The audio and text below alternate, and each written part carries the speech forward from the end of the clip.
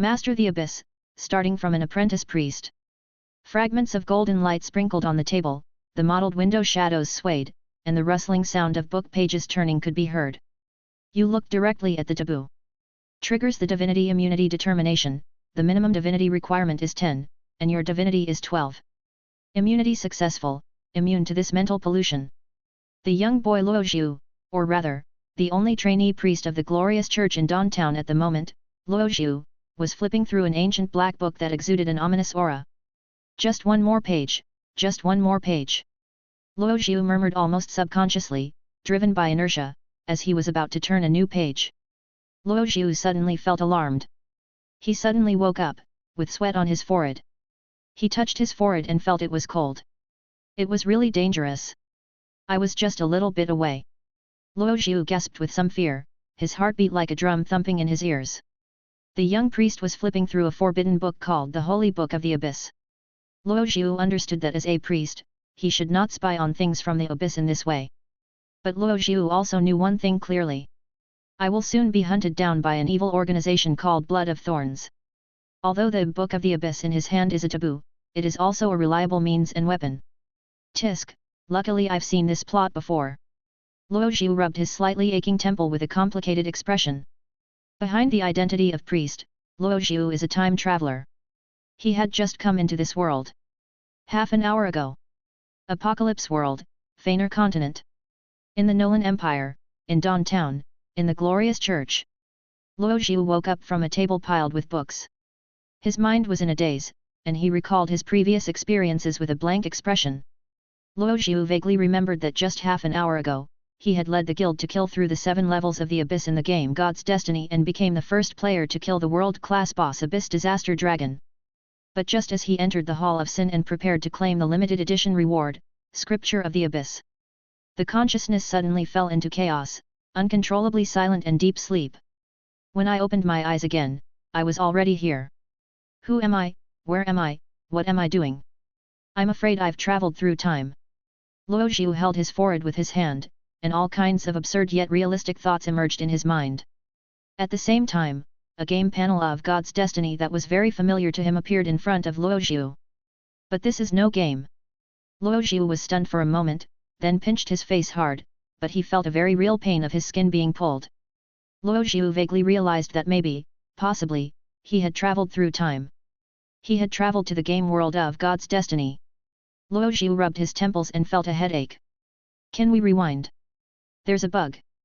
Can the idiot planner hear me? Wait. With a glimmer of possibility in mind, Luojiu tried to call up the game system interface.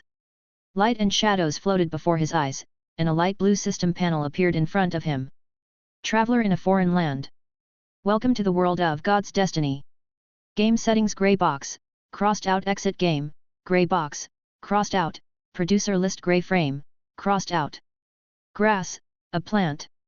Am I the only one who got hit by Sword Art Online?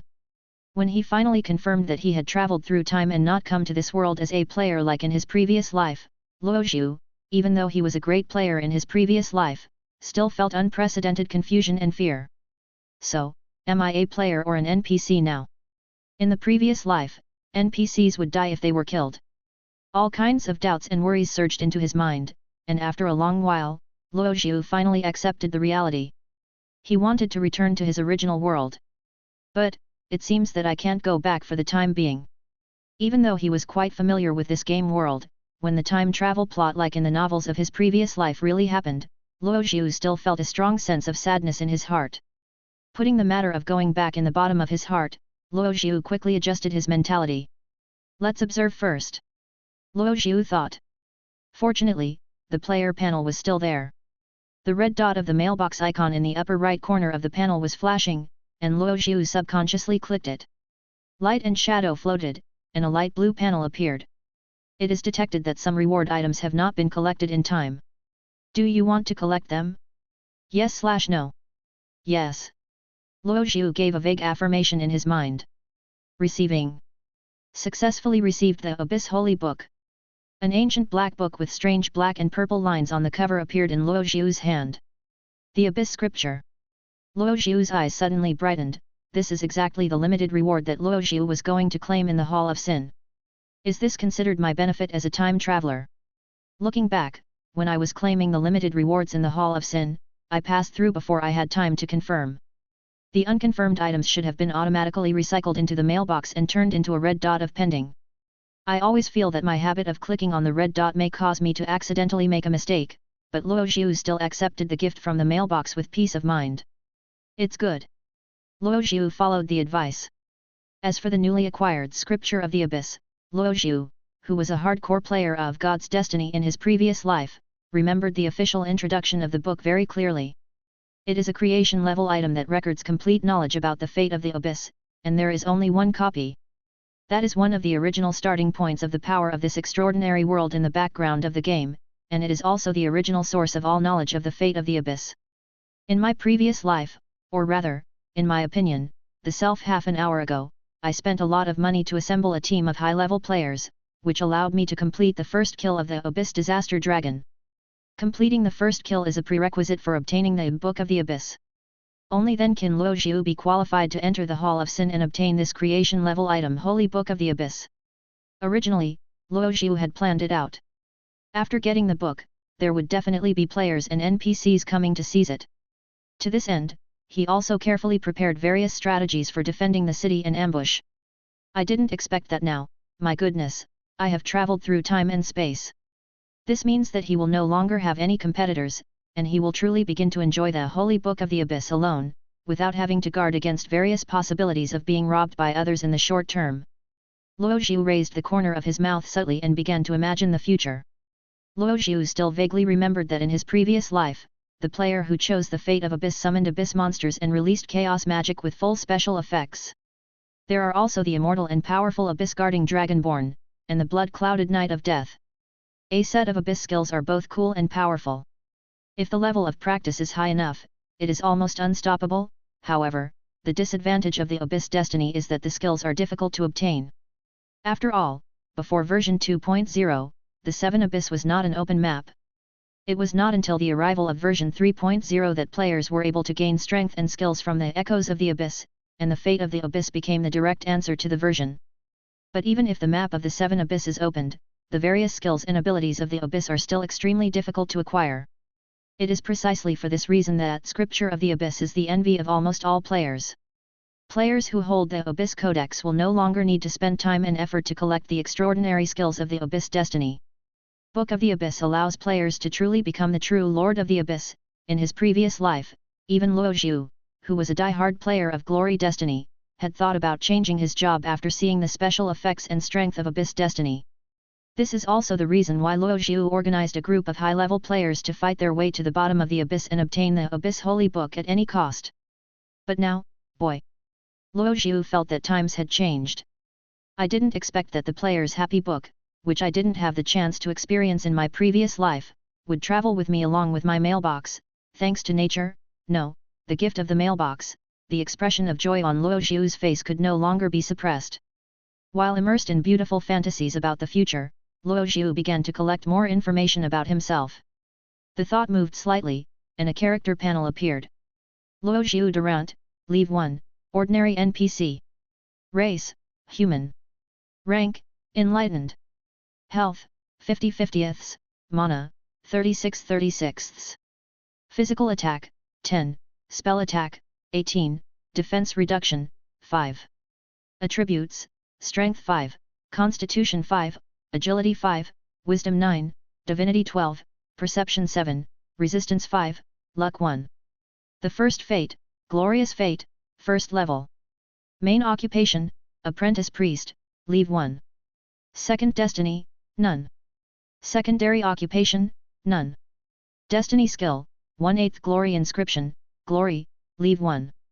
Professional skills, 2/8 Primary Prayer, Glory, Leave 1, Primary Healing, Glory, Leave 1. Character specialties, Heart of Apocalypse, Legend, Unique, Survivor, Rare. Status, none. The little priests that can be seen everywhere are only one step away from being charlatans. Internal test opening time, 189 days and 23 hours. Hiss. It turns out that I didn't travel through time with my account, but I traveled through time to a blank NPC with the same name as myself. But this is normal, after all, my last name is Luo and my name is Shu, which was a very common name in the East and the West in my previous life. But this intensity made Luo Zhu feel a little distressed, as this was completely the template for a novice character. Luo Zhu's first destiny was the glorious destiny. In God's destiny, different destinies represent different extraordinary camps and ability tendencies. To embark on the path of glory means to become a loyal believer of the glorious pillar God, Sun Forger. The tendency of this destiny is holy and light. Only after reaching the second destiny can one officially embark on the extraordinary path. Luo Zhu felt lucky that his initial destiny was glory, because his gaming profession in his previous life, Lord of Wings of Light, was one of the advanced professions in the glory destiny. Luo Zhu was very familiar with the promotion path after this destiny. However, glory and abyss have completely opposite destinies, and according to the laws of destiny, they cannot coexist. Luo Zhu began to feel distressed, but this distress did not last long. After carefully checking the information on his character panel, Luo Zhu soon discovered that his soul had traveled through time and space to become blank NPC Luo Zhu and had the limited expertise Heart of Apocalypse. Open the expertise details panel, and its introduction is described as follows. A priest once awakened the Heart of Revelation, but ultimately could not escape the fate of death. The Heart of Revelation disappeared from then on, without a trace. It is a product that can accommodate all destinies, a gift from the Ring of Revelation. The general idea is that it can accommodate the coexistence of originally contradictory destinies, and if there are enough slots, you can also learn skills or abilities that are not part of your destiny and combine them at will. And since he has the limited expertise of Heart of Revelation, it means that in him, the destiny of glory and the destiny of abyss can coexist. It's absolutely amazing. Luo Zhu praised sincerely. However, although it was indeed wonderful to discover that he had the expertise of the Heart of Revelation, Luo Zhu still felt that something was not right. Suddenly, Luo Zhu's pupils constricted and his heart began to beat violently. There seems to be a sentence like this in the introduction of Heart of Apocalypse.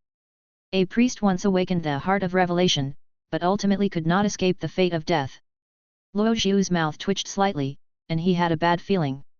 From the countdown for the internal test at the bottom of the character panel, we can see that the current in-game time is before the 1.0 version is released. There may be players in the future, but during this period, the magnificent Judgment War has not yet begun, the Scarlet Moon is still sleeping in the shadows, and major events such as the Echo of the Seven Abysses, the Awakening of the Ancients, the invasion of the fallen world, the advent of the God of Decay, etc. are still brewing. The comfort at this moment is just a moment of calm before the storm. If the originally dead lunch priest is still alive during this period of time, then there is only one possibility. This lunchbox priest seems to be talking about me. When the background NPC turned into himself, Luo Zhu felt terrible. He began to try to restore the full picture of the incident from his memories of his past life. NPC Luo Zhu is not a key figure in the world of God's destiny, and he is not even an interactive NPC. Before the arrival of version 1.0 when players came, Luo Zhu had already died. He only lived in the specialty introduction for players to remember him. He didn't even deserve a name in the introduction, which was miserable. Luo Zhu thought for a long time but couldn't remember any scenes related to Luo Zhu after the 1.0 version of the game was released. However, he did find a clue from the background of Chenexai town where he was. In Luo Zhu's impression, by the time he officially started playing version 1.0 of God's Destiny, Dawn Town had disappeared from the map. The place name that replaced it was called Dusk Town. The scene introduction of Twilight Town is as follows. The town that was once bloodbathed by the evil organization Blood of Thorns, the dawn has faded, and only the spirits of the dead are wailing. The haze of resentment lingers forever, and the grim dusk never ends. Judging from its introduction and the corresponding geographical location in our impression, Dawn Town is the predecessor of Dusk Town, where undead monsters are constantly refreshed in the game. As a hardcore gamer, Luo Zhu clearly remembered that in the book The Origin of the Disaster in Dusk Town collected in his previous life, there was a record of the beginning of the evil society bloodbath in Dawn Town at that time. The blood cult invasion occurred on July 767, 7 in the Apocalypse calendar. The nightmare began with the infiltration of 2 blood cult members at midnight. The reason why I remember this day so clearly is that July 7th was also Luo Zhu's birthday in his previous life. Faced with danger, Luo Zhu frowned tightly. There's still time, it's not a big problem. While comforting himself, Luo Zhu looked at the calendar on the windowsill. Fortunately, his original body had always had the habit of marking things, so Luo Zhu was able to tell today's date at a glance. After counting the circles one by one to the end, Luo Zhu was stunned. The marked date shows that this day is July 767, 7 in the Tiankai calendar. Luo Zhu was speechless. It means the evil society will invade tonight. The crisis was imminent. Luo Zhu frowned, tapped the table lightly with his fingers, and began to think deeply. In his previous life, as a great player who focused on both plot and intensity, Dusk Town left a very deep impression on Luo Zhu. Therefore, Luo Zhu had a general understanding of the series of invasion processes after Blood of Thorns. Dawn Town was not flattened by the evil society all at once, but turned into ruins after rounds of looting and massacre. At first, Blood of Thorns invaded Dawn Town in order to hunt down a member of an evil society who had defected there. But accidentally, Blood of Thorns discovered an ancient existence that was sealed and sleeping at the bottom of Dawn Town. As a result, the goal of Blood of Thorns changed, and it prepared to harvest souls as a sacrifice to break the ancient seal of Dawn Town. Wake it up and enslave it. The two blood followers sent by Blood of Thorns tonight are the vanguards to collect intelligence. After recalling the background of the incident, Luo Zhu began to outline the outline of the plan. He felt that he could still save something. At the beginning of making the plan, Luo Zhu had to go out and make the necessary purchases. When leaving the glorious church, Luo Zhu was not wearing the priest's attire, but only a cotton scarf and a white hood.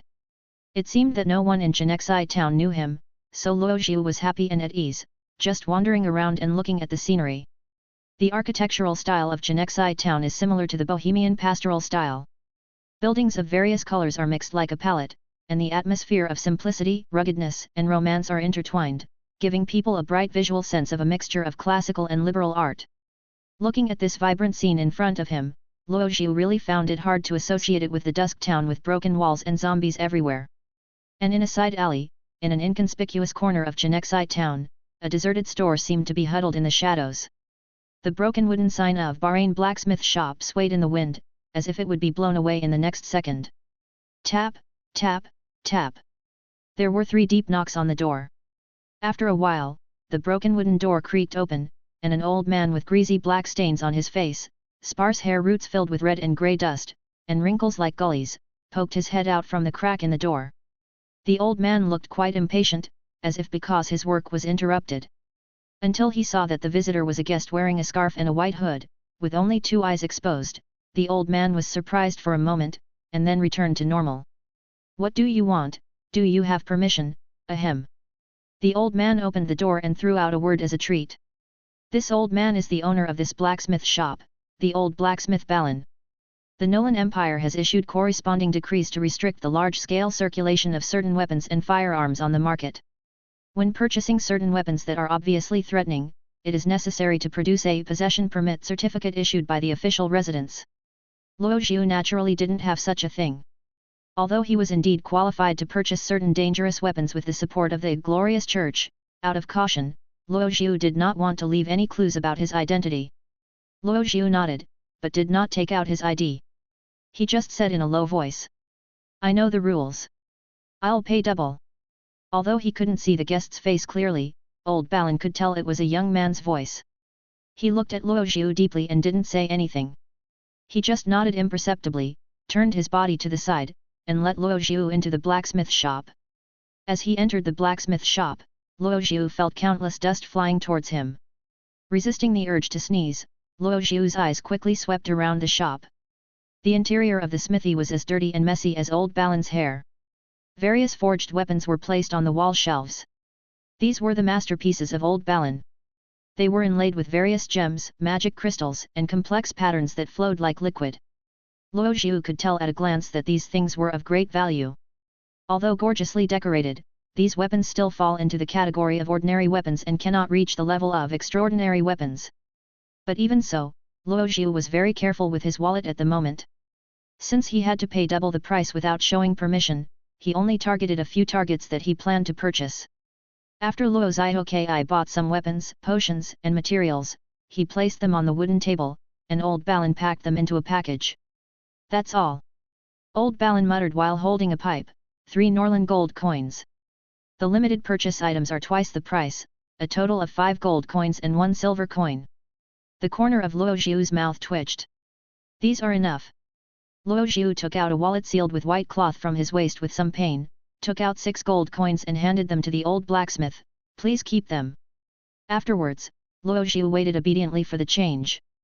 Balin took the gold coins, was silent for a while, and pushed one of them back. You know the rules, I'll give you a discount. Is this considered alms from old Baron? Luo Zhu nodded and took back a Nolan gold coin. Before leaving, Luo Zhu took another look at old Balin. He had already retreated back to the inner room and was still tinkering with the semi-finished product at hand. Only Luo Zhu knew that this seemingly ordinary old blacksmith was actually a transcendent being with the quadruple destiny of bitter tea. When buying things here, there is no need to worry about being tracked down. Luo Zhu did not leave any clues about his identity, and no one in Chenexai town can force a 4th-level extraordinary person to obtain any information about customers from old Balin. Therefore, in the so-called grey area, Balin Blacksmith Shop is very famous. Even after Dawn Town was bloodbathed and turned into Dusk Town, old Balin would still forge equipment here and sell it to adventurers who came here. In the disaster of Dawn Town caused by the blood of thorns, only Balin survived. Dawn Town, Glory Church. Luo Zhu returned to his room, laid on the floor, untied his bag, and let the contents spread out like a tower of sand. 2 short muskets, a black steel dagger, a copper-forged ring. There are also 2 bottles of mana potion, 1 bottle of life potion, some silver forging pieces, and 2 grey wolf skins. These things were prepared by Luo Zhu in order to deal with the blood disciples of Blood of Thorns. The enemies are 2 transcendents with the dual destiny of Red Lotus. They are quite dangerous for Luo Zhu who has not yet been promoted to transcendent. But danger also comes with huge benefits. Killing them will gain a lot of experience and valuable loot, which will be the first pot of gold in Luo Zhu's extraordinary career. Now that he has decided not to sit there and wait for death, Luo Zhu is ready to face these cultists head-on. Running away cannot solve the problem from the root, and this is not Luo Zhu's style. At this time, tactical retreat will do more harm than good. If the novice village was destroyed, he would also lose an important base.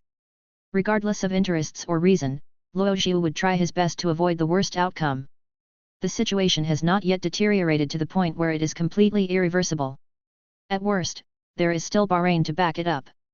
As a former hardcore player, Luo Zhu's blood began to boil. It's just an evil society, just tear it down. Luo Zhu's eyes gleamed brightly.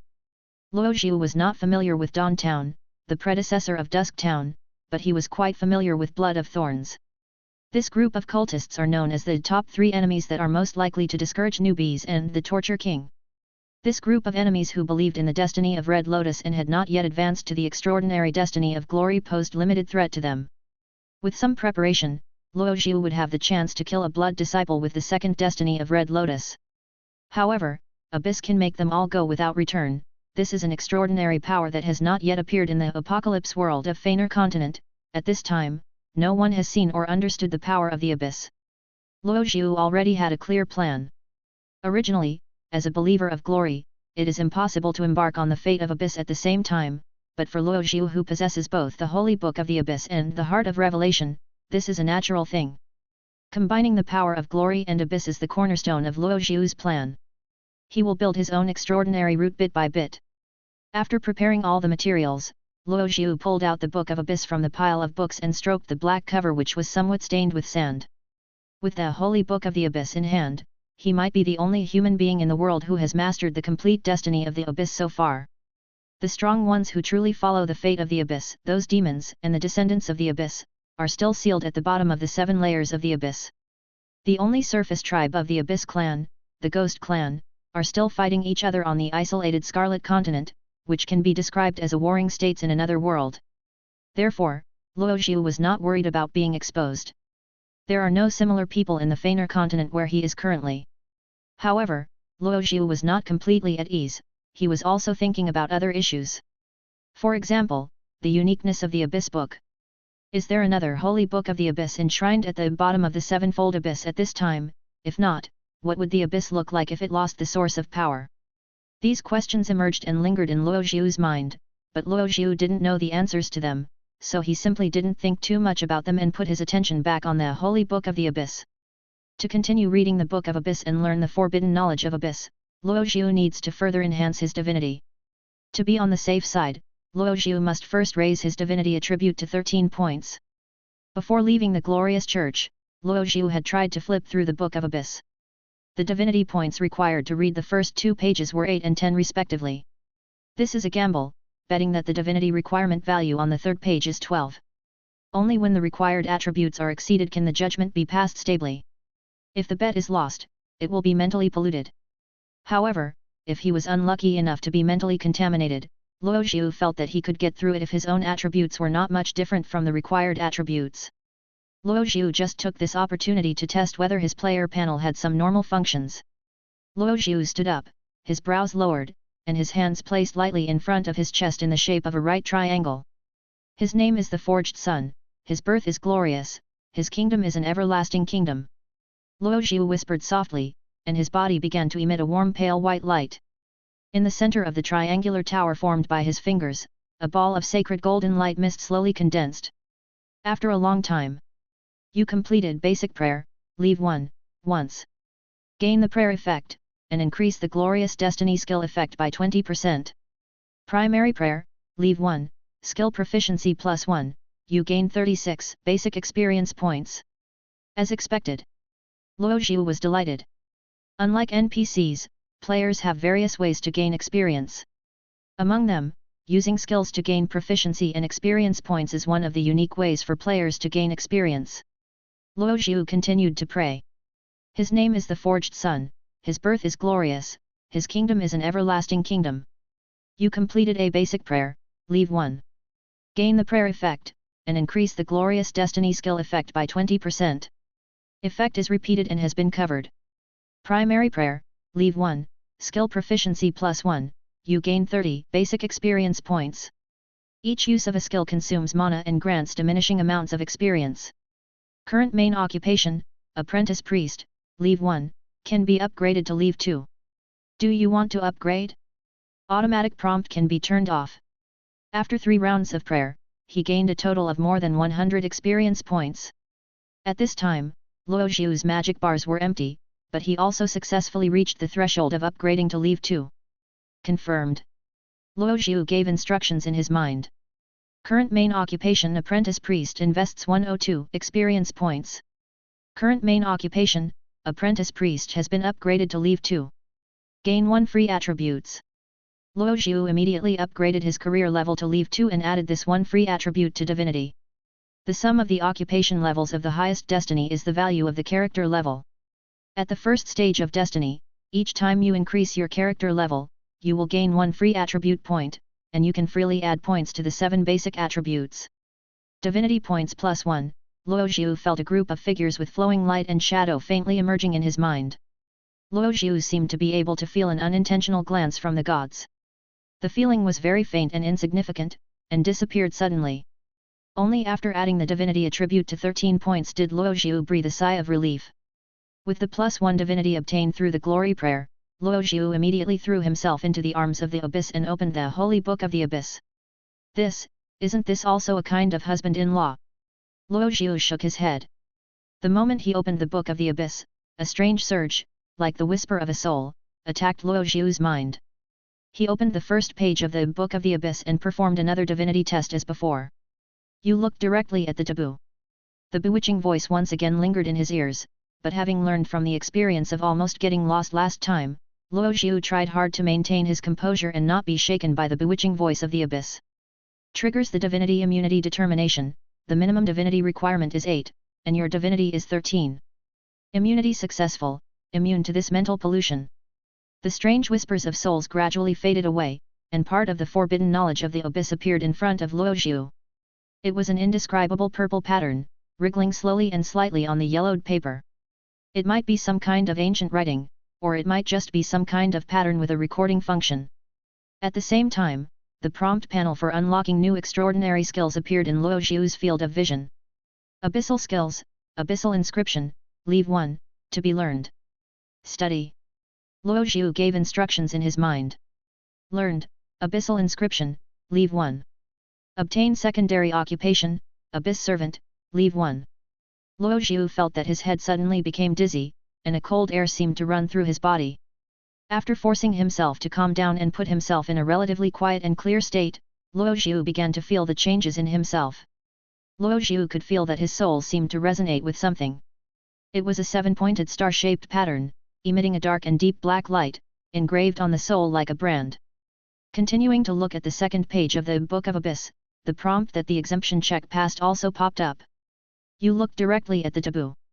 Triggers the divinity immunity determination. The minimum divinity requirement is 10, and your divinity is 13. Immunity successful, immune to this mental pollution.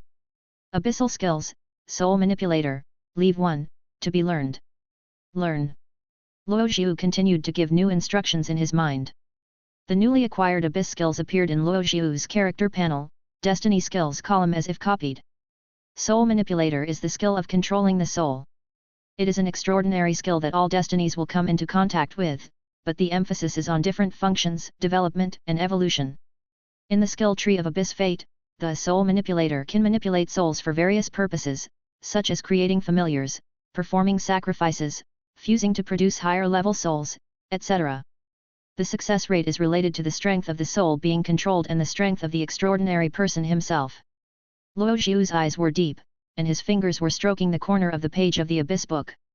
As if he had made some kind of decision, Luo Zhu turned over a new page. You look directly at the taboo. Triggers the divinity immunity determination. The minimum divinity requirement is 12, and your divinity is 13. Immunity successful, immune to this mental pollution. Abyssal skills, Summoning Abyssal Beasts, Leave 1, to be learned. The bet was right. Luo Zhu's eyes suddenly brightened the moment the prompt popped up. This is it. The learning of Summoning Abyss Beast gave Luo Zhu a shot of reassurance. This skill is the key skill for the first level of the Abyss Destiny, and it is also the last skill before advancing to the second level of Transcendence. However, to complete the summoning ceremony, a key medium is currently missing. This key medium can only be obtained in the subsequent battle with the Blood Disciples. Luo Zhu was not in a hurry. As he had mastered the key skills, he only needed to quietly wait for the inevitable battle. Then, what Luo Zhu had to do next was very clear. He is making final preparations before the battle. First, prepare your weapons for battle. Luo Zhu closed the Book of Abyss and cast his eyes on the weapons, props, and materials scattered around. That should be enough. Luo Zhu murmured. Although Luo Zhu had not yet truly entered the realm of transcendence at this time, having mastered the inscription of glory and the inscription of the abyss, he was already able to make the most basic transcendental weapons. Both of these extraordinary skills are the skills of expressing one's own extraordinary spirituality in the form of engraving and preserving it.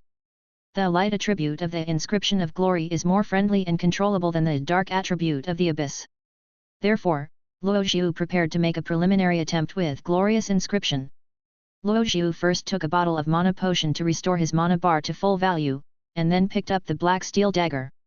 The dark blade of the dagger reflects a matte metallic luster under the dim light. If you are hiding in a dark environment, it is even difficult to detect the shape of the dagger. But the reason why Luo Zhu bought this dagger was not simply to use it as a weapon. A silver-grey light flashed, and the dagger drew a semi-arc in the air. Luo Zhu changed the dagger from forehand to inverted holding, and with his other hand he grabbed a short musket from the side and pressed it under his palm. At this moment, the dagger can still be used as a crude carving knife. It's not that I can't afford a carving knife, but a dagger is more cost-effective. Glorious inscription. The knowledge and skills of glorious inscription began to emerge in Luo Zhu's mind. The dagger held upside down in Luo Zhu's right hand, and the weapon base that was about to be engraved in his left hand, exquisite single-shot short musket, at this moment were like an extension of Luo Zhu's arms, connected to his soul. There was a fluctuation of light and darkness in his mind, and in that instant, Luo Zhu seemed to be able to feel some kind of warm and sacred energy flowing in his body, which had now gathered on the blade of the dagger in his right hand. At the same time, a single-shot short musket magnified several times appeared in Luo Zhu's mind. However, the appearance of this short musket was obviously different from the one in front of Luo Zhu. The golden patterns were not complicated, and were entangled with each other on the surface of the musket in his mind. Luo Zhu tried to imitate and use the dagger to carve the same patterns on the surface of the musket in his mind. Although it was his first time holding a dagger, Luo Zhu seemed to have some proficiency in using one-handed weapons, which allowed the lines he carved to remain straight without too much deviation. Time passed little by little as Luo Zhu was carving. About half an hour later, Luo Zhu straightened his body and wiped the slightly sweaty sweat from his forehead. Complete. The musket in my mind suddenly disappeared, and the short musket in front of me had completed the engraving work. At the moment the engraving was completed, the golden lines on the musket suddenly emitted a dazzling luster, indicating the success of the glorious engraving. You have completed the production of an extraordinary weapon, grey poor quality. Manufacturing, ordinary, proficiency +1, you gain 108 basic experience points. At the same time, the weapon panel of the enchanted short musket popped up in front of Luo Zhu. Equipment name, Judgment, Grey Rough. Equipment type, Fire Gun / Extraordinary Weapon. Equipment efficiency, Reload capacity 1, Single shot / instant shot, Reload time 10s. Equipment bonus, Strength attribute +3, Agility attribute -1. Equipment requirements, any level 5 destiny, Strength attribute 10+, Divinity attribute plus equipment characteristics list. Judgment shot, active skill. The fired ammunition can cause holy light attribute damage. The damage value is 150-200% of physical attack plus 150% of spell attack.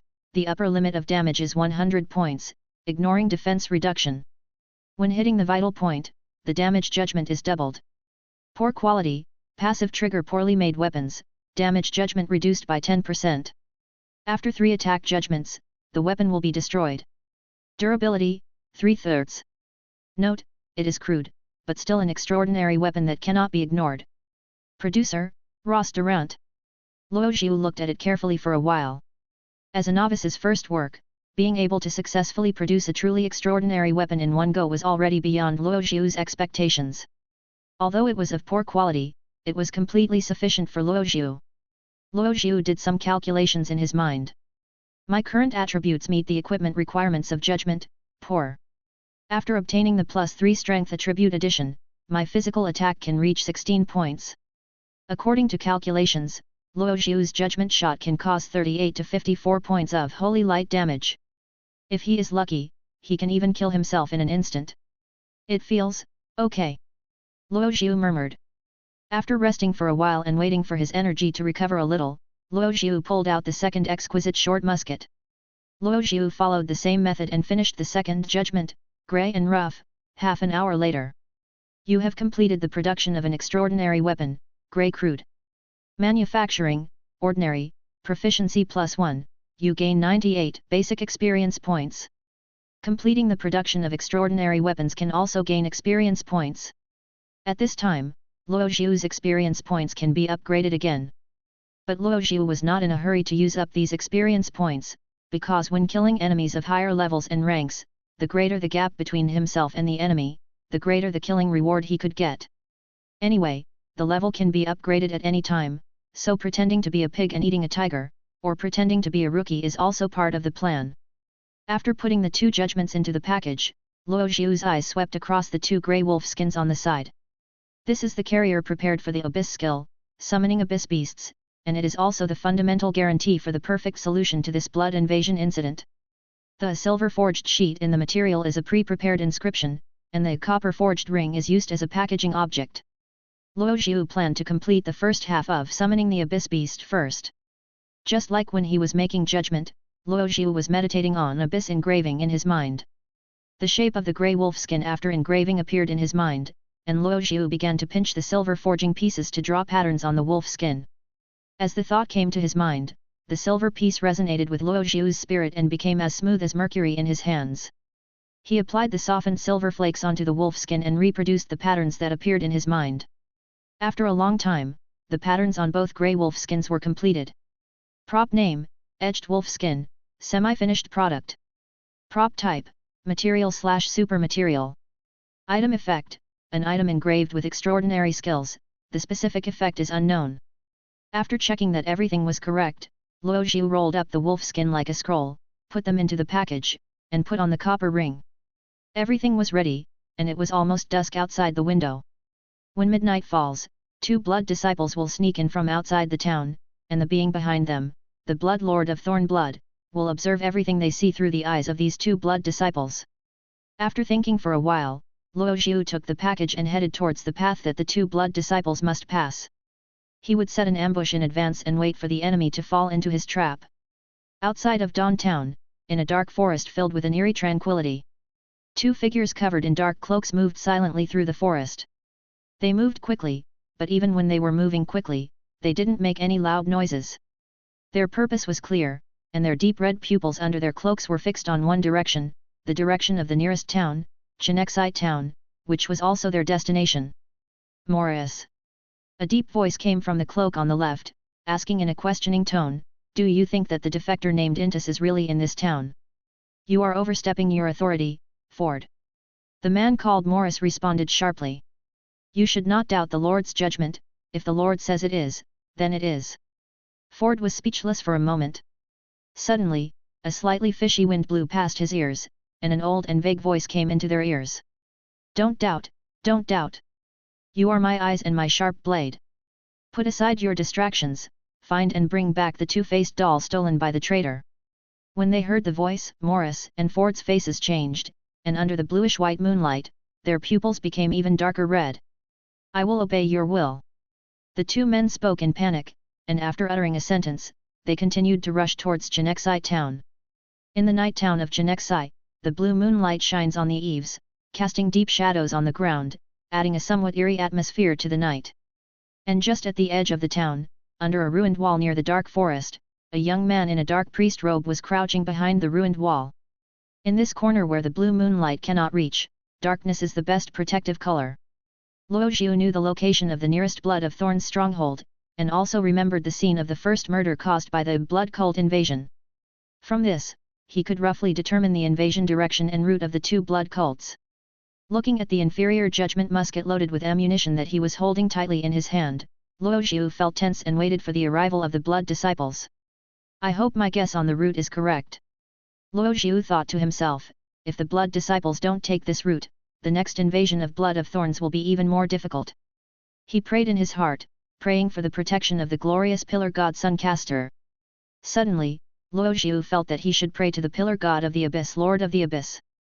Many disrespectful thoughts emerged in his mind. Luo Zhu shook his head in self-mockery, put these thoughts aside, and concentrated on waiting. At midnight, Luo Zhu, who was crouching in the corner, suddenly noticed something strange. The scene in the distance began to change. 4 red dots appeared and disappeared, approaching his position. These red dots were approaching at an extremely fast speed, and gradually, one could smell the fishy stench from them, like that of wild beasts. An invisible big hand grasped Luo Zhu's heart. Under the cover of the night wind, Luo Zhu could clearly hear the sound of his own heartbeat like a drum. He leaned his head out from the side of the ruined wall and clearly saw the 4 increasingly conspicuous red dots. They were 2 figures wearing black cloaks, with blurred faces and bloodshot eyes. Bloodthirster, Luo Zhu, who had often dealt with this group of cultists in his previous life, could confirm almost at a glance that they were the 2 blood cult invaders from Blood of Thorns. As they approached Dawntown, the scarlet light in the 2 blood disciples' eyes gradually dimmed, but the beast-like aura on their bodies was still strong. Just like a savage who has lived in the mountains for a long time, he gives people a violent, bloody, and blood-drinking intuition. It was not until he entered the outskirts of the town that the beast-like aura gradually subsided and he began to disguise himself as a normal person. At this time, the blood disciples had arrived very close to Luo Zhu's hiding place. Luo Zhu held his breath and began to carefully observe the 2 intruders from the gap in the ruined wall. Through the player panel, Luo Zhu sent a detection to one of the blood disciples and soon received feedback. Maurice Randwich, Leave 13, Ordinary NPC. Race : Rank: Extraordinary. Health: 110/110, Mana: 24/24. Physical attack, Magic attack, 8, Defense reduction, 6. Attributes: Strength, Constitution 11, Agility, Wisdom 4, Divinity 8, Perception 3, Resistance 6, Luck 6. The first fate, Red Lotus Fate, 2nd level. Main occupation, Blood Disciple. Destiny skill, / Professional skills, / The strength and agility attributes of this blood disciple named Morris Landwich cannot be detected. According to the panel detection logic that Luo Zhu knows, these should be Morris's 2 highest attributes. In addition, Morris's skills and abilities could not be viewed. Luo Zhu, who had not yet been promoted to the extraordinary level, could only see some information about the extraordinary people with the 2nd destiny, but this was enough. This is terrifying. The third highest physique is more than twice as much as mine, which means this guy has twice as much health as me. While thinking, Luo Zhu also cast detection on another blood disciple. Another blood disciple is called Fold Stell, and his level is Leave 11. It can be seen that his attribute values are slightly lower than Morris's, but his health volume is also over. Luo Zhu, who was crouching behind the ruined wall, noticed that the two blood disciples started talking about something, so he listened attentively. We can't go in together. One of us must stay here to guard. It was Morris's voice, with a high pitch. So, you go in alone. If you die, or if you don't come back by dawn, I will report your death to the Lord. The blood disciple named Fold was obviously stunned for a moment, and then he protested in a low voice, Why? Why? What if I really meet Intis? You are asking me to die. This is the rule set by the Lord, Fold. Do you want to go against the Lord's will? Or do you want to take my place? Morris said in a low voice. I am the thorn appointed by the Lord for this operation. If you don't go, I will kill you now. I have the ability and the power, hee. Besides, you don't need to fight Intis, you just need to find her. Well, find her and lure her here, then we can work together to deal with her. Intis? This name sounds familiar. Luo Zhu thought rapidly in his mind, trying to retrieve the origin of the name from his memory, while continuing to eavesdrop on the conversation between the two blood disciples. Fold was silent for a while, then nodded reluctantly. Okay, I'll go in. Fold gritted his teeth and said, but if I am discovered, I will prioritize protecting myself. Can. Morris nodded, and then handed Fold a bone whistle. If anything happens, blow this bone whistle, and I will lend you my power. Fold took the bone whistle, then reached out to pull down his cloak, then turned around and blended into the shadows of Dawn Town. Watching Fold's figure gradually disappear, Morris seemed to feel relieved. After looking around for a while, he walked away from Dawn Town. What Morris didn't know was that at this moment, the muzzle of a black gun was aimed at his head. A muffled gunshot echoed around the outskirts of Chenexai town. For Luo Zhu, he had been waiting for an opportunity for the two blood disciples to separate. According to the history he knew and his understanding of the Blood of Thorns members' habit of acting in pairs, these two blood disciples would inevitably separate at some point in time. As long as the two blood disciples do not act at the same time, it will be an opportunity for Luo Zhu to launch a sneak attack. Obviously, Morris thought that it was not him but Fold who was in danger, so he let down his guard. Little did Morris know that the opposite was true. He thought he was the hunter, but he didn't know that he was the prey being targeted. While thinking this, Luo Zhu shot Morris in the back of the head. The lead bullet spun rapidly in the air, like a tiny meteor with a golden tail, heading straight for the back of Morris's head. Morris suddenly became alert the moment Luo Zhu pulled the trigger. He turned around, but it was too late to dodge. Boom! The lead bullet hit Morris' forehead accurately and exploded inside Morris's skull. Use judgment shot to attack Maurice Randwich. Hit the vital point. Causes 41 points of holy light attribute basic damage. Attack on the vital point, causing 82 points of actual damage. Half of Morris's head was blown to pieces, a large amount of turbid matter flew everywhere, and the cross-section of the wound flashed with golden mottled light marks. Morris's health points also instantly evaporated from 110 to 28 points. Morris is seriously injured and on the verge of death. But Luo Zhu did not let his guard down. As a master player, he understood one thing very well: as long as the enemy was not completely dead, they could counterattack at any time. The current situation was exactly what Luo Zhu had expected. Even though half of his brain was blown off, Morris did not fall down. He roared in pain, and his only remaining eye turned bloodshot as he looked towards the ruined wall where Luo Zhu was hiding. Morris would never have imagined that someone was lying in ambush behind this ruined wall so close to him. If he was shot in the head by an ordinary musket, although Morris, who has become a superhuman, would also be seriously injured, half of his head would not be blown off. Only a deep bullet hole would be left on his skull. With the characteristics of the Red Lotus destiny, he could slowly recover. However, it was obvious that the musket that the young man in front of him used to attack him was not an ordinary musket. It was an extraordinary weapon. Morris only took a glance at Luo Zhu and saw the priest's attire he was wearing, and a voice rolled out from his throat. Glorious! Ho ho, glorious! 99% of the extraordinary people who embark on the path of Red Lotus are cultists, and are mortal enemies of the believers of the glorious destiny who preside over the glorious and righteous. And when he saw that Luo Zhu was wearing a priest robe, Morris understood the background of the attacker. However, that was just the uniform of an ordinary priest, and the attacker was not the Holy Inquisitor who was specifically responsible for judging heresy. Doubts emerged from half of Morris's mind, and at the same time, he launched a counterattack. The dark red light turned into mist and merged into Morris's right hand, quickly forming a wriggling sickle covered with eyes. Morris knew that even if the opposing priest had extraordinary weapons, it would take a long time to load any musket. As long as the opposing priest fails to complete the second reload, his fate will be to be dismembered. Just as Morris was shaking his body and about to pounce on Luo Zhu, waving his sickle. Boom! The second gunshot echoed on the night wind. In Morris's sight, a large hole appeared on half of Luo Zhu's priest robe, and wisps of grey smoke were floating out of the hole. A bullet hole as big as a bowl appeared on the right side of Morris' chest, and golden lines spread along the edge of the wound, and blood gushed out from it. Luo Zhu's left hand, hidden in his robe, was actually holding a second musket. What does it mean to be well prepared and have nothing to worry about? Luo Zhu thought as he quietly watched Morris, whose health was reduced to 0. Morris's eyes widened as the vitality in his body drained away irretrievably, and he finally fell to the sandy ground exhausted. This time, the blood disciple Morris died completely. Luo Zhu stood up from behind the ruined wall and brushed off the dust on his body. The reward prompt panel for killing Morris jumped slightly in the corner of Luo Zhu's vision. Luo Zhu temporarily ignored the prompt and quickly walked to Morris' side. Someone must have heard the 2 gunshots just now.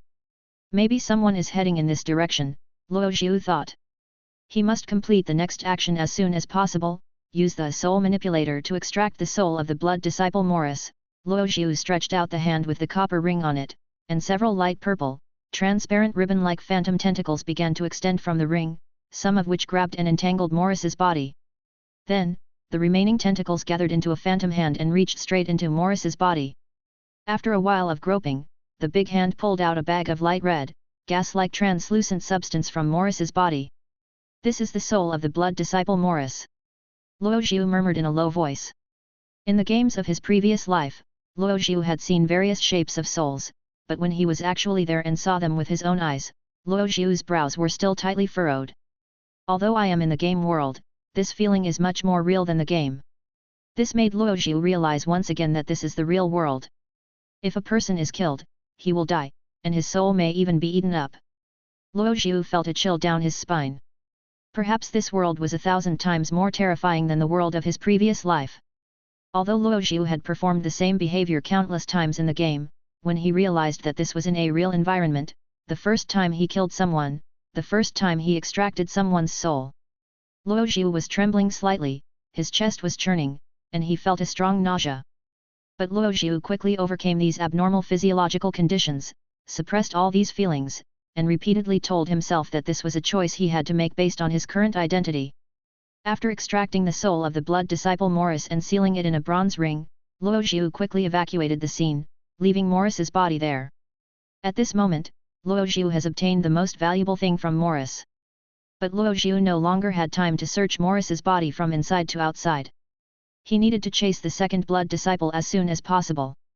And Luo Zhu didn't need to deal with the body because he could identify Morris as a cultist from his clothes. The death of a cultist will not lead to excessive investigation by organizations such as the Holy Inquisitor. There is no extraordinary spiritual residue on the ordinary lead bullets fired by the extraordinary weapons, so there is no way to trace the identity of the killer. This is also the reason why Luo Zhu chose to engrave fire gun instead of ammunition. Then, there is still one blood disciple left to be dealt with. Luo Zhu estimated the movement route of the blood disciple Ford, picked up the cloth bag and set off, trying to keep a suitable distance from Ford's actions. Until he went deep into an uninhabited alley, Luo Zhu entered an abandoned house. After lighting the candle he carried with him, Luo Zhu was surrounded by a minimum amount of light, and his vision became a little clearer. Luo Zhu took out a piece of edged wolfskin with the abyss inscription from the cloth bag and spread it flat on the ground. In the dim candlelight, the dark purple lines on the surface of the wolfskin flickered with a dim and strange luster. This completes the most important step. Luo Zhu murmured, obtain the key medium. He will complete the last step of summoning the abyss beast here, use Morris' soul as a medium of sacrifice to summon the beast from the abyss. The pale red soul of Morris, which was constantly swelling and shrinking, was dragged out of the ring by the phantom hand. Luo Zhu pressed his palm down, and Morris's soul was squeezed and melted into the edged wolf skin. The edged wolf skin began to tremble violently, and the abyss engravings drawn on the surface emitted an extremely strange and dangerous dark luster. Luo Zhu took a step back and watched the changes in front of him closely. At this time, the soul and the carrier are merging and assimilating. Luo Zhu knows that this is dangerous to a certain extent and will take quite a while. Luo Xiaomo counted his own heartbeats. When the heart contracted and beat for the 108th time, a large amount of purple mist like thick fog gushed out from the purple lines etched on the wolf skin, and gathered and merged into a giant purple cocoon. This is considered a success. Luo Zhu breathed a sigh of relief. At this point in the abyss beast summoning, he had passed the stage with the highest failure rate. And after this, the most exciting thing is blind box opening time. Although Luo Zhu has used edged wolf skin to limit the range of the abyss beast summoning, the specific type of abyss beast to be summoned cannot be determined until the summoning is completed.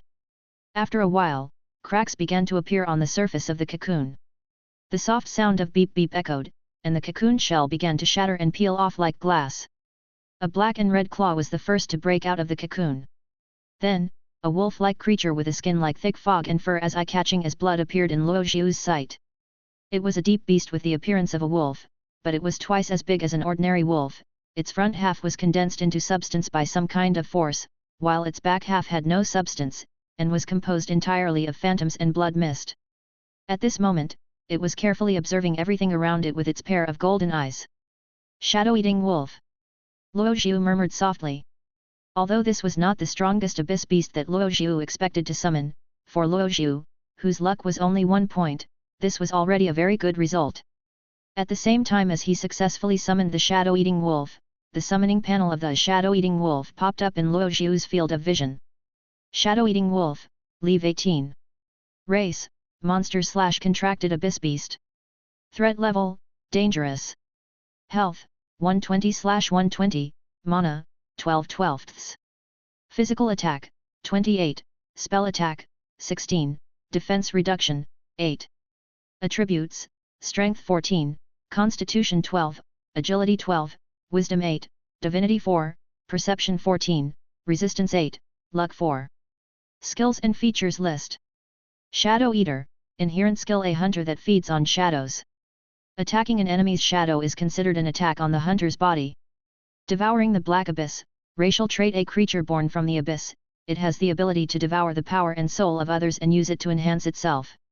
Contracted Beast, contract characteristics: this creature is summoned by the contract and is subject to the restrictions of the contractor.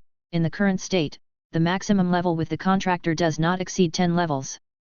If it exceeds the threshold, it will be dynamically adjusted to the threshold. Tisk. Tisk. The shadow-eating wolf let out a deep roar from its throat, and its phantom tail drooped as it slowly approached Luo Zhu. According to the level conversion, the shadow-eating wolf was equivalent to a transcendent whose basic attributes had reached the 2nd level of destiny, and was classified as a monster, or magic beast. When the shadow-eating wolf walked to Luo Zhu's feet, it leaned down and sniffed lightly, then stuck out its tongue and began to lick the surface of Luo Zhu's boots. This was a gesture of goodwill. Luo Zhu squatted down and reached out to gently stroke the shadow-eating wolf's back. Although the shadow-eating wolf has flaming fur, it feels quite soft and smooth when touched. As Luo Zhu's palm caressed it, the shadow-eating wolf began to half close its eyes, and a soft "woo-woo-woo-woo-woo" sound came out from the corner of its mouth. This gave Luo Zhu a certain illusion. I felt like I was touching a husky with a different fur color. However, after coming into contact with the shadow-eating wolf, based on the shadow-eating wolf's reaction, Luo Zhu also let down his guard against the possibility of backlash. The shadow-eating wolf is an extremely ferocious abyss beast, but once it is tamed, accepts and identifies with its master, it will become quite docile. This was Luo Zhu's experience in his previous life. Be good, be good. Luo Zhu gently stroked the back of the shadow-eating wolf, thinking, what should I call you? Xiugo? Xiaoha? Awu? The shadow-eating wolf tilted its head and stopped licking the instep of its feet. It looked at Luo Zhu with a puzzled look, expressing its protest against these names. After thinking hard for a while, Luo Zhu finally found inspiration from the mythological stories of his previous life and decided on a suitable name. It's decided. Luo Zhu clapped his hands, From now on, I will call you Fenrir. Awoo!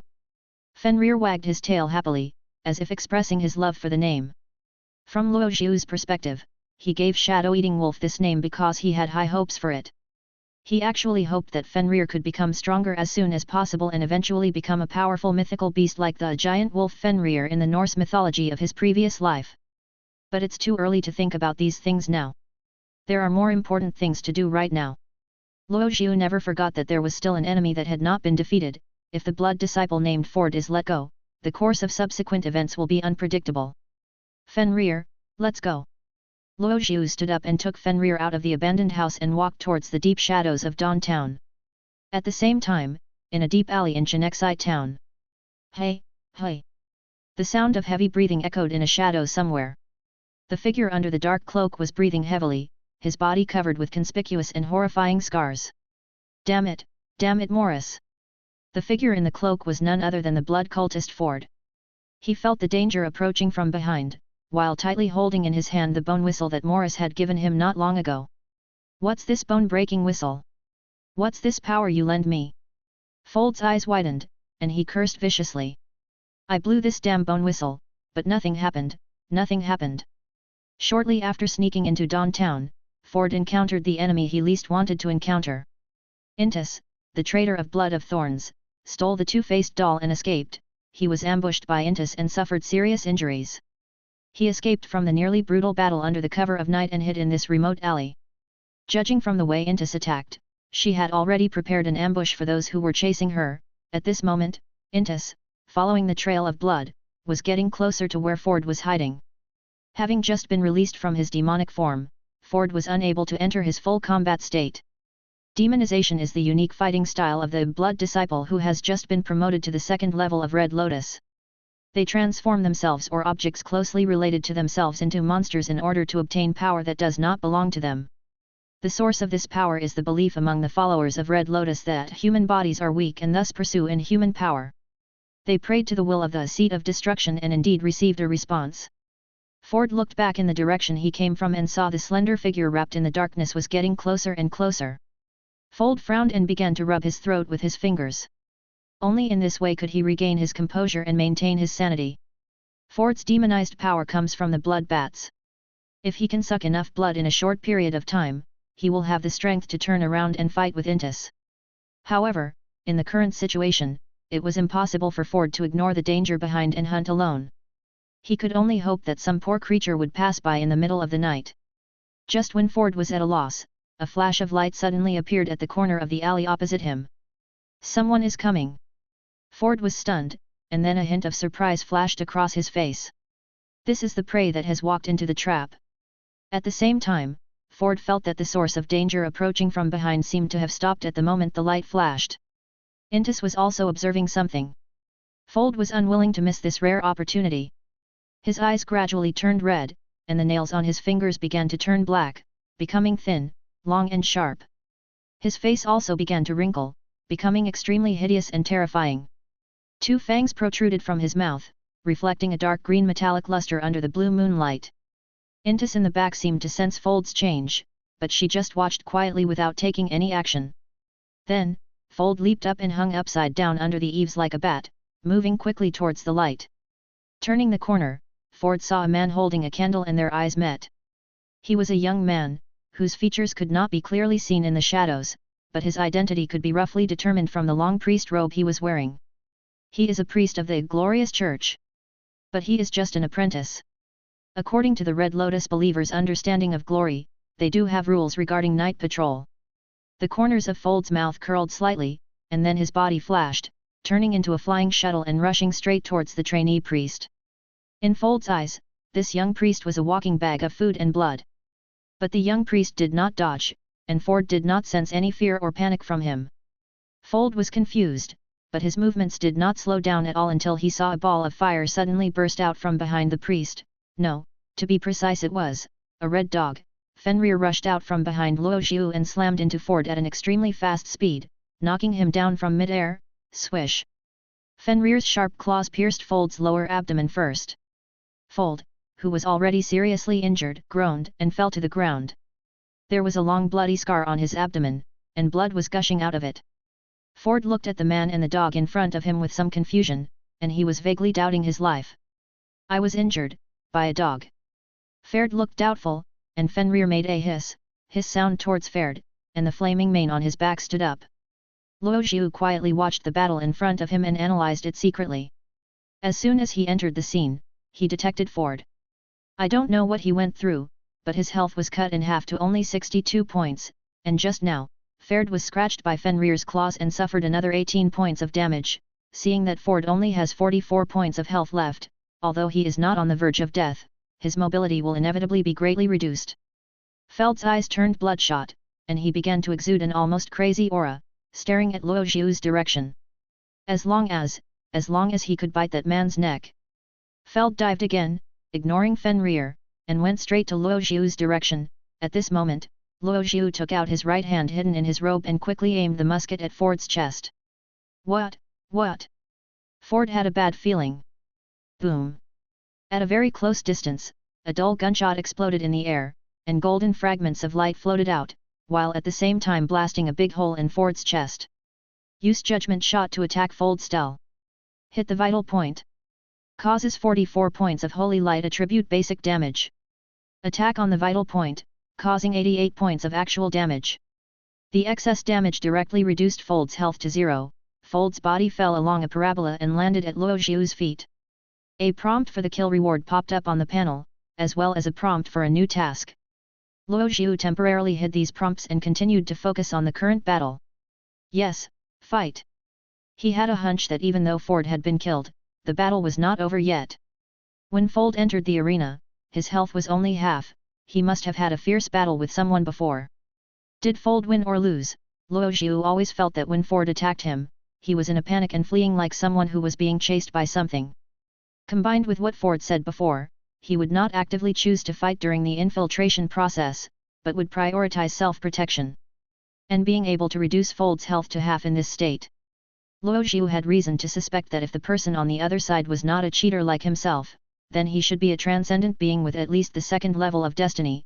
As he thought about this, Luo Zhu became more cautious. At this moment, there was a sudden noise in front. Fenrir and Luo Zhu were not in the same place, and the noise came from the direction of Fenrir. Ding-ling, dang-dang. The pleasant sound is like that of wind chimes, floating gently in the night breeze. Then, the originally gentle wind suddenly became sharp, making a whistling sound like metal scraping. Then, a green light flew towards Luo Zhu's position at a rapid speed. Fenrir's transformed red flame followed closely behind, but the green light came faster. Although he had taken precautions against this, Luo Zhu didn't have time to pull the trigger. Swish! Luo Zhu turned sideways quickly, but was still scratched on the back of his hand, leaving a bloody mark. The scratch was very shallow, and the green light flashed away in this blow, and disappeared after a few leaps from Luo Zhu's side. This made Luo Zhu a little stunned. Could it be that the other party just wanted to say hello to him but didn't want to reveal his identity? Luo Zhu indeed didn't see the attacker's appearance clearly, he just vaguely saw a very lively cat. But the other party didn't know that this greeting-style attack launched towards Luo Zhu just happened to expose her identity. Received 1 damage from Intis Fugni's attack. Universal Panel. The attacker was none other than the defector from Blood of Thorns, Intis Fugni. Having just been released from his demonic form, Ford was unable to enter his full combat state. Demonization is the unique fighting style of the Blood Disciple who has just been promoted to the second level of Red Lotus. They transform themselves or objects closely related to themselves into monsters in order to obtain power that does not belong to them. The source of this power is the belief among the followers of Red Lotus that human bodies are weak and thus pursue inhuman power. They prayed to the will of the seat of destruction and indeed received a response. Ford looked back in the direction he came from and saw the slender figure wrapped in the darkness was getting closer and closer. Ford frowned and began to rub his throat with his fingers. Only in this way could he regain his composure and maintain his sanity. Ford's demonized power comes from the blood bats. If he can suck enough blood in a short period of time, he will have the strength to turn around and fight with Intis. However, in the current situation, it was impossible for Ford to ignore the danger behind and hunt alone. He could only hope that some poor creature would pass by in the middle of the night. Just when Ford was at a loss, a flash of light suddenly appeared at the corner of the alley opposite him. Someone is coming. Ford was stunned, and then a hint of surprise flashed across his face. This is the prey that has walked into the trap. At the same time, Ford felt that the source of danger approaching from behind seemed to have stopped at the moment the light flashed. Apprentice was also observing something. Ford was unwilling to miss this rare opportunity. His eyes gradually turned red, and the nails on his fingers began to turn black, becoming thin, long and sharp. His face also began to wrinkle, becoming extremely hideous and terrifying. 2 fangs protruded from his mouth, reflecting a dark green metallic luster under the blue moonlight. Apprentice in the back seemed to sense Fold's change, but she just watched quietly without taking any action. Then, Fold leaped up and hung upside down under the eaves like a bat, moving quickly towards the light. Turning the corner, Ford saw a man holding a candle and their eyes met. He was a young man, whose features could not be clearly seen in the shadows, but his identity could be roughly determined from the long priest robe he was wearing. He is a priest of the glorious church. But he is just an apprentice. According to the Red Lotus believers' understanding of glory, they do have rules regarding night patrol. The corners of Fold's mouth curled slightly, and then his body flashed, turning into a flying shuttle and rushing straight towards the trainee priest. In Fold's eyes, this young priest was a walking bag of food and blood. But the young priest did not dodge, and Ford did not sense any fear or panic from him. Fold was confused, but his movements did not slow down at all until he saw a ball of fire suddenly burst out from behind the priest. No, to be precise it was a red dog. Fenrir rushed out from behind Luo Xiu and slammed into Ford at an extremely fast speed, knocking him down from mid-air. Swish! Fenrir's sharp claws pierced Fold's lower abdomen first. Fold, who was already seriously injured, groaned and fell to the ground. There was a long bloody scar on his abdomen, and blood was gushing out of it. Ford looked at the man and the dog in front of him with some confusion, and he was vaguely doubting his life. I was injured, by a dog. Ferd looked doubtful, and Fenrir made a hiss sound towards Ferd, and the flaming mane on his back stood up. Luo Xiu quietly watched the battle in front of him and analyzed it secretly. As soon as he entered the scene, he detected Ford. I don't know what he went through, but his health was cut in half to only 62 points, and just now, Ferd was scratched by Fenrir's claws and suffered another 18 points of damage. Seeing that Ford only has 44 points of health left, although he is not on the verge of death, his mobility will inevitably be greatly reduced. Feld's eyes turned bloodshot, and he began to exude an almost crazy aura, staring at Luo Xiu's direction. As long as he could bite that man's neck. Feld dived again, ignoring Fenrir, and went straight to Luo Xiu's direction. At this moment, Luo Xiu took out his right hand hidden in his robe and quickly aimed the musket at Ford's chest. What? Ford had a bad feeling. Boom! At a very close distance, a dull gunshot exploded in the air, and golden fragments of light floated out, while at the same time blasting a big hole in Ford's chest. Use judgment shot to attack Fold's skull. Hit the vital point. Causes 44 points of holy light attribute basic damage. Attack on the vital point, causing 88 points of actual damage. The excess damage directly reduced Fold's health to 0. Fold's body fell along a parabola and landed at Luo Xiu's feet. A prompt for the kill reward popped up on the panel, as well as a prompt for a new task. Luo Xiu temporarily hid these prompts and continued to focus on the current battle. Yes, fight! He had a hunch that even though Ford had been killed, the battle was not over yet. When Fold entered the arena, his health was only half. He must have had a fierce battle with someone before. Did Fold win or lose? Luo Xiu always felt that when Ford attacked him, he was in a panic and fleeing like someone who was being chased by something. Combined with what Ford said before, he would not actively choose to fight during the infiltration process, but would prioritize self-protection. And being able to reduce Fold's health to half in this state. Luo Xiu had reason to suspect that if the person on the other side was not a cheater like himself, then he should be a transcendent being with at least the second level of destiny. As he thought about this, Luo Xiu became more cautious. At this moment, there was a sudden noise in front. Fenrir and Luo Xiu were not in the same place, and the noise came from the direction of Fenrir. Ding-ling, ding-ling, dang-dang. The pleasant sound is like that of wind chimes, floating gently in the night breeze. Then, the originally gentle wind suddenly became sharp, making a whistling sound like metal scraping. Then, a green light flew towards Luo Xiu's position at a rapid speed. Fenrir's transformed red flame followed closely behind, but the green light came faster. Although he had taken precautions against this, Luo Zhu didn't have time to pull the trigger. Swish! Luo Zhu turned sideways quickly, but was still scratched on the back of his hand, leaving a bloody mark. The scratch was very shallow, and the green light flashed away in this blow, and disappeared after a few leaps from Luo Zhu's side. This made Luo Zhu a little stunned. Could it be that the other party just wanted to say hello to him but didn't want to reveal his identity? Luo Zhu indeed didn't see the attacker's appearance clearly, he just vaguely saw a very lively cat. But the other party didn't know that this greeting-style attack launched towards Luo Zhu just happened to expose her identity. Received 1 damage from Intis Fugni's attack. Universal Panel. The attacker was none other than the defector from Blood of Thorns, Intis Fugni. Intis Fugni, Intis Fugni. Luo Zhu murmured the name. He felt more and more familiar with the name. Why did Intis attack him? The Blood disciples Morris and Ford called her a traitor. What did Intis do to the Blood of Thorns? Many questions emerged in his mind, but Intis had already left the battlefield. Under the circumstances just now, Luo Zhu had no time to use detection on her, so he had to put her affairs aside for the time being. Fold's body was now lying at Luo Zhu's feet. After killing the last Blood disciple who invaded Dawn Town, Luo Zhu finally felt relieved. It seems that Intis will never come back. Unlike when he killed the first Blood disciple Morris, Luo Zhu can now boldly search for Ford's drops. The first thing Luo Zhu did was to pull the bone whistle out of Ford's clenched hands.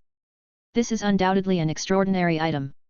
The moment Luo Zhu pulled out the bone whistle, relevant information popped up on the panel. Weeping bone whistle, ordinary white, Luo Zhu nodded. It has the ability to transmit power from the source to the holder, but there is a certain distance and strength limit. In the panel, the source of power of the bone whistle was originally the blood cultist Morris, and the holder was Ford. But with the death of these two people, the name of the source disappeared, and the name of the holder was replaced by Ross Durant. Luo Zhu tried to use himself as the source of power, but the bone whistle did not respond at all. It seemed that he would have to wait until he reached at least the second level of destiny before he could be qualified to use the bone whistle. The fact that Ford clenched the bone whistle tightly showed that he had indeed used it before, but it had no effect at all. Of course he doesn't know that his accomplice was killed by me in the first round. Luo Zhu laughed secretly. At this time, Fenrir also came over, lowered his head and sniffed Fold's body, and was ready to enter Fold's shadow and devour his soul. After searching for a while, Luo Zhu found a few Nolan coins and props from Ford's inner pocket. 6 Norlan gold coins, 12 silver coins, and 8 copper coins. After deducting the amount I spent at Old Balin's place, there was still quite a bit left. Luo Zhu was very happy.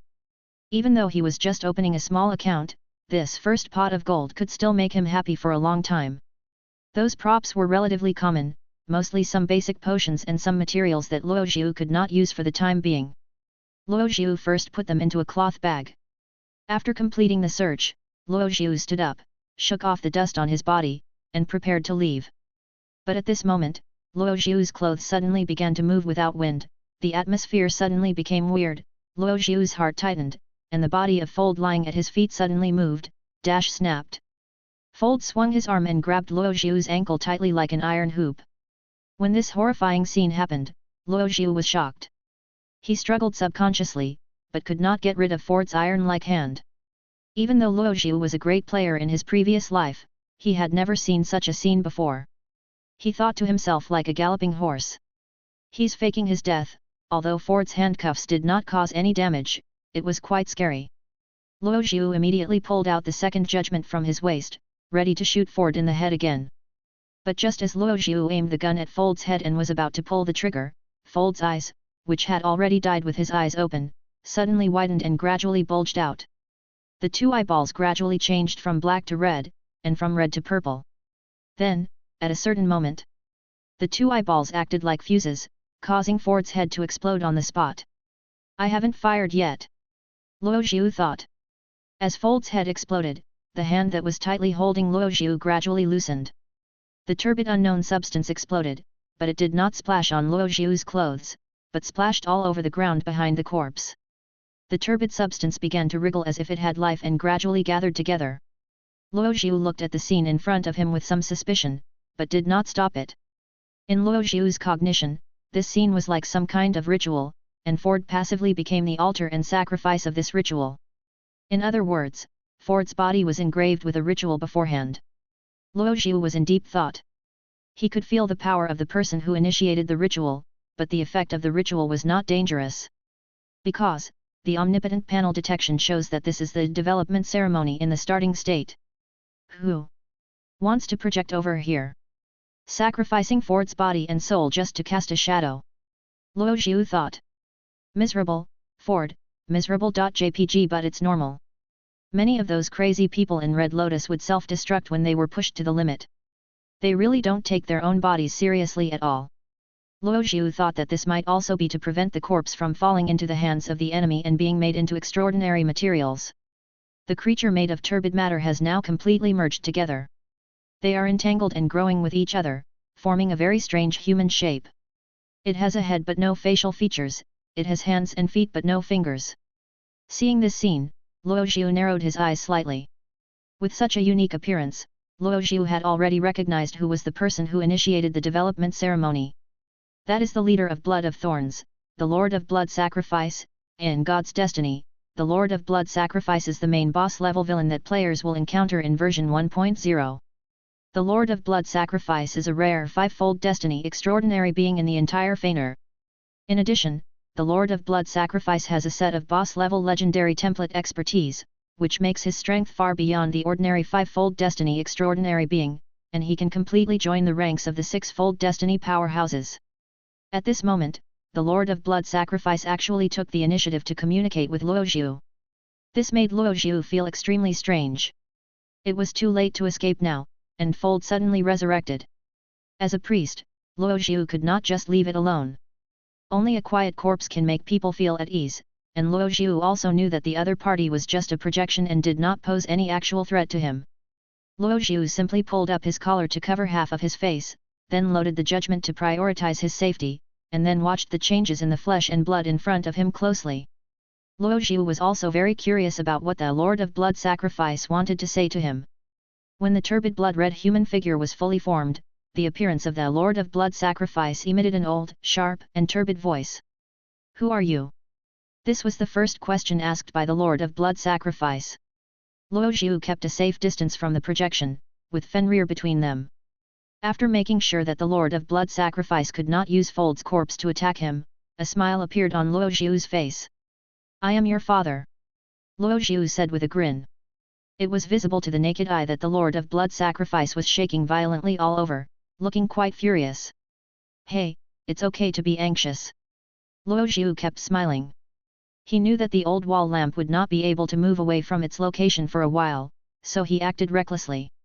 Anyway, from the very beginning, Luo Zhu's goal was to attract the attention of Blood of Thorns, so he simply increased his firepower. I can forgive your transgression. The voice of the Lord of Blood Sacrifice continued. You are very good, I'll give you a chance, join us. I refuse, old man. Luo Zhu interrupted the Lord of Blood Sacrifice and refused firmly. Then, Luo Zhu changed his tone and continued with a fearless attitude. I know who you are. You are the leader of Blood of Thorns, right? Listen carefully, I will only say this once. Luo Zhu observed the reaction of the Lord of Blood Sacrifice and saw that he was obviously stunned for a moment and became a little suspicious. This is exactly what Luo Zhu wanted to achieve. He continued. I killed all three of the people you sent out, hehe. The three people that Luo Zhu deliberately mentioned included Apprentice. He continued with a smile, and you slaves of the throne of destruction, you Blood of Thorns. I will burn all the thorns and drain your blood. Hehe. I will kill you. Everyone. Then, without waiting for the Lord of Blood Sacrifice to react, Luo Zhu raised the judgment and pulled the trigger. Boom. The shape made of turbid matter suddenly exploded after a gunshot, and all the maggot-like turbid matter splashed to the ground, losing all its activity. After defeating the manifestation of the Lord of Blood Sacrifice, Luo Zhu suddenly felt relaxed both physically and mentally. Damn, it feels so good, this novice village feels like showing off in front of the midterm boss. It's so spicy. However, Luo Zhu understood very clearly that this kind of forced pretense would inevitably come with a price. He would suffer the crazy revenge of the Blood of Thorns, although the result was actually not much different from the original. But in other words, you can get more gold coins from these cultists. In the original plot, the two invading blood followers also died, but they did not die at the hands of Luo Zhu, but at the hands of Apprentice and Old Balan. Maurice was first killed by Intis, and Ford accidentally broke into Old Ballin's blacksmith shop while escaping, which can be regarded as a worthy death. However, such an outcome is uncontrollable. It will only give Thornblood one more target to hunt down, and Intis's whereabouts are unpredictable, which is purely to increase Luoxiu's strength. Therefore, Luoxiu simply told the Lord of Blood Sacrifice that Intis had been killed by him, so that the other party's focus would shift to himself. In this case, although the danger level would increase due to the ridicule, Luoxiu, who had dealt with Thornblood countless times in his previous life, thought that this was still within an acceptable range. Then, he only needed to show up in some other place and pretend to sell them information about his location, so that the focus of Thornblood could be diverted away from Dawntown. As for whether they would believe that Intis was dead, Luoxiu had no control over it. But at least it can help confuse the view to a certain extent. Therefore, Luoxiu understood that he now had a few more things to do, and finding Intis Fugni was one of them. As he was thinking, Luoxiu took another deep look at Ford's body, which had been blown beyond recognition. The Lord of Blood Sacrifice was actually one step ahead of him and sacrificed Fold's soul first to start the ceremony, which meant that Fold's soul had completely dissipated. Looking at Fenrir, who was lying on the side and whimpering as if his feed plate had been overturned, Luoxiu could only shake his head with regret. What a waste of food! What a shame to waste! Feeling regretful, Luoxiu walked along the path back to the glorious church. The temperature in Fener continent is low all year round, and the fire in the fireplace illuminates the church. The first thing Luoxiu did when he returned to the church was to take off his priest robe and throw it into the fireplace. Clothes stained with blood or bullet holes must not be kept.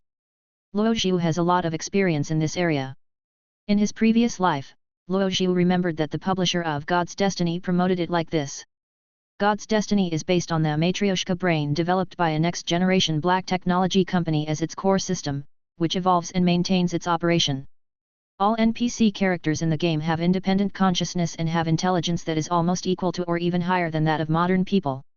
Therefore, if you underestimate them just because they are game NPCs, you will most likely suffer the consequences.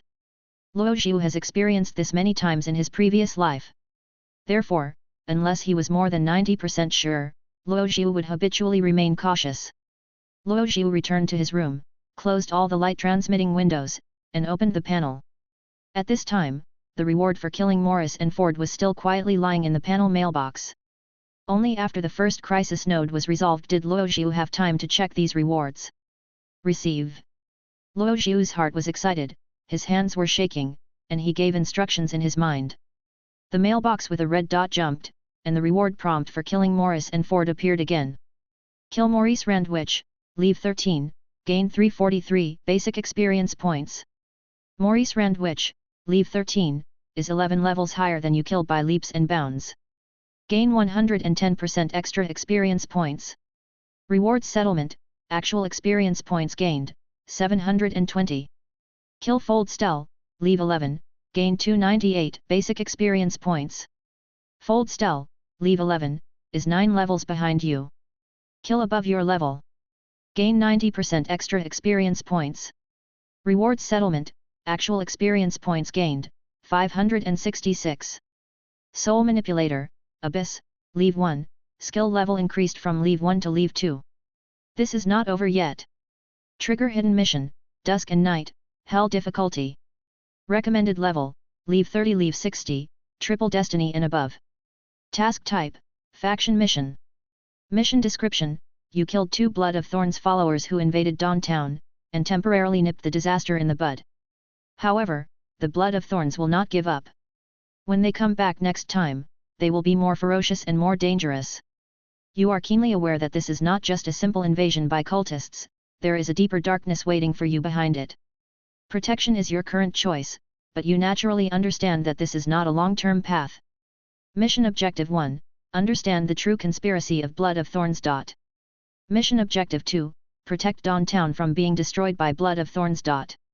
Mission Objective 0.1, destroy Blood of Thorns. Current progress, 30%, settlement is possible when it exceeds %.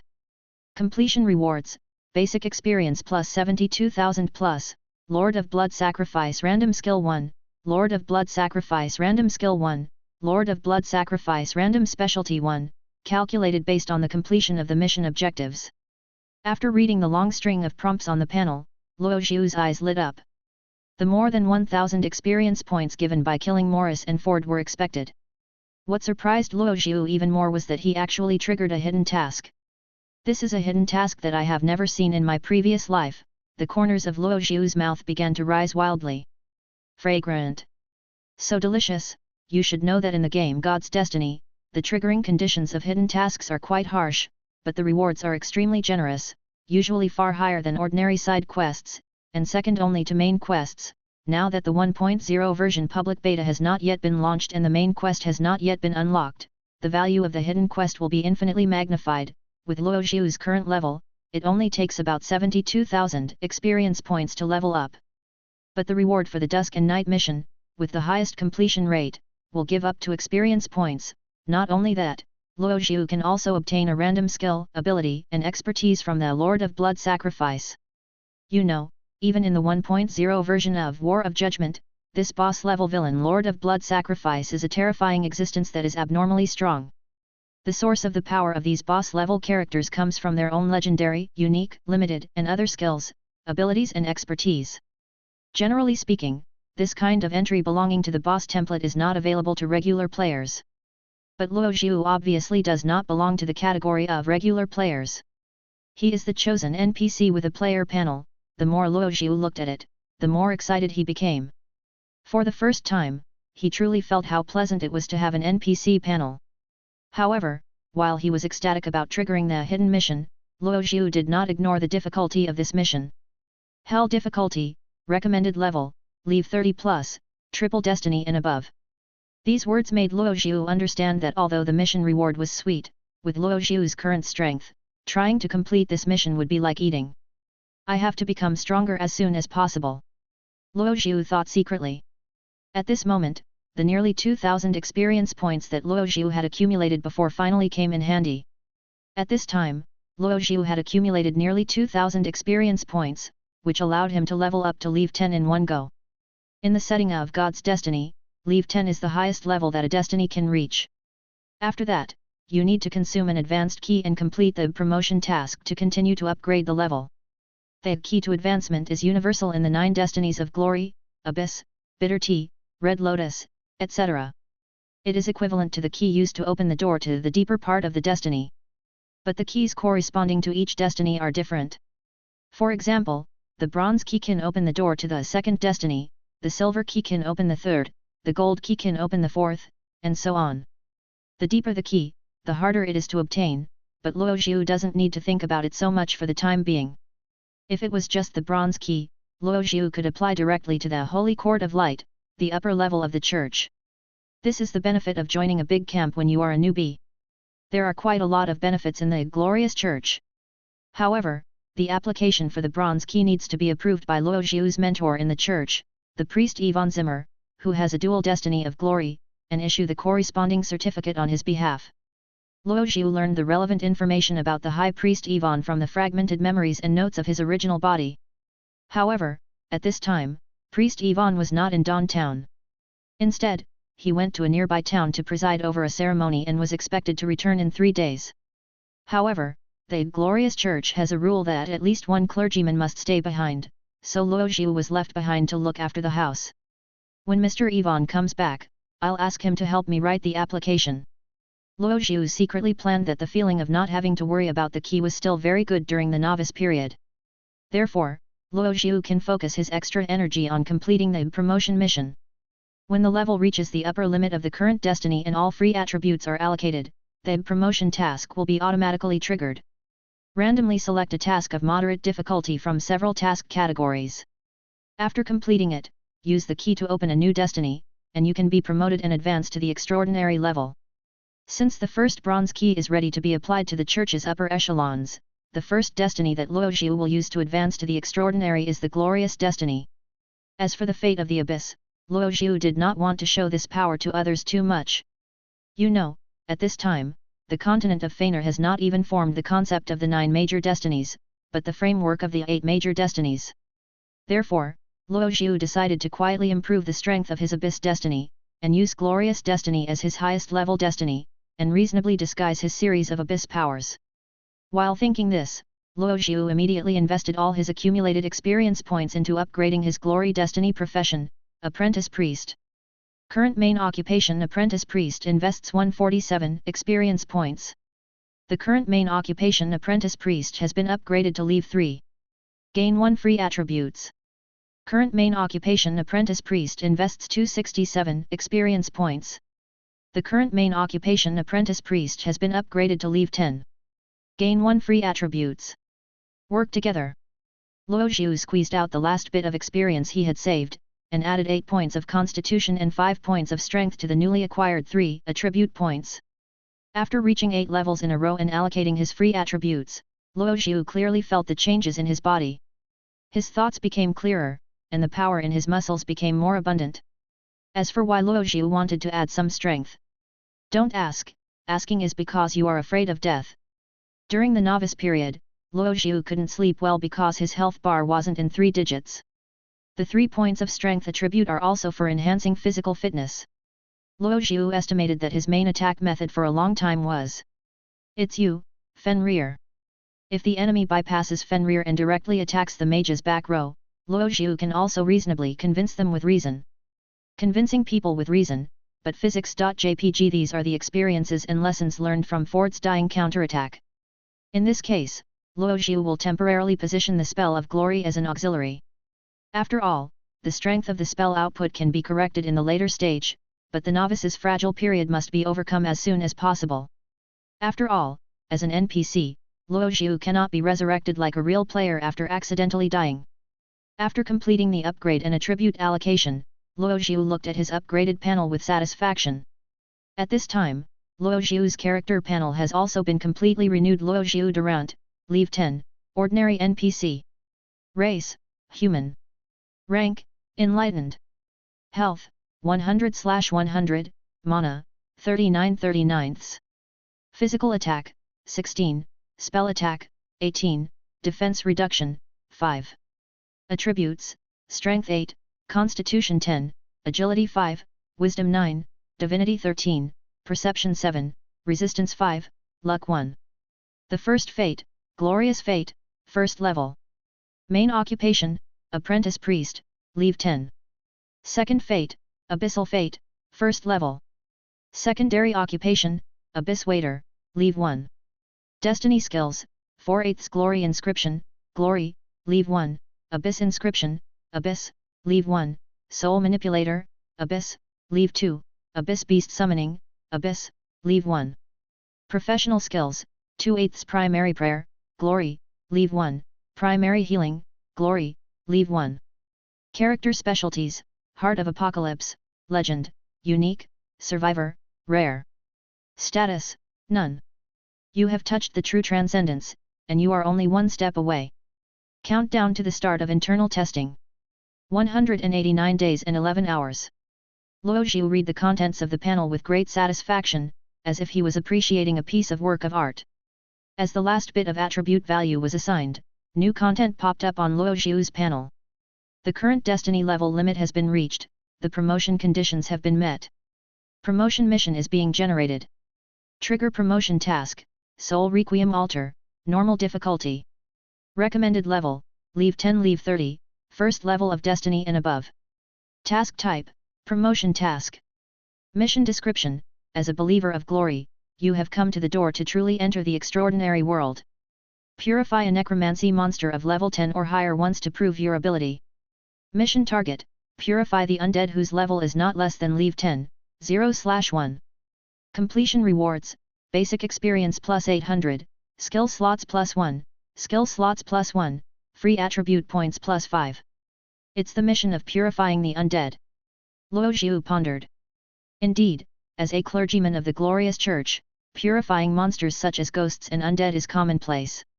However, for Luo Xiu, who was still an apprentice priest, this was somewhat difficult.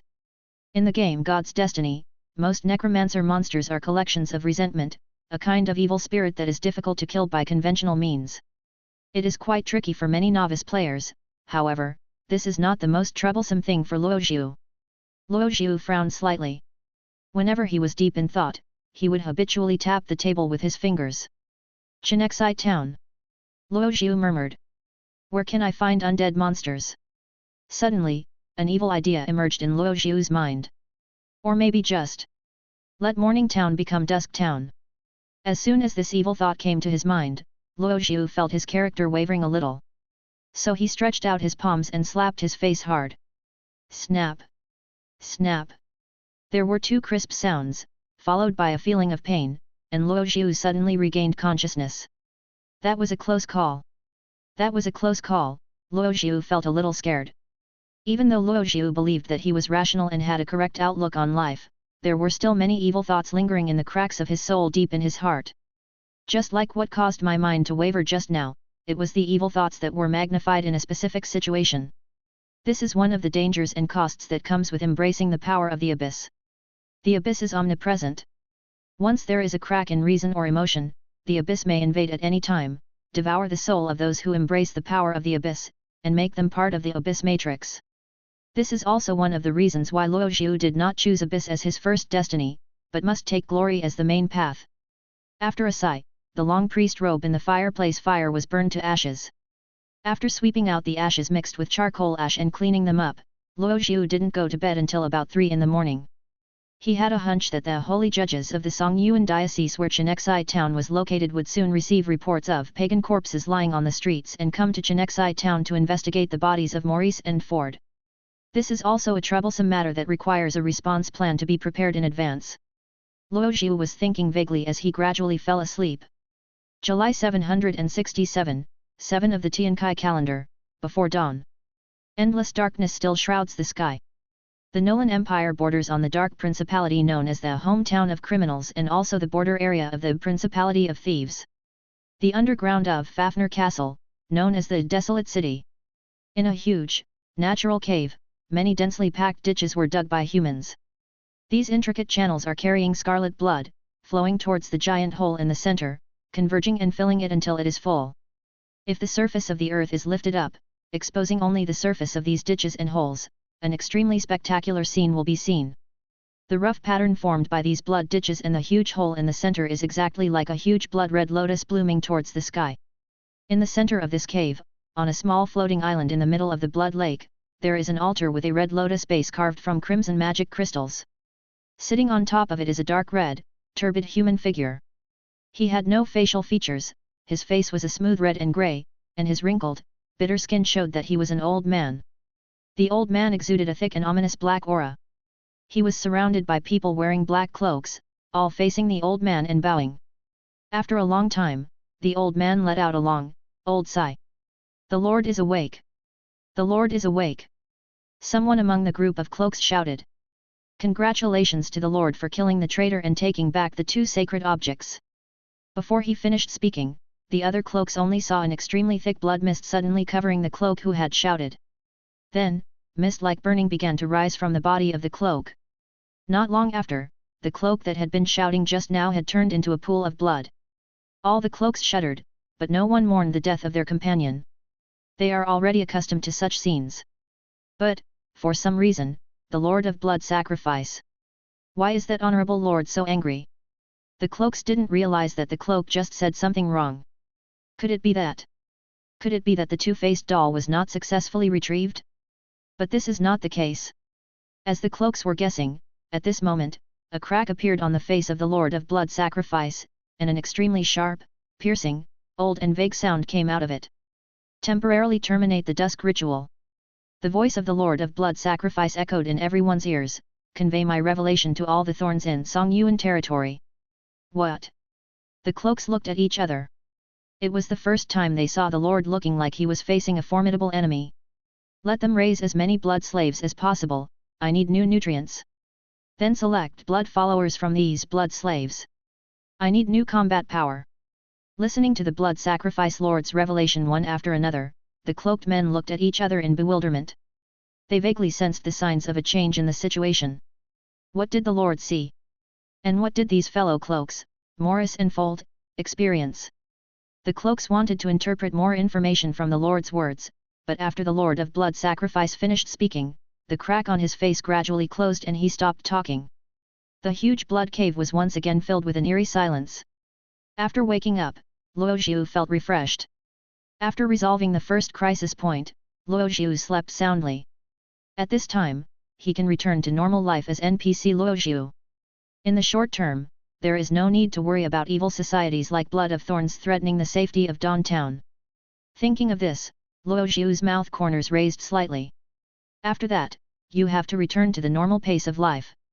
Getting familiar with and adapting to Luo Xiu's living habits as quickly as possible is also part of Luo Xiu's plan.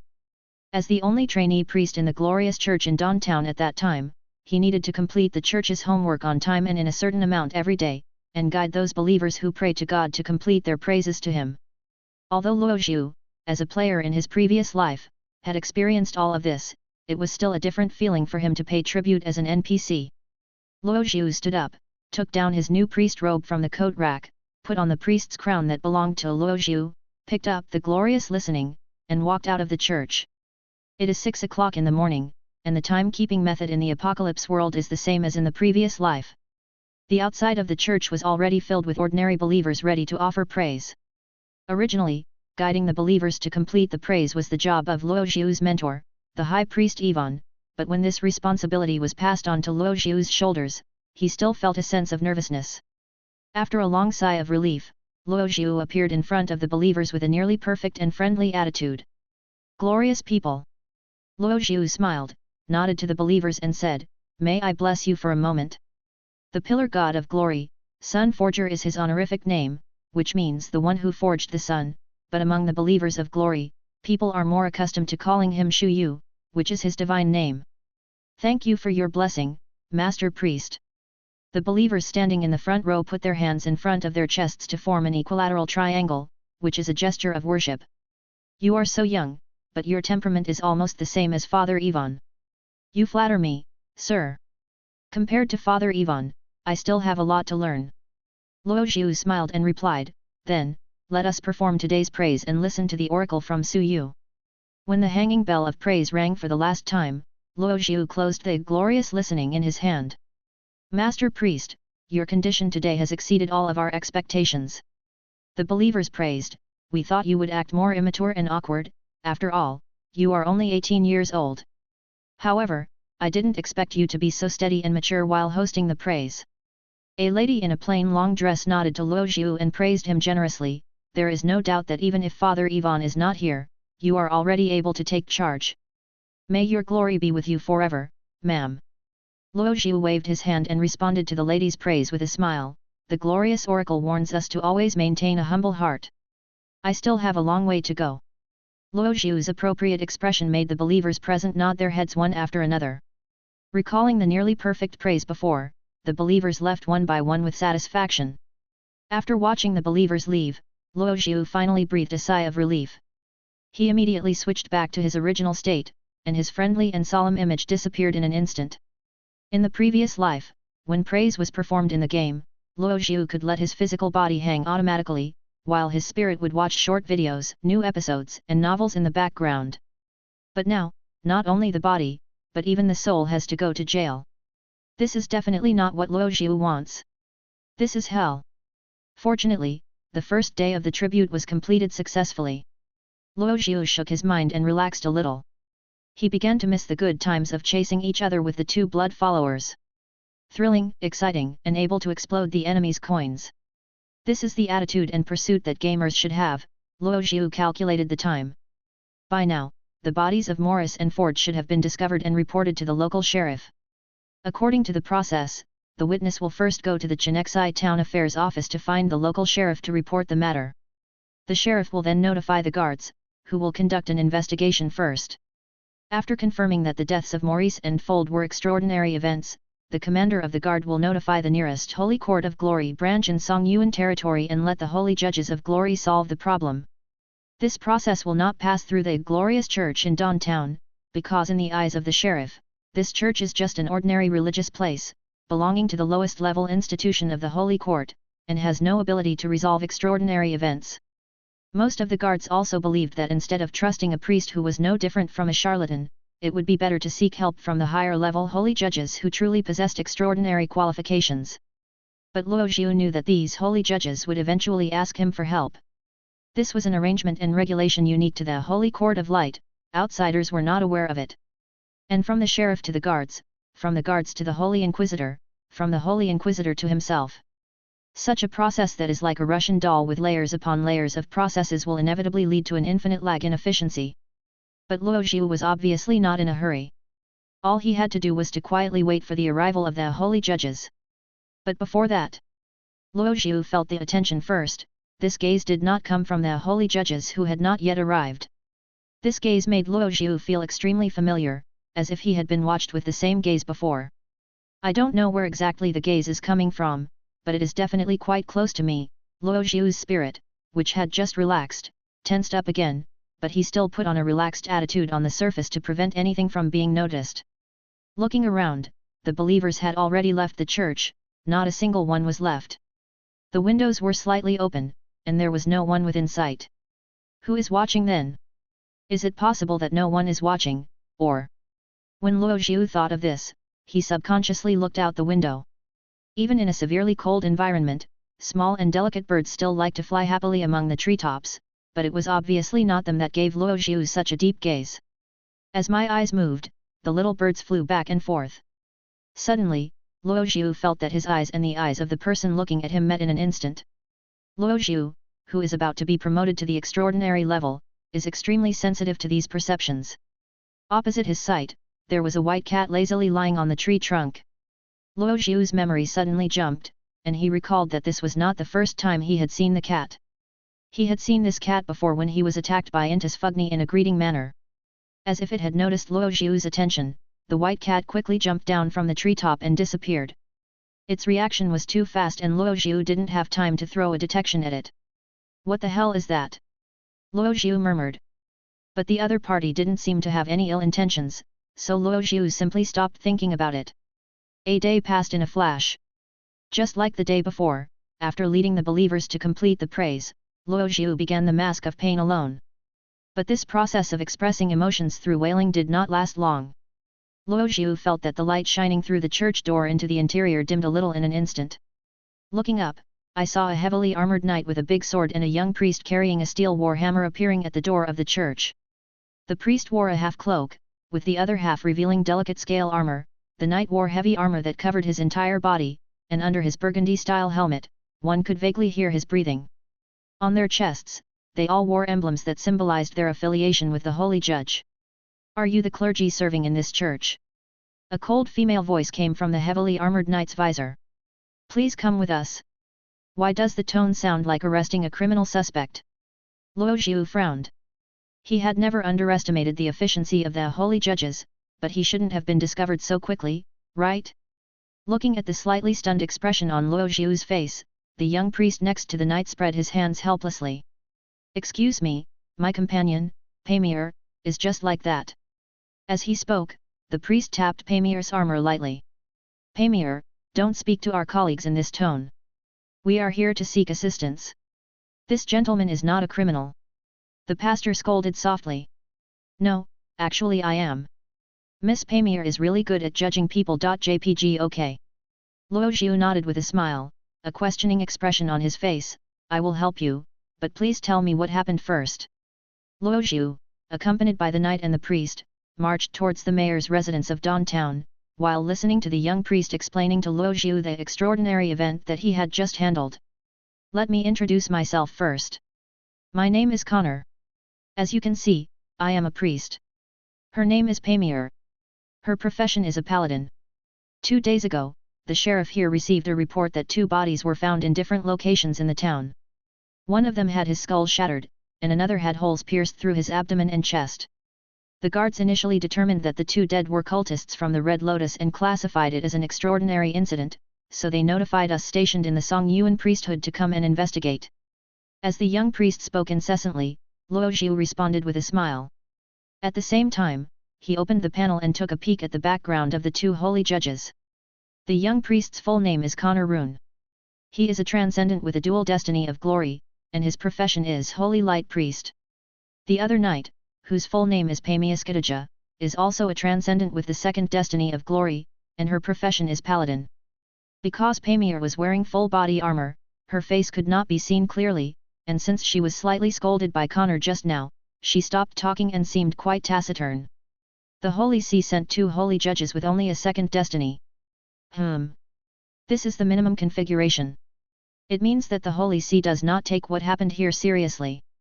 Luo Zhu speculated secretly while continuing to chat with Connor. I heard that their deaths were very tragic.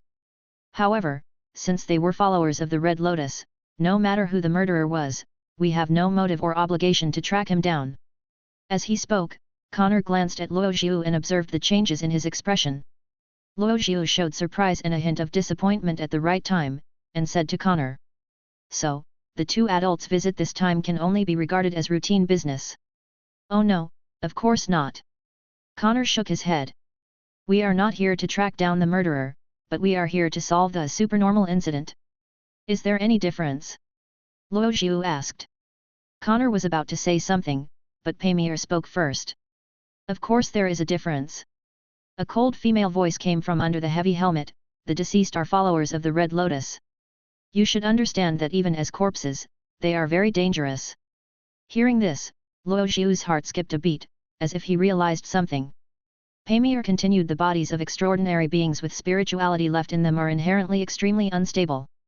If activated by some malicious entity, or if some kind of distortion occurs within the corpse will immediately resurrect and turn into a horrible monster. Seeing Luo Zhu's incredulous expression, Pamir said. As a priest of glory, you are different from ordinary believers. Sooner or later, you will touch the door to the extraordinary. Therefore, there is nothing wrong in letting you get in touch with this knowledge in advance. She thought I was scared. As Luo Zhu thought about it, he nodded to Pamir with a suitable expression and said. Okay, I'll pay attention. In fact, Luo Zhu was thinking about other things in his mind. He had long known that in God's destiny there was indeed a setting in which extraordinary distortions occurred due to his spiritual rampage. But Pamir's words invisibly solved a problem that had been bothering Luo Zhu for a long time. When Luo Zhu, Pamir, and Connor arrived at the mayor's mansion, the mayor was standing in front of the door and greeted them personally. Lord Connor. Lord Pamir. I have been waiting for you for a long time. You are finally here. The old mayor showed unprecedented enthusiasm. When I found out that a cultist had died in our town, I couldn't sleep or eat. I didn't sleep well for 2 days. Looking at Connor's slightly furrowed brows and Pamir's slightly trembling body, Luo Zhu couldn't help laughing. It seems that this is not the first time they have come to this place. Have they solved similar supernatural events before? Luo Zhu thought secretly. Connor, Pamir, and the old mayor knew each other. Luo Zhu noticed that the old mayor's gaze stayed on him for a moment and then turned away. But in just this moment, Luo Zhu felt strong suspicion, rejection, and distrust. Luo Zhu still kept smiling, thinking that the officials of Songyuan territory and even the entire Nolan Empire seemed to have the same attitude. They first believed in the god far away in the sky, and then believed in the holy court with an official extraordinary background. But until the end, they were unwilling to believe that there were reliable extraordinary people with extraordinary powers around them. Although the glorious church in Downtown is indeed affiliated with the Holy See, it does not have the qualifications to train holy judges. It is more like an institution that deals with folk beliefs rather than a place for believers of glorious to delve into the extraordinary. Therefore, in the eyes of many ordinary people, the influence of the Holy See on solving supernatural events would only reach the level of the church in the diocese. However, they were not convinced by the ability of the glorious church at the village level to deal with certain supernatural events. The old mayor, who was merely skeptical of Luo Zhu, was already quite friendly. Luo Zhu simply pretended not to see it. Forget the polite words, Mayor Rupert. Pamir said in a cold tone, take us to see where the bodies are kept. Okay, Lord Pamir. Mayor Rupert smiled and led Luo Zhu and the other 2 towards the abandoned alley. With the lesson learned from the last time, under your instruction, we moved the body to an abandoned alley where no one lives. This way, even if something happens, no one will be injured. Mayor Rupert smiled and said, at the same time, I have the guards guarding the entrances to the abandoned alleys at both ends. It is impossible for people with bad intentions to come in. Absolutely impossible. Very good.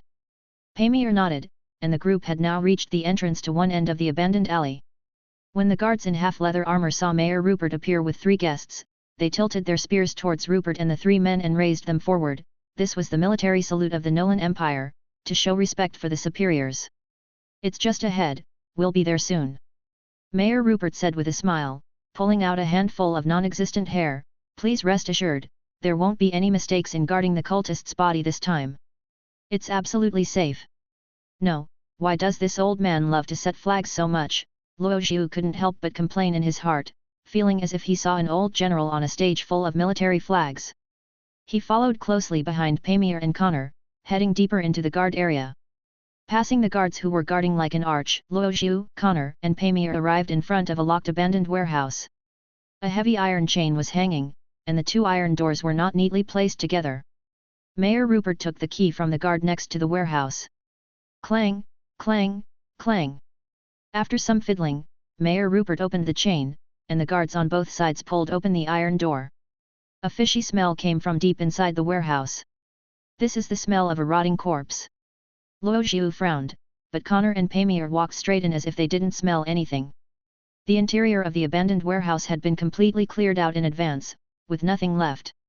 According to Mayor Rupert, he was very smart to think in advance that if the two corpses really resurrected, there would be nothing in the warehouse that could be used as weapons for them. In the abandoned warehouse, there were only two corpses placed side by side in the middle. Luo Zhu could determine the identity of the corpses just by looking at the integrity of the heads. Looking at Pamir and Connor again, Connor frowned, as if he found something wrong. Then, Connor turned to Mayor Rupert and asked in a stern tone. "Mayor Rupert, do you think you can sit back and relax just by clearing out the warehouse? You actually allowed people to put these two bodies of Red Lotus followers together. This is the biggest danger." "What?" Mayor Rupert's originally somewhat arrogant expression suddenly shrank. I don't know. I've stressed this kind of thing before, it's all very common details."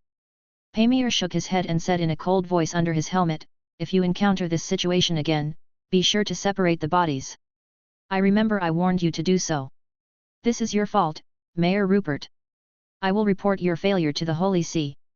Mayor Rupert wanted to argue something more, but after thinking about it, he sighed and lowered his head.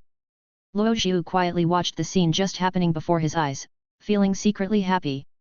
This mayor, his every word and action was intended to please the honorable holy judges. After all, he regarded the holy judges as his protectors, but it was obvious that he still made a serious mistake. "The worst has not happened, my lords." Luo Zhu tried to smooth things over, smiling and saying, "This is the best possible outcome. We should pay tribute to the glory and forget about these unpleasant things." Connor and Pamir nodded, glanced at the pitiful Mayor Rupert, and said nothing more, instead focusing on observing the bodies of the two blood disciples. Seeing this, Mayor Rupert slowly breathed a sigh of relief and cast a grateful look at Luo Zhu. This time, the mayor's eyes were no longer filled with suspicion and rejection, only friendliness and gratitude. Luo Zhu nodded slightly and turned his gaze to the two people who were observing the corpse. Pamir stood behind Connor, and Connor reached out and stroked Ford's body. A light golden stream of light passed gently across the surface of the corpse like silk, and then disappeared. "The corpse's own spirituality has completely dissipated, and I can't sense any spiritual remnants from the murderer," Connor said. "It can be burned immediately." After saying that, Connor walked to the other side, stood in front of Morris's body, and sensed the body in the same way. "This corpse still has a trace of its own extraordinary spirituality," Connor said. "We need to wait until the spirituality completely dissipates before we can burn it." "Then, what about the attacker? Who is the murderer?" asked the mayor. Connor shook his head and said, "I didn't sense any spiritual remnants from the murderer on these two bodies. Maybe they were not killed by the extraordinary. He wasn't killed by a supernatural being." The mayor was stunned. "Who killed them? Were these cultists killed by ordinary people? How should I know? I am only responsible for solving supernormal events." Connor spread his hands and said, "If you think the murderer is an ordinary person, you can ask the supreme people in the law office to solve the case. However, my personal suggestion is that those who would kill the evil followers of Red Lotus would not threaten your wealth and status."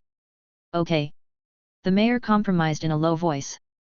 "So, my lords," Luo Zhu interrupted at the right time and asked, "You said to wait for the spirit of this corpse to completely dissipate.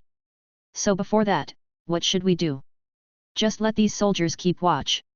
Connor looked at Luo Zhu, winked and said seriously, "We come here every day to check the body for any spiritual remnants.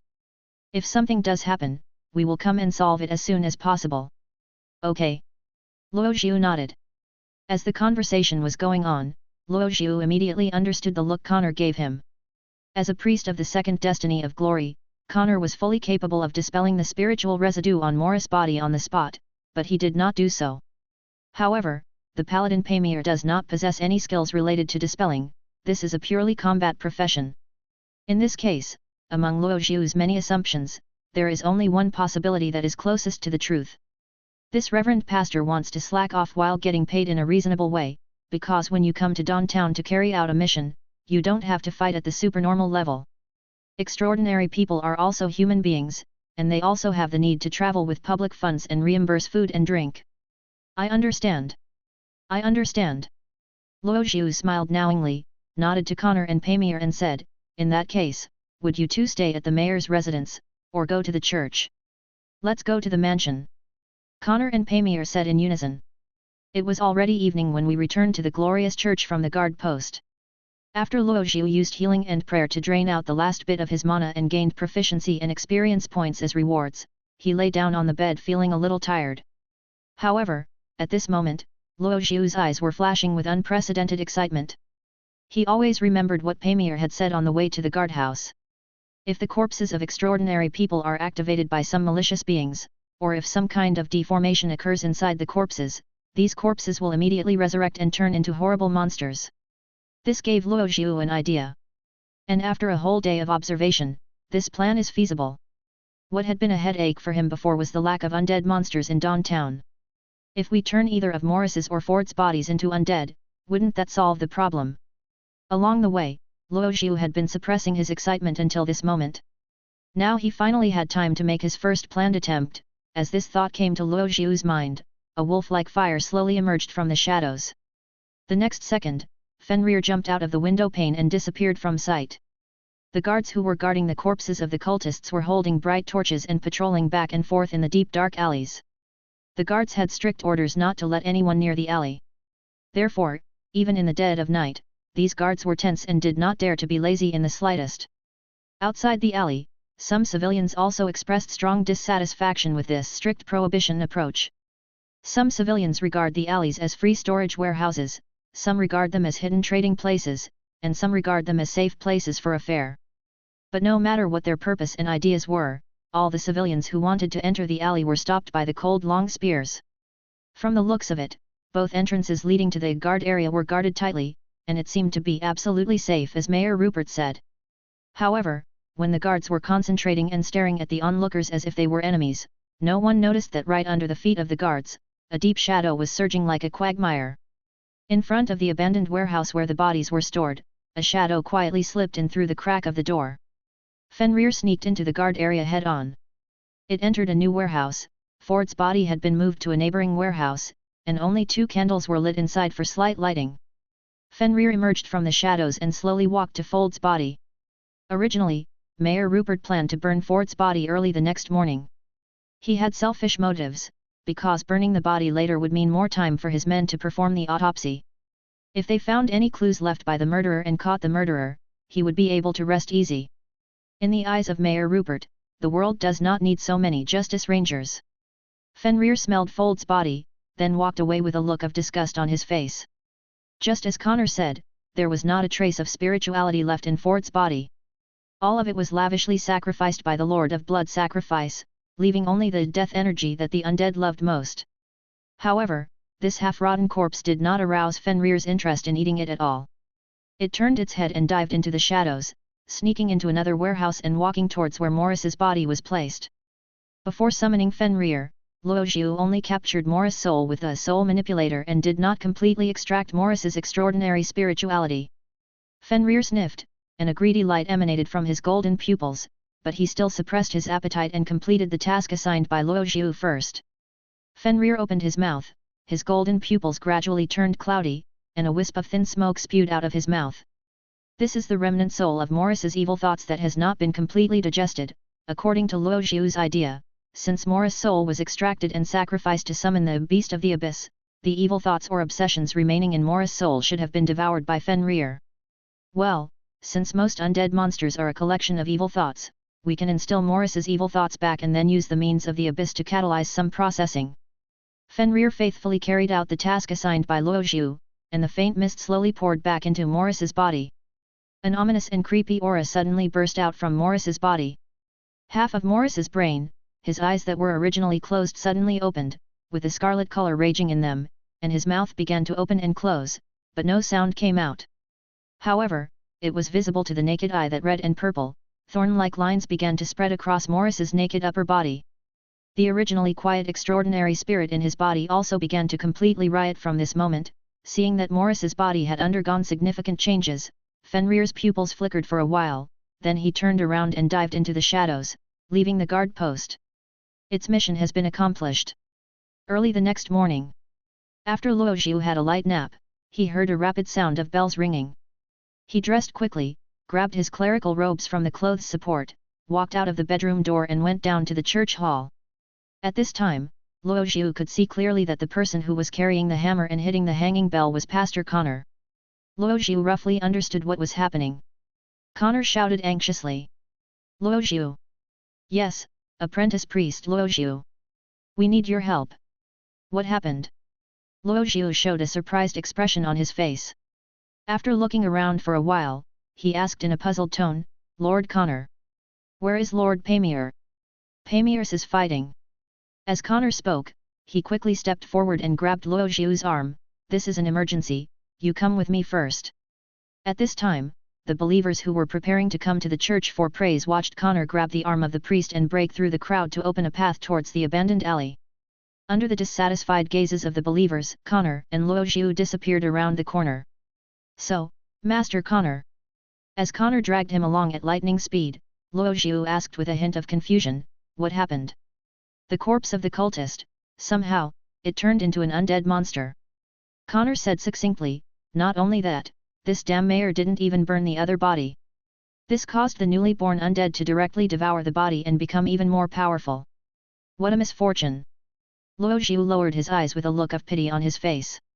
Everything went according to plan except that the undead actually devoured the corpses of their companions and became stronger. Then, Pamir? Luo Zhu asked, is she fighting against the undead? Yes, she is a combat profession, so she will hold the monster back, and I will find you. As Connor spoke, he did not slow down at all.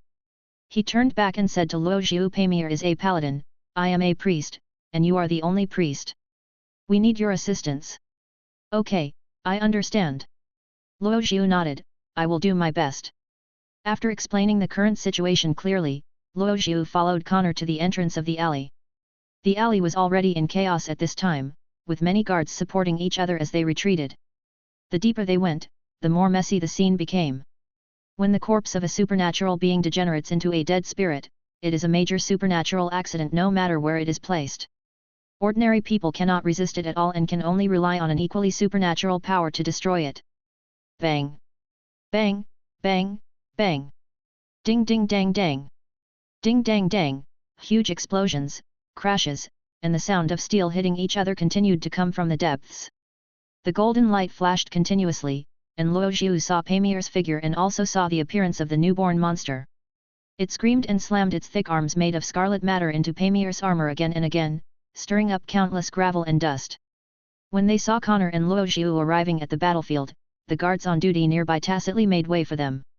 Connor patted Luo Zhu's shoulder, pulled out the steel hammer he always had from his back, and rushed towards the monster. Roar! Sensing a new extraordinary person entering the battlefield, the monster roared angrily, turned over, and its other arm in the form of a thorn stabbed towards Connor. Clank, clank, clank. Connor swung his hammer to block. After 3 muffled sounds, Connor swung the warhammer, leaped forward, and at the same time a golden glow appeared on the warhammer, and smashed into the monster's arm. Connor!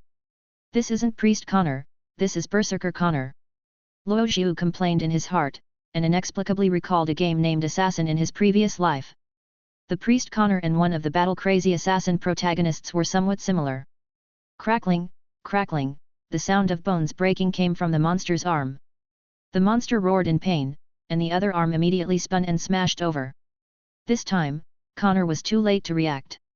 He was hit hard on the back by the monster and rolled towards the wall. Luo Zhu!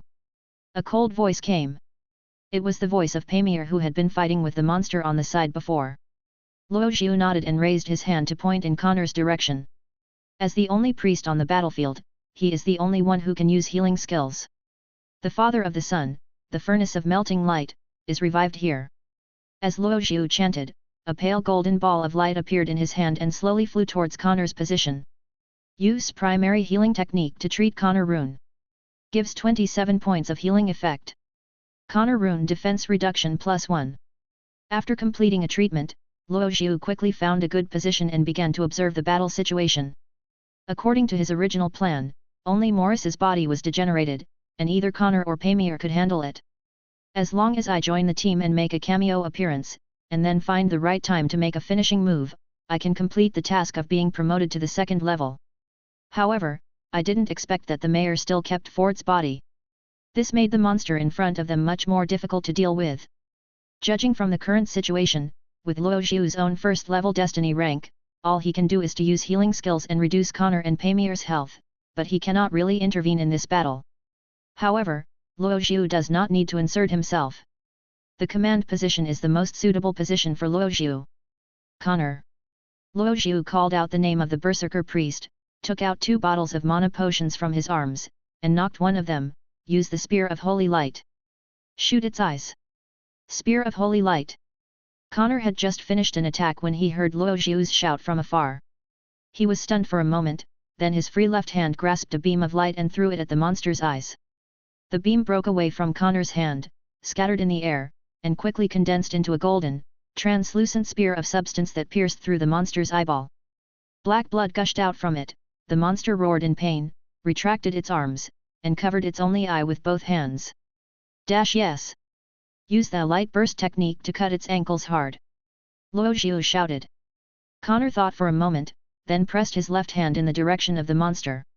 A fierce gust of light and wind gathered beside his hand, and then whizzed towards the monster like a sharp blade, leaving several wounds on the monster's feet. The monster lost its balance, fell backwards, and fell heavily to the ground. Connor was excited after his success, and waved his hammer in the direction of Luo Xiu. It actually works. Before, Connor only wanted to fight monsters head-on. He used the same fighting style when he encountered similar incidents in the past. But this time, he tasted the sweetness of obeying orders and attacking weaknesses for the first time. He waited for Luo Xiu to tell him what to do next. But Luo Xiu did not continue to give orders, but silently recited the healing prayer. At this time, Connor was facing away from the monster.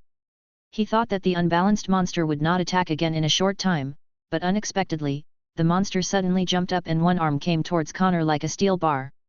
Feeling the sudden sound of rapid wind coming from behind him, Connor's heart was alarmed. He swung his hammer back just in time to block the monster's arm, but he was still knocked away more than 10 meters. But Luo Xiu had anticipated this. Having already reached level 10, he could see almost all the attributes of everyone on the battlefield. Connor's total health is 140 points. After the previous blow, 42 points were deducted. He can still hold on. The total health of the monster Maurice Randwich, fallen undead, leave 18, has reached an astonishing 562 points, and its attack power is as high as 48 points. The monster didn't hit Connor nearly to death with one blow, and the chanting of the healing spell was just completed at this time. Luo Xiu used a healing spell on Connor, then raised his arm. A bottle of life potion drew a precise parabola in the air and shattered the moment it touched Connor's head. Throw the primary life potion to Connor Rune. Gives 30 points of healing effect. Connor had just been hit hard by the monster, and his whole body was covered with scars. The severe pain made him feel a little dizzy. As a result, the next second, Connor felt as if he had suddenly been enlightened and felt a warm breath called revival. He looked at Luo Xiu with some surprise, and felt that he had a completely new understanding of him.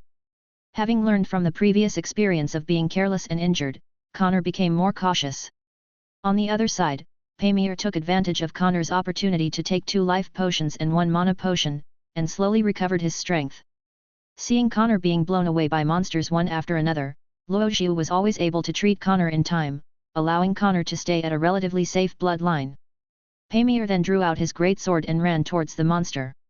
The monster raised its arm and was about to smash Connor's head again, but a golden barrier, like a solid wall, appeared in the monster's attack path. Blessing of Holy Light, this was a unique skill of the paladin who had been promoted to the second destiny of glory.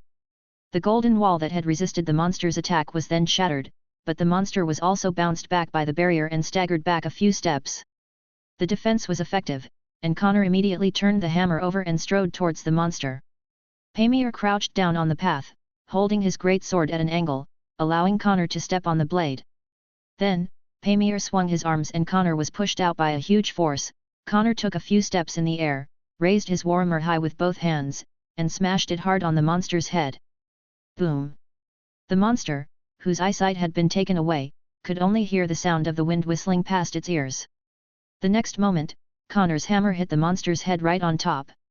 Countless turbid substances mixed with blood plasma were blown away, and the remaining half of the monster's brain was smashed on the spot. It's really worthy of being Master Kong. Luo Zhu was shocked while closely watching the changes in the monster's health. The attack just now caused a critical blow of up to 74 points of damage. Adding the health points that had been reduced before, the undead monster now only has 12 points of health left. This is the perfect moment he has been waiting for. Luo Zhu's mind moved slightly, and he pulled out the black steel dagger from his waist, and ran towards the monster like an arrow. The moment the monster's skull was crushed by Connor's hammer, its two arms changed again. Two sickle-like arm blades circled and chopped towards Connor's body. Connor was in mid-air, falling forward due to inertia, and had no way to avoid the monster's sudden attack. Paimir dragged the great sword and ran towards the monster, wanting to give the monster a fatal blow before the monster cut Connor in half. But at this time, Paimir was still too far away from the monster and it was too late. Despair began to loom over Connor's heart. Just before the monster's sickle hit Connor, countless scenes from the first half of his life flashed through Connor's mind like a kaleidoscope. Ah! I don't want to die. I don't want to die. I haven't confessed my feelings to Miss Marilyn yet. Captain Anthony still owes me 40 gold coins. The broken winged bird album in the cupboard hasn't been burned yet. Connor closed his eyes tightly, waiting for death to come. However, until he landed steadily on his buttocks and rolled on the ground according to muscle memory, he did not feel the pain from being cut in half. The monster, it didn't attack me. Connor opened his eyes and saw the most incredible scene. I saw a black dagger stuck on the monster's waist. The dagger stabbed into the monster from the back, all the way to the handle. Throw the excellent black steel dagger at Maurice the Fallen Dead. Causes 14 points of basic damage. Luo Zhu stood about 10 meters away from the monster and swung his right hand forward in a throwing motion. At the critical moment, the black steel dagger thrown by Luo Zhu dealt a fatal blow to the monster. Starting from the monster's hook-like arms, the collapse caused by death is proceeding slowly but unstoppably. The arms began to disintegrate into ashes starting from the tips, followed by the torso, the head, and finally the heart. When the last piece of flesh and blood turned to ashes, a small, exquisite, crystal-clear red crystal fell into the pile of ashes on the ground with a plop. Ignoring the prompts about the kill reward and promotion task completion, Luo Zhu quickly ran to Connor and stretched out his hand. Connor took Luo Zhu's hand and stood up tremblingly, with a lingering fear on his face. "Thank you, thank you." Connor panted and said gratefully, "You saved my life. Thanks to you for noticing the monster's movements, otherwise the consequences would be disastrous." "No, actually I just came here to collect the final blow." Luo Zhu thought, but did not stop Connor from continuing to imagine. "Everyone is still alive, this is the greatest luck," Luo Zhu said with a smile. Connor nodded, walked to the ground where the monster had collapsed into black ash, bent over to pick up the red crystal, and took out a square crystal bottle from his arms and sealed the crystal in it. "This is the heart of the monster. If you crush it, it will become a valuable enchanting powder," Connor said with a smile. At this time, Paimir also rushed over.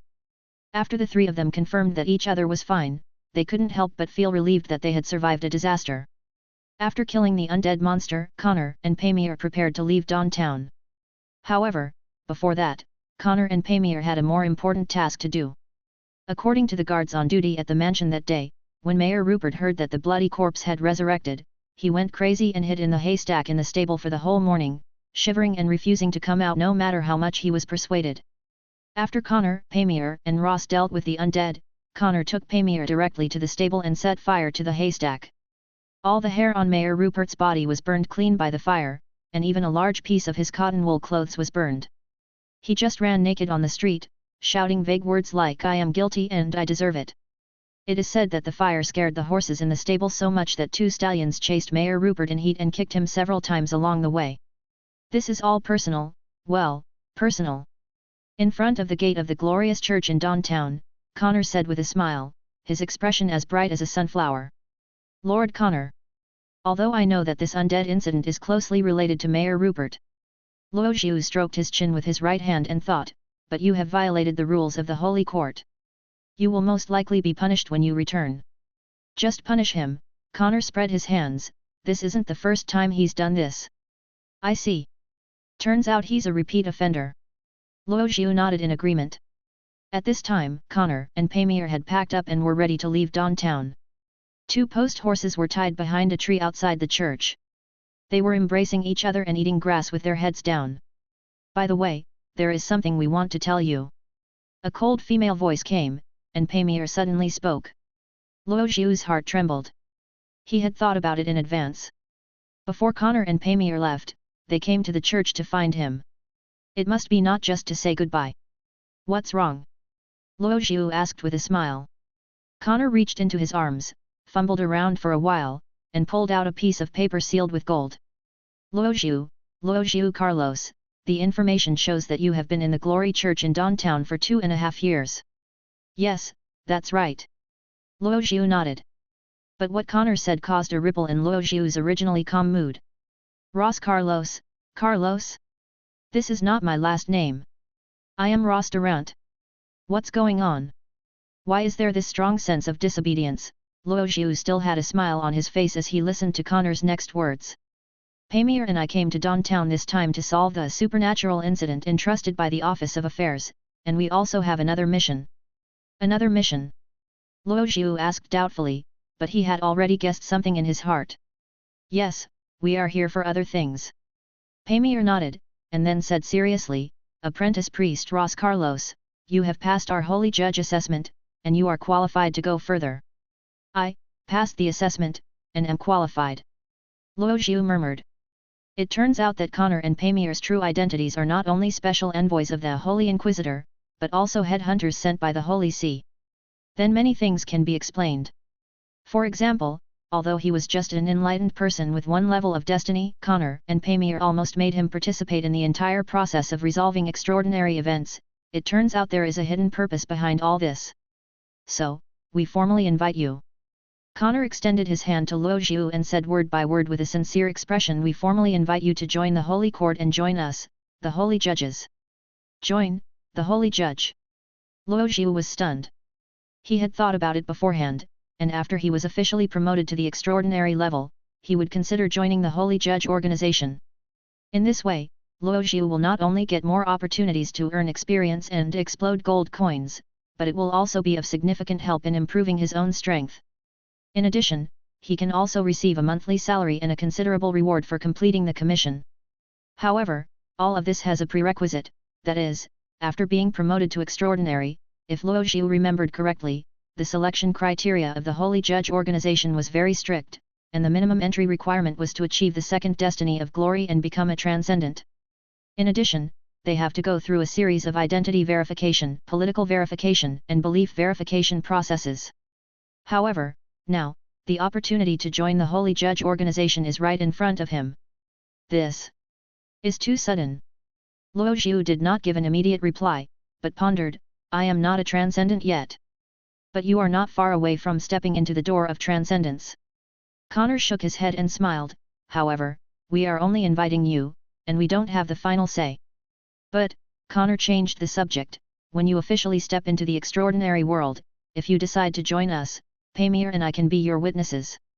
After saying that, Connor handed over the gold-sealed letter, and Luo Zhu reached out to take it. Okay. Luo Zhu nodded and said, I'll think about it carefully. After watching Connor and Pamir leave, Luo Zhu took the letter and returned to his room. Whether to join the Holy Inquisitor is something that requires careful consideration. First of all, Luo Zhu understood very deeply that he was secretly cultivating the destiny of the Abyss, and this matter must not be exposed. Even though no one on the Fener continent knows the power of the Abyss now, in the 2.0 version of Scarlet Moon, people will gradually realize the horror of this power from the Tide of Scarlet. By the time of version 3.0, Echoes of the Abyss, the power of the Abyss will be officially revealed to the public. By then, the extraordinary system of the 9 destinies will be completed, and will set off an unprecedented storm in the continent of Fener. Therefore, unless Luo Zhu continues to hide his power, the secret of his fate towards the abyss will be discovered sooner or later. By that time, the Holy Judge organization will no longer be his safe haven, and he will become the enemy of the entire Holy See. And with the incomparable size of the Holy Court, it would be easy to crush a Luo Zhu to death. Luo Zhu couldn't help but take a breath. As a long-term thinker, he was accustomed to considering the worst consequences. Secondly, there was another thing that worried Luo Zhu. Previously, Connor called himself Ross Carlos, but his character panel showed that he should be called Ross Durant. The Holy Inquisitors would not make such a low-level mistake as mispronouncing a name. That is to say, within the Holy Judge organization, their own record is that Roxiu's background comes from a family with the surname Carlos. Maybe there is some secret in this. Luo Zhu couldn't help but think, and when he recalled his own character panel, there were indeed some things worth noting. In addition to the Heart of Revelation, Luo Zhu has another specialty called the Relic. This is a pure blank slate expertise, used only to represent Luo Zhu's status as an orphan in the present progressive tense. Originally, Luo Zhu didn't care much about this specialty. But now Luo Zhu has decided that if he has time in the future, he must investigate his own life experience. Maybe one day, you will suddenly be able to eat your own shocking melon. However, these concerns are actually long-term worries. After all, it is only the first 6 months after the server is launched. The 1.0 version of the trial war will last for a whole year. It will be a long time before Luo Zhu officially encounters the main storyline after version 2.0. In this case, it is better to grasp the immediate benefits first. After joining the Holy Judge, you will have an extremely reliable backer for at least 1 year. Moreover, knowledge and skills related to the destiny of glory can also be exchanged for merit points, instead of having to rely on cheating like an individual player to obtain most of the extraordinary knowledge. Considering this point alone, joining the Holy Judge organization in the short term will have far more advantages than disadvantages. While thinking, Luo Zhu had already made a decision in his heart. Late at night, after finishing the day's homework and leading the believers to complete today's worship in the afternoon, Luo Zhu buried himself in the quilt like a salted fish. He finally had some time to be alone and at peace, and could settle the rewards for purifying the undead and completing the promotion tasks. When I opened the panel, the red dot on the mailbox started to flicker. Luo Zhu stared at the panel and gave instructions in his mind. Receive. Kill Maurice the corrupted undead, leave 18, and gain 588 basic experience points. Maurice fallen undead, leave 18, is 8 levels behind you. Kill above your level. Gain 80% extra experience points. Reward settlement, actual experience points gained, 1058. Maurice corrupted undead, leave 18, is a dangerous boss. Rewards for killing dangerous bosses are being generated. Good guy, he's actually a dangerous boss. Luo Zhu murmured. He originally just wanted to create an ordinary undead monster, but after Maurice's undead devoured Ford's body, it seemed to have undergone a fundamental change and transformed into a boss-level monster on the map. But come to think of it, according to the previous detection on the panel, the undead Maurice has a health value of up to 562 points, which is far beyond the level of a double destiny extraordinary person. Kill rewards generated. Gain the expertise Broken Thorns, normal, free attribute point 1. Broken Thorns, normal. The poor and desperate people entangled by thorns finally swung their swords to cut off the shackles of thorns, and also cut off their own miserable lives. The damage of physical attacks initiated by you is increased by 10%. When you suffer physical damage, 10% of the damage value is rebounded. Good fellow. Really good fellow. Luo Zhu's eyes lit up. Originally, I just wanted to kill an ordinary undead monster and complete the promotion mission, but I didn't expect to accidentally encounter a dangerous map boss and reveal a new expertise from the boss. This is the first new expertise that Luo Zhu has acquired since traveling through time. Generally speaking, there are many ways to get rewards from killing a boss, including obtaining extraordinary items and materials, obtaining special skills and abilities, obtaining expertise, etc. The explosive expertise is the most cost-effective among all the reward categories. Because specialties are not restricted by slots, although they are much more difficult to obtain than the other items, in theory, as long as you are diligent enough, the buffs given by specialties can be stacked infinitely. Although the expertise revealed this time is of only ordinary quality, its practicality is quite high. This is equivalent to directly increasing the amount of physical damage by 10%, and then giving yourself a 10% physical damage armor. Although the value is not particularly high, in the early novice stage before the numerical inflation appears, this 10% is equivalent to a pure numerical increase. After calculating the rewards for killing the dead spirits, Luo Xiu's mood became better than ever. He closed the kill reward settlement and opened the promotion task panel. 3 large golden characters completed appeared at the bottom. Done. Luo Xiu gave new instructions in his mind. You have purified a dead spirit of level no less than level 10, and successfully proved that you do have the potential and qualifications to be promoted to the extraordinary level. The task is being settled. Completion rewards, basic experience plus 800, skill slots plus 1, skill slots plus 1, free attribute points plus 5. The moment he clicked done, Luo Xiu felt that the environment around him had changed significantly in an instant.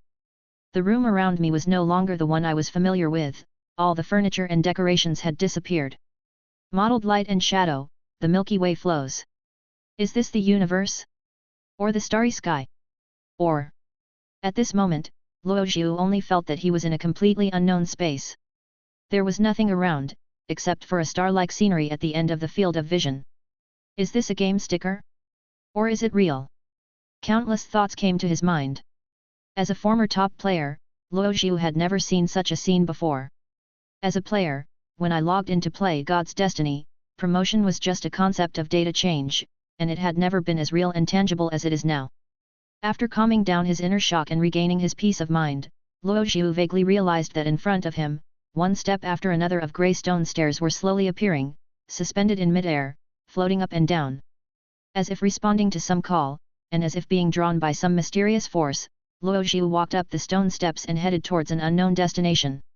After an unknown amount of time, Luo Xiu reached the end of the stone steps.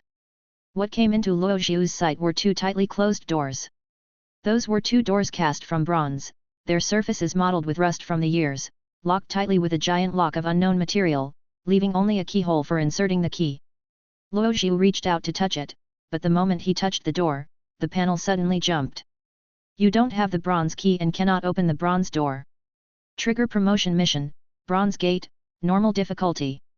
Recommended level, level 10, first level of Destiny and above. Task type, promotion task. Mission description, you have entered the spirit world and have reached the Bronze Gate. However, you are missing a key and cannot open the door for the time being. Mission objective, obtain the bronze key, 0/1, and open the bronze door. Completion reward, promotion to the second Destiny of Glory. After jumping out of the mission, the scene around Luo Xiu changed again. Cracks began to appear in the starry sky-like scenery. The cracks became bigger and bigger, and slight shattering sounds could be heard by the ears. Then, Luo Xiu's eyes went dark. When he opened his eyes again, the surrounding environment had returned to his room in the church. Familiar furniture and decorations reappeared in Luo Xiu's field of vision. I'm back. Luo Xiu murmured. This is really exciting. Luo Xiu almost thought that he was going to travel through time for the second time. This was completely different from when he was a player. For the first time, Luo Xiu felt that when he was promoted to extraordinary as an NPC, he would enter such a space and encounter such a thing. After thinking silently for a while, Luo Xiu turned his attention back to his own character panel. After completing the promotion mission Soul Purification, Luo Xiu had accumulated more than 2,000 experience points. At the same time, there are 6 free attributes, and the skill and ability slots have been expanded to 9 slots. Luo Xiu quickly distributed the 6 free attribute points, increasing strength to 10 points and wisdom to 13 points. Luo Xiu could use the more than 2,000 experience points he had accumulated at this time to upgrade the level of his Abyss Destiny profession Abyss Servant to gain additional free attribute points. However, when upgrading the career level of the second Destiny, the free attribute points obtained will be halved. In Luo Xiu's eyes, this is not a very cost-effective choice. On the contrary, Luo Xiu had other plans for this considerable amount of experience saved. In the previous battle against the undead monsters together with the Inquisitor Connor and Paymir, Luo Xiu realized a very serious shortcoming of his own. The number of skills he can use in his skill slots is too small. Luo Xiu stared at the skill slots in the character panel, and fell into deep thought as he looked at the 2 lonely skills Basic Prayer and Basic Healing. At this moment, Luo Xiu's skill library is far from rich enough. Even if he can use his supernatural skills to create supernatural weapons, without the combination of skills, his attacks are just fancy basic attacks. Think about the previous battle, when Connor casually threw out the Spear of Holy Light and Light Burst, and Pamir's Holy Light Protection. Their skill library actually includes far more than just these skills. In comparison, I only have one primary healing technique that can be used in battle, which is really too shabby. Therefore, with the more than 2,000 experience points he had accumulated, Luo Xiu planned to make a bold attempt. That is, use these experiences to create your own skills. In God's Destiny, there are 4 common ways to acquire skills, through promotion, teaching, drops, and self-creation. These 4 ways of acquiring skills represent special professional skills acquired upon promotion, acquire skills by learning, obtain random reward skills by killing boss-level monsters, and acquire new skills by self-creation. Among them, self-created skills are the most random, but also the most malleable. From the player's perspective, the method of creating your own skills is: on the blank scroll, use engraving to define the fate of the generated skill, then invest at least one piece of supernatural skill knowledge, and invest supernatural materials, optional, and a certain amount of experience points. Then you can start waiting for new skills to emerge in the scroll. This process is highly random, but it is precisely because of the randomness that it is filled with endless gambling fun. But there are rules to follow. If you create your own skills in a specific proportion, order, and method, the probability of a specific skill appearing is much higher than usual. In the previous life's game God's Destiny, after the experience points of character and skill levels were basically increased without any lag in the middle and late stages, self-created skills became the biggest consumer of experience. No matter how much experience was stored, as long as you wanted, you could use it all up overnight. But Luo Xiu is obviously not a big experience point user at the moment. In front of him, there are only 3 blank scrolls. These are all the scrolls he could find after searching the entire glorious church. After long consideration, Luo Xiu finally decided on 3 self-created skills that he wanted to try. Luo Xiu stretched out his hand and gently pressed his fingers against the blank scroll. The idea of wanting to create a skill emerged in his mind. A moment later, on the blank scroll, a pattern shaped like the sun appears vaguely in the center of the frame, gradually disappearing and then appearing again. Oh my god, I was fed twice a day thanks to Sister Yu for the 1,500 coins. Thanks to Yunya for the 500 coins. Luo Xiu first used Glorious Inscription to define the fate of the generated skills. As a quasi-member of the Holy Judge, Luo Xiu must first ensure that the skills he can use are at least one of the 3 legitimate destinies in the Nolan Empire: Glory, Wisdom, and Supreme. However, the core of the skill can be shaped by Luo Xiu himself. After the sun pattern in the center of the blank scroll was completely formed, Luo Xiu imagined the second skill that would be integrated. Summoning the Abyss Beast. When in the first level of Destiny, Luo Xiu could only summon and contract one Abyss Beast at a time, so this skill was directly aimed at Fenrir. A purple wolf head pattern covers the sun pattern in the center of the scroll, interlocking with each other. Luo Xiu was not planning to invest in extraordinary materials and simply skipped this stage. When Glorious Inscription and Abyss Beast Summoning were integrated, a panel prompt popped up in front of Luo Xiu. But unlike usual, they, on the panel lasted for a long time, as if some huge calculation was being carried out. Putting 2 completely opposite destinies, Glory and Abyss, together to create a new skill. This panel has probably never seen anything like this in my life. Because in the current apocalyptic world of God's Destiny, no one can embark on completely opposite destinies at the same time, let alone merge the skills of opposing destinies to create new skills. Except Luo Xiu, who has the heart of revelation. Luo Xiu waited patiently. After a long time, on the panel finally refreshed, and new text appeared on it. The destiny has been confirmed, and the destiny is glorious. Current character level is Leave 10, Glorious Inscription level is Leave 1. Self-created skills, success rate 20%, min. 50%, max. Please confirm the experience points you want to invest. The minimum investment is 500 experience points. Oh my god! Luo Xiu's eyes twitched. The minimum experience value invested is 500 points, and there is no upper limit. The more experience points you invest, the higher the corresponding success rate. Luo Xiu's accumulated experience points at this time were only a pitiful 1,000 points, and to achieve the highest success rate, he would need to invest twice the basic points, or experience points. But 1,000 experience points is too expensive for Luo Xiu right now. For the first attempt, Luo Zhu decided to bet on the possibility of success with a single investment. As a veteran gambler in the card drawing game in his previous life, Luo Zhu understood the ways of gamblers very well. Luo Zhu gritted his teeth and paid 500 experience points. The scroll engraved with a purple wolf head and a golden sun suddenly emitted an enchanting purple and dazzling golden light after experience points were input. The two rays of light collided and converged with each other, gradually forming a new pattern. Just as Luo Zhu was looking at the changes in the blank scroll in front of him with hope, a sudden change occurred.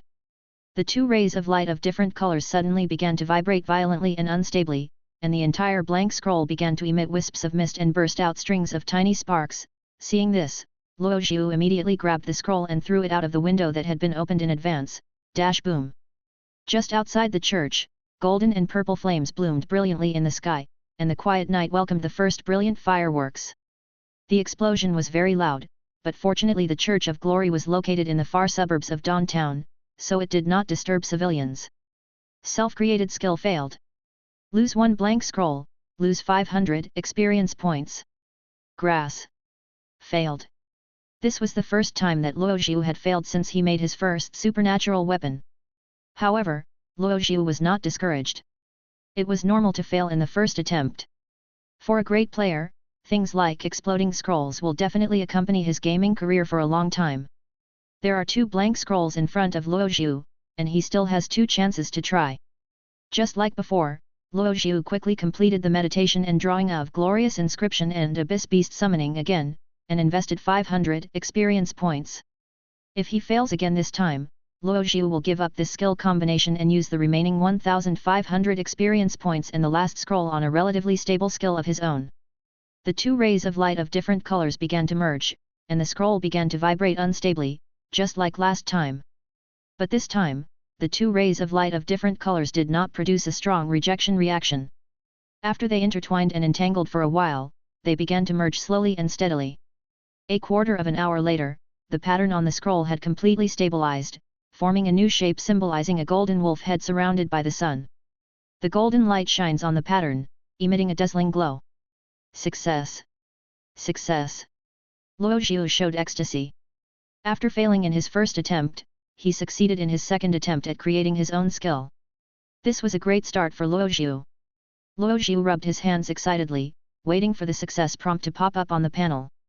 After a moment, the panel flickered and the words self-created skill successful came into view. Successfully created a skill. The glorious destiny skill has been generated. Obtain, Holy Flame Wolf, Glorious, Leave 1. Mana consumption, 5/60s, cooling time, 30 minutes. Holy Flame Wolf, Glory, Leave 1. The wolf bathed in glory descends from the dark abyss and is reborn in the burning holy flame. When using the skill Holy Flame Wolf, summoning Shadow Eater Wolf is replaced with summoning Holy Flame Wolf, the inherent skill Shadow Eater is replaced with the inherent skill Holy Flame, and the Holy Light protection effect of 300s is obtained. Holy Flame, inherent skill. The damage caused is always Holy Light attribute damage and cannot be overwritten. When attacking enemies that do not have Holy Light damage resistance, the damage caused is increased by 10%, when attacking enemies that are vulnerable to Holy Light, in addition to the increase in vulnerable damage, the damage caused is increased by an additional 10%. Holy Light Shield, status effect. Gain a layer of Holy Light Shield, equivalent to 30% of the upper limit of health, during the existence of Holy Light Shield, immune to Holy Light attribute damage, and reduce 20% of all damage received. A long list of skill panels directly occupied Luo Zhu's vision. Oh my god! Luo Zhu wiped his forehead with his hand, his eyes fixed on the skill panel, not wanting to miss any line of words. At this moment, thousands of words merged into one sentence in Luo Zhu's mind. This is too strong. After using the Holy Flame Wolf skill, in addition to a host of new effects, Fenrir's initial characteristics will be directly transformed from an abyss monster to a glorious holy beast. This is a fundamental change, which means that Luo Zhu can take Fenrir out for a walk openly. In addition, the Holy Flame Wolf can provide quite a lot of bonuses, including its own Holy Light attribute enchantment, its own damage bonus, and its own Holy Light shield that lasts up to 5 minutes.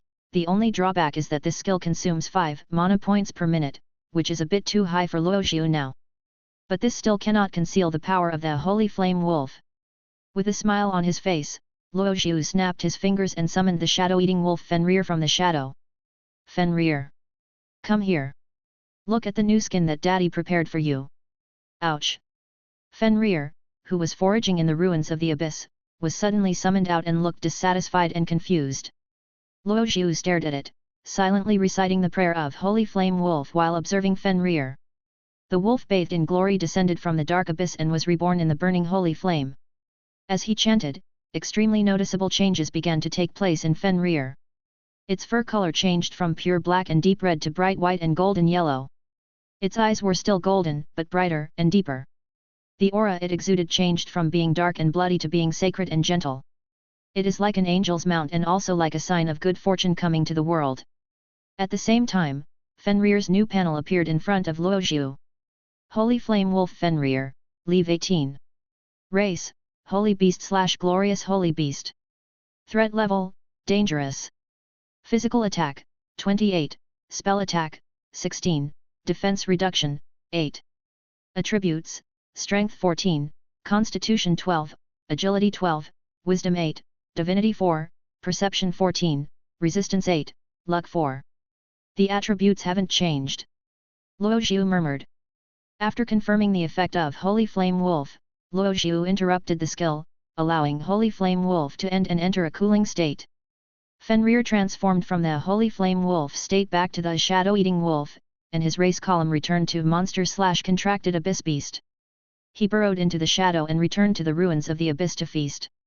Luoxiu nodded, very satisfied with the effect of Holy Flame Wolf. After successfully creating the first skill, Luoxiu had one last blank scroll in front of him. He can also make one last self-creation. After some careful consideration, Luoxiu selected the combination of skills he wanted to invest in making skills. Inscription of Glory plus Inscription of Abyss, it's just that the proportion of glory will be higher, the spirituality of the glory invested will be fuller, and the degree of engraving will be more profound. Therefore, the newly created skills will still be assigned the fate of glory, but even Luoxiu doesn't know what kind of skills such a combination can produce. This is an unprecedented attempt. When the meditation and engraving of the fusion of Glorious Inscription and Abyss Inscription was completed, a strange light suddenly shone brightly on the blank scroll. The golden sun pattern representing glory and the purple seven-pointed star pattern representing abyss continued to merge and entangle in the blank scroll. This time, the waiting sign on the panel lasted more than twice as long as when the Holy Flame Wolf was created. Luoxiu reasonably suspected that he might have burned the CPU of the panel. After a long wait, new text finally appeared on the panel. The destiny has been confirmed, and the destiny is glorious. Current character level is Leave 10, Glorious Inscription level is Leave 1. Self-created skills, success rate 10%, min. 30%, max. Please confirm the experience points you want to invest. The minimum investment is 1000 experience points. Yes. 1000 experience points. Luoxiu didn't expect that the minimum cost of creating this self-created skill would be so expensive. After the first two bets, Luoxiu's experience points were only a little over 1500. However, at this point, Luoxiu no longer had any reason to stop moving forward. He only has a blank scroll left, and once the fusion of skills begins, there is no way to reverse it. Even if he has to bite the bullet, Luoxiu will complete this last step. Let's fight! Luoxiu murmured. In order to maximize the success rate of this last self-created skill, Luoxiu made a decision with a little pain in his heart. Pay all remaining experience. After paying the remaining 1500 experience points, the blank scroll once again emitted a golden and purple light. However, this time the interweaving of different colored lights was far more dazzling than last time. As the fusion progressed more deeply and the strange light became brighter, Luoxiu's heart was already in his throat. Finally, at the last moment, the brightness of the golden and purple light reached its peak. The two rays of light converged and dimmed at a speed visible to the naked eye, and began to stabilize. The light flowed back into the blank scroll, and a brand new pattern flowed out on its own. Success!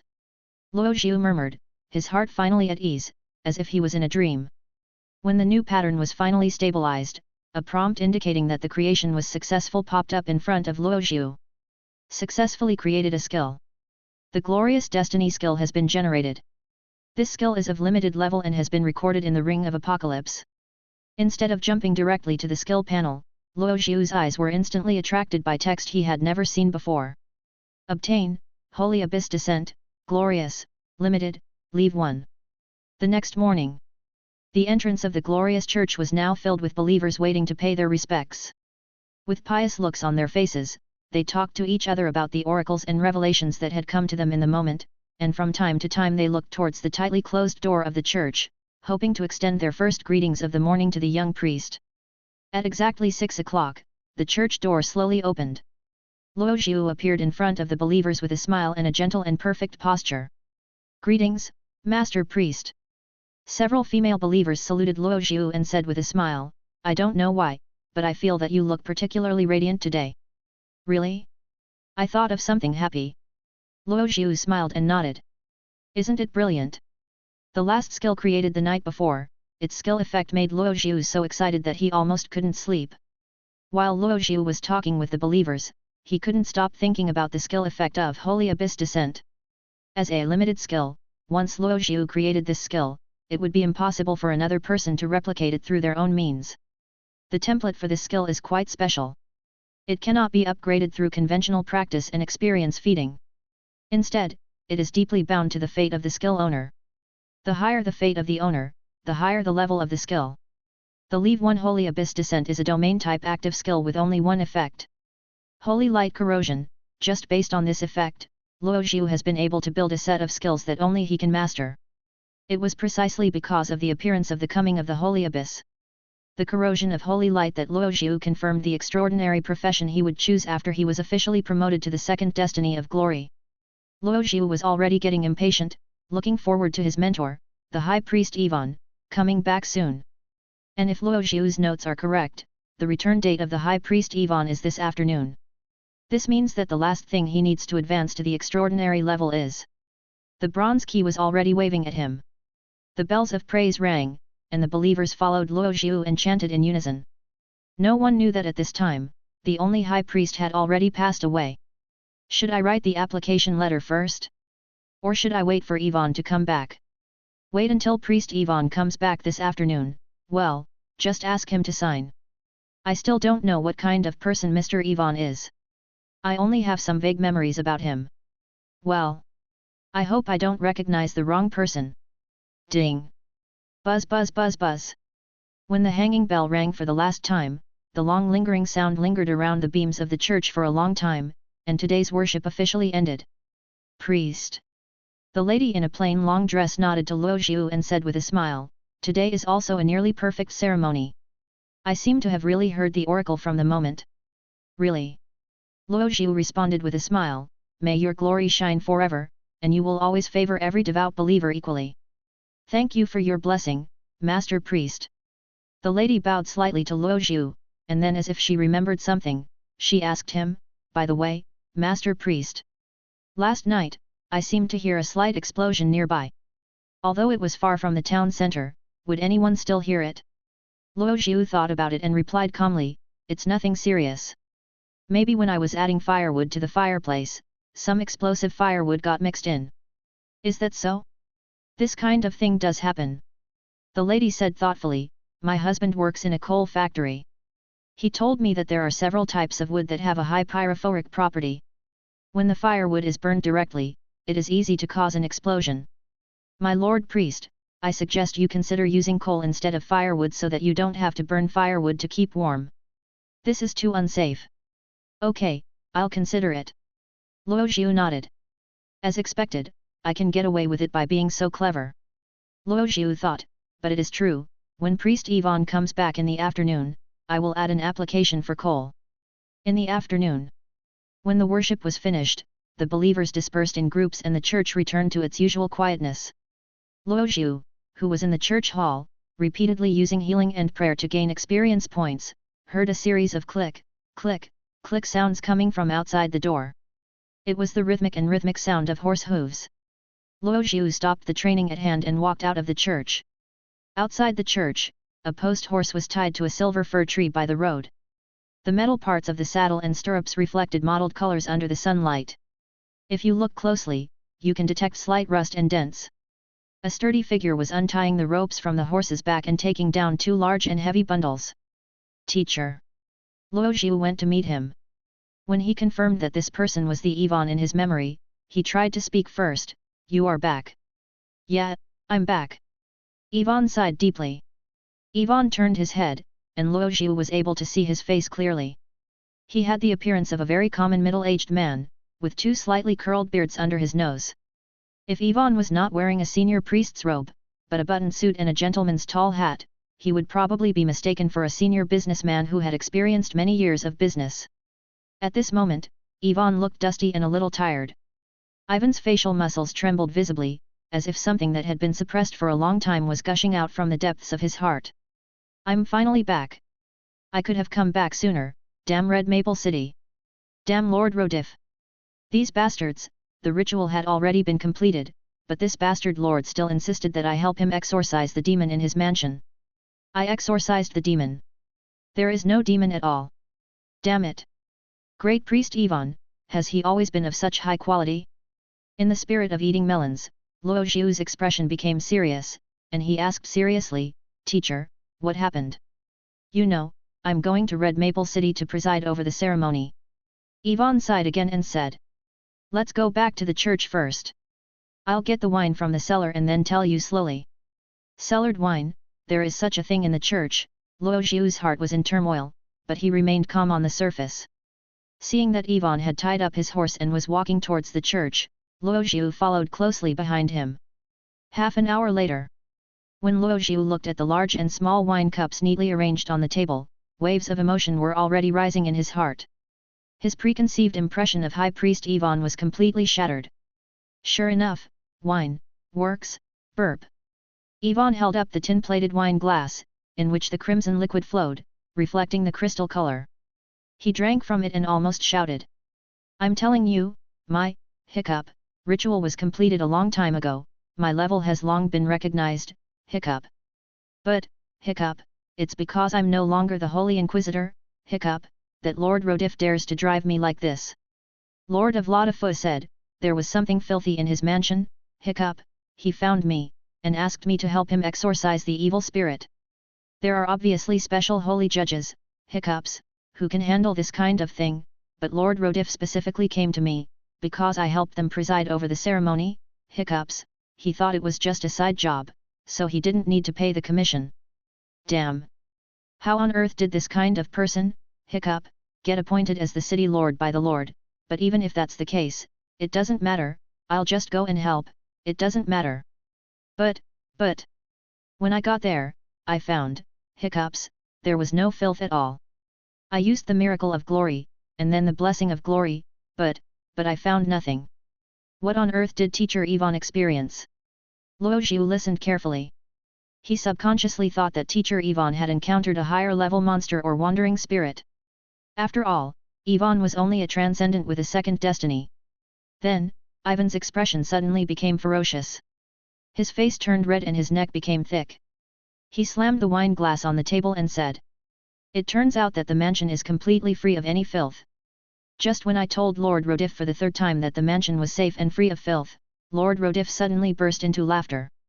After drinking, Ivan spoke more fluently than ever before and continued without any hesitation. Lord of Laudafu clapped his hands, his face full of fat trembling with wrinkles, and he actually smiled and said, Your performance is really wonderful. My friend, High Priest Ivan. Congratulations! You have successfully pleased us. You brought the best performance to our banquet tonight.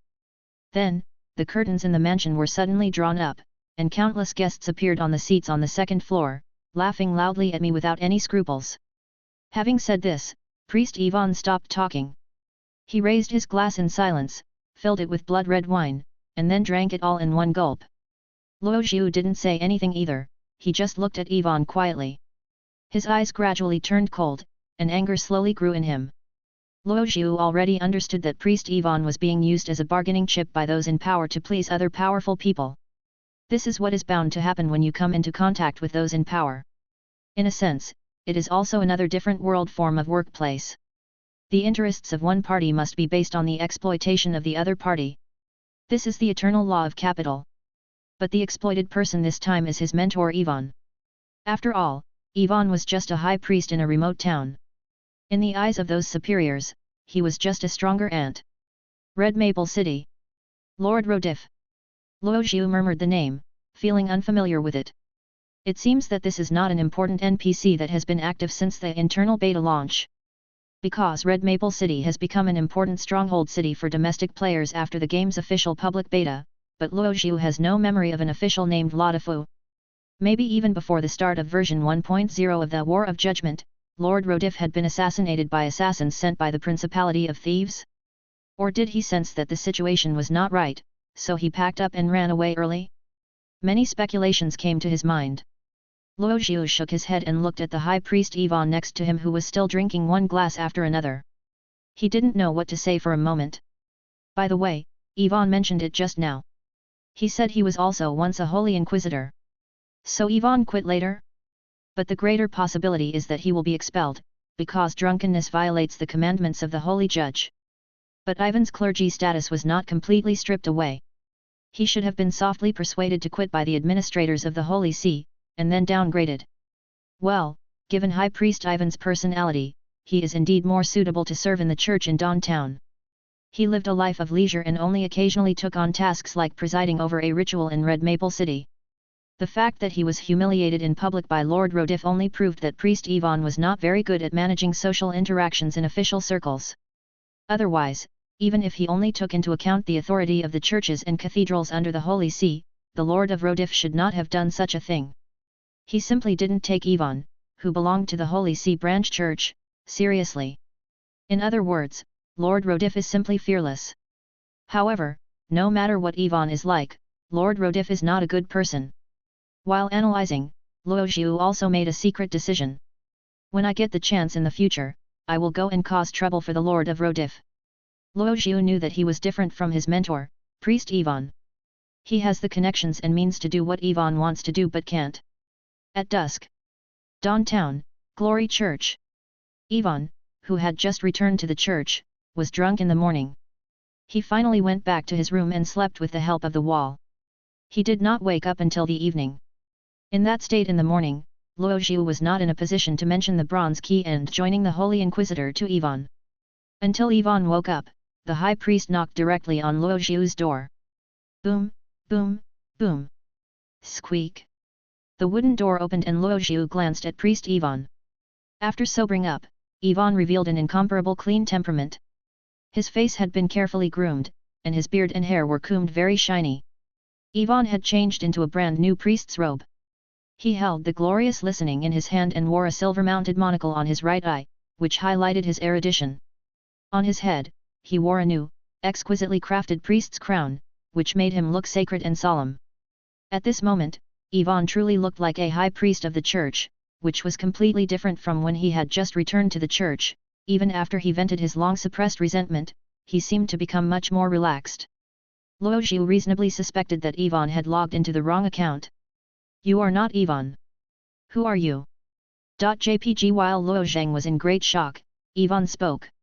Luo Xiu, my disciple, Luo Xiu Carlos. Yvonne said softly, in an inquiring tone, I was drunk this morning and didn't have time to ask you some questions. What happened during the days I was away? Even Professor Yvonne calls me Carlos.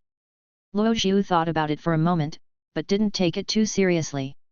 He then told Yvonne that 2 Red Lotus followers had died in Dawntown and that a holy judge had come to Dawntown to investigate. However, Luo Xiu concealed the fact that he was the one who killed the cultists, and only told Yvonne the information he could accept. Yvonne was silent for a while, his expression changed from kind to serious, and after a long time, he gradually relaxed. A cultist from Red Lotus has appeared. But fortunately, you are fine. It can be seen that in Ivan's eyes, this is already a very serious incident. Seeing that the time was right and the occasion was appropriate, Luo Xiu said. Yes, this is a rare blessing. But I think, teacher, we can't always rely on this luck. Yvonne raised his head with awareness and looked into Luo Xiu's eyes. So, I hope to apply for the bronze key from the Holy Court. I am ready to officially be promoted to the extraordinary. I understand. Unexpectedly, Yvonne didn't say much. After thinking for a while, he nodded calmly. Promoting to the extraordinary level is a normal pursuit. Yvonne said, but are you sure you are ready? You have to understand that once you embark on the path of extraordinary, there is really no turning back. I understand, teacher. Luo Zhu said sincerely and firmly, I am ready, and I have seen the door. I see.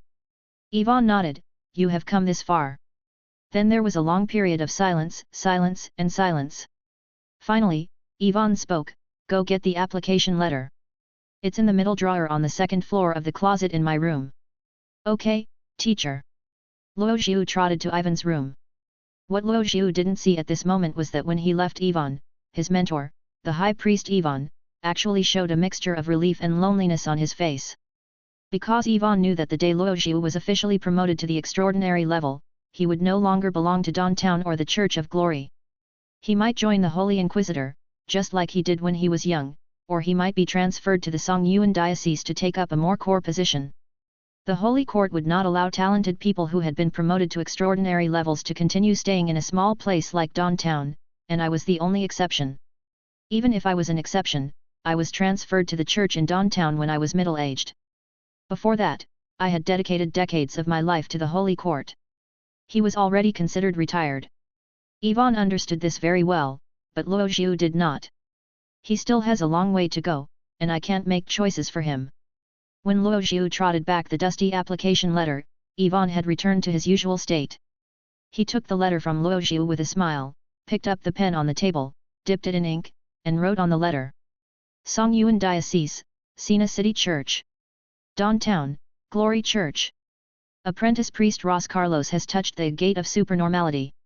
After being examined and having confirmed his willingness, his mentor, the consecrated priest Yvonne Daimel, applied to the diocese and the church for the bronze key. Yvonne Zimmer, handprint. After finishing writing, G. Meyer handed the application letter to Luo Zhu. You send this application letter and you should receive a reply tomorrow or the day after tomorrow. Yvonne said with a smile. When we returned to the church, Yvonne had already returned to his room, turned off the lights and went to sleep. It could also be that he was drinking secretly alone. Luo Zhu couldn't help but think so. 2 days later, the sound of horse hooves was heard outside the church. Luo Zhu finished his exploitation skill, put on his priest robe, and walked out of the church door. The first thing that came into Luo Zhu's sight was a brown post horse. On horseback was a man with a beige cloth bag slung across his shoulder. He was wearing a naturally gorgeous robe and a grey hood with a light gold and white feather stuck on the brim. The messenger of the Holy Court. Luo Zhu recognized the identity symbolized by this attire. I am the messenger Charles Lot. Here is your letter. Seeing Luo Zhu walking out of the church, Charles Lottie nodded slightly and asked, who is the holy clergy here? The letter needs to be handed over to the holiness in person. Hello, Lord Charlotte. Luo Zhu bowed slightly and said, I am Luo Zhu Carlos, an apprentice priest here. Just give me the letter. After saying this, Luo Zhu showed his priest certificate. Charles Lottie looked at Luo Zhu twice. There was nothing wrong with his attire, his identification and his age, well, except that he looked a little young, there was nothing wrong with him. So, Charles nodded, reached into the cloth bag and fumbled around for a while, took out a white-grey letter, and handed it to Luo Zhu. Luo Zhu reached out to take it, and Charles Lot immediately flicked the whip and rode away on his horse. Luo Zhu returned to the church with the white and grey letter. At this time, Yvonne had also arrived at the hall. Looking at the letter in Luo Zhu's hand, he said kindly, has the messenger come? This should be the reply from the Holy See. It should be, Luo Zhu nodded, and said in a somewhat nervous tone, I wonder how the Holy Court will respond. Teacher, can I open it? Of course, whatever you want. Yvonne smiled. Luo Zhu then picked up the paper cutter on the table and slightly cut a notch in the wax seal on the letter. Then he reached into the letter and pulled out a page that was folded 3 times. Opening the page, it was indeed the Holy See's reply to the application. The application is approved. The bronze key has been sent with this letter. It can be extracted by the method of glory engraving. The application was approved. Luo Zhu breathed a sigh of relief. If it was a normal application process, the diocesan branch of the Holy See might have sent someone to inspect it, but I was able to pass the application so smoothly. This must be because I had fought side by side with the holy judges before and passed their assessment. Yvonne was also surprised. He murmured, you actually passed the application in 1 try. Well, that's a good thing. This shows that the Holy Court really takes it seriously. Luo Zhu glanced at teacher Ivan. His face was pale and there was confusion in his eyes, as if he had many questions but was too embarrassed to say them out loud. It's like buying hundreds of lottery tickets in the previous life and never winning, but seeing another newbie win the jackpot after buying just one. It seems that Ivan was rejected many times when he applied for the bronze key. As Luo Zhu thought about this, his eyes moved to the lower half of the letter. On the lower half of the letter, there was a pattern of a square cylindrical key. And above the patterns, dark blue metallic light patterns are flowing quietly. Between the flickering light and shadow and the changing colors, something is about to emerge. The skill of sealing is a high-level skill that can only be mastered by the extraordinary people with a high destiny. The physical object is stored in the inscription in a certain way, and the extraction code set this time is the glorious engraving skill that Luo Zhu, who has a destiny, can also use. The reply letter said, the bronze key in the attached letter can be extracted using the engraving method. As Luo Zhu pondered, he imagined the knowledge of glorious inscription in his mind. After a while, his fingers began to become translucent, and the fingertips emitted a faint golden light. Luo Zhu then stretched out his fingers and gently pinched the edge of the key. Hiss, hiss, Luo Zhu could feel that something was being dragged out from the paper. As the extraction progressed, the corners of the letter suddenly began to burn. The dazzling flames and scorching temperature caused Luo Zhu's hands to tremble slightly. When Luo Zhu finally took out the complete key, the letter was burned up in the next second and turned into ashes and scattered everywhere. Who on earth invented this when they took off their pants to fart? Luo Zhu cursed inwardly, getting a key is like racing against time. And when the key was completely taken out, the bronze key finally revealed its true form in front of Luo Zhu. It was a rusty bronze key cast in a square column shape. There were unreadable words engraved on the key, and a dim and deep light flowed around the edges of the words. This is the bronze key, the key that can be used to open the bronze door. Ivan said from the side, so, Luo Zhu, do you want to wait a little longer, or advance to the extraordinary level now? Hearing this, Luo Zhu took a deep breath and replied. Teacher, I want to advance now. I understand. Then go to the back hall to hold the promotion ceremony. Remember to close all the doors and windows. In the dim back hall, no light could penetrate from the outside. Only a flickering fire in Ivan's palm could provide minimal illumination. Empty your mind. Ivan looked at Luo Zhu who was sitting cross-legged opposite him and reminded him word by word, try to imagine the majestic image of Su Yu and outline the outline of the magnificent sun. Only in this way can you enter the sea of spirituality again. Okay, teacher. Luo Zhu nodded, then opened the task panel and clicked the complete button in promotion task, bronze gate, normal difficulty. Just as he pressed the done button, the environment around Luo Zhu suddenly changed. Ivan, the fire and the familiar furniture disappeared from sight, replaced by the deep darkness of emptiness and the silent echo lingering in the ears. Until the end of the field of vision, the star-like scenery reappeared, and the stone steps appeared out of thin air again. Luo Zhu followed the guidance of Ming Ming and stepped onto the long steps with an unknown end.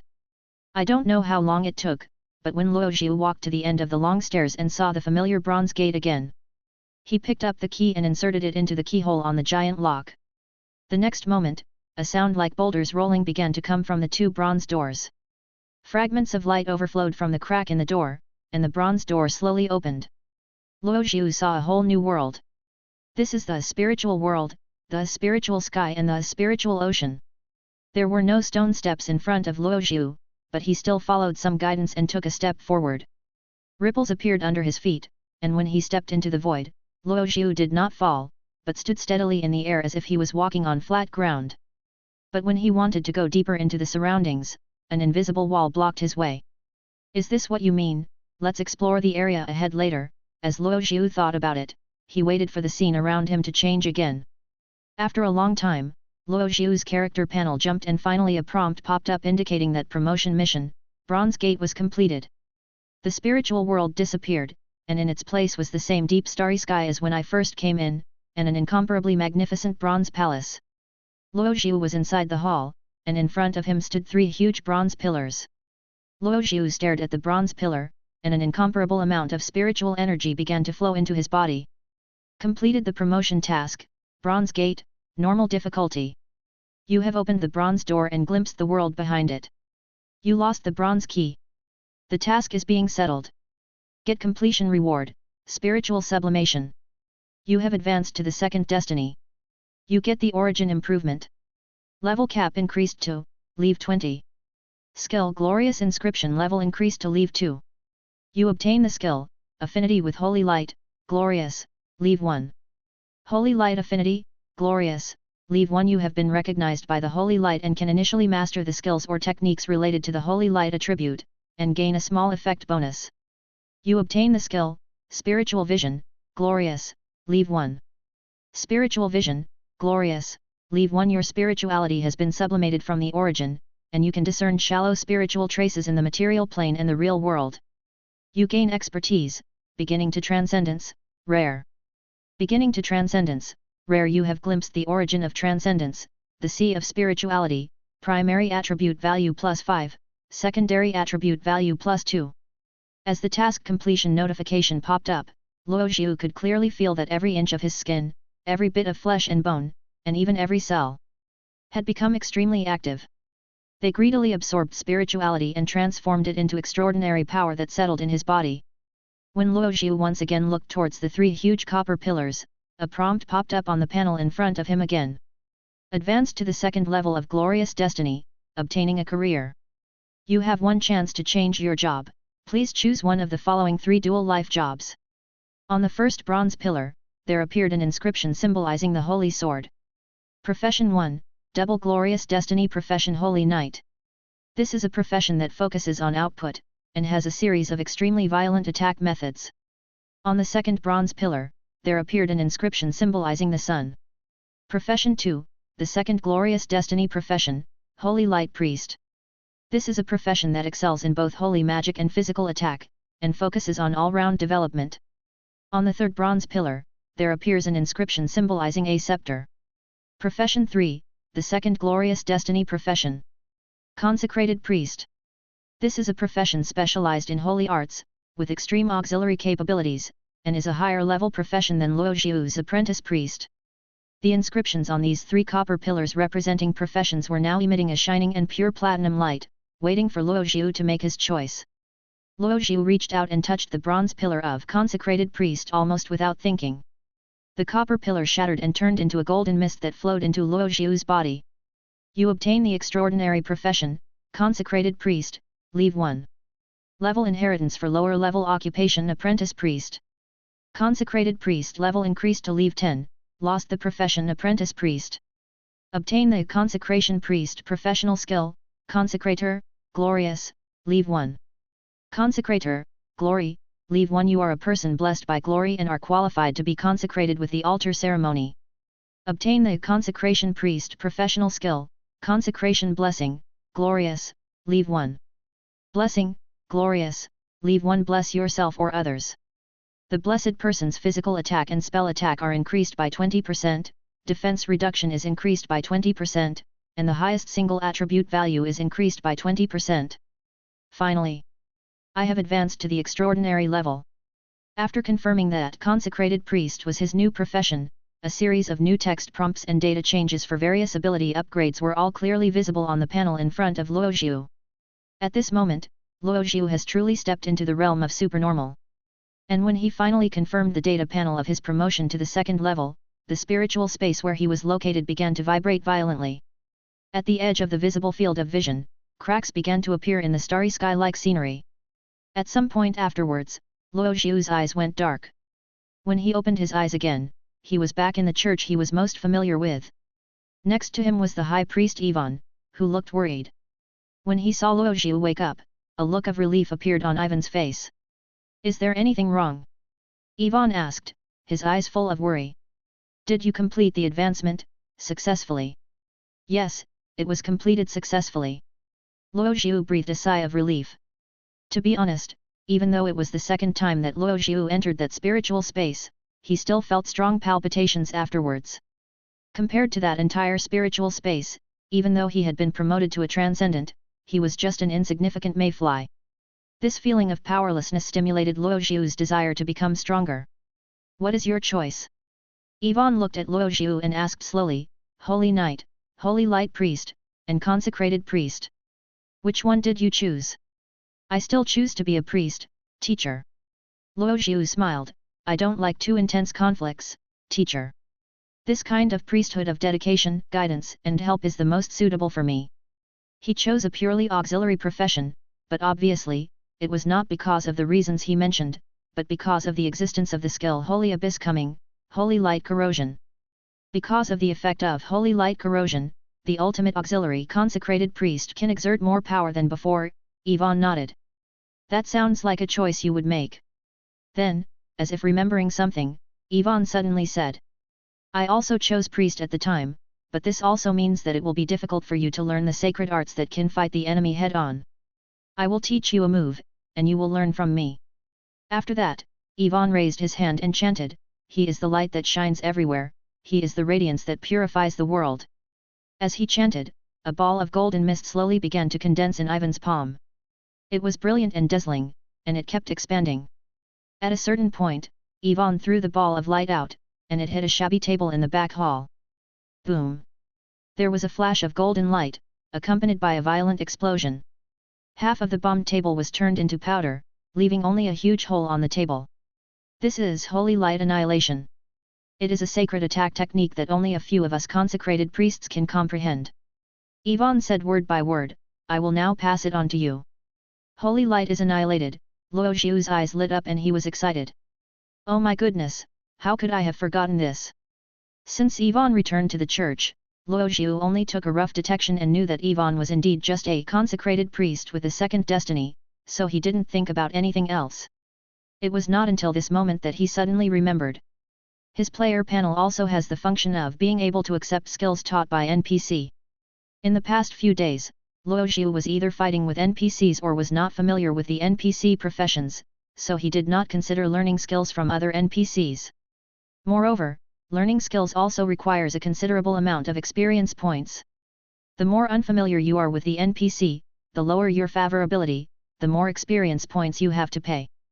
This makes Luo Xiu, who is not rich to begin with, even less consider the idea of learning skills.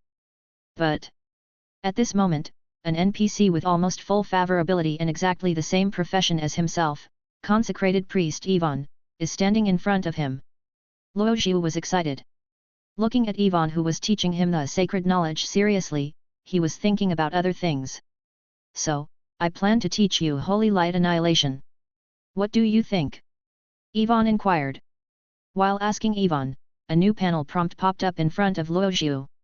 Ivan Zimmer, consecrated priest, Leave 17, teaches you Holy Light Annihilation, Glory, Leave 1. The experience value required for learning is 500. Your relationship with Ivan Zimmer is deep, and the required experience points are reduced by 60%. The experience value required for learning is 200. Do you want to learn? I want to learn, Sensei. Luo Xiu's desire for knowledge was unprecedentedly high, and he looked at Ivan with bright eyes. Okay, let's start with the first step. Ivan nodded. First, you need to meditate on the scene of holy light entering your body, and then extend it to visualization. While Ivan was teaching, Luo Xiu clicked Learn on the panel. The several hundred experience points gained through repeated exploitation of skills in the past 2 days were instantly lost by 200 points. What follows is a panel representing the learning progress. Conceive the holy light flowing through your body, purifying all impurities. Current learning progress, 33%. Imagine it becoming hot and pure, like the holy flame burning high on the altar. Current learning progress, 66%. Finally, imagine it gathering in the palm of your hand, like this, imagine a ball of blazing and flawless light. Current learning progress, 100%. You have learned Holy Light Annihilation, Glory, Leave 1. As the progress of the panel was updated, Ivan also completed his teaching. Finally, he threw out the newly condensed ball of light once again, smashing a corner of the old table, and said, This is all the knowledge and skills about Holy Light Annihilation. Well, this sacred art is not simple. It took me nearly half a month to master it. Ivan said, Luo Xiu, you are a smart student.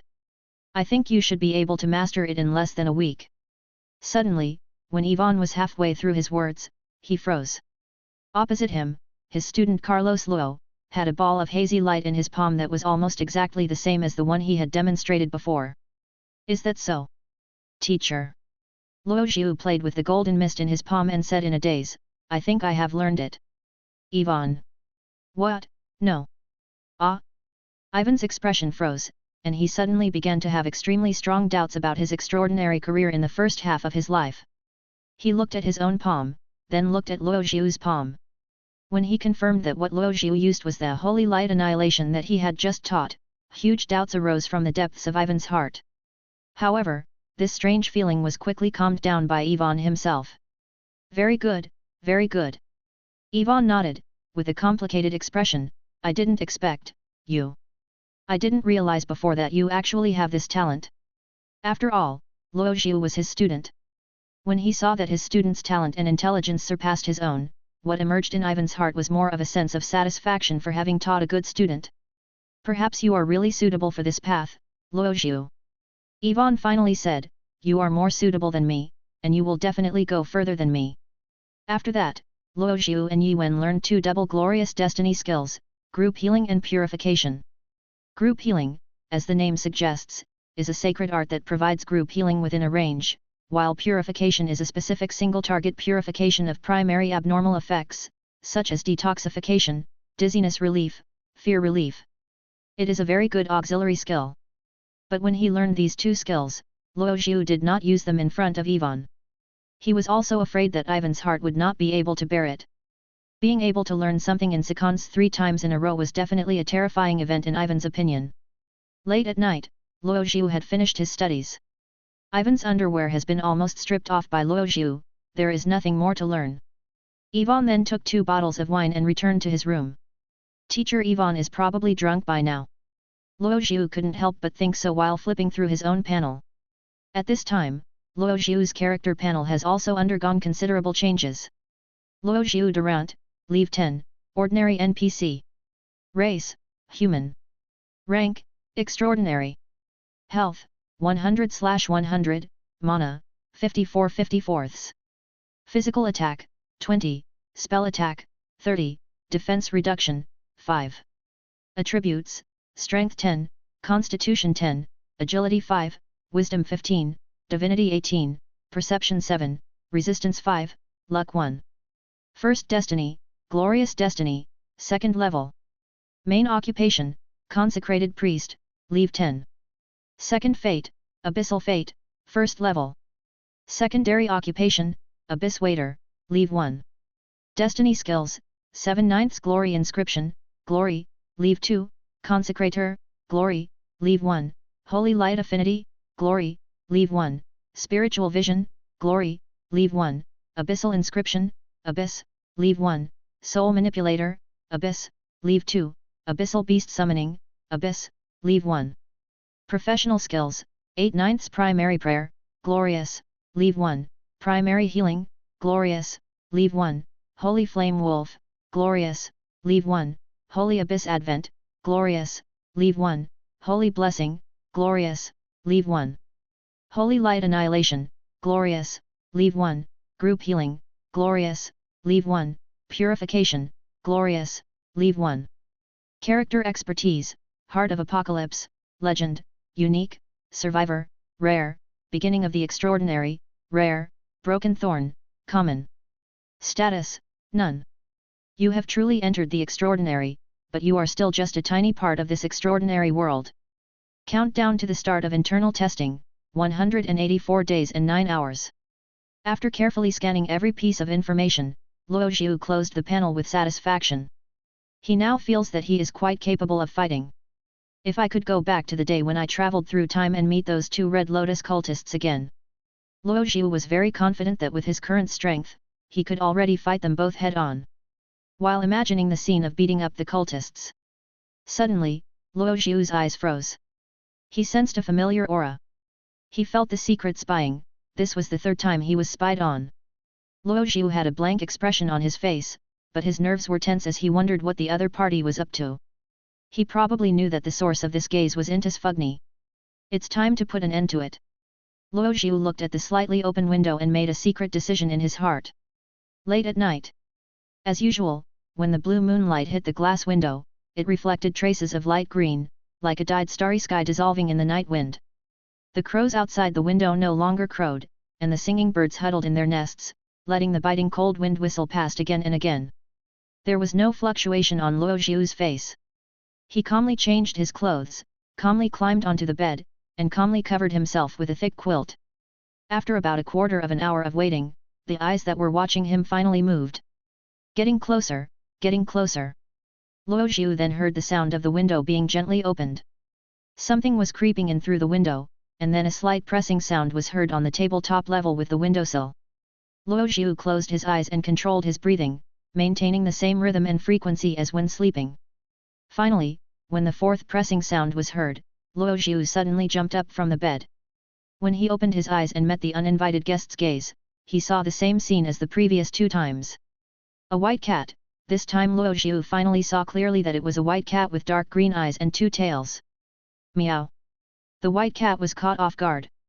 Just as it took its last step and was about to jump off the ground, Luo Zhu suddenly jumped up and scared it. It quickly turned around and prepared to jump out of the window, but when it looked back, it saw the most horrifying scene in its life. Scarlet flames like purgatory, with an extremely manic evil and bloodthirsty aura emanating from it, and a pair of golden eyes were staring at it greedily. Fenrir Wolf. While Luo Zhu was pretending to sleep, it slipped into the shadows, went around behind the white cat, and cut off its retreat. The white cat bent its hind legs and kicked backwards, creating some distance between itself and the Fenrir Wolf. Fenrir slammed the window shut with his back claws, completely blocking the white cat's escape route. Luo Zhu looked at Fenrir and the white cat at the same time, and sent out a detection. The panel finally showed the true form of the white cat. It is indeed Intis Fugni, the blood disciple with the double red lotus destiny is at level 16, with the highest attribute being 23 points of agility, followed by 20 points of perception. She has a special skill, that is, under natural conditions, she can transform into the form of a civet cat, and in this form, the agility attribute will receive a huge bonus. That's the real body. Luo Zhu murmured, then quickly found the right position in the dark room and formed a pincer attack on Intis with Fenrir. Meow. When Intis realized she was surrounded, her cat body began to change. Her fur color changed from pure white to a layer of light green. Then, Intis turned into a light green light and shot onto the wall. Fenrir followed closely behind, also transforming into a bright flame. The 2 rays of light chased each other in the room, and from time to time the sound of furniture being knocked over could be heard. Until one point, Intis leaped onto the ceiling and stood on top of the small chandelier. Boom! A low explosion was heard, and the smell of burning cotton wool filled his nose. Luo Zhu held the pillow in one hand, pressed the back of the pillow with the other hand, and fired a shot at the hanging column of the chandelier. The chandelier fell to the ground and was caught steadily by the thick velvet carpet without making much noise. The moment Intis's footing was knocked off, she subconsciously jumped up and landed on the ground in a free fall. However, just as she was about to leap and escape again, a horrifying scar suddenly appeared on her hind leg. Intis felt a piercing pain and was horrified. She turned around and found that the wolf that had been chasing her was now pressing down on the shadow on the ground with one claw. That was exactly the shadow of Intis cast by the blue moonlight coming in through the window. Fenrir Wolf in the form of shadow-eating wolf has the characteristic that when attacking the enemy's shadow, it is regarded as attacking the enemy's body. This claw penetrates through the shadow, which is equivalent to piercing the back leg of Intis's cat's hind. Meow! Intis screamed and struggled to escape, but she couldn't move her legs. At the same time, a ball of golden mist appeared in Luo Zhu's palm. He swung his right hand in vain, and a ball of golden light flew towards Intis and exploded very close to Intis. Boom! Right in front of Intis, a large hole was destroyed on the floor and the thick carpet, and the aftermath of the explosion left many tiny scratches on Intis's cat. Intis's cat fur stood on end, and her 2 tails were sticking straight up in the air. It was just that the attack was not aimed at her head, otherwise this holy light annihilation would have been enough to seriously injure her. This is a warning, intruder. Luo Zhu has completed the charging of Holy Light Annihilation again. Remove your demonization, and I may consider not killing you. As if she had made some kind of decision, blood gushed out from Intis's throat, 1 drop, 2 drops wet the carpet. Then, in front of Luo Zhu, the figure of Intis cat began to become blurred, and the blood flowing from her throat gradually dissipated into mist, wrapping her whole body. When the mist dissipated, the white cat had disappeared, and in its place appeared a girl with fair skin and a slender figure wearing a black cloak. I mean no harm, so don't. Intis whispered, but she didn't finish her words. Click. Luo Zhu's judgment was already aimed at her forehead. Intis, I know you. You should have seen this too. Luo Zhu said in a deep voice. Intis was silent. She slowly stretched her hand out of her robe and raised it up. On one side was the demon wolf that had torn her legs apart, and on the other side was the priest who had pointed a musket at her head. Intis was a smart person and she knew exactly what to do in such a situation. She wisely chose to surrender. Just as she expected, when she chose to surrender, Luo Zhu did not pull the trigger immediately. After taking one last look at the situation and confirming that there was no chance of a comeback, Intis sighed softly and said, I surrender, I lose, there is no need for us to fight to the death. As I said before, I mean no harm, we can work together. Cooperate? Luo Zhu smiled and said, No, no. You don't understand the situation. As he spoke, Luo Zhu raised his voice. Now, you are my prisoner, this is called interrogation. Next, I hope you can cooperate, maybe I can spare your life. Intis felt a sudden chill for no apparent reason. The person in front of her was far beyond her understanding of the group of clergy of glory. In her impression, priests should be the existence that symbolizes holiness and light. And then look at the man in front of her, who is pointing a gun at her, and the demon wolf behind her, who is staring at her intently. No matter how she thought about it, she felt something was wrong. Please tell me, what do you need me to do? Intis' tone was a little fearful, but at this moment she still had a bit of confidence. Well, the first thing. Luo Zhu said in a deep voice. Take off your cloak. Intis was silent for a while, then stretched out her slender arms from under her robe and lifted the cloak covering her face. The silver-grey hair spread out, revealing a face as white as snow, which, under the reflection of the cyan moonlight, appeared somewhat unhealthily pale. Her fluorescent green pupils now revealed a look of caution and curiosity. And when Intis showed her face to Luo Zhu was stunned.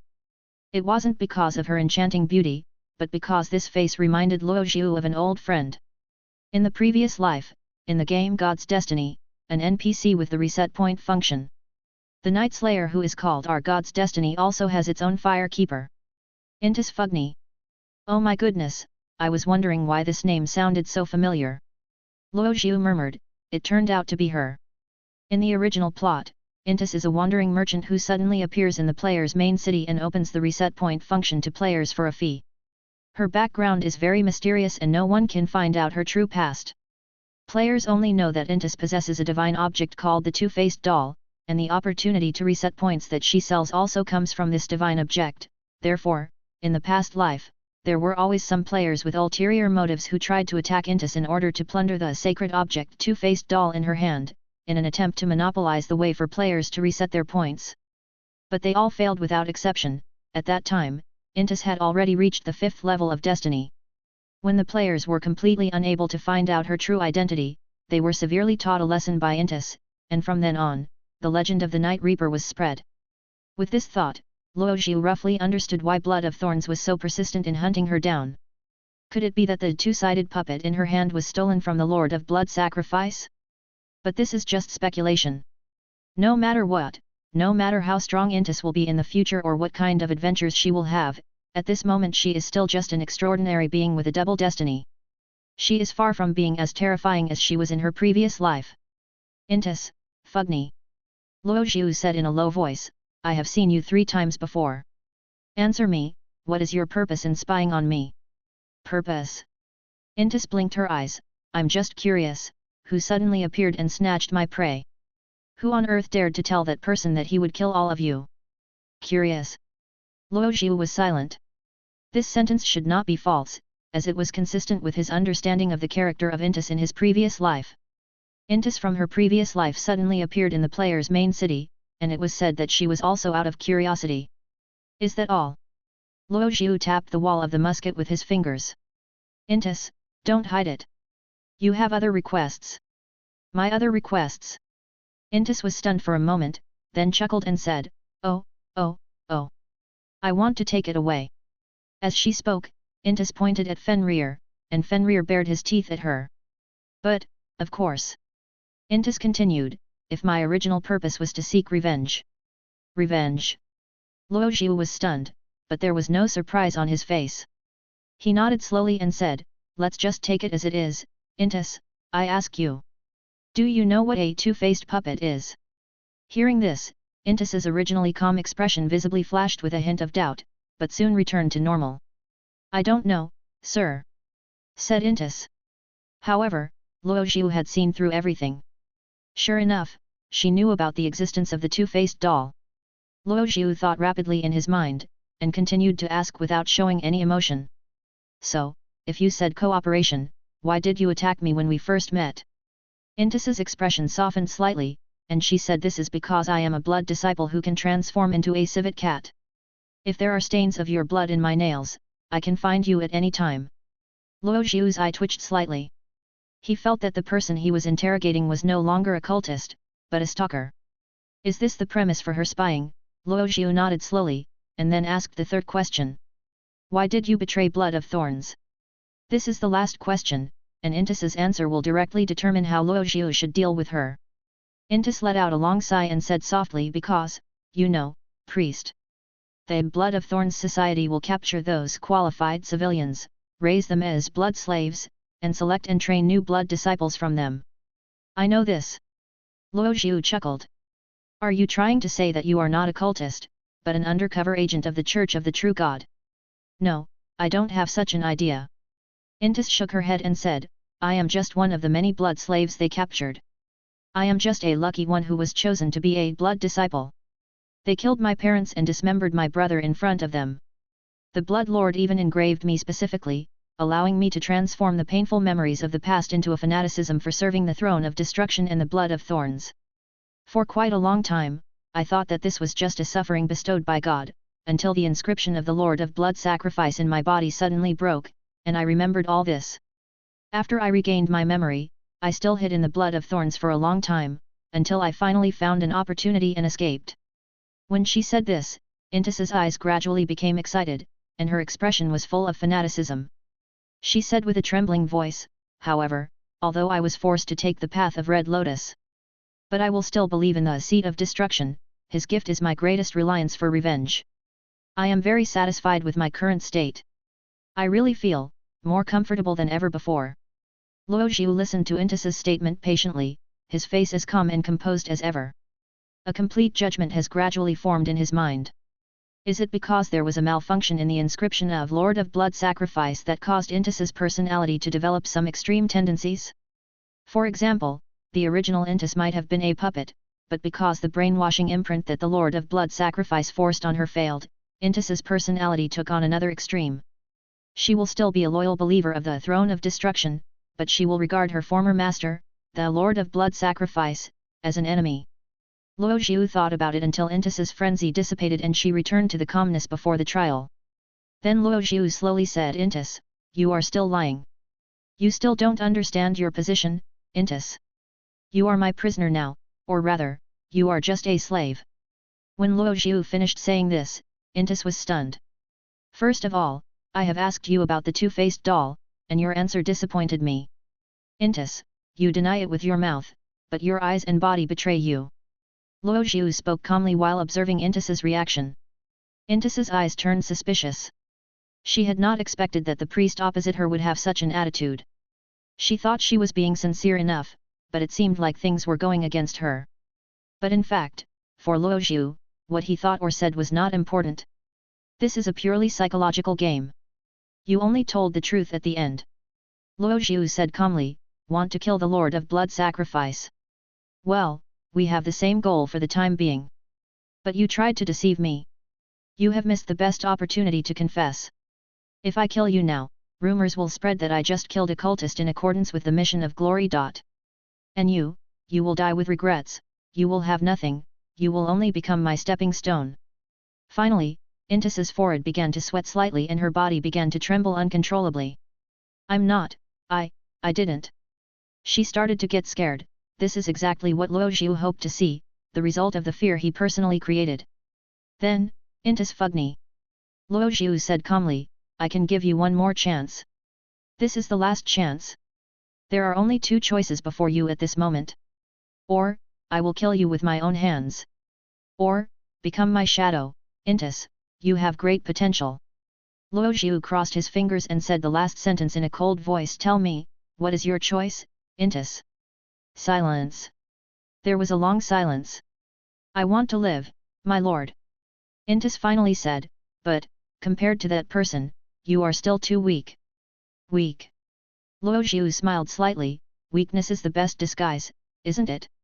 This can make the enemy unconsciously relax their vigilance. But since you said so, I can also tell you. Luo Zhu changed his tone and said, I know all the weaknesses of the Lord of Blood Sacrifice. What? Intis opened her eyes wide. For example, Luo Zhu tapped his fingers, your lord needs to undergo blood transfusions regularly, otherwise he will die. Intis's eyes were filled with astonishment. When she looked at Luo Zhu again, she felt that he was covered with a thick fog that was difficult to see through. For example, Luo Zhu continued, for a week before and after every full moon night, he cannot step out of your forbidden area because of the curse, otherwise he will die. You, how do you know? Intis murmured. These were the secrets that only the top leaders of Blood of Thorns could access. Even Intis had only heard of this secret, but never fully understood it. Also, Luo Zhu continued with a smile, he has already sacrificed half of his soul to the throne of destruction, so he needs to sacrifice the souls of others regularly, otherwise he will die. Am I right, Intis? After saying these secrets, Luo Zhu asked with a smile on his face. Intis was silent. At this moment, no words could describe the strong shock that Luo Zhu brought to her. Intis only vaguely knew about this secret information, but she herself realized that what Luo Zhu said about the weaknesses of the Lord of Blood Sacrifice was very likely to be true. Finally, after a fierce psychological struggle, Intis knelt on the ground and performed the servant etiquette to Luo with a humble attitude. I don't have the power to choose, sir. Intis whispered, from now on, I will be your shadow, at your disposal.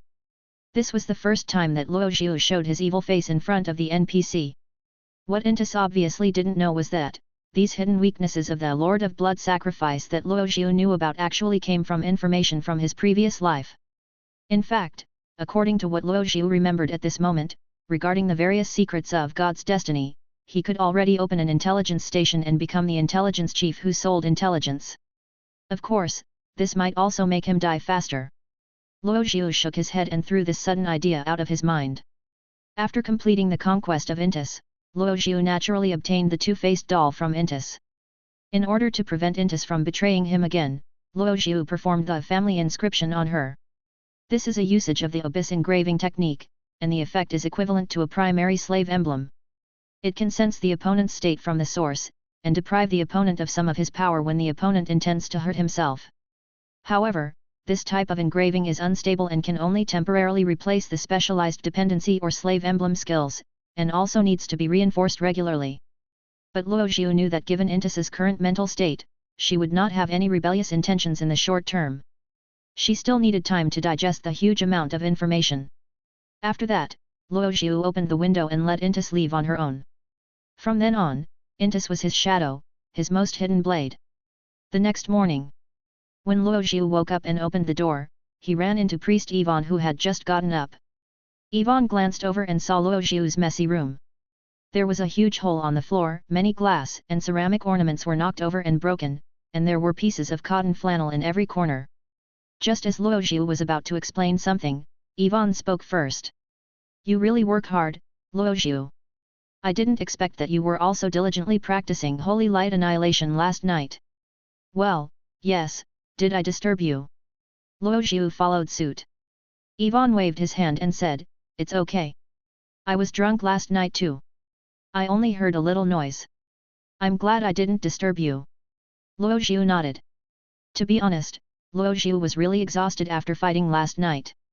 So he fell asleep after letting Intis leave, planning to clean up in the morning. This was not stained with blood like the last time when he killed 2 blood disciples. From Luo Zhu's own point of view, this could only be considered an ordinary house demolition at best. Luo Zhu quickly changed into his priest robes and then went to the church hall. From today on, Luo Zhu will no longer have to preside over the praise, since Ivan came back and he himself was promoted to a transcendent with a double destiny. The task of guiding the believers in the praise will officially fall back on Ivan's shoulders. So this day is a rare holiday for Luo Zhu. Luo Zhu glanced at Priest Ivan's back. Since Ivan returned to the church, he seemed to be enjoying his time during the praise. Father Ivan. The ladies in gorgeous clothes surrounded Ivan. Are you going to preside over the ceremony today? We haven't seen you for a long time. We really miss you and are looking forward to it. Oh, beautiful ladies. An extremely contagious smile appeared on Ivan's face. His already fair face, after being carefully groomed, had a delicate texture like a woman's under the sun.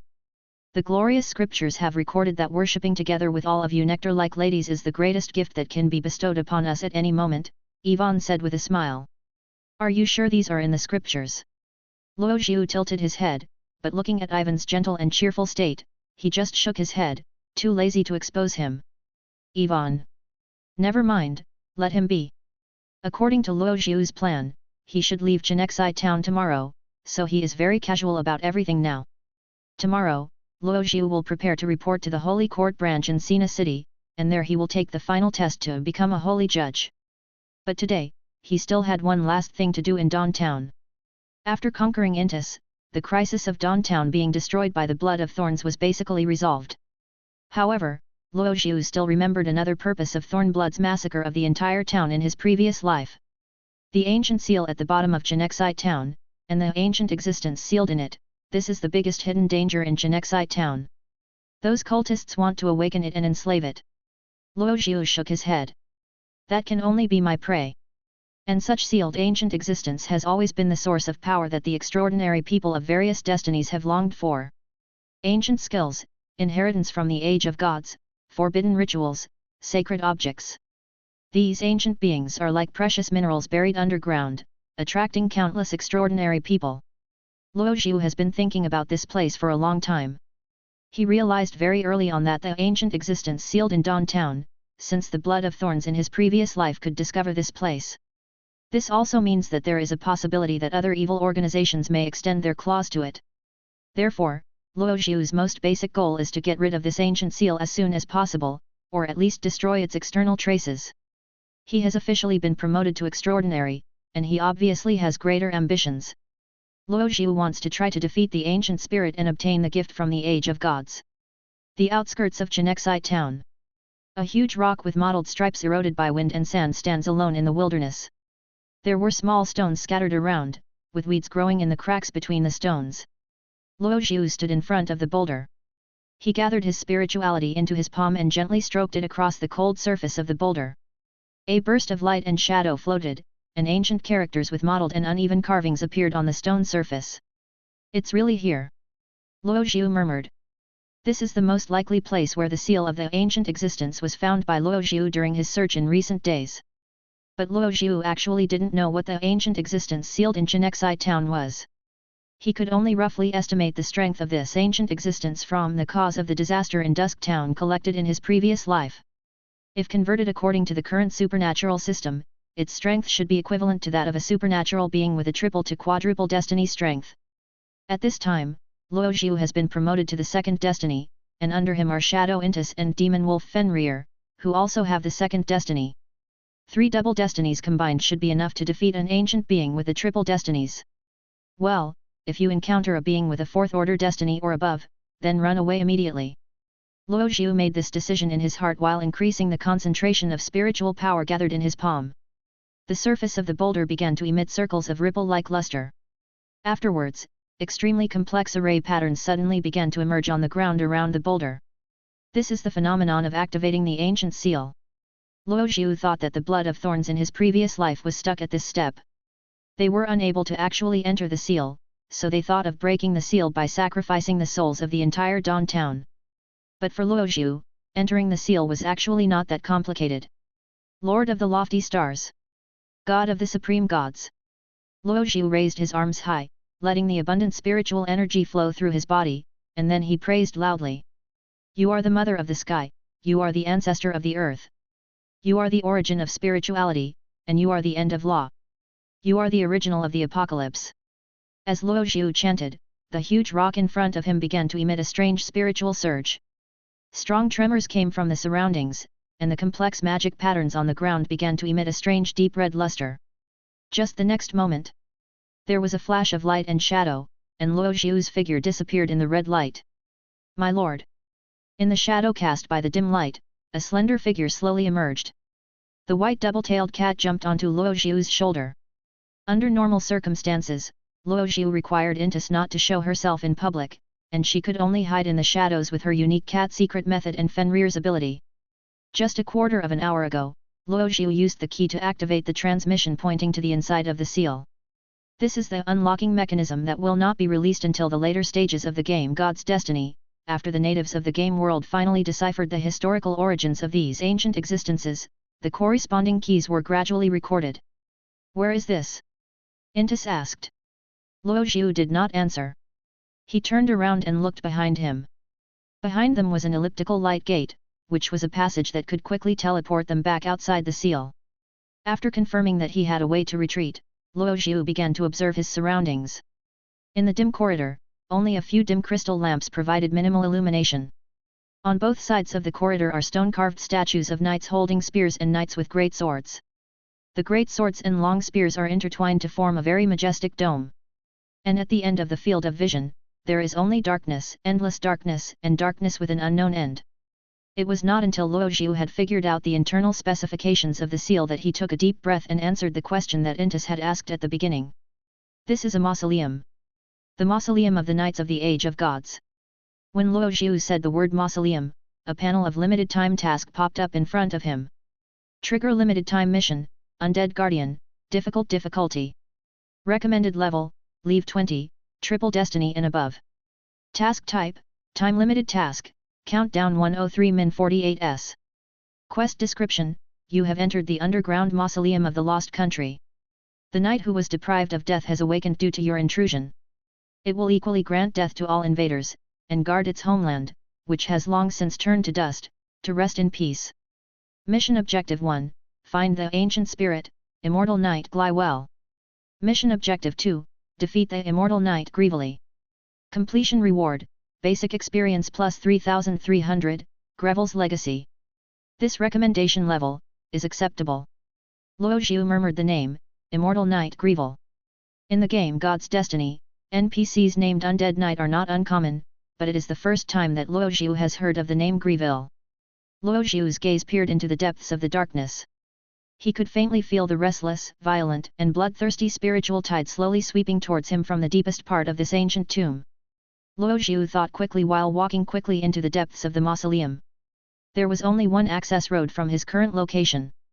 Therefore, if the goal of the Immortal Knights is to wipe out outsiders, they must not stay where they are. This narrow battlefield will only hinder Luo Xiu and put the team in a desperate situation. Luo Xiu then quickened his pace.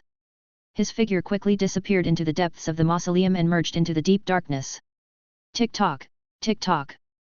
Footsteps and dripping water are the only two sounds in this ancient mausoleum. An eerie silence filled the entire mausoleum, and dim lights followed one after another, guiding Luo Xiu in the direction to move forward. In the dim corridor, water droplets seeped out through the cracks in the stone walls and dripped onto the swords of the giant statues on both sides. In the dim light, one can vaguely see the stone-carved surface of the sword, with mottled marks of water erosion. But they still maintain their complete appearance and have not collapsed due to erosion. Millions of years ago during the Age of Gods, their carving skills were truly superb. While thinking this, Luo Xiu had arrived at the door of a stone chamber. When he pushed open the door, billowing smoke and dust filled the air, accompanied by a smell of decay, which made Luo Xiu frown. I took a step forward and heard a crunching sound from the soles of my feet, as well as the feeling of something crackling. Looking down, I saw a skull that was half crushed. As the smoke and dust cleared, his vision became clear again, and Luo Xiu saw clearly. The entire stone chamber was filled with eerie skeletons. Is this a burial chamber? Luo Xiu's thoughts turned slightly, and he looked at the neatly arranged bones. These skeletons are all human-shaped skeletons, and some subtle differences in features allow them to be identified as humans, elves, or orcs. These skeletons are of different colors, and the time of their death can be roughly determined through the yellowed, grey, and creepy white skeletons. But even though the skeletons are of different colors and died at different times, they all have one thing in common. On their skeletons, corresponding to the vital parts of the human body, without exception, there were rusty sharp spears, broken swords and halberd blades piercing through. Their skeletons were broken and almost all of them had large cracks. This made Luo Xiu come up with a terrifying guess. The enemies they had faced not only possessed great strength that could kill them with one blow. This also means that the owners of these skeletons were killed in a brutal manner and then dragged here to be finished off. Because if it weren't for this, it would be impossible for these skeletons to be arranged so neatly, and it would be impossible for these rusty weapons to remain on the corpses. When he thought about the monster he was about to face would actually finish him off, Luo Zhu felt a chill down his spine. If someone accidentally enters here and the guarding monster simply beats the intruder half to death and leaves, then this person still has a chance of survival. But if the monster can finish off the enemy, the nature of the attack will be completely different. If, once you are completely suppressed in a battle, you won't even have the chance to run away. Death will become the most merciful and only ending. In his previous life, Luo Zhu had followed indigenous NPCs to do a similar mission to explore ancient seals, and such a tragedy happened at that time. Luo Zhu frowned. In such an environment, his rich experience made him more cautious. He gathered his mind and began to sense the spiritual tide that was sweeping in from the depths of the mausoleum. In a trance, he seemed to hear the sound of heavy armor hitting each other and steel boots hitting the hard stone ground. Clank, clank, clank, clank. Something was dragging something extremely heavy, slowly but unstoppably moving towards him. After thinking calmly, Luo Zhu stood up and walked out of the bone burial room quietly. Luo Zhu's eyes had become more resolute than ever before. In his previous life, as a great player of God's Destiny, running away before the battle was not his style. Now that we're here, we have to at least have a fight first. Even if we cannot win, we must obtain sufficient intelligence before retreating. With the strength of my skills at this moment, plus those of Intis and Fenrir, even if I can't win, it shouldn't be difficult to escape unscathed. Thinking of this, Luo Zhu cheered up and continued to walk deeper into the mausoleum. On the limited time mission panel, time is ticking away. At a certain moment, when Luo Zhu came to an empty hanging palace, the biting cold, accompanied by murderous intent, swept towards Luo Zhu like a sudden hurricane. You have encountered the immortal knight Grievel. At the end of Luo Zhu's vision, he finally saw the figure swept by the violent spirituality. It was a knight covered in full armor. The armor he wore was slim and fitted, but nearly half of it was corroded, and the other half was full of cracks. From the rusted surface of the armor, unknown ancient lines cling like vines, while from the cracks on the other half, dark and ominous black air continues to emanate. His back was bent downward like a taut bowstring, and under the half-damaged helmet, 2 scarlet dots of light kept flickering and floating, giving people an unspeakable horror.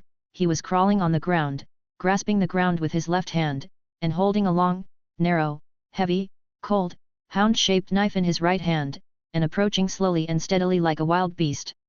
Clank, clank, clank, clank. A huge feeling of oppression has already enveloped Luo Zhu's head.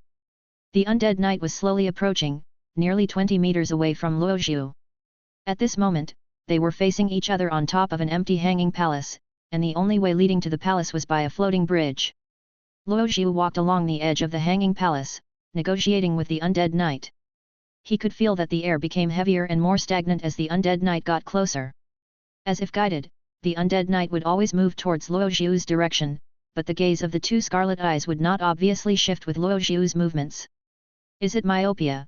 Luo Zhu couldn't help but think that he had encountered many similar half-blind monsters that relied purely on perception in his previous life. And when Luo Zhu found a suitable angle and distance, he threw a detection at the undead knight. The panel flashed and gave feedback. Luo Zhu glanced at it and grasped the most important data. He saw at first glance a key attribute of Immortal Knight, Grievel. It actually has an agility of 32 points, this means it's not as slow as it looks. As soon as he thought of this, Luo Zhu's expression instantly tensed and he entered a state of high alert.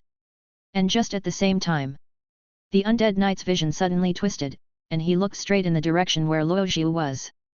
In the next moment, the figure of the undead knight disappeared from sight. Luo Zhu suddenly smelled a pungent smell of rust. Then he saw. The immortal knight, Grievel, has instantly appeared in front of him. A strong sense of oppression suddenly approached, and the air around seemed to stagnate in an instant. A chill emanated from the hound sword held in the hand of the undead rider. He raised the sword high above his head and then chopped it down suddenly. Clang! Luo Zhu seized the opportunity and rolled to the side and rear of the undead knight, narrowly avoiding the attack. The knife hit the ground heavily, making a dull metallic humming sound. The slash almost grazed his face, and the biting cold air actually left half of Luo Zhu's cheek covered with a thin layer of frost.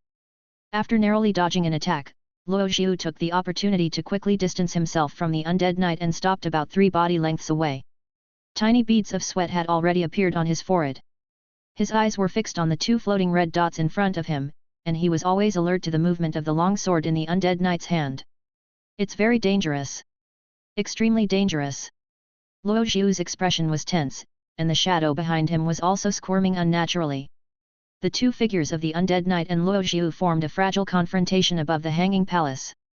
Taking advantage of this brief confrontation, Luo Xiu quickly scanned the attribute panel of Immortal Knight, Greevily. Immortal Knight Greevil, Leave 28.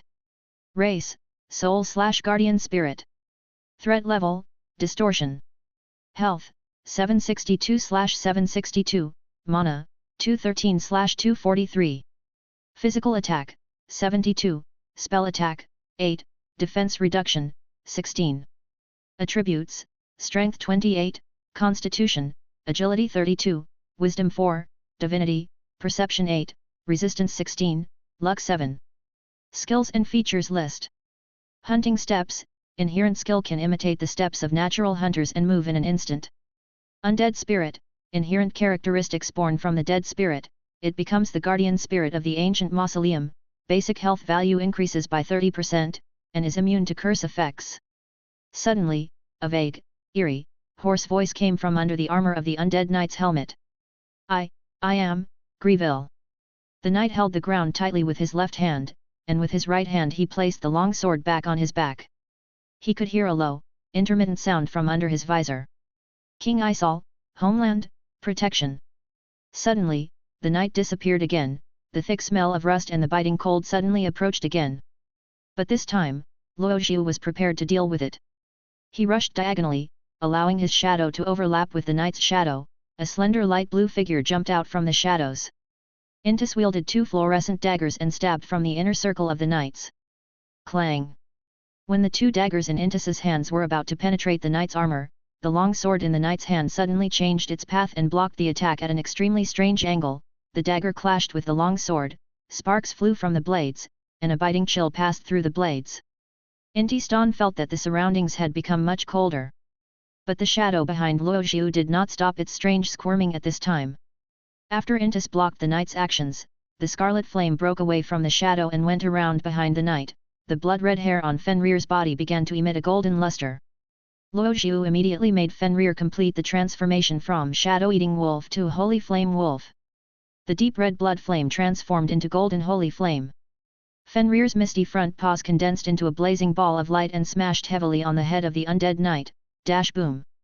Fenrir, who had the added attribute of holy light, struck a blow that created a deep dent in the back of the knight's helmet. Fragments of shimmering golden light flowed across the cracks on the armor. The panel in front of Luo Xiu refreshed the data of this attack at the same time. Fenrir, the holy flame wolf, attacks Greevil, the immortal knight. Hit the vital point. Causes 28 points of holy light attribute basic damage. Greevil, the immortal knight, has no resistance to the holy light attribute, and his damage is increased by 10%. Attack on the vital point, causing 64 points of actual damage. With this blow, Luo Xiu confirmed one thing. The undead knight Greevil has no resistance to any holy light attribute. This means that the output that Fenrir, the holy flame wolf, can cause will become very considerable. The knight was hit on the back of his helmet by Fenrir's attack. He immediately pushed Intis away with great force, swung his long sword, and slashed at Fenrir's body. The whole process happened too quickly, and Fenrir, who had just completed an attack, was unable to complete the attack. Its body in midair suddenly flashed with a layer of bright golden light, and a layer of holy light shield condensed above the path of the slash. Boom! As the long sword fell, the shield exploded, golden fragments of light scattered in the air, and the long sword slashed heavily on Fenrir's body. The misty half of the body was shattered, revealing the obsidian-like background of the monster. Turbid blood foam exploded and Fenrir rolled backwards. Fenrir, the holy flame wolf, is attacked by Greevil, the immortal knight. Holy light shield remains, reducing damage by 20%. Holy light shield is broken. 23 points of actual damage received. Fenrir was not seriously injured, as the holy light shield blocked most of the damage for him. However, the stiffness caused by the attack prevented Fenrir from quickly recovering to combat status. The undead knight slashed with his sword, then returned to the posture of grabbing the ground with his left hand and holding the sword with his right hand, and rushed towards Fenrir like a wild beast. The most primitive instinct of the undead knight is to prioritize eliminating the one who poses the greatest threat. The fall of Fenrir's holy light just now had indeed caused him considerable damage. Just as the undead knight was approaching Fenrir's side quickly with extremely ghostly movements. Ding! Ding! Suddenly, a strange bell sound echoed throughout the hanging palace. The sound of the bell was ethereal and distant, but it made everyone present feel unprecedented shock and fear. The air seemed to become turbid, and an invisible existence was looking at everyone equally. Something is coming from an unknown place. And right above the undead knight's head, from the void, a very dark and deep eye suddenly opened wide. The undead knight stopped and turned back to look for the source of this strange change. At the other end of the hanging palace, while Apprentice and Fenrir were fighting with the undead knights, Luoxiu had already moved to the farthest position with the undead knights. At this moment, Luoxiu was calmly stretching out his right hand, with a ball of black light emanating from his right palm. Above the hanging palace, all the strange changes and scenes came from this ball of black light. The area called Holy Abyss has invisibly spread throughout the entire hanging palace. The Holy Abyss descends, glorious, limited, leave one. You are the end of light, you are the cradle of darkness, the Holy Abyss will always accompany you, the Holy Abyss praises your name. Releases a large-scale Holy Abyss domain. At the current skill level, within the domain, the Holy Light Corrosion effect is obtained. Holy Light Corrosion, Field Effect. A Holy Light Corrosion mark is applied to a single target in the field. When the marked target is used as the glorious skill target of the caster, the benefit effect is completely reversed to a debuff effect. The Holy Abyss is coming, a deep black light spread from Luoxiu's palm, completely enveloping the immortal knight. The deep eye on top of his head is the symbol of erosion of holy light. Luoxiu understood that from this moment on, the clarion call for counterattack has finally sounded. Blood flowed out of his eyes and dripped onto the knight's armor drop by drop. Apprentice, who had just been knocked away by the knight's huge force, was immediately shocked by the scene before her. "What is that?" Apprentice murmured in horror. She had never seen such a sacred art before. The bell sounded strangely peaceful, as if it was trying to lull her to sleep. But she also knew that if she really fell asleep, what was waiting for her would not be a sweet dream, but an endless nightmare. Apprentice stared at Luoxiu in a daze, then looked at the knight who was marked by Luoxiu. "Is this really glory?" She stood at the edge of the battlefield, staring blankly at everything that was happening. When the black light ball in Luoxiu's hand completely enveloped the knight's figure, he casually threw out the second sacred art that he had already completed chanting. Holy Blessing! A golden beam of blessed light slowly descended from the undead knight's head. When the beam of light passed through the gazing eye, its color changed from holy gold to deep black. The original effect of the consecration blessing is to bless yourself or others. The blessed person's physical attack and spell attack will increase by 20%, defense reduction will increase by 20%, and the highest single attribute value will increase by 20%. The dark pillar of light completely shrank into the body of the undead knight, and the negative effects brought about by the reversal of holy light corrosion were also refreshed in front of Luoxiu at the same time. Affected by holy light corrosion, all glory buffs are converted into debuffs. Affected by the resistance attribute of immortal knight Grevel. Reduction of debuff effect by 16%. Grevel, the immortal knight, physical and spell attacks reduced by 16.8%. Grevel, the immortal knight, reduced defense by 16.8%. Greville, the immortal knight, reduced the constitution attribute by 16.8%. Looking at the string of data refreshing on the panel, Luoxiu was certain. The highest attribute value of immortal knight Grevel is constitution. It is the physique that determines the upper limit of a single unit's health.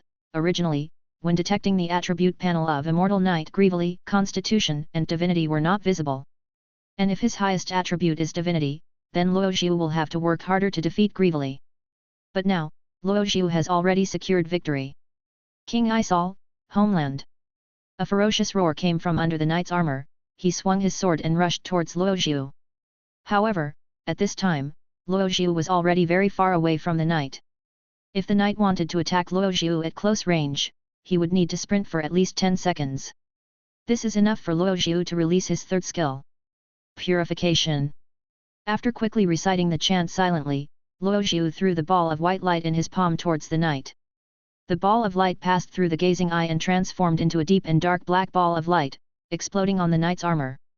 It was originally a skill used to purify abnormal states, but after being reversed by holy light corrosion, it was transformed into a deepening effect. Greville, the immortal knight, receives negative effects increased by 100%. Greville, the immortal knight, physical and spell attacks reduced by 33.6%. Greville, the immortal knight, reduced defense by 33.6%. Greville, the immortal knight, reduced the constitution attribute by 33.6%. On the armor of the undead knight, the misty black gas was clinging to and floating on the surface of the armor, constantly looking for gaps to penetrate into his armor. The two red dots on the knight's visor that were originally flashing crimson had also become flickering. He swung his hound sword and continued to charge in the direction of Luo Zhu, but his movements had become sluggish, without the ferocity he had at the beginning. The loss of his physique caused the undead knight to lose nearly one-third of his maximum health. At the same time, his weak physique gradually brought his endurance to the limit. The narrow and heavy hound sword, and the slender armor covering the whole body, these equipment that originally made the knight invincible, have now become a burden to him. But the knight did not put down the long sword in his hand. Even while dragging the weapon, he continued to charge towards Luo Zhu, step by step, slowly and firmly. King Isol, homeland. The intermittent roars from the knight's visor never stopped.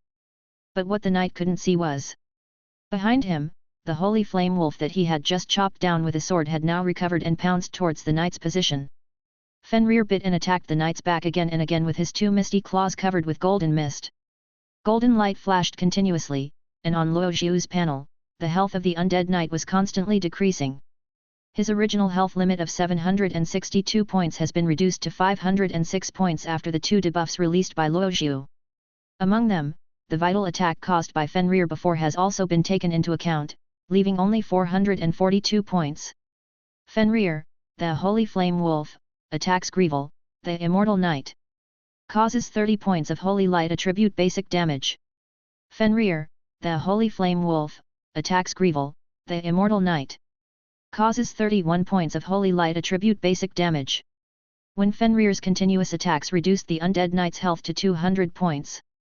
A strong surge of spiritual energy suddenly erupted from the undead knight, his eyes turned bloodshot again, and the body that was originally dragging the long sword suddenly stood up resolutely, swinging the hound sword, and rushed towards Luo Zhu. Luo Zhu could see that there was a new burning soul icon in the knight's status bar. This is a forbidden technique that burns life force, temporarily ignores negative effects, and restores combat power to its peak state. The knight's health was visibly decreasing at this time. If this state continued, he would be completely dead in just 5 minutes. The bone-chilling chill swept over him again, and the long sword in the knight's hand, along with his ghostly figure, flashed in front of Luo Zhu again. The knight raised his sword high, and the scarlet eyes under his visor suddenly became brighter. However, the knife did not fall. Luo Zhu has completed the chanting of the fourth skill. Healing spell. A pale golden ball of light emerged, and when it passed through the peeping eye above the knight's head, it turned into a deep dark green.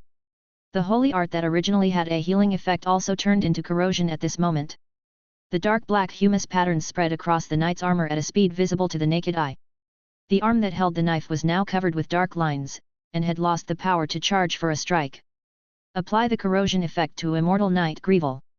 Causes 52 points of origin damage. Adding the blood volume that the knight had lost due to burning soul before, his total blood volume at this time is less than 100 points. And just when his attack came to a halt, Luo Zhu pulled out the judgment musket that he had prepared long ago from his open robe. Rest in peace. Luo Zhu lowered his eyes, and the muzzle of the musket was aimed at the knight's chest. A low explosion sounded, accompanied by fragments of golden light, spreading in the air.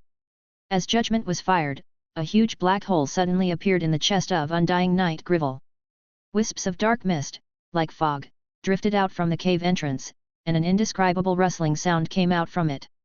The damage value caused by this attack appeared in front of Luo Zhu. Use judgment shot to attack undead Knight Greville. Hit the vital point. Causes 62 points of holy light attribute basic damage. Attack on the vital point, causing 100 points of actual damage. A damage amount of up to 100 points is already the upper limit of the damage of this grey, crude quality judgment musket. And with this last attack, the health of the immortal knight Grievely was completely reduced to zero. With his vitality exhausted, Grievely was no longer able to maintain the weight of the long sword in his hand. The long sword fell heavily to the ground, and the blade slanted into the ground. The cracks in Grievely's armor were spreading at a speed visible to the naked eye. The broken pieces of armor fell to the ground one by one. And the body made up of spirituality began to continuously disperse out of the rift at the moment of Grievely's death. Homeland. King Isol. Homeland. A muddy voice came out intermittently from under the knight's visor, which had not yet been peeled off. But the voice gradually became fainter, which symbolized that the immortal knight Grievely was truly approaching his end. When Greville's spirituality completely dissipated, the armor, which had already been in tatters, finally shattered completely due to the loss of support and collapsed into a pile of small armor mounds. The long sword left by Grievely was now inserted diagonally in the middle of the armored mound. The completely rusted sword turned into the tomb of the knights who guarded their homeland in the name of immortality. It's a pity that this knife is not an extraordinary weapon, it is just an ordinary weapon, but it was assimilated by Grieville through his spiritual power and became a part of his body. With Grievely's death, the knife lost all its extraordinary powers and returned to its original appearance. Therefore, Luo Zhu did not plan to take the knife away. He decided to let this knife become the last symbol of Grieville's existence in the world. When the immortal knight Grievely really died, a prompt popped up in front of Luo Zhu, indicating that the limited time mission was completed. Completed the limited time mission, Undead Guardian, difficulty. You have granted the immortal knight Grieville true rest. The task is being settled. Completion rewards, basic experience plus 3,300, Greville's legacy. I'm coming. Luo Zhu was not in a hurry to click on the settlement of legacy, but walked to Intis's side. At this moment, Intis was still in a daze and did not come back to her senses for a long time. Before Intis could react, Luo Zhu's right hand had already touched her soft silver-grey hair and rubbed it vigorously several times. Intis looked stunned. Of course she didn't know why Luo Zhu did this. In fact, for Luo Zhu, his purpose was quite simple. Intis is the luckiest member of the current team. Luo Zhu's luck value is as high as 1 point, and Fenrir's luck value is as high as 4 points. And Intis's luck value is as high as 12 points. This is just like when Luo Zhu played the second game in his previous life and drew cards, he had to sacrifice 10 years of his roommate's life. This is all necessary metaphysics. After he was satisfied with the analysis of Intis, Luo Zhu rubbed his hands and clicked on the settlement of Greville's legacy in his mind. Greville's legacy is being settled. In the battle with the immortal knight Grieville, you learned the technique of hunting steps. Acquire the skill Hunting Pace, Ancient Heritage, Leave 1. Hunting Steps, Ancient Heritage, Leave 1 performs a small-scale flash displacement and applies weak fear within a certain range centered on itself. Can be used while being controlled. In the battle with the immortal knight Grievely, you realized the essence of instantaneous combat. Acquire the expertise Battlefield Raider, Rare. Battlefield Raider, Rare. After using displacement or flash skills, the damage of the next attack is increased to 150%. This attack ignores defense reduction and the damage value is calculated separately from other bonus intervals. Oh my god, Luo Zhu's eyes lit up. This wave is a huge explosion. He obtained a total of 1 ancient heritage skill and 1 rare quality specialty, and both of these skills and specialties are quite practical. Hunting Pace can give the ability to flash, which is the only skill that Luo Zhu currently has that has a displacement effect. As for a non-combat squishy character like Luo Zhu, the improvement that Hunting Pace can provide is quite significant, whether it is chasing or saving lives. Battlefield Raider is even simpler and more brutal, directly increasing the first attack after displacement to 1.5 times. This allows Luo Zhu to deal quite explosive damage even in the shallow period of the second and third levels.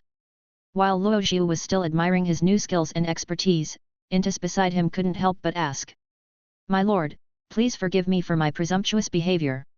What was that just now? Hearing this, Luo Zhu understood that what Intis was asking about was the holy abyss descent that he had used just now. That is holy light, Intis.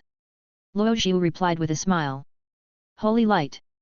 Intis was stunned, is that really holy light? Of course, don't doubt it. Luo Zhu shook his head and said, there are many kinds of holy light.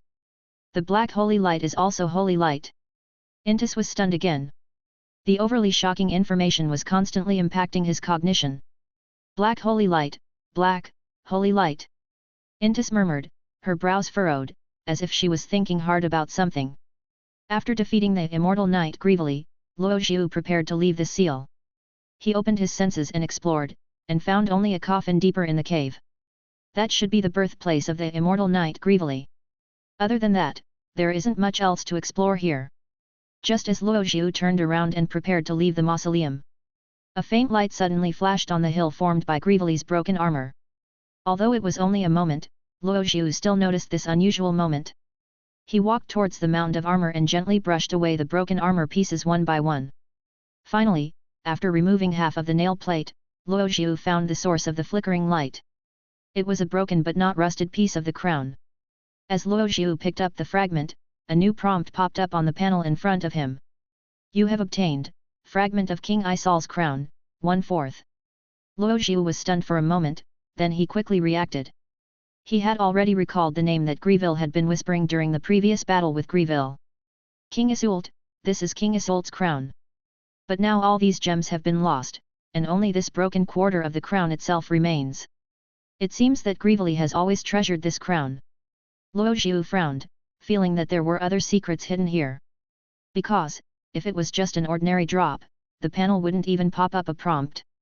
This means that the fragment of King Isol's crown is very likely the key to unlocking a hidden mission. What will happen when all 4 fragments of the crown of Isol are collected? Luo Zhu couldn't help but think of the homeland that Grievely had been murmuring about before. That was a lost kingdom from the Age of Gods. There might be some connection between the crown and the lost kingdom. While thinking, Luo Zhu took the fragment of King Isol's crown back into his arms. Obviously, existing knowledge and intelligence alone are not enough to discover anything. But this can be a goal for future exploration. While thinking about this in his mind, Luo Zhu took Intis and Fenrir back along the original route. They arrived at the portal they came from, and Luo Zhu reached out to touch it. There was a flash of light and shadow, and several figures disappeared from the underground mausoleum. When he returned to the familiar Dawn town, Luo Zhu immediately checked the huge rock that sealed the entrance. The boulder had completely collapsed, and the ancient inscriptions engraved on it had disappeared. The ritual array, the surge of spirituality, these external manifestations of the seal have disappeared without even the slightest trace left. This means that unless someone knows about this place in advance, it is impossible for anyone to enter the seal of the immortal knight Grieville. After confirming that the seal had been completely destroyed, Luo Zhu finally breathed a sigh of relief. It was not until this moment that the biggest hidden danger to the destruction of Chenexai town was completely resolved. At dusk. Dawn Town, Glory Church.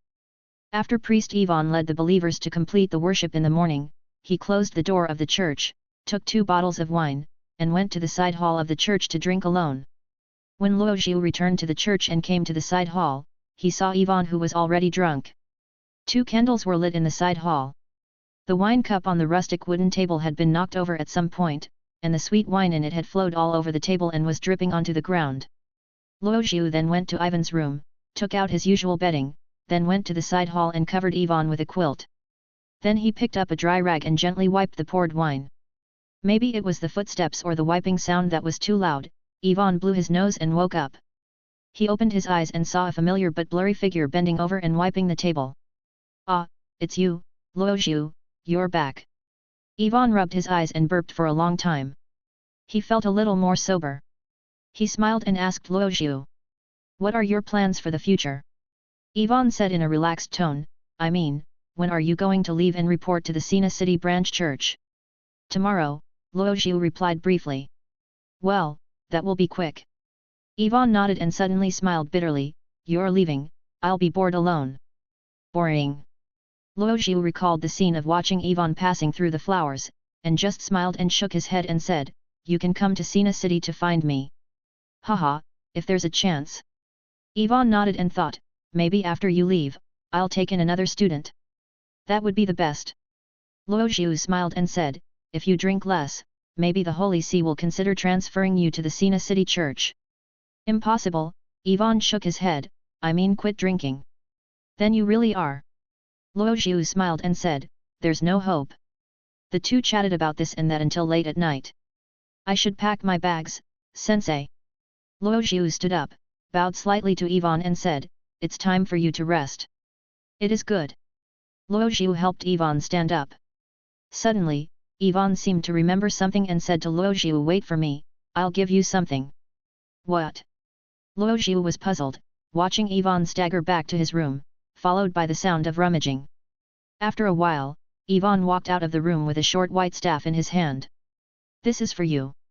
Yvonne handed the staff to Luo Zhu, who reached out to take it. It was a staff made of white oak, with a very complex engraving done on the staff. The inscription symbolizing glory was gleaming with golden lines, faintly visible on the surface of the staff. As Luo Zhu took over the staff, his panel refreshed the staff's information synchronously. Equipment name, White Oak Staff, Blue Rare. Equipment type, Staff/Extraordinary Weapon. Equipment efficiency, increases the effect of the spell by 10%. Equipment bonus, Wisdom Attribute +4, Divine Attribute +6. Equipment requirements, any second level Destiny, Wisdom Attribute 10+, Divinity Attribute 15+. Equipment features list.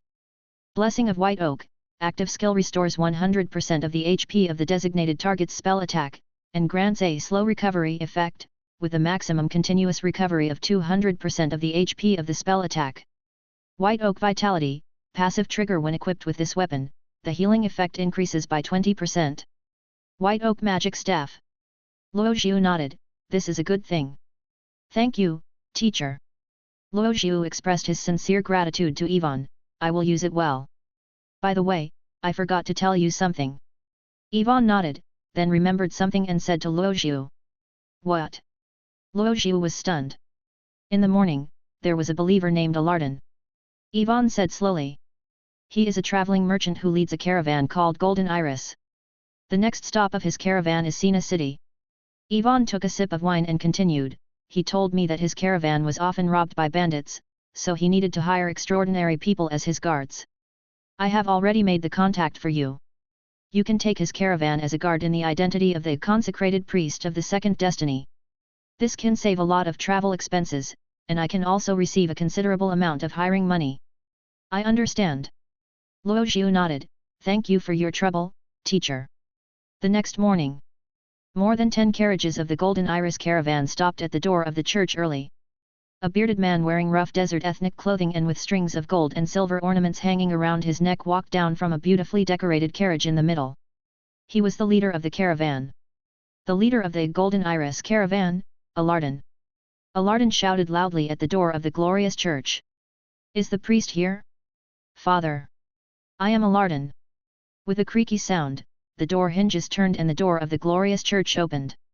Yvonne glanced at Alardin, then at the magnificent carriage behind him. "Good morning, Mr. Alardin." Yvonne said with a complicated expression, "Your caravan is really luxurious." Hearing the sound coming from outside, Luo Zhu also walked out of the church. He immediately noticed the blinding ornament on Alardin's neck. He immediately understood why Mr. Alardin said that his caravan was always vulnerable to being robbed by bandits. "If you don't rob me of this, you're wasting the natural resources. You're unworthy of being a bandit." Yvonne looked at Luo Zhu, then at Alardin's carriage. Finally, Yvonne turned his gaze back to Luo Zhu, indicating that he should make his own decision. Ivan's intuition told him that if Luo Zhu followed Alardin's caravan, he would probably encounter a lot of trouble. He felt a little regretful that he had agreed to Alardin too early. But Luo Zhu acted very calm. After thinking for a while, he asked Mr. Alardin. "I heard that your caravan is also planning to go to Sina City." "Yes, this little priest." Alardin was in a very good mood. "Are you the one who wants to go with us?" "I have heard from Father Ivan." "Yes, it's me." Luo Zhu nodded and said, "I swear in the name of Su Yu that I will protect you and ensure you reach Sina City safely." Ta-ta, tap-ta. Squeak, squeak. On the post road leading to Sina City, the sound of horse hooves rose and fell rhythmically. The sound of hooves accompanied by the sound of the wheel axles turning was like a symphony without melody. Luo Zhu sat in the carriage at the back of the caravan. The Golden Iris mainly stored valuable goods in the back half of the caravan, while the front half carried merchants, ordinary guards, and rotating grooms. Luo Zhu was not the only one in the carriage where he was. Opposite Luo Zhu, there were two other people sitting. One was a stern man wearing a wizard hat, and the other was an old warrior holding a huge steel sword. The man wearing a wizard hat had the brim covering the upper half of his face, while the lower half was full of ravines and maggot-like bumps, making him look quite scary. From time to time, he would reach out and lower the brim of his wizard hat, as if he didn't want others to see his face clearly. On the other side, the old soldier was resting with his eyes closed. The breeze coming through the car window made his silver hair frizzle, but he remained calm and unmoved. The three people in the carriage maintained a strange silence for a while. While observing the two people opposite him, Luo Xiu sent out detection signals to them. The panel gave feedback quickly, allowing Luo Xiu to know their details at a glance. First is the stern man in a wizard hat, and the panel shows almost all his information. Cobble Stitch, Leave 19, Ordinary NPC. Race, Human. Rank, Extraordinary. Health, 140/140, Mana. Physical attack, 12, Spell attack, 28, Defense reduction, 6. Attributes, Strength 6, Constitution 14, Agility 7, Wisdom 14, Divinity, Perception 8, Resistance 4, Luck 6. The first fate, Lost Fate, 2nd level. Main occupation, Spellcaster. His name is Cobble Stitch, he is a transcendent with a double destiny of Lost, and his profession is Spellcaster. The destiny of the Lost is the destiny that advocates spirituality over everything. They connect themselves to the sea of spirituality and are able to skillfully control the elements of nature. They can also use themselves as a medium to perform many incredible spells, sorcery and magic. And another old warrior, named Naif Arud. The sum of Naif's various attribute values is almost the same as Cobble's. He is a transcendent with the second destiny of Kutu, and his profession is senior warrior. The destiny of Kutu is to advocate the sanctification of the physical body. They admire a physical body as hard as iron, constantly hone their martial arts, and truly infuse extraordinary spirituality into the growth of the physical body, in order to temper the physical body to the extreme. For example, Balan, the old blacksmith in Chenexai town, is a transcendent with the destiny of Kutu. This destiny is completely opposite to that of Honglian, who believes in flesh, blood, bitterness, and weakness. Therefore, the believers of Kutu and Honglian are like water and fire. They are all extraordinary people hired by Alardan, Luo Xiu pondered. In the territory of the Nolan Empire, Lost and Bitter Tea are both illegal fates. So they all came from other countries following Alardan's caravan? Or, did Alardan hire illegal superhumans from the superhuman black market of the Nolan Empire? In accordance with social etiquette, Luo Xiu spoke first and greeted the spellcaster Cavil, who was sitting opposite him. Hello. Hello. Cavil just uttered 2 words and remained silent.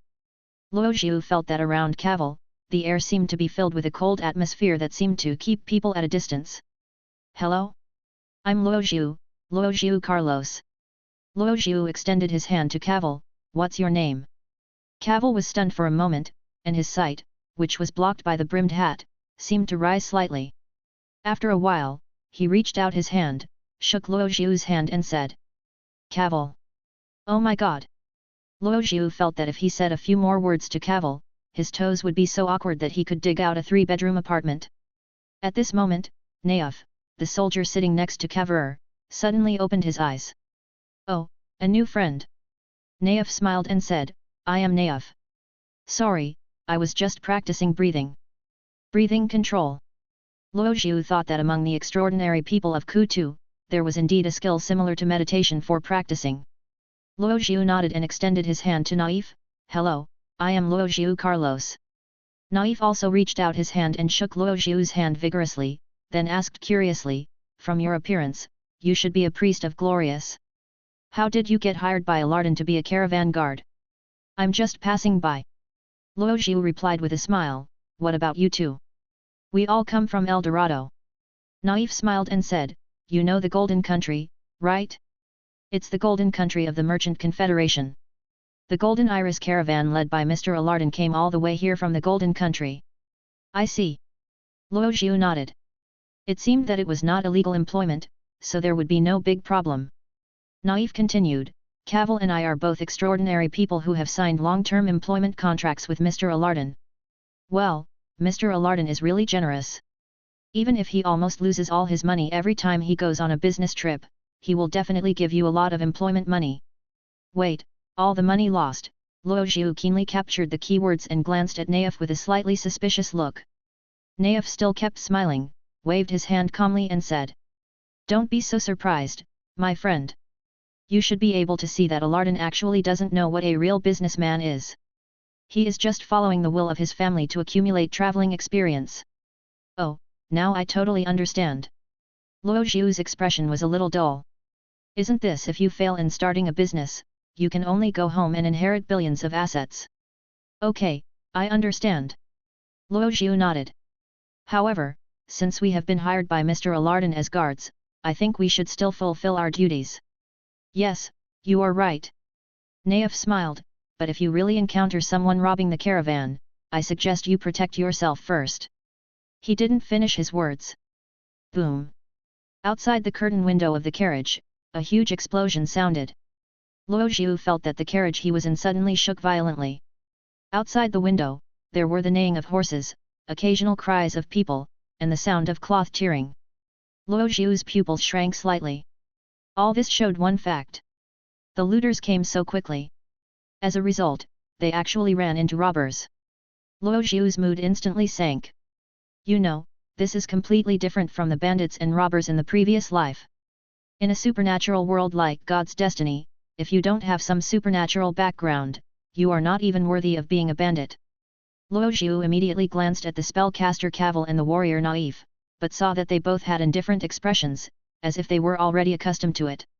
There were continuous explosions outside the window, and suddenly, there was a sound of footsteps. Bang, bang, bang. Someone banged heavily on the carriage. Then the rear door was opened, revealing Alardan's anxious face. Mr. Naif. Mr. Kavur. And Mr. Luo Zhu. Alardan shouted anxiously, the bandits are coming. There are so many of them. Are there any extraordinary people? Naif asked calmly. Yes, yes. Alardan asked anxiously, but Naif continued to ask slowly. There's a few. 2, no, 3. Alardan had a sad face, but he didn't dare to force the old soldier Naif too much, so he could only plead in a humble tone, please help me, Mr. Naif. If you don't take action, someone will die. Mr. Alardan, you know, Naif stretched out 2 fingers and waved them in front of Alardan. In this case, you have to pay more. No problem, no problem. Alardan said anxiously, please save us. When Alardan agreed to pay more money, Naif nodded, picked up the giant sword and jumped off the carriage. Spellcaster Cavil followed Naif and jumped off the carriage. Luo Zhu watched the bidding coldly and suddenly realized. This Naif was not as friendly as when he talked to me, but Alardan seemed to rely on him quite a lot. This is not a good person. While thinking, Luo Zhu also got off the carriage. In the distance, more than a dozen fast horses were galloping on the wilderness, and on the horses were bandits holding grapples and scimitars, wearing half-leather armor and thick felt hats.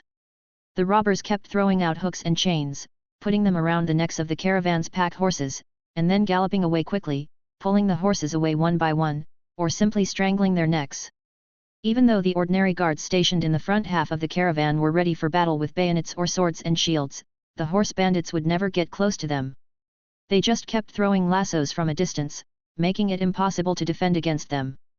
The source of the loud noise before came from a small steel cannon that had been extraordinarily modified. This steel cannon was perched far away on the nearest hill, bombarding the caravan's carriages indiscriminately. Luo Zhu looked behind the group of lassoing horse bandits. Just at the farthest point in sight, 2 blurry figures were standing and watching. That should be the leader of the horse bandits. Luo Zhu pondered and turned to look in the direction of Naif and Cavil. They were seen leading fast horses, waving whips, and galloping towards the 2 figures who looked like the leaders. It seems that they also know that to deal with this group of horse bandits, they should capture the leader first. But since they were already heading for the other side's leader, Luo Zhu would no longer join in the fun. Luo Zhu then also took a fast horse and galloped to the other side. His target was the small steel cannon on the top of the hill. On the nearest hilltop, a raider wearing half-leather armor was holding a heavy rune steel bullet and loading it into the barrel of a steel cannon. Lord Saint, the raider called back, loading is complete. Behind the robber, a man with a sinister temperament slowly walked out. His face was grim, his right arm was engraved with dense and complex circuits, and in his left hand he held a wooden stick with black flames constantly coming out of the tip. Saint looked into the distance at the caravan guards who were still resisting in the wilderness, chuckled and said, Alardan has no memory. He was robbed by us every time he came here, yet he dares to take this road again. What the informant said is indeed true. The robbers at the side also laughed, but Alardin is not short of money, it would be best if he took this road every day. Saint didn't continue talking. He just threw the stick burning with black flames into the fire starter trough. Boom! Rune steel bullets shot out from the gun holes, and under the effect of the acceleration rune, they hit the front carriage of the caravan in an almost straight trajectory. Boom! The second carriage of the caravan was smashed through on the spot. The people and equipment inside the carriage were instantly blown to pieces. Blood foam, body parts, and wood chips flew all around. After completing a bombardment, the raider nimbly ran to the ammunition box next to him and picked up another rune Gundam bullet. Lord Saint, let's continue. The robber didn't have time to utter the last word me. He suddenly felt a piercing chill on his back. He lowered his head and saw a green dagger tip sticking out from the right side of his chest. Blood rushed to his throat and soon flowed out from the corners of his mouth. The robber's body soon collapsed uncontrollably, and after struggling on the ground for a while, he became completely motionless. As he fell, another slender figure suddenly appeared behind him. Intis, who possesses the calming ability of the civet cat, Saint looked at everything in front of him with some surprise. He could almost confirm at a glance that the girl opposite him was also a transcendent like him. Where did this little girl come from? Saint frowned, and the circuit inscription on his left arm began to emit a strange red color. He said to Intis in a haughty manner, "Just leave now. We don't have to fight." But Saint's warnings were apparently ineffective.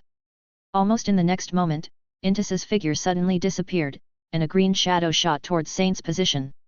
Dang! The inscription on Saint's left arm also detached from his arm in the next second, condensing into the pitch-black double blades in his left hand. The double-headed blade with a strange black light just blocked the instant attack from Intis. However, at the moment when the dagger and the black blade collided, Intis felt an extremely strange vibration coming from the black blade. Something was constantly wriggling on the surface of the black blade. Sensing danger, Intis immediately turned the dagger and distanced herself from Saintra. "You're very clever, little girl," Saint said in a deep voice, "leave now. This is the final warning." Intis was silent, her eyes flickering. In Intis's eyes, Saint was already a winner. But what Saint didn't realize was that it was right behind him. Another figure had quietly circled behind him and was now looking at him calmly. Luo Jiu took a shortcut and rode Fenrir at lightning speed, and soon arrived at the top of the mountain. Intis climbed up the mountain from the front. With an agility attribute of 23 points, she quickly reached the top of the mountain and killed the first robber. Luo Jiu threw out the detection, and he almost leisurely flipped through Saint's character panel. Saint, Intelligence Alchemist with a double destiny, level 19. Luo Jiu finally came to a conclusion. Although Intis's strength was slightly inferior to Saint's, with himself and Fenrir, it would be a just gang fight. In Luo Jiu's eyes, Saint was already a dying man, so there was no need to worry about anything. However, the only thing that puzzled Luo Jiu was Saint, as a transcendent person with a destiny of intellect, how could he end up becoming the leader of a horse bandit? You should know that intelligence is a legitimate destiny in the Nolan Empire. Extraordinary people with this destiny will generally be recruited by the imperial family or the nobility, and promised important positions in the Tower of Sages. Because the proposition of this destiny is that man should be above spirituality. They have truly mastered spirituality by creating runes, developing circuits, and perfecting alchemy. The extraordinary people with the destiny of intelligence and the extraordinary people with the destiny of lost happen to take completely opposite paths. Therefore, the relationship between their believers is as hostile as fire and water between the opposing destinies of intelligence and lost. Extraordinary people like those born with the destiny of intelligence are generally very creative, and this is exactly the kind of talent that the Nolan Empire, which puts development first, values most. Generally speaking, the Empire would not allow such talents to wander in the wilderness and become bandits. Unless this person is guilty of a serious crime, or has embarked on an illegal fate like Red Lotus or nothingness. While thinking, Luo Jiu continued to observe Saint's condition. He is not a transcendent with a dual destiny. In other words, maybe he is a criminal wanted by the Empire, then if I kill him, I might even get a bounty. As soon as he thought of this, Luo Jiu took action on the spot. While Intis and Saint were confronting each other, Luo Jiu gently pulled out the judgment musket from his waist with his left hand. The durability of the two judgments of grey and poor quality that he had made before had all returned to zero, so Luojiu went to Bahrain's blacksmith shop again and bought a few more fine muskets. Before setting off, Luojiu used the glorious inscription skill of the double destiny level 2 to create 2 judgments of white ordinary quality. Boom! The musket fired, aiming at the back of Saint's head and firing accurately. Golden fragments of light instantly flowed out, and Saint's mind suddenly opened up, and the damage panel instantly refreshed in front of Luojiu. Use judgment shot to attack Saint Shaok. Hit the vital point. Causes 52 points of holy light attribute basic damage. Attack on the vital point, causing 104 points of actual damage. Saint's total health was 140 points. With this attack, Saint was seriously injured on the spot. Luojiu's newly modified judgment is much more powerful than before. On the one hand, it has undergone extraordinary transformation by glory, and on the other hand, the weapon base made by Bayron, the ghost craftsman with the 4th destiny of bitter tea, will also give an extremely high basic damage bonus. Saint turned around suddenly, and when he caught a glimpse of a priest out of the corner of his eye, his vision was instantly flooded with golden light. At the same time that Luojiu fired a shot at him, his right hand was already ready to charge Holy Light Annihilation. He almost calculated the timing perfectly, and the moment Saint turned around, he shot him in the face with a precise shot. Sizzle! The sound of burning began to crackle, and Saint's hair was blown away in an instant, and his face was blown into a bloody mess, and a burning smell came out. This Holy Light Annihilation caused 37 points of damage to Saint, reducing Saint's health to 0. Saint's body fell straight down, and after twitching for a while on the ground, he was no longer able to breathe. When Saint died, Apprentice, who was confronting him, finally breathed a sigh of relief. Facing a fully armed alchemist head-on, Apprentice was under tremendous pressure. But she didn't expect that facing such an opponent, her new master, that Luojiu Carlos, could still kill him instantly. Apprentice stared at Luojiu blankly, and Luojiu calmly retracted his musket. "Don't forget the mission I gave you, Apprentice." Suddenly, Luojiu said to Apprentice, "Get ready, the interrogation will begin." What they are about to do is to torture the soul of Saint. Ever since being robbed by that group of horse bandits, Luojiu always felt that something was wrong. The bandits came too quickly and were too well prepared, and they almost targeted Alardon's golden iris. Which bandit would deliberately carry a small steel cannon to the top of a mountain when robbing a passing caravan? Something's wrong, something's so wrong. Luojiu soon realized that this was not a sudden robbery, but rather a premeditated one. Luojiu then stretched out his left hand and rubbed the copper-forged ring on the finger of his right hand. Countless dark purple shadow tentacles began to emerge from the ring surface, and these tentacles continued to pour into Saint's body.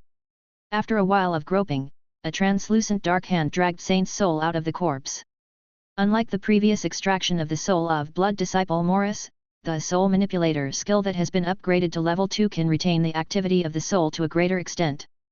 The energy ball of soul began to gradually form the shape and appearance of Saint when he was alive. And those dark tentacles were like shackles that tightly locked Saint, binding him tightly. As Saint's soul gradually took shape, an expression of panic, resentment and fear began to appear on his face. "You, who are you?" From the soul of Saint came the voice belonging to Saint. The previous arrogance on Saint's face was no longer there. His teeth were chattering constantly and he looked quite scared. "You are dead, Saint." Luojiu smiled at him and said, "Cooperate well, maybe I can let you rest in peace." Saint was silent. He observed his surroundings, and when he confirmed that he was indeed out of control at the moment, he sighed with deep sorrow. "Do I have the power to choose?" Saint shook his head. Luojiu did not continue to talk to him, but just signaled Apprentice to come forward with his eyes. Apprentice looked indifferent. He walked up to Saint and took out a string of ancient bells from his arms.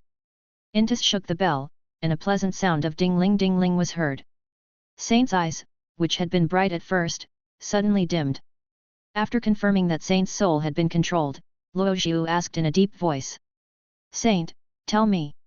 I want to know who was responsible for the robbery of the Golden Iris caravan. Who is the real mastermind behind this?" Luojiu asked Saint in a deep voice. Saint scratched his head in a daze. He looked puzzled for a while, then said intermittently yes, yes. "N.A. naive. Arud. Naifalud." Luojiu's eyes narrowed with a playful expression. This is exactly the name of the senior warrior Kutu who had raised the price in front of the leader of the Golden Iris caravan, Alardon. "Go on." Luo Zhu said in a deep voice.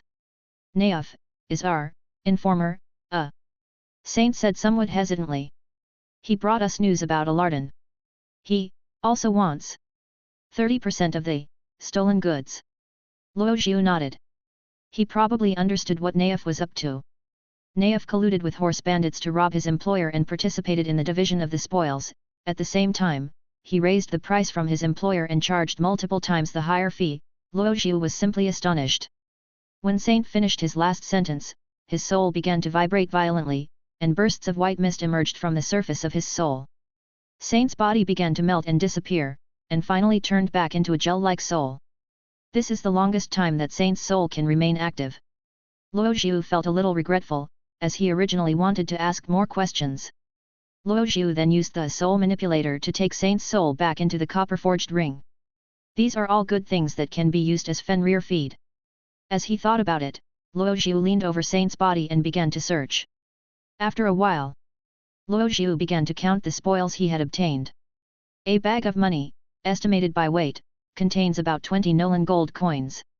A few bottles of primary or intermediate potions can just make up for the gap in Luo Zhu's potions. At the same time, Luo Zhu also found a letter without a signature. The content of the letter was similar to what Saint had told me before, except that the name Nayafarud was not signed on it. It records the complete itinerary of Alardan's Golden Iris caravan and a list of all the goods. It seems that this is not the first time that Saint and his gang of horse bandits have done this.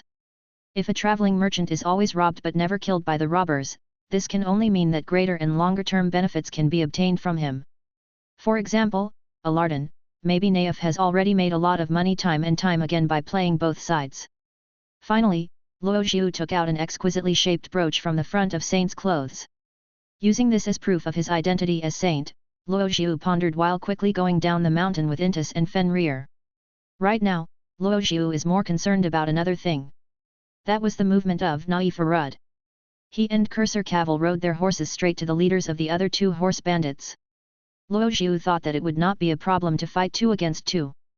But now he feels that the problem is huge. If Naif is the traitor, it will only result in a situation of 3 against 1 Caval. Even if Naif does not want to be exposed too obviously, he will definitely let Caval win in the fight. Regardless, Caval is now in danger.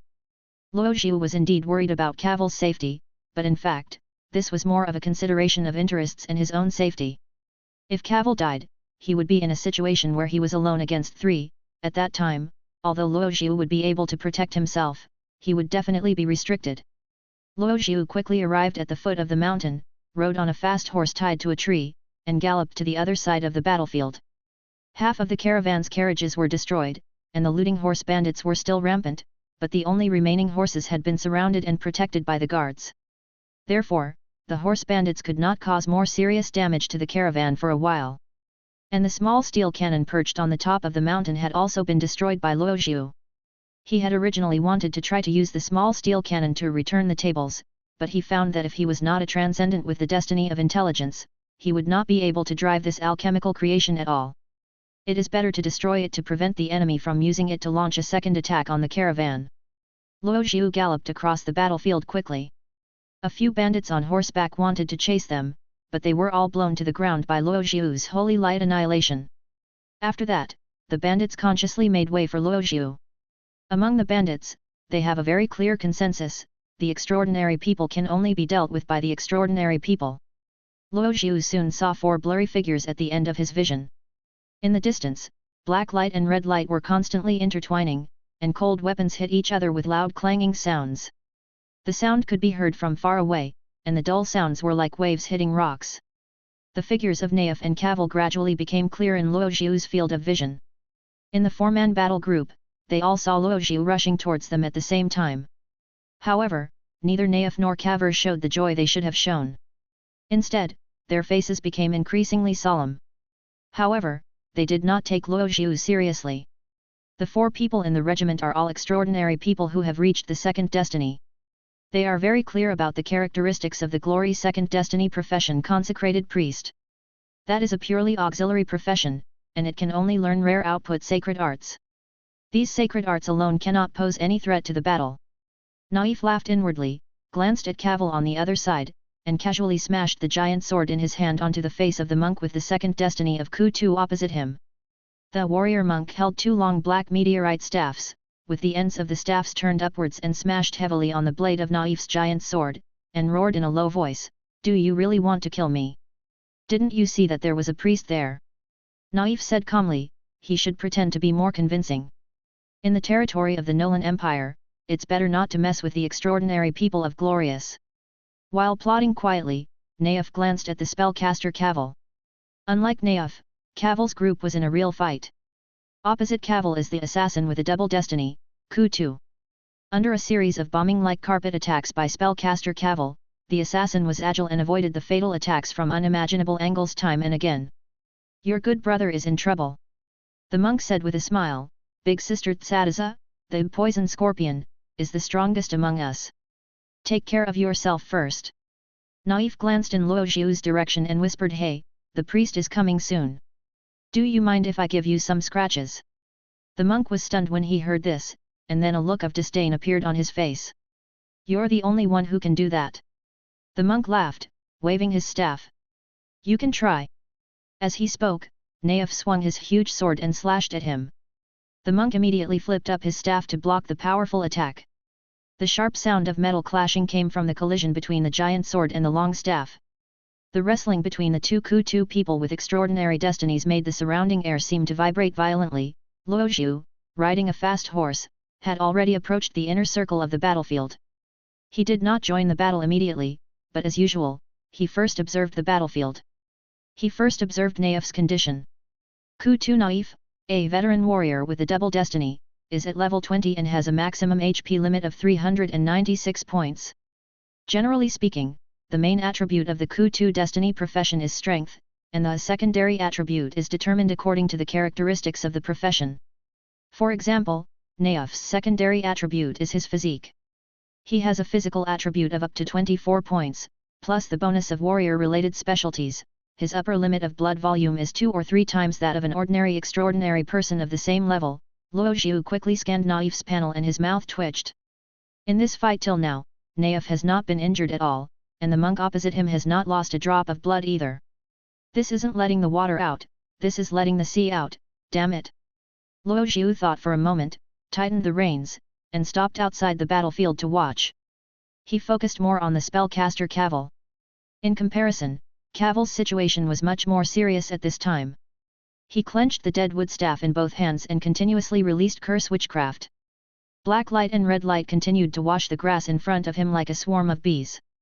However, even under this saturation attack like a storm, a black shadow would still emerge from time to time.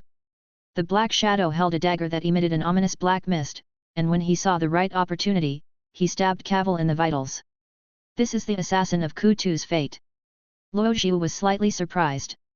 Generally speaking, extraordinary people in this profession would not choose to fight head-on on the battlefield. They would rather choose to kill in the shadows, and the night is their stage. However, the assassin who fought Cavil was an exception. Luo Xiu threw a detection signal at the black shadow, and the panel quickly gave feedback. Poison Scorpion Zetasha, Ku-Tu Second Fate Assassin, level is the upper limit of the second fate level leave 20, agility attribute is as high as 26. These are relatively normal data. Luo Xiu's attention is mainly attracted by Tsadasha's expertise. She has the specialties of beheading on the battlefield and death intuition. Beheading on the battlefield, contrary to the fighting style of assassin, gives an alternative beheading combat bonus. In frontal combat, you can gain extremely high damage bonus and injury reduction, and periodically gain a single damage boost. Death intuition can predict the landing point that may cause death. For example, when being bombarded by the spellcaster Cavil, Tsadasha could predict the course of action that would cause his death and thus avoid his own death. These two specialties are both template-level specialties. It's a pity that there seems to be no way to obtain this kind of expertise for the time being. While Luo Xiu was thinking, a new prompt suddenly popped up on his panel. Trigger Hidden Mission, Poisoned Iris, Difficult Difficulty. A Hidden Mission. Hidden Mission, Poisoned Iris, Difficult Difficulty. Recommended Level, Leave 10 Leave 20, Double Destiny and above Task Type, Time Limited Task, 3H59 Min. Mission Description, you learned about their conspiracy by killing the alchemist saint. Naif colluded with bandits and planned to rob the golden iris again and again, but his employer, who is also your employer, Alardon, was still kept in the dark. Perhaps, you can truly gain Alardon's trust by resolving this crisis. Mission Objective 1, kill the traitor Naif. Mission Objective 2, kill the bandit leader Poison Scorpion Sadisha. Mission Objective 3, kill the bandit leader Sengtu Hurik. Mission Objective 4, reveal Naif's conspiracy to Alardon. Completion Reward, Basic Experience plus 6200, extract 2 skills or specialties from Naif, Sadisha or Hurik, can be settled after completing all mission objectives. A hidden mission actually happened. This is the second time a new hidden mission has been revealed since the time travel. However, the difficulty of this explosive mission is completely different from that of the Dusk and Night at that time. Luo Zhu is confident that he can complete the Poisoned Iris mission this time. Originally, Luo Zhu was not very interested in helping Alardine solve this incident. He could only slightly fulfill his duty as a guard. But now, a hidden mission has been revealed, and the nature of the task is completely different. Luo Zhu waved his whip and galloped to Caval's side. Luo Zhu took a look at Caval, whose body was covered with horrific scars. Penetrating wounds, lacerations, fracture wounds. Caval had been badly wounded by the counterattack of the poison scorpion Sadiza, and his health had been reduced by 1/3, but fortunately, he still managed to protect his vital points well. At the same time, the flesh and blood on his body was constantly healing, and his health points were slowly recovering at +1+1+1. Luo Zhu glanced at the solace of Caval's feet. There was a light green ritual magic circle under his feet, and the luster of the magic circle was faintly visible. Well, fighting by standing on the healing circle is a good idea, but it will prevent us from moving. As Luo Zhu thought about it, he silently chanted the healing spell and casually applied a new healing effect to Caval. Caval didn't say anything and continued to fight. Luo Zhu ignored him and glanced at the poison scorpion Sadish who was running around in the black and red light column, and began to chant. The wolf bathed in glory descended from the dark abyss and was reborn in the burning holy flame. In front of Luo Zhu, the holy flame wolf Fenrir slowly emerged from the shadows.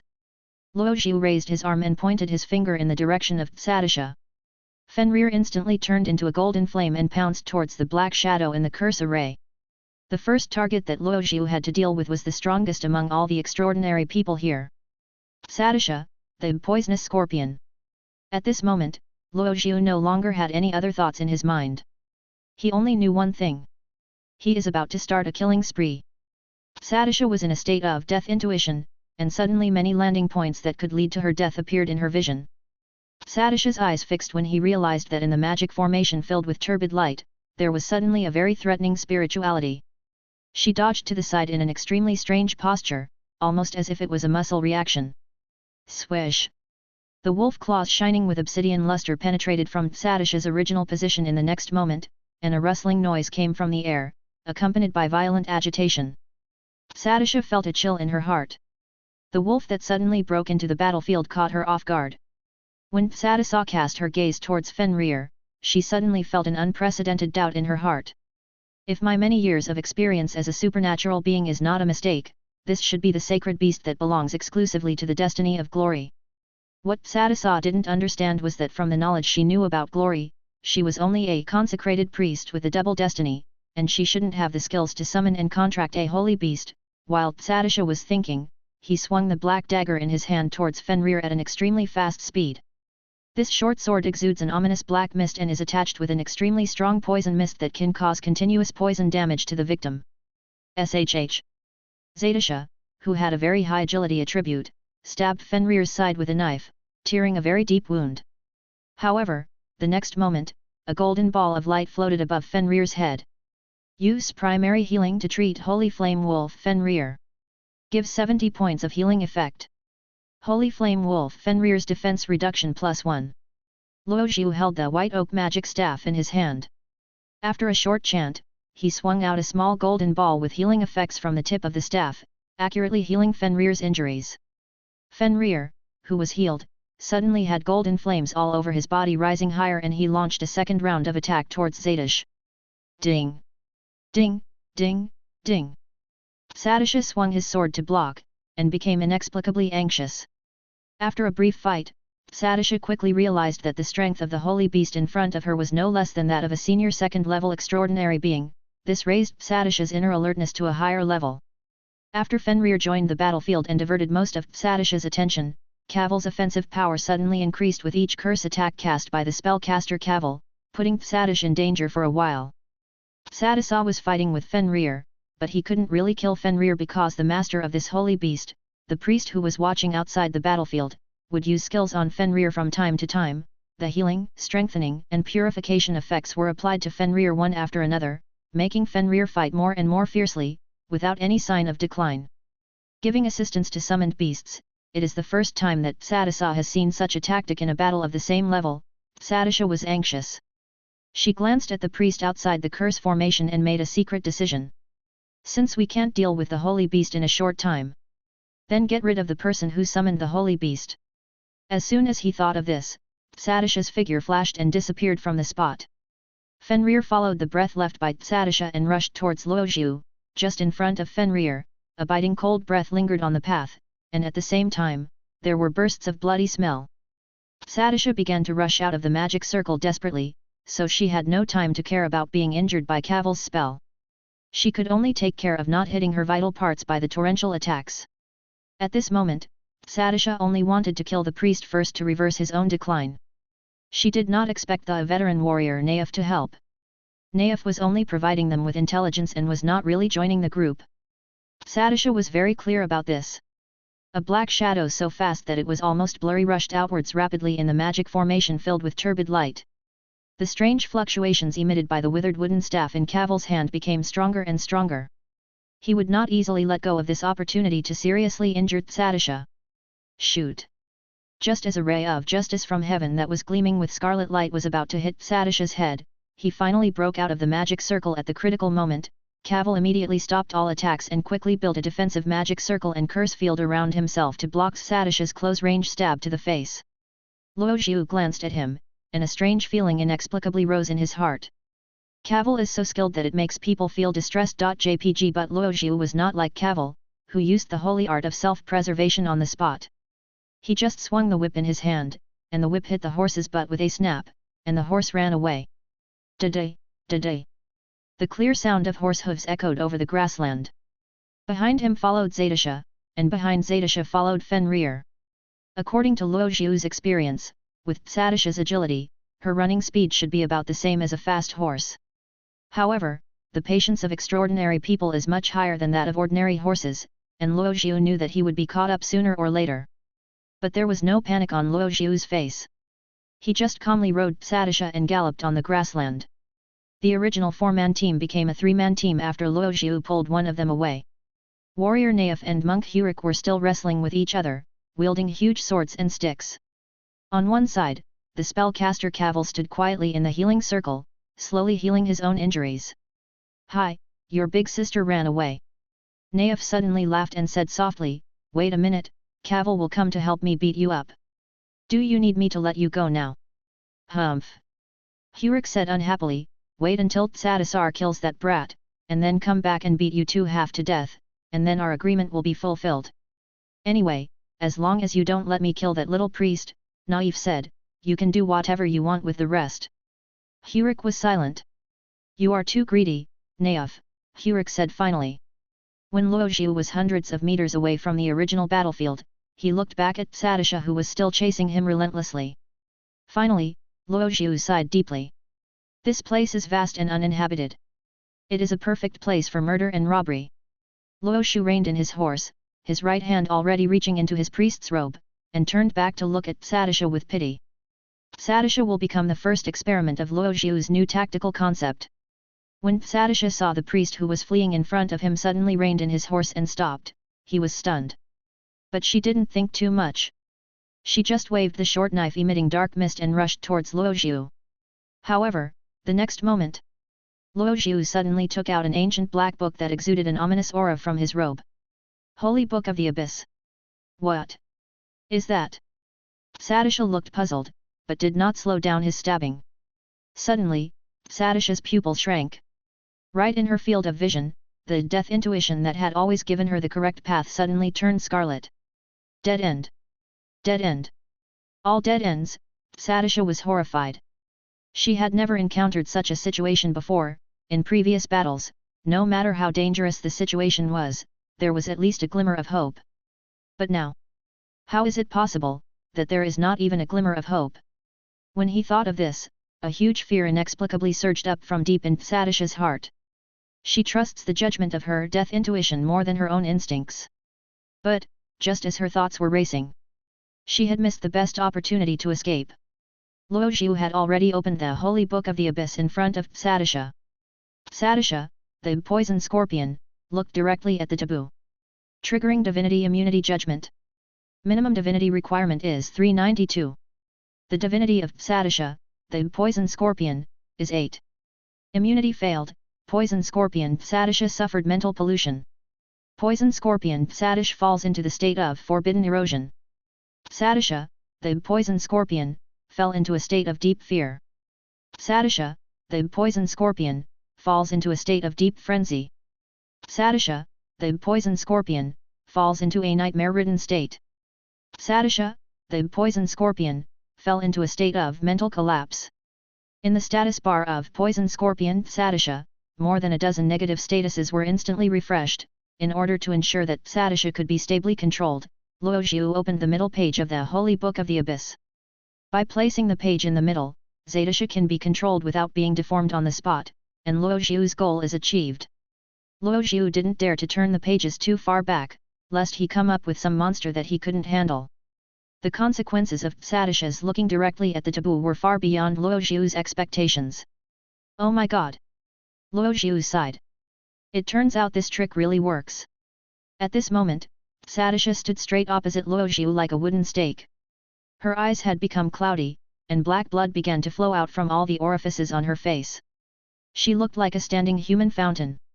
She had completely lost any ability to resist, and her soul had fallen irretrievably into silence, never to be recovered. Although her health points remain the same as before. But Psatisha, who had already turned into a wooden stake, was no different from being dead. After confirming that Psatisha had been charged to death, Luo Zhu pulled out judgment and fired 2 shots at Psatisha's forehead. Bang! Bang! Psatisha's health dropped to 0. He had completely lost all hope of survival and fell to the ground like a puppet with its strings cut. At this point, Luo Zhu was able to confirm that the tactic of making the enemy look directly at the Holy Book of the Abyss was indeed feasible. But Luo Zhu still thought more carefully. For example, Luo Zhu could only use this tactic in a one-on-one environment with no one around, otherwise the existence of the Abyss scripture would be exposed. Also, this tactic cannot actually kill the enemy, but may bring certain dangers. In the status panel of Poison Scorpion Psatish, if Psatish is not in a hard control state such as mental collapse, she will become extremely aggressive and may be more difficult to deal with. In short, after completing this first experiment with the forbidden tactics, Luo Zhu decided to use it as his last trump card and killer. Under normal circumstances, it is better not to use this trump card lightly. After confirming that Psatish was dead, Luo Zhu used his soul manipulator as usual to capture Psatish's soul and sealed it in a ring. However, Psatish's soul, which had been eroded by the taboo, had become fragmented and had lost the value of torture. Luo Zhu took out a small bag of gold coins from Psatish's body, then mounted his horse and galloped towards the original direction of the battle group. Da-day, da-day, the sound of horse hooves echoed over the grassland again. Warrior Naif, Monk Hurik and Spellcaster Cavil, they all looked up at the same time and saw Luo Zhu's triumphant figure. Naif's face tightened, and he asked Hurik softly, "Where's Psatisha?" "How should I know?" Hurik was stunned, and then said in a low voice, "I have a bad feeling." Only the consecrated priest Luo Zhu came back, but the poison scorpion Psatisha was nowhere to be seen. The originally slim possibility began to hover in the minds of Naif and Hurik. Suddenly, Hurik said, "Naif, I'm leaving, please get out of the way." But Naif did not respond to him. Instead, he swung his giant sword with twice as much strength.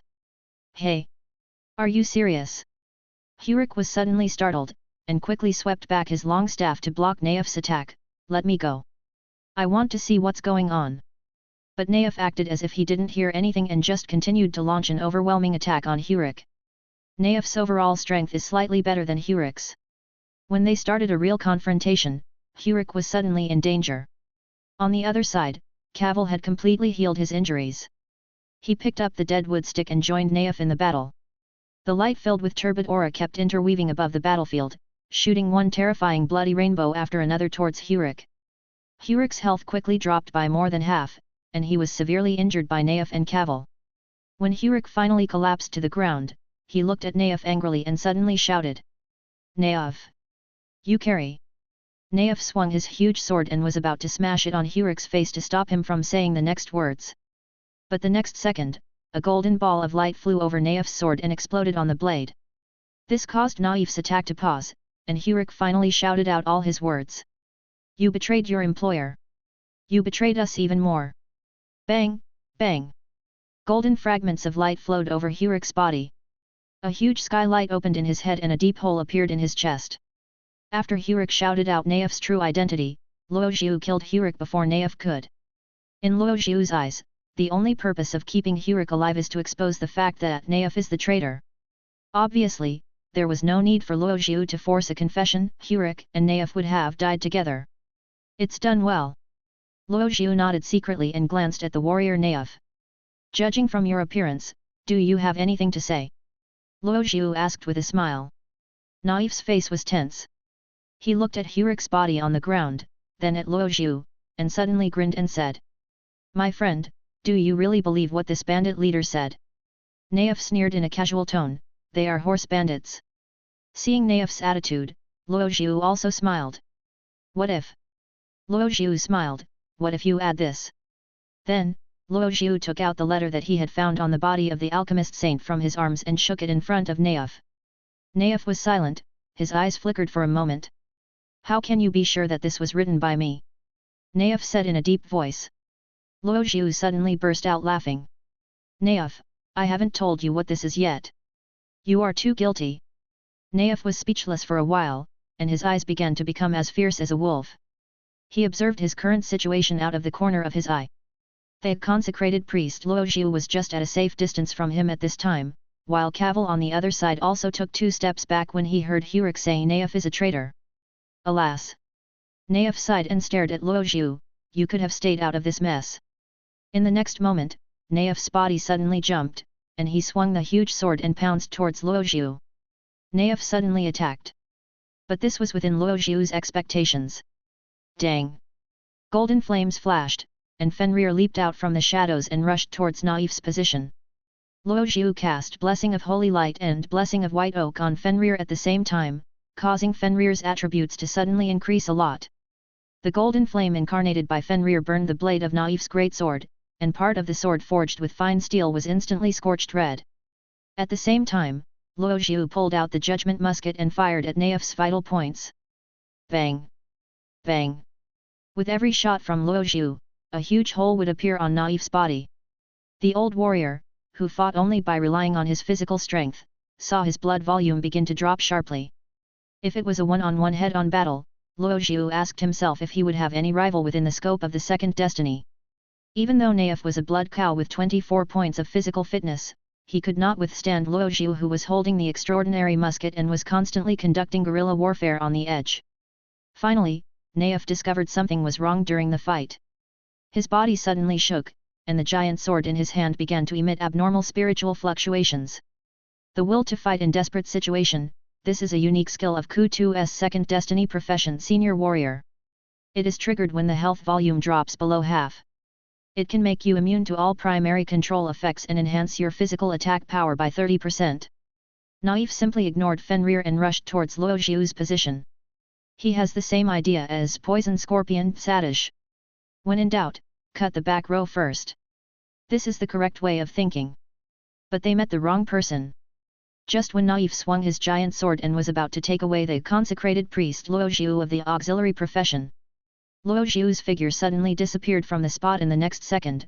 Naif only felt that in the previous moment, a slight fear suddenly surged in his heart. But being in a state of immunity to war will, this feeling of fear quickly disappeared. However, at this moment, alarm bells were ringing in Naif's heart, and he inexplicably had a very bad premonition. The next moment, Naif saw it. Luo Zhu's figure had already appeared on the opposite side, more than 10 meters away from him. How could he possibly know this kind of sacred art? A huge doubt arose in Naif's heart. Luojiu Carlos, he should just be the consecrated priest of the second destiny. Of course, Naif didn't know what skill Luojiu had just used. That is the ancient heritage skill learned from Grivali's legacy after defeating the immortal knight, Hunting Step. At this moment, Luojiu only felt that his desire to attack was unprecedentedly high. He pulled out another musket that had been loaded long ago, and fired at Naif's chest at an extremely fast speed, dash boom. This time, the judgment shot still hit the enemy's vital points very accurately. In addition to the double damage value of critical attacks, the effect of the expertise, Battlefield Raider is also triggered at the same time. After a 1.5x bonus, this attack caused a huge amount of damage to Naif. Use Judgment Shot to attack Naif Alad. Causes 62 points of Holy Light attribute basic damage. Hit the vital point. Trigger the passive effect of Battlefield Raider. Attack on the vital point, causing 186 points of actual damage. The huge amount of damage directly reduced Naif's health to single digits. Naif fell to the ground due to the inertia of his running. His face rubbed against the ground, leaving horrific bloody marks. Naif was not killed instantly, but he was already in a dying state and was unable to fight anymore. Luojiu calmly loaded the ammunition for the two judgments and then silently chanted Holy Light Annihilation. Don't, cough cough, don't kill me. Naif's throat rolled and he spat out a ball of black pus and blood, struggling to beg for mercy from Luojiu. But Luojiu did not respond. He just raised his arm slightly and let the ball of light of Holy Light Annihilation fly towards Naif. Boom! The ball of light of Holy Light Annihilation suddenly exploded, blowing Naif's body into two pieces. A reward prompt for killing Naif popped up on Luojiu's panel. The traitor Naif is completely dead. At this point, Luojiu completed all the killing targets of the limited-time mission Poisoned Iris. He looked at Naif's body, and then at the cursor Cavill who had not taken any action and just watched quietly on the side. The traitor has been killed. This is a good thing. Luojiu smiled and said to Cavill, we should expose the conspiracy of Naif to Mr. Alardon. What do you think, Mr. Carville? After a while, Cavill suddenly smiled. You're right, this is a good thing. Cavill said, I didn't even realize that Naif was a traitor. As he spoke, Cavill walked towards Luojiu and extended his hand to him with kindness. Luojiu was a little surprised that Cavill, who was usually taciturn, would actually say so much at this moment. But this is normal. After all, we have just experienced a big battle. In this situation, people's personalities are usually liberated to a great extent. Luojiu also stretched out his hand and shook hands with Cavill. Now that I have completed all the killing targets of Poisoned Iris, Cavill can be considered a comrade in arms. However, the next moment, Luojiu's panel suddenly jumped, and a new status prompt suddenly popped up, you are cursed. You are in a state of mild instant death curse. Countdown to mild instant death, 11h59 min. Luojiu's eyes froze. Without having to think too much, Luojiu quickly guessed that the source of the curse was the cursor Cavill. He wants to kill me? Luojiu thought in his mind, but there was no strange expression on his face. He used the mild instant death curse to show that he didn't want to leave any traces that could be noticed. And when the instant death effect is activated, others will only think that I died of sudden death or violent death. Let's go report to Mr. Alardon. Cavill said, after killing the leader of these horse bandits, the caravan will be safe. Okay. Luojiu responded with a smile, then let's go, Mr. Cavill. Seeing that Luojiu didn't say anything, Cavill withdrew his hand with confidence and walked towards the caravan. He turned his back to Luojiu and did not see what Luojiu did next. Mr. Carville, wait a moment. Suddenly, Luojiu called Cavill, and Cavill turned around. Dash how? As soon as he opened his mouth, he saw a dark gun muzzle pointed at his forehead. Boom! The judgment musket fired, and Luojiu quickly switched to another loaded musket. Boom! Cavill was caught off guard by these two gunshots. A big hole was blasted on half of his head and the left side of his chest where his heart was. Golden light flowed out and his blood evaporated instantly. Cavill's health dropped to 0 in an instant, and he fell to the ground like mud, with a look of disbelief still on his face. I didn't mean to kill you. Luojiu blew on the smoke-emitting musket barrel and said, but it's still too dangerous to let you live. Luojiu silently chanted the purification spell and cast purification on himself. After purifying the effect of mild instant death, Luo Zhu looked at the three bodies of extraordinary people lying on the ground and sighed deeply. He could probably guess why the curse master Cavil wanted to curse him.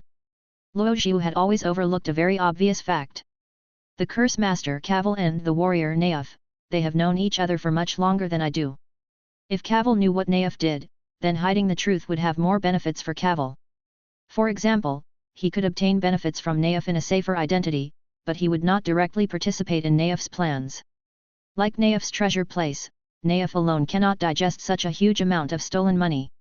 If Naif dies and Cavil knows where Naif's stolen money is stored, then these stolen money will become Cavil's wealth alone. Perhaps his intrusion disrupted the plan of the curse master Cavil?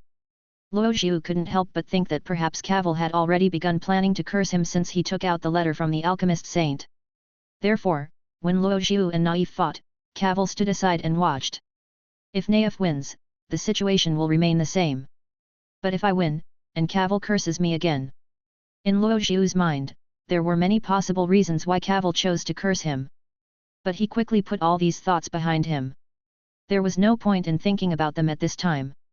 Cavil wanted to kill himself secretly, but he didn't know that he had the omnipotent player panel, so he was killed by himself. At this point, Luo Zhu was too lazy to pursue it further. Now, he is the only extraordinary person who survived this brutal battle. Luo Zhu stretched out his right hand, and the copper-forged ring on his finger flashed a dim light. Countless tentacles emerged from the ring and then penetrated into the bodies of the three extraordinary beings on the ground. The souls of warrior Naif, monk Hurik, and spellcaster Cavil were dragged out from their bodies. Afterwards, these soul light balls were squeezed and shrunk back into Luo Zhu's ring. After finishing all this, Luo Zhu mounted his horse and galloped towards the caravan. When the bandits saw that the warrior monk Hurik was killed and there was no sign of the poisonous scorpion Sadisha, they quickly scattered like birds and beasts and fled on their horses. The ordinary guards of the caravan had no time to pursue the looters, but instead began to busily count the lost goods. Luo Zhu rode over and soon saw Alardan. He hid behind a carriage and only dared to emerge from behind it after the battle was over. The caravan was in a miserable state at this time. Nearly half of the carriages were blown up or looted, and most of the horses were lost, but compared with Alardan's previous experiences, this was already quite good. When he saw Luo Zhu riding towards him, Alardan's face showed excitement. "Mr. Luo Zhu! Mr. Luo Zhu!" Alardan waved in the direction of Luo Zhu. The bandits were repelled. They actually retreated. "Thank God, thanks to you." Luo Zhu glanced at Alardan, whose face was filled with joy, as if he had really won a battle. Why does he seem so happy even though half of his caravan was blown up? Luo Zhu was slightly puzzled, but still agreed verbally, "Yes, the bandits were repelled. By the way, Mr. Alardan." Luo Zhu changed the subject, "What are the casualties?" When talking about this issue, Alardan's face suddenly darkened. He said with some difficulty in hiding his sadness, "More than a dozen guards were injured, and 4 of them died." "Well, I'm sorry." Luo Zhu was silent. "The light will guide them." "I hope so." Alardan sighed. Suddenly, he seemed to remember something and asked Luo Zhu, "By the way, Mr. Naif and Mr. Caverer, didn't they come back with you?" When he heard this question, Luo Zhu looked at Alardan deeply. "You don't want to know the answer to the question?"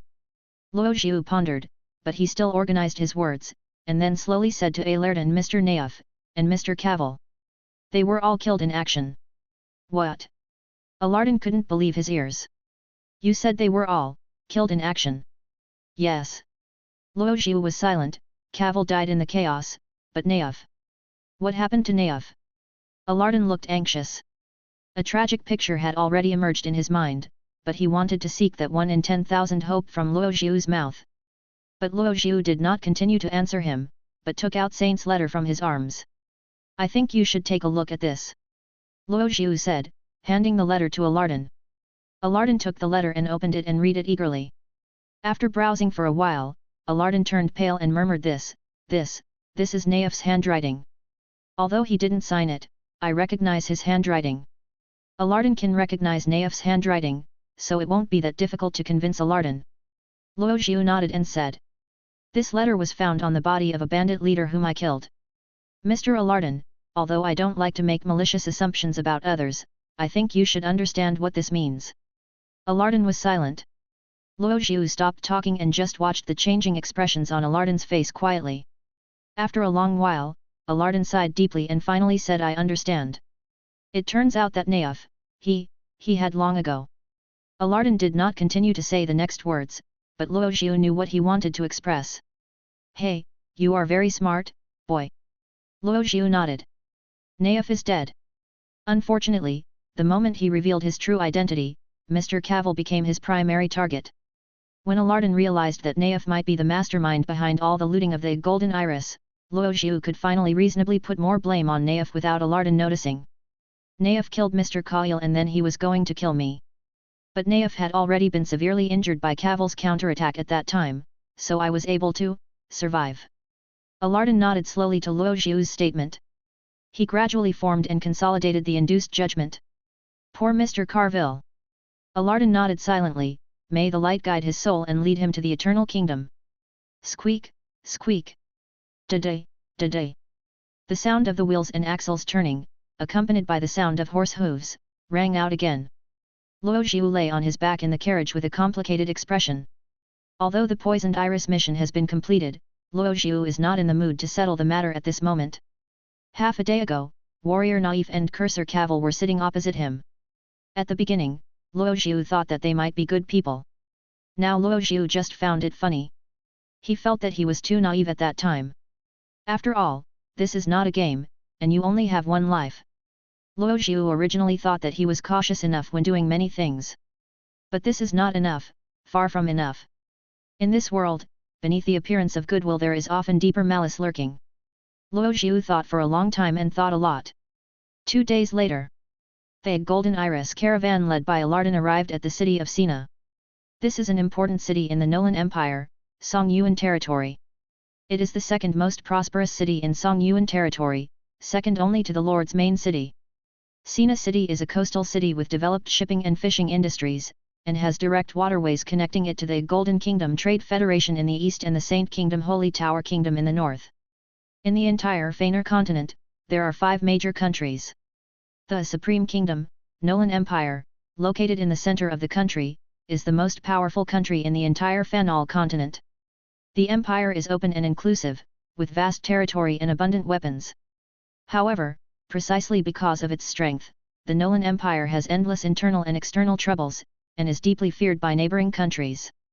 The Golden Kingdom Trade Federation in the east is a country formed by merchant clans. They pursue profit first, and have established special trade routes with all other countries, and have extremely close trade relations. Because of this, the Federation basically maintains a neutral attitude towards the position disputes between other countries. They only regard the forces that threaten their interests as their real enemies. Located in the west is the home of thieves, the Dark Principality, which is the most desired destination for criminals and exiles from all countries.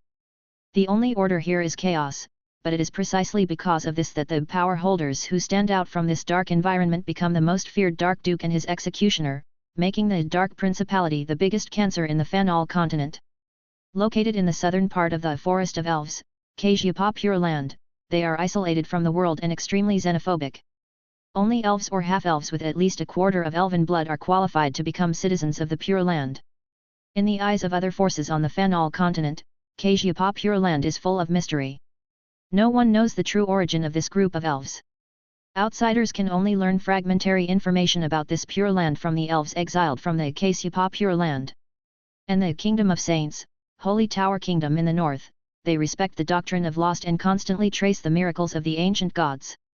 This is a paradise of arcane, a paradise of magic, and a utopia for those who hope to gain the mercy of the ancient gods. The era of man is only a flash in the pan, the era of God is eternal and brilliant.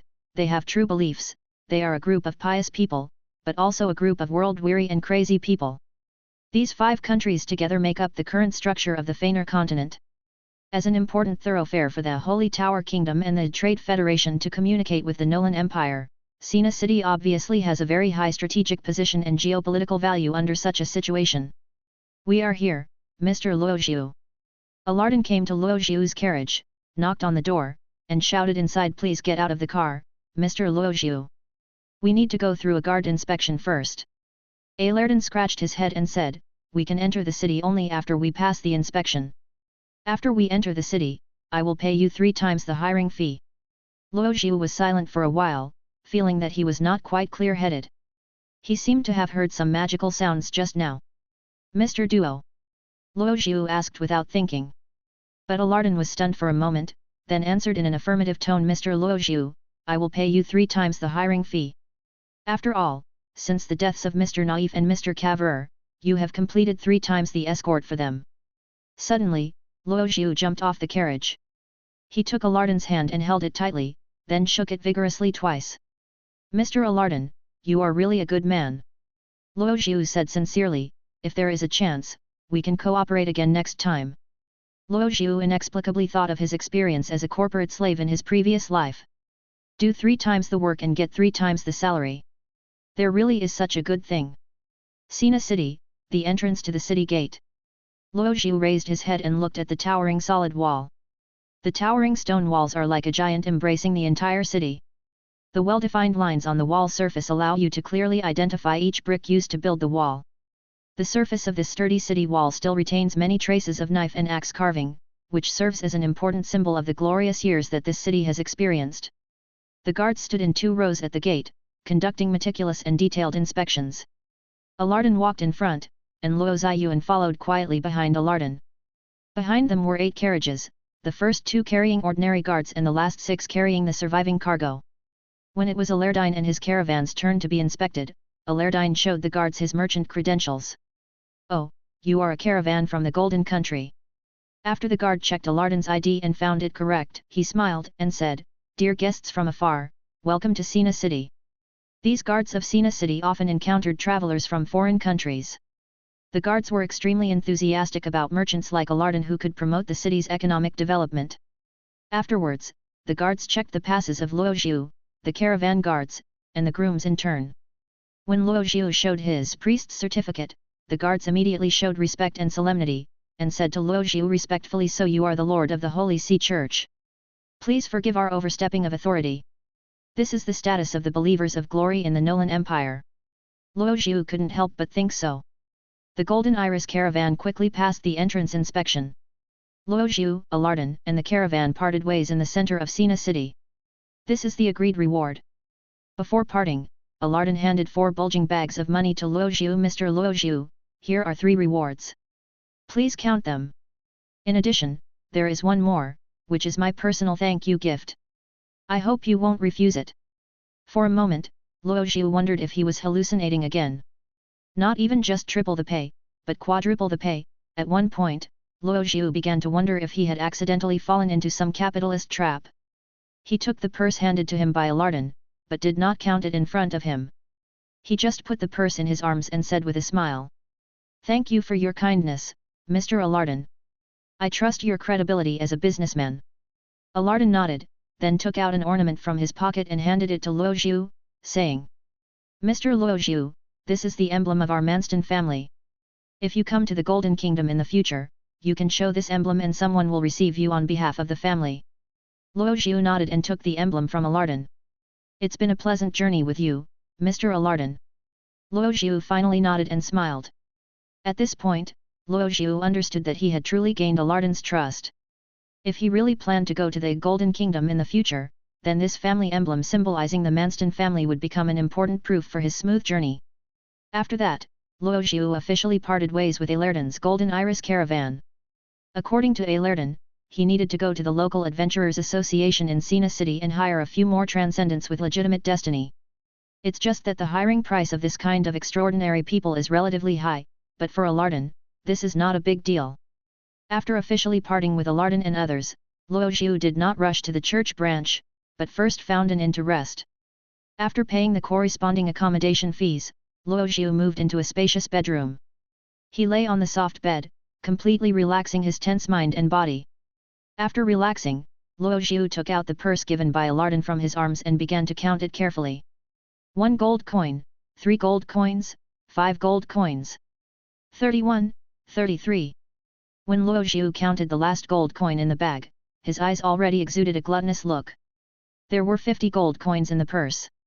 And Alardin gave 4 bags of money like this. Luo Zhu finally understood the happiness that Naif and Cavil had before. After finishing counting the rewards, Luo Zhu opened the player panel he hadn't seen for a long time. Above the mailbox icon, a huge red dot is constantly flashing. The rewards for killing extraordinary people such as Sadisha have not yet been claimed. And the limited time mission, Poisoned Iris, has not been concluded yet. Apprentice. Luo Zhu called in a low voice. The figure of a white cat slowly emerged from the window of the hotel bedroom, then it jumped out of the window and landed on Luo Zhu's legs. Luo Zhu stretched out his hand and stroked the white cat's fur gently. Pan cat. This is still indispensable metaphysics. Luo Zhu didn't notice at all that the white cat's eyes now showed a look of 3 parts confusion and 7 parts enjoyment. When he had petted the cats for a while, Luo Zhu clicked on the settlement of all the kill rewards in his mind. Kill Fallen Warlock Saint, leave 19, and gain 592 basic experience points. Fallen Warlock Saint, leave 19, is 9 levels behind you. Kill above your level. Gain 90% extra experience points. Rewards settlement, actual experience points gained, 1125. Kill Poison Scorpion Sadish, leave 20, gain 628 basic experience points. Sadisha, leave 20, the level difference between you and Poison Scorpion is 10 levels. Kill above your level. Gain 100% extra experience points. Rewards settlement, actual experience points gained, 1256. Kill Monk Butcher Hurik, leave 18, gain 562 basic experience points. Monk Butcher Hurik, leave 18, is 8 levels behind you. Kill above your level. Gain 80% extra experience points. Rewards settlement, actual experience points gained, 1012. After receiving the rewards for killing 5 second-level extraordinary people, Luo Zhu's experience savings had already exceeded 10,000 points. Looking at the rich experience pool, Luo Zhu couldn't help but smile with satisfaction. Afterwards, Luo Zhu finally focused his attention on limited-time mission, Poisoned Iris. Having already played with the cat once, he was quite confident about his luck at this moment. Mission accomplished. Luo Zhu gave new instructions in his mind. As Luo Zhu gave the instruction mission completed, new special effects appeared on his task panel.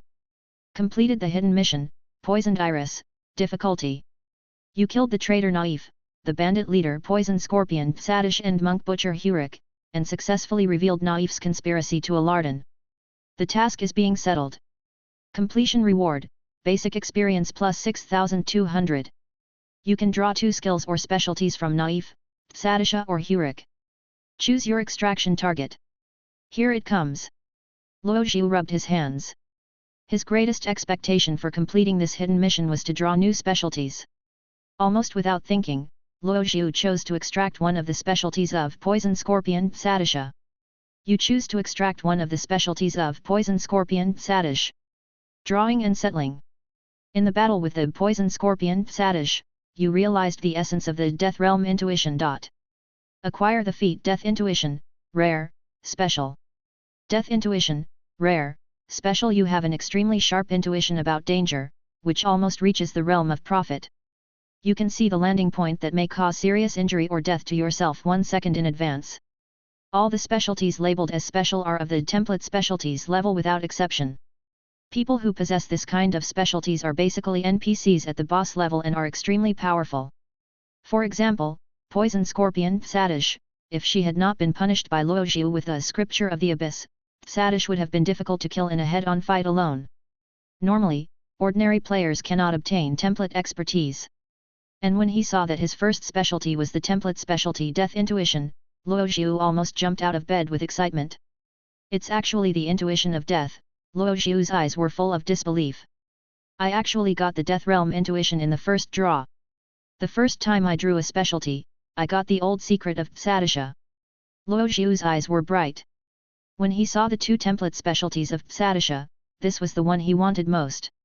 As expected, metaphysics, awesome. After expressing his feelings, Luo Zhu began to analyze carefully. Obtaining the Death Intuition expertise can, to some extent, alleviate the inevitable problem of Luo Zhu's fragile body as a consecrated priest. He can foresee the crisis in advance, see the dead end clearly, and avoid it when the opportunity arises. This is equivalent to Luo Zhu having a golden medal of immunity from death, and this golden medal of immunity from death can be used repeatedly. Moreover, Luo Zhu can also use this expertise to carry out the exploratory suicide that he once wanted to try but didn't dare to try. A smile appeared on Luo Zhu's face, and he could hardly suppress his joy. But at this time, he also fell into another problem. Who should I choose for the second specialty? Although Luo Zhu knew that Poison Scorpion Sadish had another template specialty, battlefield beheading. But, regardless of whether or not you can get it, the limitations of this expertise alone are already quite large. First, battlefield beheading is bound to light melee weapons. In other words, in order to maximize the benefits of this expertise, Luo Zhu must transform himself into a melee mage and take the path of a spell assassin.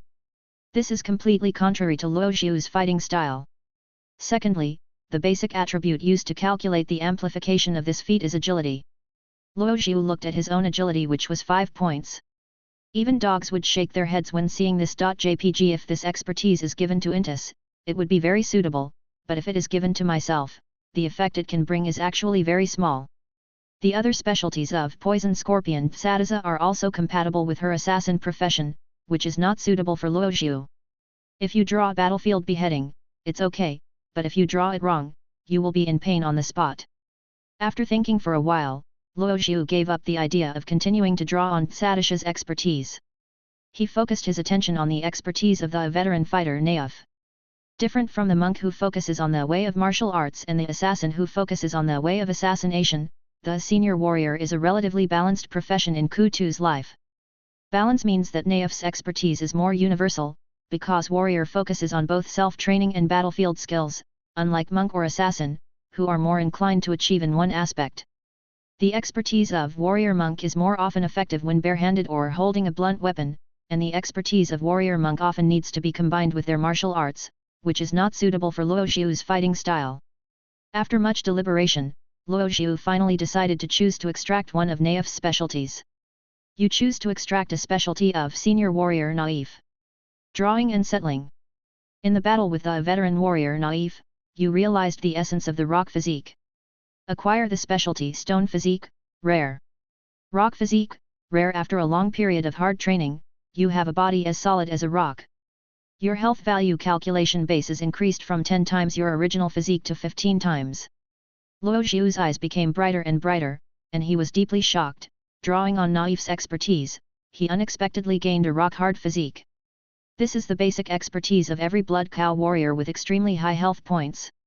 Although Naif has other feats related to health cap, but the specialty of rock physique alone is enough to make Luo Zhu's health value have a qualitative leap. Really? Metaphysics is awesome. Luo Zhu began to carefully browse the numerical changes on the panel and feel the new experience brought by the new expertise. Currently, Luo Zhu has 10 points of physical fitness. Converted to 10 times the original physique, it would be 100 health points. With the newly acquired rock physique feat, health points will directly increase by half, breaking through the 150-point mark. This is the average health volume of the Double Fate Mage School when it reaches the highest level Leave 20. Luo Zhu's current level was only Leave 10, and he even had a secondary occupation, Abyss Servant, at Leave 1. Inexplicably, Luo Zhu's mind flashed with an image of himself transformed into a blood-burning mage. What doesn't kill me makes me stronger. JPG The corners of Luo Zhu's mouth began to rise slightly. Tax evasion, too much tax evasion. When the pleasure has slightly passed, Luo Zhu began to think carefully and plan his own extraordinary path. At this point, he already had many means and trump cards to defeat the enemy.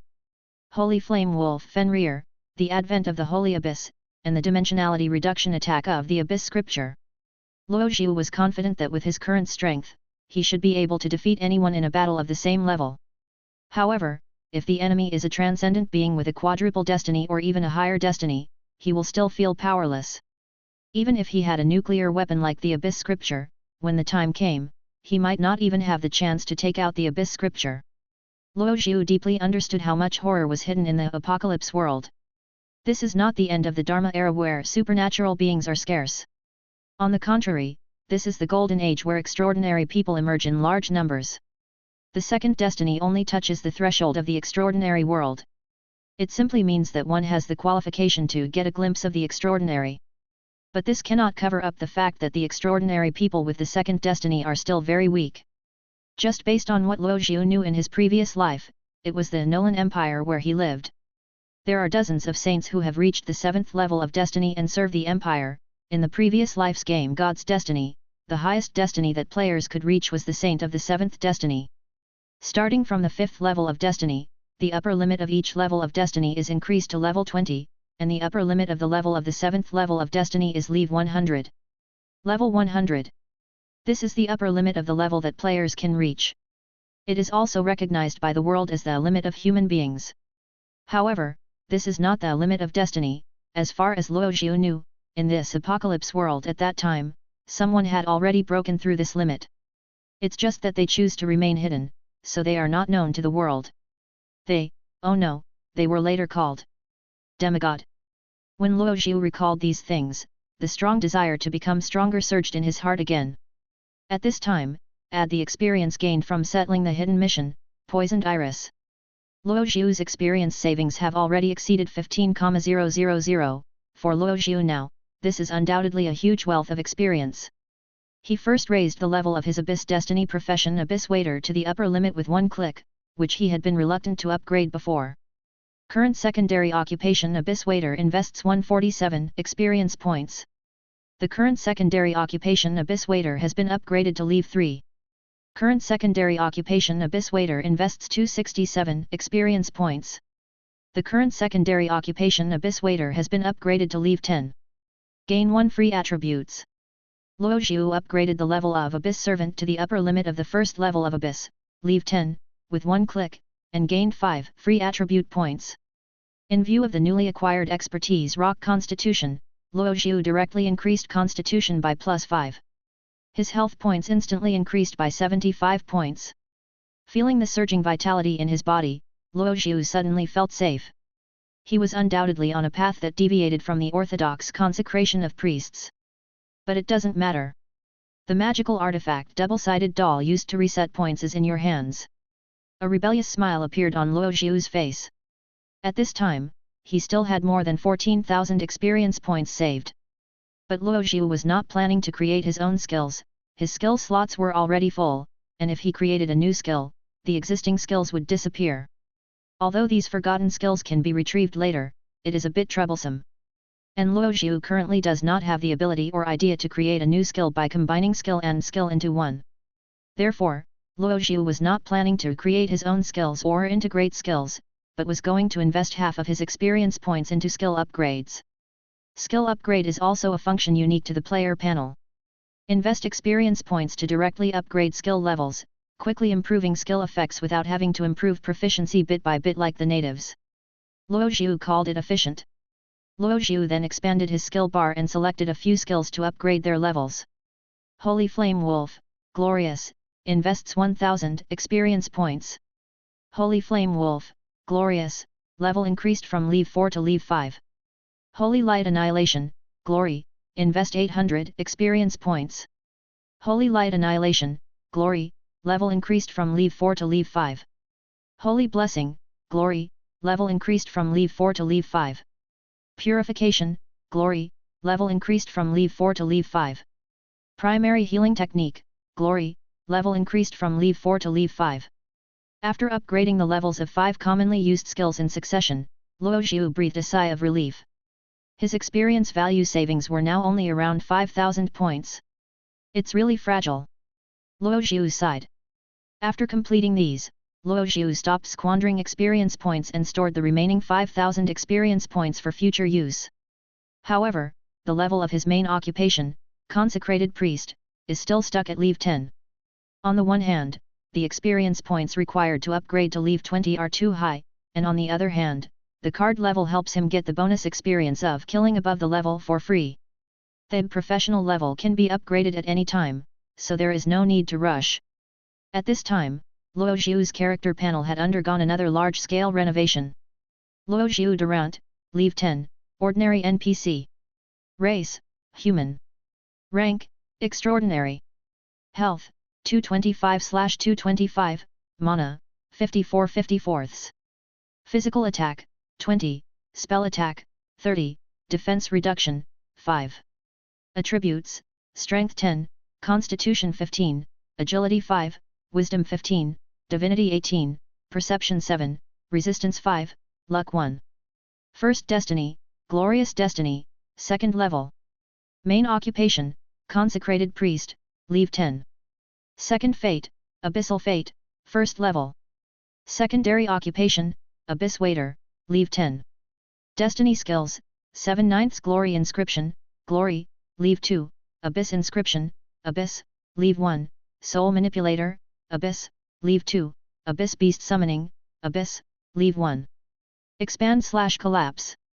Professional Skills, 9 9ths Holy Blessing, Glorious, Leave 5, Holy Flame Wolf, Glorious, Leave 5, Holy Light Annihilation, Glorious, Leave 5, Purification, Glorious, Leave 5, Holy Abyss Advent, Glorious, Leave 1.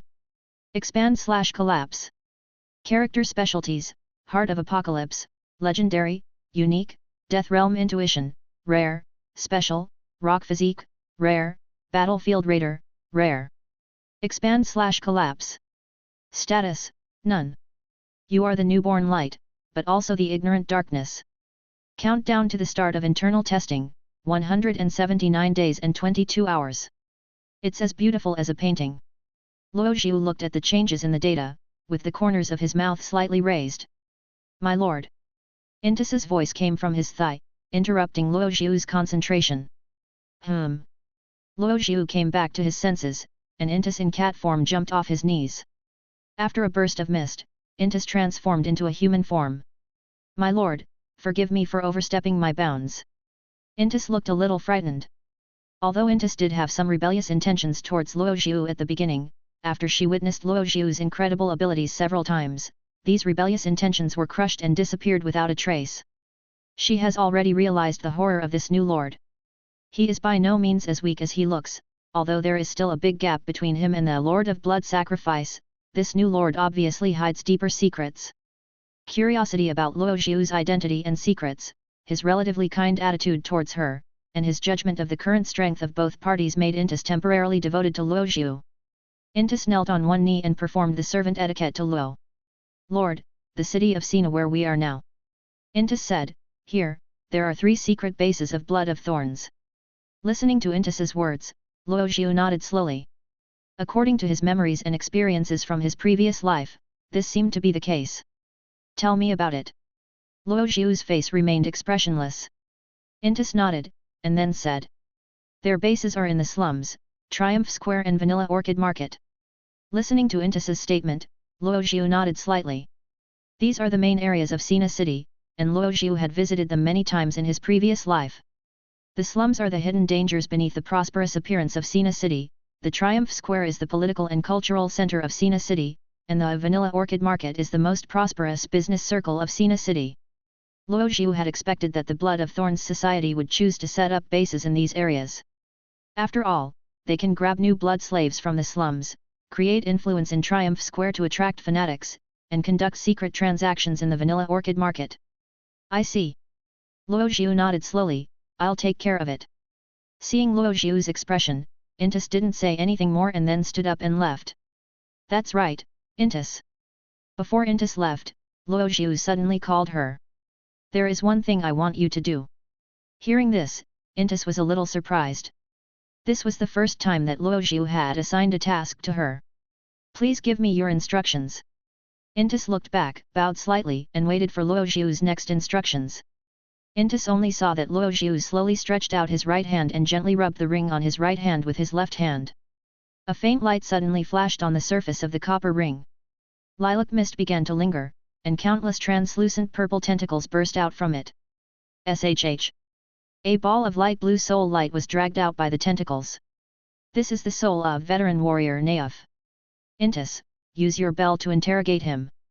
Luo Xiu crossed his fingers and put them under his chin, his face gloomy. I want to know the exact location where he hid the stolen goods, and you will retrieve them for me. As Luo Xiu spoke, he pointed his right hand forward, and the tentacles that bound Naif's soul detached from the ring and slowly floated in front of Intis with the soul light ball. I believe you can finish it quickly, Intis. Luo Xiu smiled and said, don't let me down. Seeing this, Intis's forehead was slightly sweaty. She looked a little terrified, knelt on one knee, and whispered, your subordinate will obey your will. Then, Intis left the room with Naif's soul. The soul manipulators separated by Luojiu can flatten and round Naif's soul at will, which makes it convenient for Intis to carry the soul with her without being too conspicuous, like being haunted by ghost fire. Letting Intis interrogate Naif alone, Luojiu was not afraid that Intis would run away. After all, Intis has the follower inscription personally made by Luojiu on her body, so he can track Intis's real-time status and location at any time. And Luojiu was indeed coveting the huge amount of stolen money that Naif had embezzled. With Intis running errands, Luojiu didn't need to raid Naif's house himself. When Intis returns with huge amounts of stolen goods and Naif's soul, Luojiu will own his first small gold mountain. At that time, Luojiu will let Fenrir devour Naif's soul and the souls of the other 4 extraordinary people with double destinies. In this way, Fenrir can complete his first spiritual sublimation and achieve a qualitative leap in strength. For the time being, Luojiu has drawn up such a planning blueprint. After Intis left, Luojiu stood up from the bed, walked to the window and opened it. The hotel he was in was near the Triumph Square. The cold wind came in through the window, and Luojiu looked out. The main roads of Sina City were bustling with people, and the lanes reserved for traffic were also filled with horse-drawn carriages, making it very lively. At this time, the city of Sina showed a thriving atmosphere. After looking at the scenery for a while, Luojiu closed the window, turned around, and took the priest's robe from the clothes rack. He was preparing to report to the Holy See's Church in Sina City. The location of the church is right near the Triumph Square. Sina City, Triumph Square. Walk about 200 meters along the main road from the center of the square, and you can see a towering dome church. The glorious church of Sina City. When Luojiu stood in front of the pure white stone arch of the church and looked up at the sun dome inlaid with pure gold at the top, a sense of solemnity arose from his heart. The exterior wall of this church uses a lot of ochre elements, and there are many exquisite carvings symbolizing the glory doctrine. With the windows made of glazed glass, it gives people a bright visual sense of solemnity and liveliness.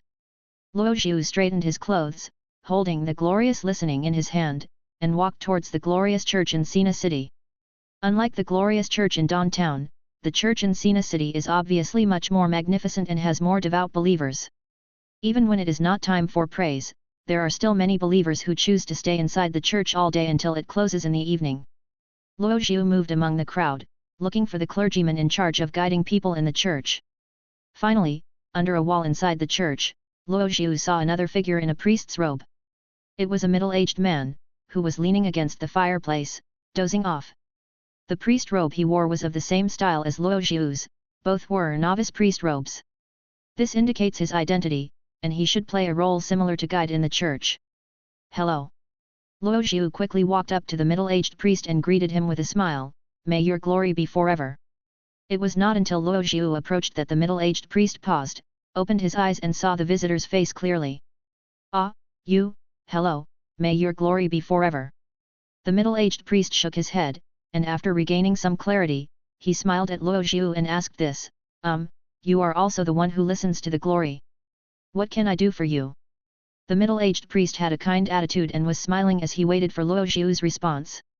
Luojiu took out from his arms the golden letter that had been given to him by the pastor Connor. "Here is my letter of introduction. I want to find Connor Rune and pay me Erscardia." When Luojiu took out the letter of introduction, the middle-aged priest's shoulders suddenly shrugged, and an imperceptible light flashed in his eyes. He looked at the letter, then looked at Luojiu, and asked again, "Who are you? And what do you want with them?" This time, the priest's tone became serious and earnest.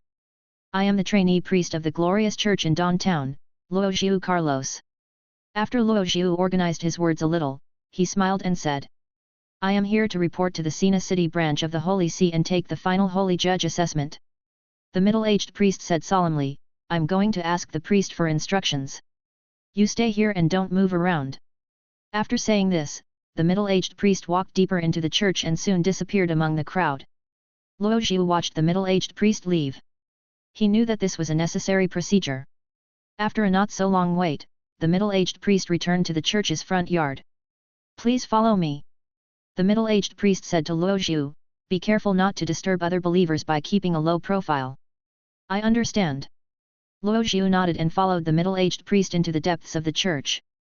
Luojiu followed the middle-aged priest, passed through the front yard and atrium, and came to the inner courtyard of the church. The feeling here is completely different from that of the front yard. The core courtyard is not open to ordinary believers. This is considered the internal place for the activities of the glory extraordinary people. Luo Zhu and the middle-aged priest took a forked road. After walking along the path for a while, a building that looked like a villa appeared in Luo Zhu's sight. But it didn't look like a religious building, but more like a barracks. On both sides of the entrance to the villa, there were huge statues of knights. One of the two knights holds a sword and the other holds an axe. The blades of the weapons in their hands are shining with golden light, making them look sacred and heroic. This is the guardian knight Colossus. Seeing Luo Zhu's eyes lingering on the two knight statues, the middle-aged priest smiled and explained, "This is the holy court of the holy judges." As he spoke, Luo Zhu saw another familiar figure. The person who came was carrying a fine steel war hammer on his back and waving in the direction of Luo Zhu. Luo Zhu! Luo Zhu! Luo Zhu recognized that it was the holy light priest who had been to Don Town before, Connor Rune. Luo Zhu went to meet him. He saw the excitement on Connor's face, so he smiled and greeted him, "Long time no see, Connor. We thought you would come even later." Connor looked at Luo Zhu and asked in surprise, "You have already been promoted to extraordinary?" "Yes." Luo Zhu nodded. "Not long after you left Don Town, I applied for the key from the church, and I opened the door." As he spoke, Luo Zhu asked in a puzzled tone, "I applied to Sina City. Don't you know about this?" "Alas, I don't have enough authority." Connor smiled awkwardly, "I don't have the authority to know this, but congratulations anyway." The two of them walked side by side into the holy tribunal while chatting. The interior of the Inquisition, contrary to the sacred style of the church, is more like a police station with various files scattered around. The internal environment seemed a bit messy, but Luo Zhu knew that considering the duties of the holy judges to eliminate cultists and resolve supernatural events, such an environment was still acceptable. "By the way," Luo Zhu asked Connor, "where is Pamir?" "Pamir is in the inner room. She said she wanted to train alone." Connor said, "She usually doesn't go out. I'll take you to see Leonard first. He's one of the priests of the church. You need to pass his assessment first."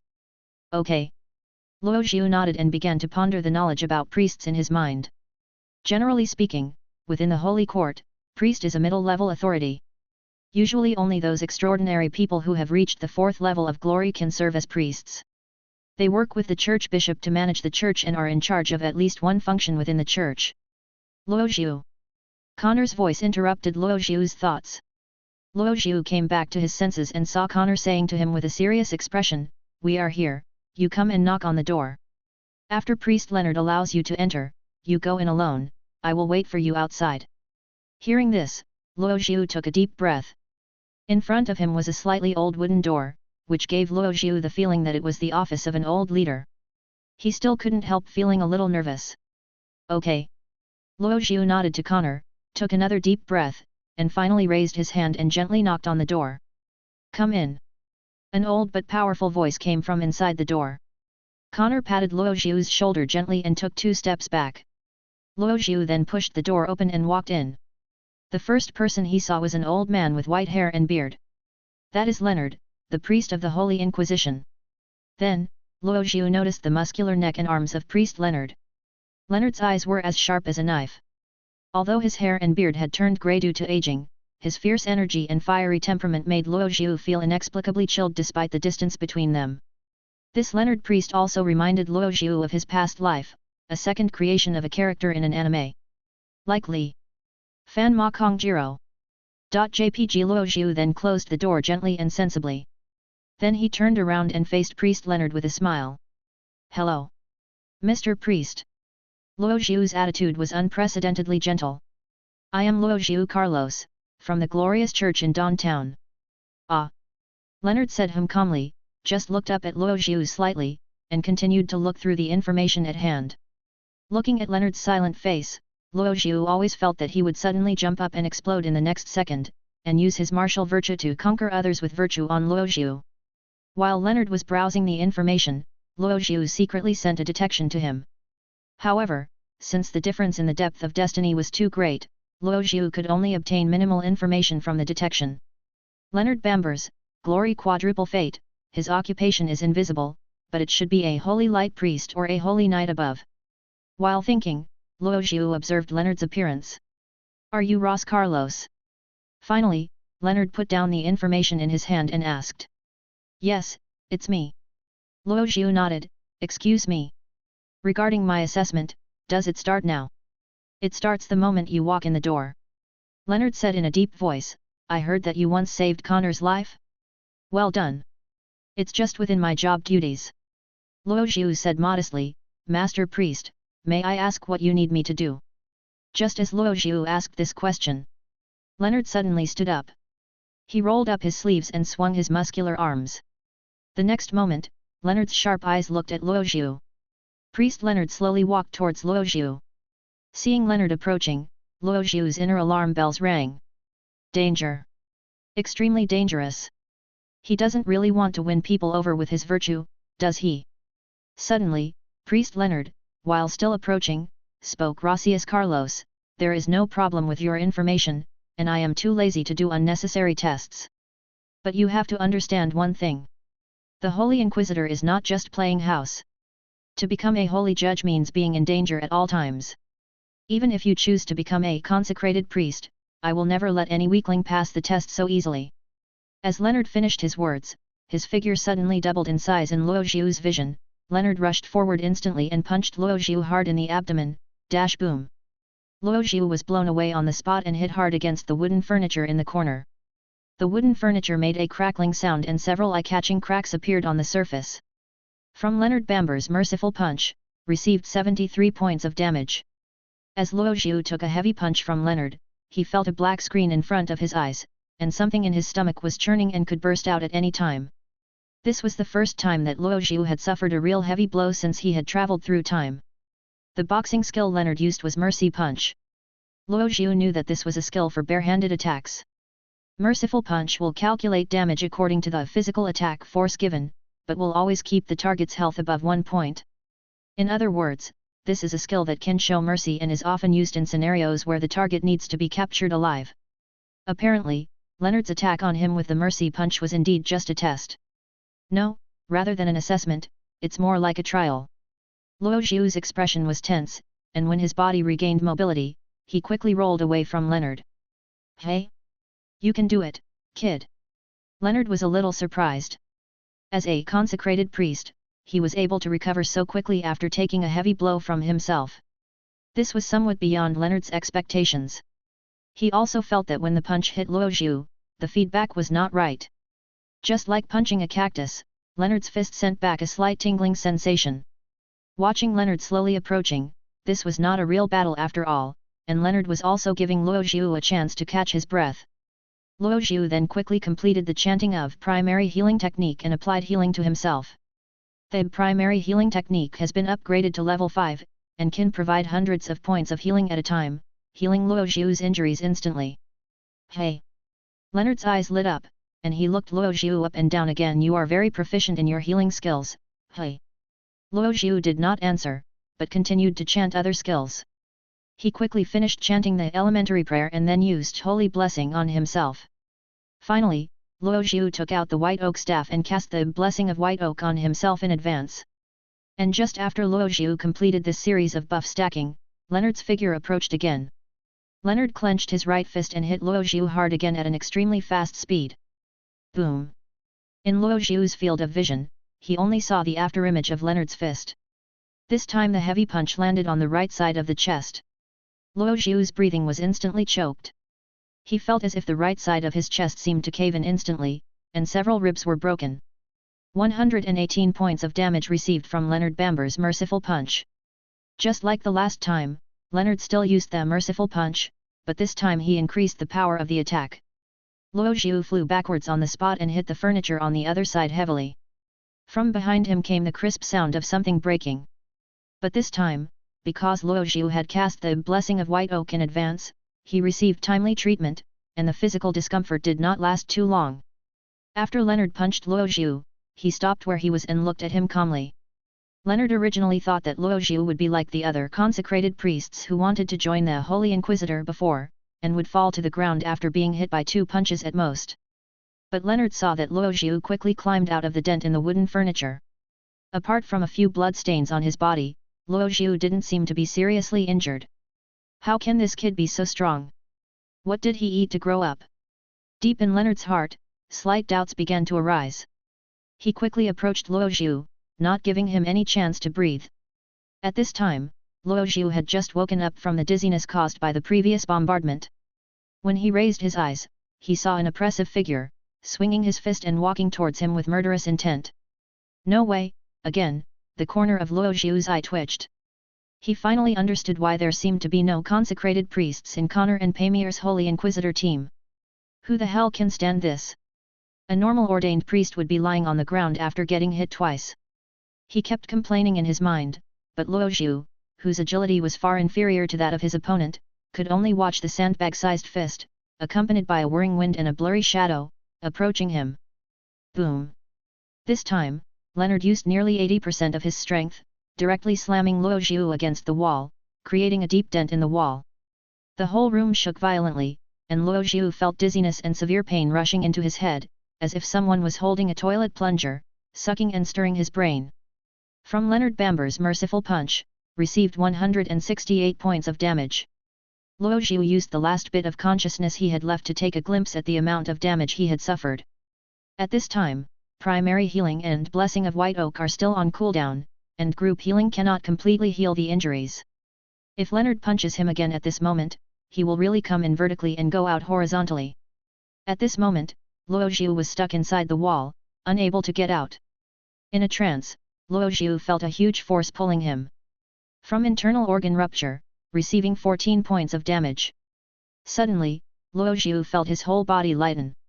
He felt as if he was being carried on someone's shoulders, and then he heard the sound of a wooden door creaking open. Connor. It was the voice of Priest Leonard. Come here and send this kid to Maryland for treatment. Connor was silent for a while, then asked in a low voice. He failed the test. No, he passed. He is fully qualified to join the Holy Inquisitor. Leonard's old voice said. I was very optimistic about this guy, so I couldn't help but punch him a little more. When Luo Zhu woke up, it was 2 days later. 2 days ago, Leonard's punch, which was almost full of force, directly knocked Luo Zhu unconscious. He became unconscious and passed out. In addition to the lacerations and fractures all over his body, Luo Zhu was just one step away from going from severely injured state to near death. But fortunately, just 2 days ago, before he fell into a coma, he seemed to hear Leonard's voice. This priest said in person that he had passed the test to join the Holy Judge. He then fell asleep with relief. He was in a coma for 2 days. When Luo Zhu woke up, the first thing he did was to check his injuries. Fortunately, I didn't feel any physical discomfort. Luo Zhu opened the player panel in his mind. His health points were at the full value of 225 points. Luo Zhu then let out a long sigh, lifted the quilt, and slowly got out of bed. He looked around and found that he was in a bedroom that was not very big. The bedroom is small and exquisite, with velvet blankets, exquisitely crafted decorative furnishings, and a light scent of incense in the air, making people feel fresh and comfortable. The owner of this bedroom must have very good taste.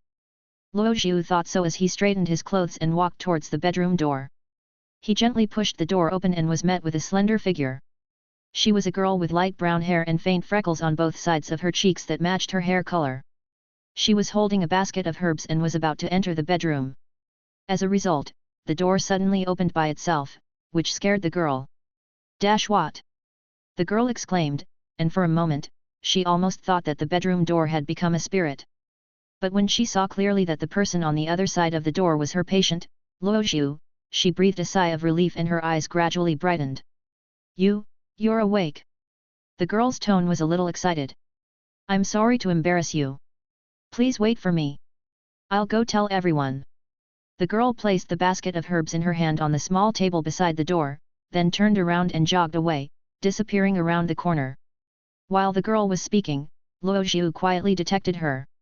"Her name is Marilyn Bambers." Luo Zhu murmured. "This girl is also a transcendent, but her destiny is not glory, but an alchemist with a dual destiny of wisdom. In the Nolan Empire, it is normal for the 3 major destinies of supreme, glorious, and intellectual to be frequently seconded to each other. Luo Zhu thought to himself that he could see through the panel that Marilyn was not as good at modifying or manufacturing various extraordinary weapons as the horse bandit leader Saint, whom Luo Zhu had killed before. Among the alchemists of intellect, their specializations also vary. Marilyn's expertise lies in making various extraordinary potions. As Luo Zhu was thinking, he heard the sound of footsteps behind the corridor in front of him. Luo Zhu. The first person who entered Luo Zhu's field of vision was Pastor Connor. You finally woke up, Luo Zhu. Connor almost ran over, so he was one step faster than everyone else. Connor's face showed excitement. I have good news for you. Priest Leonard said that you passed the test. Is that so? Luo Zhu smiled calmly, that's great. Luo Zhu knew this result long ago. When Connor mentioned it again, Luo Zhu did not have much psychological fluctuation. Instead, he asked Connor. That's right, Connor. Has the High Priest always been so brave? This is the question that Luo Zhu has always wanted to ask, and he has been holding it in for a long time. Ah, you mean Lord Leonard? Connor pondered for a while, nodded and said, he is a person who has truly experienced a catastrophe. In that unprecedented holy war, as the former Holy Inquisitor, he lost almost everything, so his personality may be a little, extreme. Oh, let me tell you another thing. Connor looked back and saw Marilyn and the others still behind him, so he whispered, in fact, you have already met little Marilyn who is treating you, right? She is the only living relative of Priest Leonard, his daughter. Ms. Marilyn is Priest Leonard's daughter. Luo Zhu's tone was a little surprised, but thinking back, it seemed that Priest Leonard and Miss Marilyn both had the same last name Bambers. As he spoke, the second wave of footsteps got closer. Then, two other figures appeared at the corner of the corridor. One of them was the alchemist Miss Marilyn whom I had met before. The other is a beautiful woman with a tall and sexy figure but a cold temperament. She has long grey hair, her pupils are golden green like cat's eyes, her skin is snow white, she wears a black windbreaker, and her temperament is as cold as an iceberg. Our little Marilyn, you should have met her just now, and this. Connor pointed at the tall and beautiful woman and introduced her to Luo Zhu. She is Pamir. You should not have forgotten that we once fought together. What? She is Pamir. Luo Zhu looked at Pamir, his eyes full of disbelief. He originally thought that Pamir, after removing her knight's visor, should be an unattractive-looking woman. Otherwise, there would be no need to hide one's appearance and encase oneself in heavy armor. Pamir's true appearance was far beyond Luo Zhu's expectations. He now felt that it was a waste of talent for Pamir to be trapped in a big iron shell all day long. Hello. Pamir stretched out his hand, his voice still as cold as ever, I am Pamir. Luo Zhu, the holy judge welcomes you. Luo Zhu also stretched out his hand and shook hands gently with Pamir. Next to Pamir, little Marilyn suddenly spoke timidly. Hello, hello. Luo Zhu looked at little Marilyn, who was holding the hem of her Pamir windbreaker with one hand, looking a little shy. I didn't have time to introduce myself to you just now. I'm Marilyn. Hearing this, Luo Zhu smiled and extended his hand to Marilyn. Hello, Miss Marilyn. I'm Luo Zhu, nice to meet you. Marilyn hesitated for a moment, but still reached out her hand and shook hands gently with Luo Zhu. Correct. This time it was Pamir's voice, and she began, Priest Leonard, let us wait for you to wake up and then tell you. The High Priest is very impressed with you, but you still need to swear an oath to the sun-forging moment in front of us. Only after that can you be considered to have officially passed the assessment. At the same time, Priest Leonard also asked me to tell you. Once you have completed your vows, go find him. The High Priest has something to give you. Although he had been in a coma for 2 days, Luo Zhu still remembered the previous battle vividly. When Luo Zhu heard that Leonard was still looking for him, his expression became a little complicated. I see. He responded, his eyes flickered slightly, and then changed the subject. I feel that my body has almost recovered. Luo Zhu then said, I think I can now fulfill my oath to Zirizishuo. In the core courtyard of the church, on top of a round-bottomed building that looks like an altar. A majestic golden statue of Shiyu, he holds up a giant hammer in his hand, and with his other hand he presses down the original sun which is emitting brilliant light. The giant hammer in his hand gradually casts it into the prototype of today's sun. This is the statue of the moment of casting the sun. His statue only retains the outline of a human form, without filling in any other details, including clothing and appearance, because even in this world, no one has actually seen him with their own eyes. Believers can only vaguely glimpse the divine light he radiates through repeated rituals such as consecration and prayer. Luo Zhu, Connor, and Pamir stood in front of this huge golden statue. Luo Zhu, I am your guide, you will follow me and take the oath. Connor's voice sounded beside Luo Zhu. Pamir will be the witness of this oath. When you are ready, we will begin. Hearing this, Luo Zhu placed his hands in front of him and gently formed an equilateral triangle. After completing a primary prayer, Luo Zhu felt the glow of spirituality filling his body and he breathed a sigh of relief. I'm ready. Luo Zhu said. I am the most pious believer in the holy light. I swear in the name of Connor Rune. Connor then began to recite aloud, with his arms raised high. I am baptized by the holy light, and I am a child of the moment. I will abide by the teachings of the glory for the rest of my life and will not take any spiritual paths. I will serve the divine power of glory for the rest of my life. My life is insignificant. My oath will be engraved forever, my faith will last forever. Please punish those who break their oaths with divine punishment, and burn those who fall with calamity fire. This is an oath with a strong contractual nature, which is equivalent to completely binding one's own name to the fate of glory. Once embarking on the path of depravity, the owner of the contracted name will not actually suffer divine punishment and be burned by the fire of calamity, but the power of his glorious destiny will be largely dissipated. This is a sacred oath with great binding force. As Connor Rune completed the demonstration of the oath, the outline of the magnificent statue in front of him began to glow with layers of golden light. This means that oath and the name Connor Rune are completely tied together. Seeing that Connor had completed the oath demonstration, Luo Zhu's mind changed slightly, and he followed Connor and swore an oath to the moment of forging the sun. I am the most devout believer of holy light. I swear in the name of Ros Carlos. Luo Zhu recited aloud, raising his arms high like Connor did before. I will abide by the teachings of glory for the rest of my life and will not take any spiritual paths. Those who break my oath, please punish me with divine punishment, and those who fall, please burn me with the fire of calamity. When Luo Zhu finished reciting the last sentence of the oath, the outline of the magnificent statue in front of him began to glow with a hint of golden light. This means that his oath has been fulfilled, and the name Rasha Carlos has been completely tied to the fate of glory. However, Luo Zhu didn't care about these. After all, his real name is Ros Durant. Carlos, who is Carlos? He can't possibly be Tsianch. JPG OK, Luo Zhu. Connor walked up from behind Luo Zhu and patted his shoulder gently.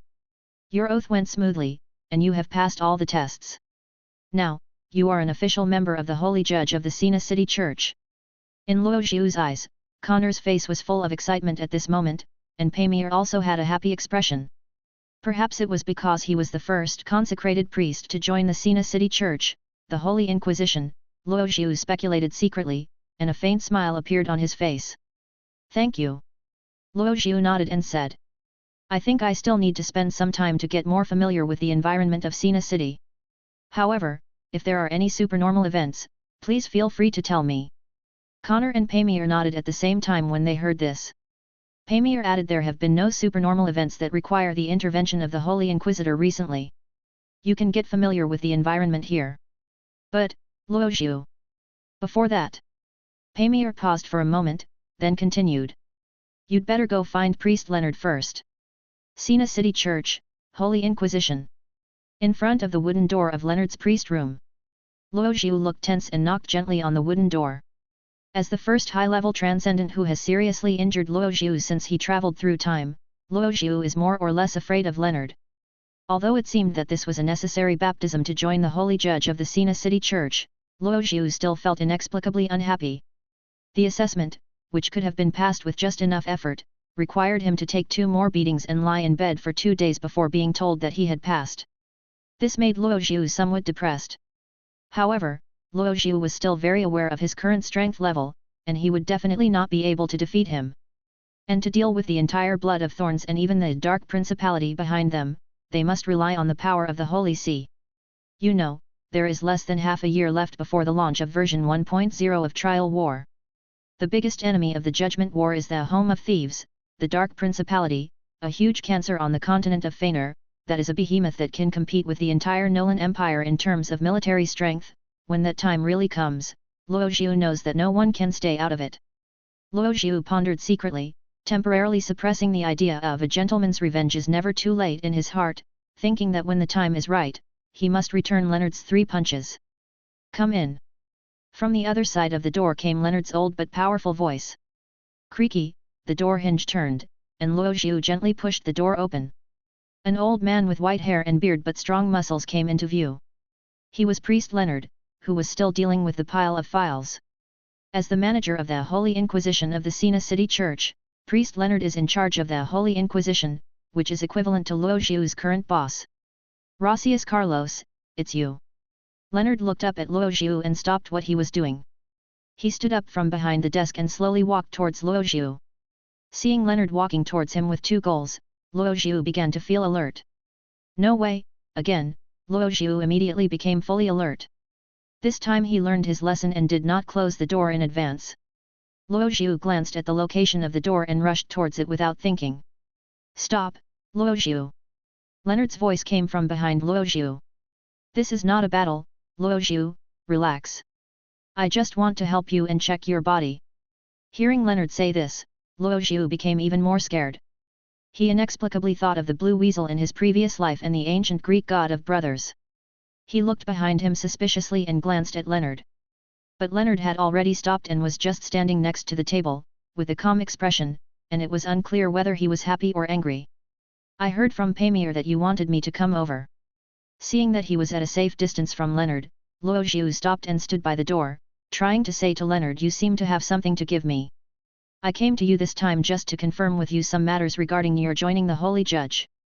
Leonard suddenly laughed out loud and said, from your looks, your injury should have almost recovered. I feel relieved. Luo Zhu's expression was a little complicated, but it seemed that Leonard would no longer conquer people with virtue. Luo Zhu was relieved. Leonard sat back in his original seat, and Luo Zhu sat opposite him.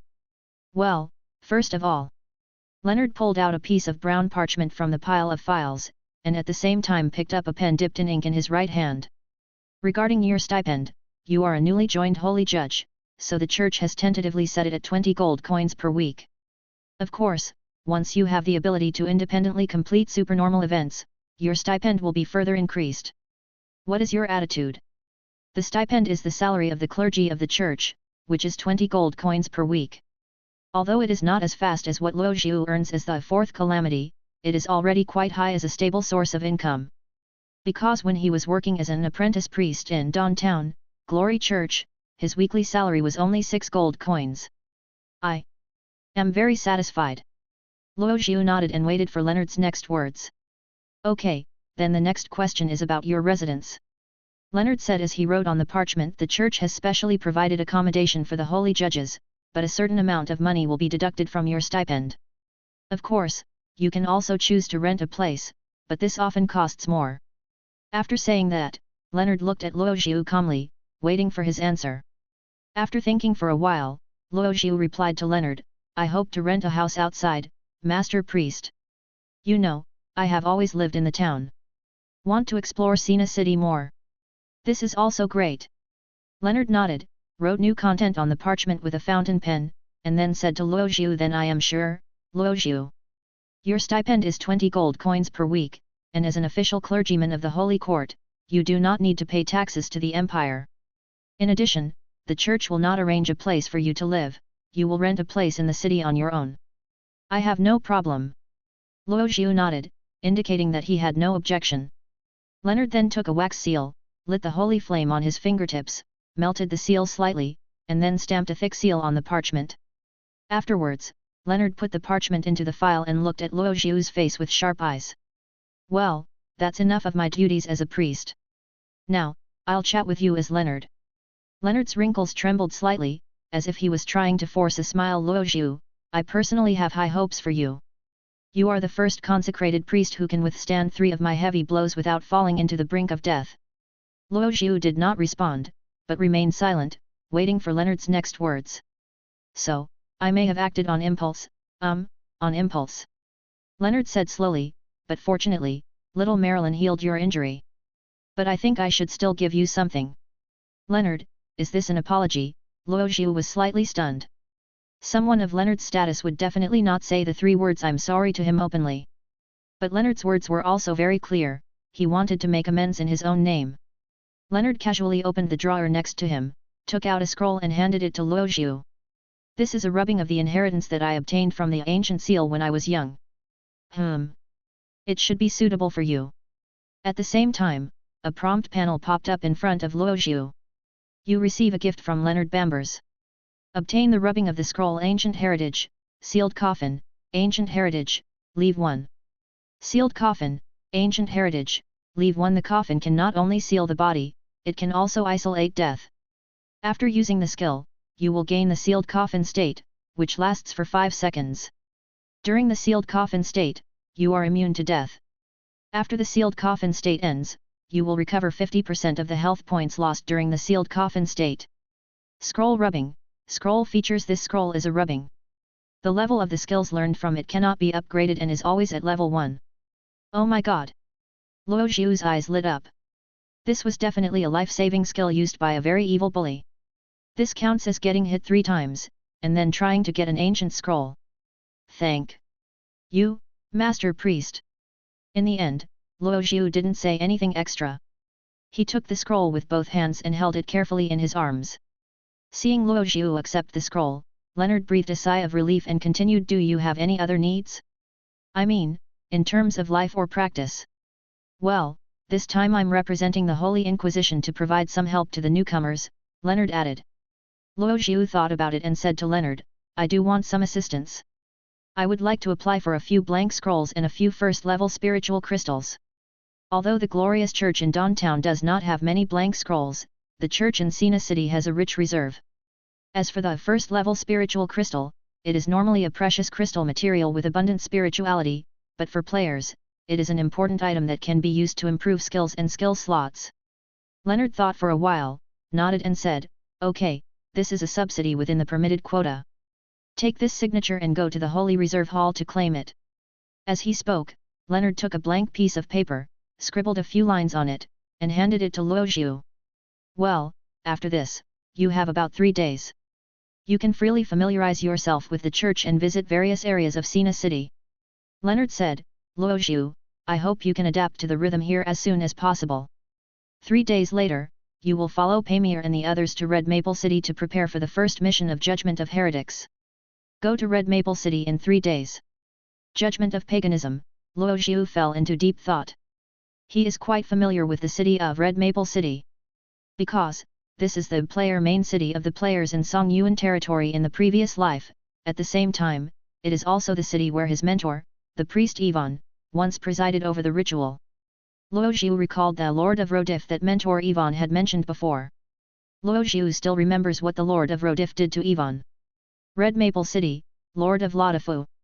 Luoxiu's eyes flickered, and he nodded to Priest Leonard to express his gratitude. I understand. Thank you for your guidance, Master Priest. Sina City Church, Holy Relic Hall. After coming out of Priest Leonard's room, Luoxiu came here immediately with the priest's seal. The person on duty in the Holy Reserve Hall at this time was another trainee priest. He glanced at the brand new Holy Judge emblem worn on Luoxiu's chest, and after confirming his identity, he took the application stamp from Luoxiu's hand. The trainee priest asked Luoxiu to wait outside for a while, and then he went into the Holy Storage Hall alone. About 10 minutes later, the trainee priest walked out of the Holy Storage Hall, holding a small box containing props in his hand. Everything you requested is here, 3 first-level crystals and 5 blank scrolls. The priest handed the small box to Luoxiu and said, leave the signature as a proof, please confirm it. Luoxiu then opened the small box, and 3 pale white, pure and transparent spiritual crystals were quietly lying on the cloth mat. On the other side were 5 new blank scrolls bundled together. After confirming that everything was correct, Luoxiu nodded to the priest and said, no problem, thank you. May you be blessed with eternal light. May you be bathed in holy light forever, the priest responded politely. Luoxiu then left the Holy Reserve Hall. He walked out of the Sina City Church and returned to the hotel where he was staying along the main road. He closed all the doors and windows that let in light and drew the curtains completely closed. Then, Luoxiu half leaned on the edge of the bed and opened his character panel. In the status column of the character panel, the word none is clearly visible. And since he completed the pledge, there has been no change in the status bar. This shows that Luo Zhu had indeed bypassed the shackles of taking an oath and did not cause any adverse reactions. He then breathed a sigh of relief and relaxed a little. During the oath process, Luo Zhu used a false name, Luo Zhu Carlos. However, even though he used a false name, the Zuri Suyu statue still responded. This successfully hid from the eyes of everyone present. Because this does mean that the oath is effective and has acted on the person who took the oath. However, only Luo Zhu knew that this was actually a scam. A special sleight of hand for taking an oath, this was the secret that Luo Zhu learned in his previous life only after he reached a high position in life. The secret about swearing an oath, true name, and spirituality. The true name is the direction, and spirituality is the essence. The vow must point to its spiritual essence through the true name. These three constitute a complete chain and none of them can be missing. Like when Connor took the oath, he shouted, "I take the name of Connor Rune," which is to connect with himself through his real name, and the oath will directly affect Connor himself. However, the name Luo Zhu Carlos also made Zhu Ri Su Yu statue respond. In fact, it's better to say it's a reaction rather than a response. This is like throwing a stone into the water and causing waves. Because, long before Luo Zhu took the vow, he had already performed the primary prayer. It's just a tiny, barely noticeable movement. At that time, Luo Zhu gave Connor and Pamir the feeling of ordinary relaxation, and no one noticed anything unusual. Through primary prayer, Luo Zhu let his own glorious spirituality overflow. After that, Luo Zhu swore again under the name Luo Zhu Carlos. His overflowing brilliant spirituality gave the name Rosius Carlos a spiritual coat. This allows vow to directly point to his overflowing spirituality when searching for Rosius Carlos, and this overflowing spirituality was also separated from Luo Zhu himself and became pure natural spirituality, attached to the name Luo Zhu Carlos used in the oath. This means that the real purpose of Luo Zhu's oath is actually just a spiritual phantom temporarily created by him named Luo Zhu Carlos. This was called the obscuring dirty light in the previous life's God's destiny. In fact, among the high-ranking and extraordinary people in the Holy Court, there are quite a few who know the principles behind it. However, due to the extremely strict background checks of the Holy Court, usually no one can get away with it through such means. As for a pledge like Luo Zhu, who is only a second-level extraordinary being, it would not attract the attention of the top leaders at all. What is considered common sense to high-level transcendence is often a taboo or secret that is completely inaccessible to low-level transcendence. For people like Connor and Pamir, who have only two destinies, it is impossible to understand what the so-called blinding dirty light is. The information about Rosius Carlos is quite clean, and no one would specifically suspect him. Under such conditions, Luo Zhu was like making a false certificate in front of the statue of Suyu. This is a blatant telecommunications fraud. After confirming that he was not affected by the oath, Luo Zhu opened the small box and took out 3 first-level spiritual crystals. He held the crystal in his hand, meditating on the spirituality contained in the crystal, which flowed into his body like a stream. The spiritual crystal stone tightly held in his hand began to shrink gradually like vapor as Luo Zhu meditated, and pure spirituality flowed into his limbs and bones like a stream. Luo Zhu vaguely felt that his body could now carry more spiritual energy. Use first-level spiritual crystal. Skill slot +1, skill slot +1. First-level spiritual crystal, usage limit, 1/5. Use first-level spiritual crystal. Skill slot +1, skill slot +1. First-level spiritual crystal, usage limit, 3/5. There is an upper limit to the number of spiritual crystals that can be absorbed. When the upper limit is reached for the number of spiritual crystals of each rank used, they will no longer have the function of expanding skills and skill slots. After Luo Zhu absorbed all 3 first-level spiritual crystals that he had applied for from the church, he took out the ancient scroll given to him by Leonard. After slowly unfolding the scroll and being able to clearly see the ancient text recorded in it, a new prompt popped up in front of Luo Zhu. Ancient scroll rubbings, the sealed coffin, ancient heritage, leave 1. The experience value required for learning is 1000. Do you want to learn? At this time, Luo Zhu still had more than 5000 experience points saved. He immediately paid 1000 experience points to learn the skill. Study. Current learning progress, 33%. Current learning progress, 66%. Current learning progress, 99%. You have learned sealed coffin, ancient heritage, leave 1. After waiting for a while, Luo Zhu learned the skill of ancient heritage, sealed coffin. He vaguely felt that some spiritual ancient knowledge was flooding into his mind, and a new detail page about the sealed coffin was added to his panel, the skill column. After learning this life-saving skill, Luo Zhu focused his attention on the 5 newly acquired blank scrolls. At this time, he, who had been promoted to the 2nd level of glorious destiny, consecrated priest, really needed to add some new skills. Luo Zhu had been thinking about the idea of creating some self-created skills that were suitable for the 2nd destiny. Since he was officially promoted to the ordained priest of the 2nd destiny of glory, Luo Zhu has acquired many new skills of the destiny of glory. He can develop some relatively practical or powerful glorious destiny skills based on the early development experience of glorious destiny in his memory. Luo Zhu then untied the rope that bound a blank scroll, spread the scroll flat and unfolded it. After fully unfolding the blank scroll, Luo Zhu began to imagine in his mind the extraordinary skills that he was about to perform. Glorious inscription and affinity with holy light and spiritual vision. The destiny has been confirmed, and the destiny is glorious. Current character level is Leave 10, glorious inscription level is Leave 2. Self-created skills, success rate 30%, min. 70%, max. Please confirm the experience points you want to invest. The minimum investment is 700 experience points. This time, the panel gave feedback much faster than when it created Holy Flame Wolf and Holy Abyss Descent before. The experience points required are also lower than before, because the success rate and experience point consumption of self-created skills in the same destiny are better than those of self-created skills across destiny. The minimum experience point investment is 700 points. At this time, Luo Zhu's experience reserves are still relatively abundant, so he invested double the amount of experience in order to achieve the highest success rate. On the blank scroll, 3 patterns representing extraordinary skills kept flashing and blending. After a moment's wait, a success prompt popped up on the panel in front of Luo Zhu. Successfully created a skill. The glorious destiny skill has been generated. Obtain, Shadow of Holy Light, Glorious, Leave 1. Shadow of Holy Light, Glorious, Leave 1. Everywhere you look, there is holy light. After using a skill, you will gain the Shadow of Holy Light state, which lasts for a certain period of time.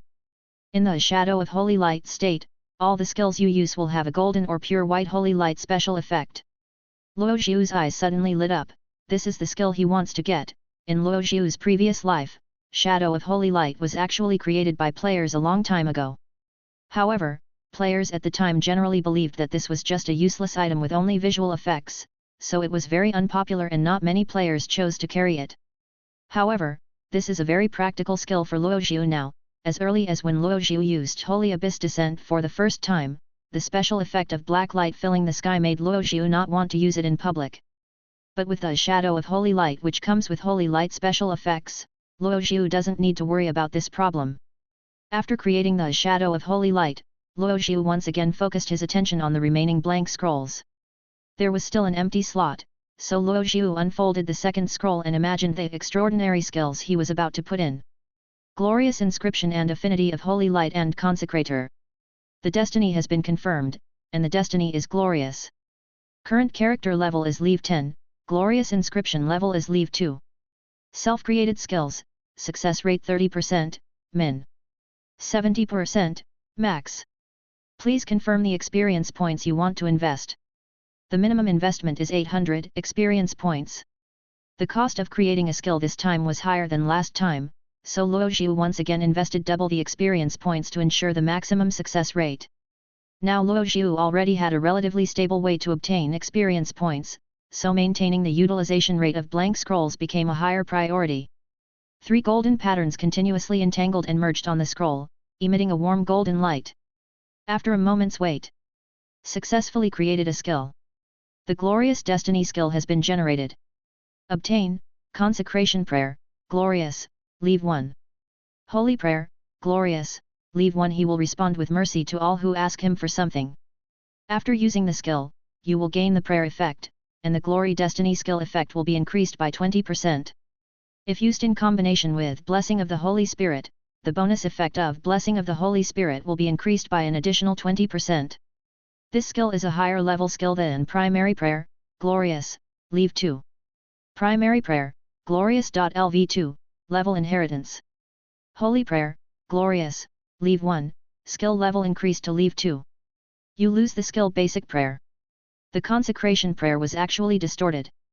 Luo Zhu pondered. This was not the skill he had originally hoped to create. Self-created skills have a certain degree of randomness, and they often go astray. However, although the second self-created skill went astray, it turned out to be a superior skill of the existing skill, which was a pure improvement to Luo Zhu's skill strength without taking up any new skill slots. Therefore, Luo Zhu was not upset, but felt a little surprised. Blessing Prayer. This brilliant skill is unique to the Blessing Priest career path. As long as its own bonus is online, it can also be used in conjunction with Blessing. This greatly improved Luo Zhu's assistance and reversal abilities. Although there is still a vacant skill slot, Luo Zhu's experience reserves are almost gone at this time. He also needs to retain at least 1000 experience points to deal with any unexpected situations. Luo Zhu then put away the remaining blank scrolls and planned to create new ones later. It's getting late. When the noise outside the window gradually fades away, the cold weather prompts people to return home as soon as possible. Luo Zhu took down a black thick velvet robe from the clothes rack, put it on, and walked out of the hotel. This was his third day in Sina City. It was also his first night after officially joining the Holy Judge. After truly obtaining the identity of Holy Judge, Luo Zhu was finally ready to embark on a plan that he had been planning and delaying for a long time. Before leaving, Apprentice mentioned an important piece of information. The Evil Society of Blood of Thorns has bases in the slums of Sina City, Triumph Square, and Vanilla Orchid Market. According to Luo Zhu's original plan, shortly after killing the 2 blood followers who invaded Dawn Town, he would take the initiative to contact the cultists of Blood of Thorns. Only by making Blood of Thorns further feel his hostility can he restrain the actions of this group of cultists to a certain extent to prevent more unexpected situations from happening. And when Luo Zhu was officially promoted to a transcendent being with the second destiny of glory, he is also preparing to officially start advancing the hidden mission Dusk and Night, Hell difficulty. Luo Zhu walked out of the hotel, feeling the cool breeze on his face, and reached out to stroke the handle of the musket hidden under his robe. His sight had already drifted to the direction of the slums in Sina City. He had a premonition. Tonight's slums, the cultists of Thorn Blood. Sina City, slum number 8. This is a settlement hidden in a dilapidated alley on the edge of Sina City. Many unemployed people, refugees, and criminals live here, casting an irresistible shadow over the city. This is just one of the dozen or so slums in Sina City. Beneath the appearance of prosperity, extreme poverty will slowly grow. At this time, Luo Zheng was walking on the dilapidated path of the 8th slum. It took him nearly an hour to get here after he came out of the hotel. It wasn't that the slums were far from the city, but that they were too remote. He had to cross the entire main road to reach the outer alley, and then turn around a dozen alleys. When Luo Zhu actually arrived at the 8th slum, a rotten, pungent smell hit him in the face. The air of the entire slum was filled with a fishy smell, as if both sides of the road were filled with rotten meat. Looking around, you can see a corpse of someone who died of starvation every few meters. Swarms of maggots were wriggling on these corpses, and countless flies were hovering around them. Midnight. Even though the so-called houses in the slums cannot withstand the cold at all, those residents will still choose to hide in the houses, shivering and enduring one cold season after another. And those wanderers and scavengers who cannot even dream of having a wall to shelter them from the wind, hold a roll of tattered bedding, look for a roof to shelter them from the rain, and numbly endure night after night.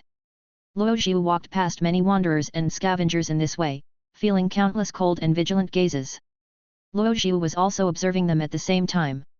He kept the detection frequency going, and the feedback from the panel indicated that these people were all civilians, without embarking on any extraordinary destiny.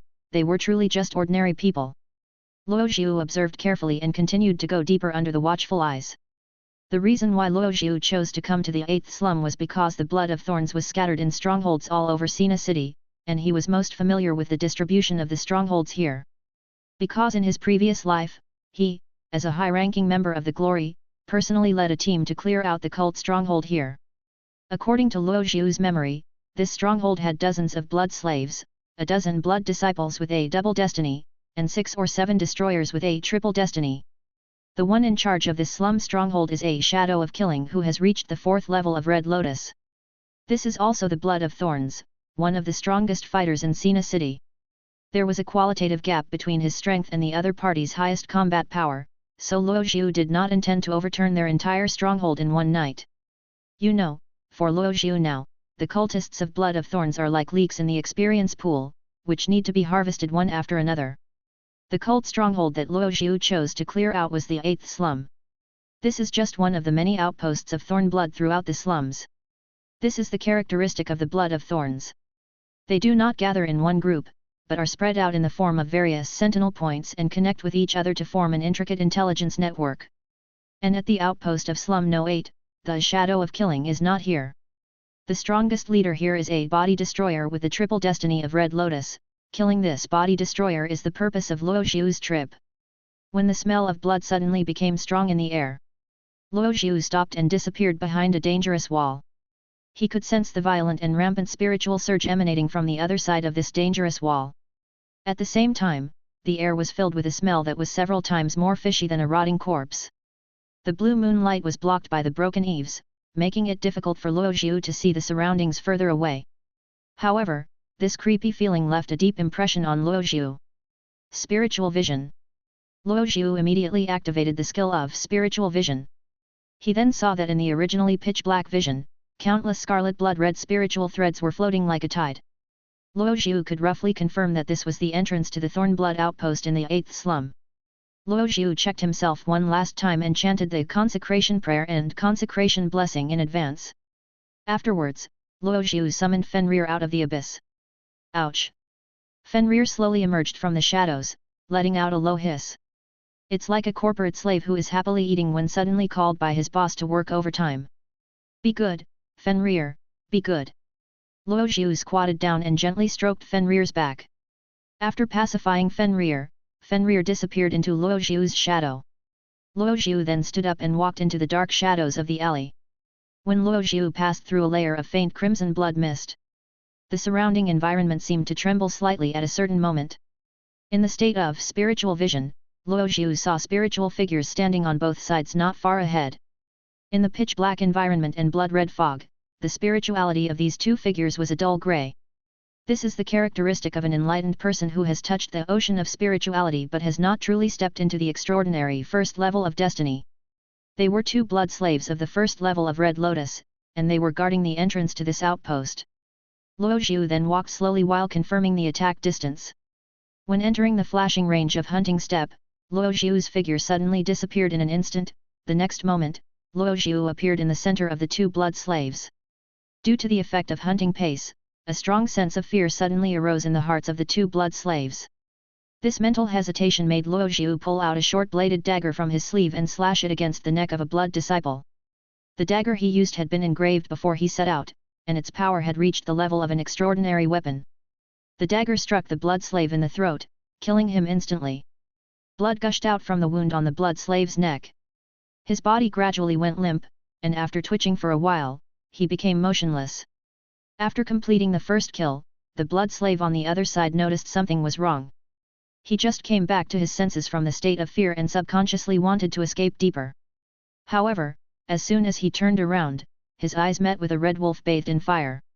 Fenrir leaped up like a shadow and quickly bit the blood slave's neck.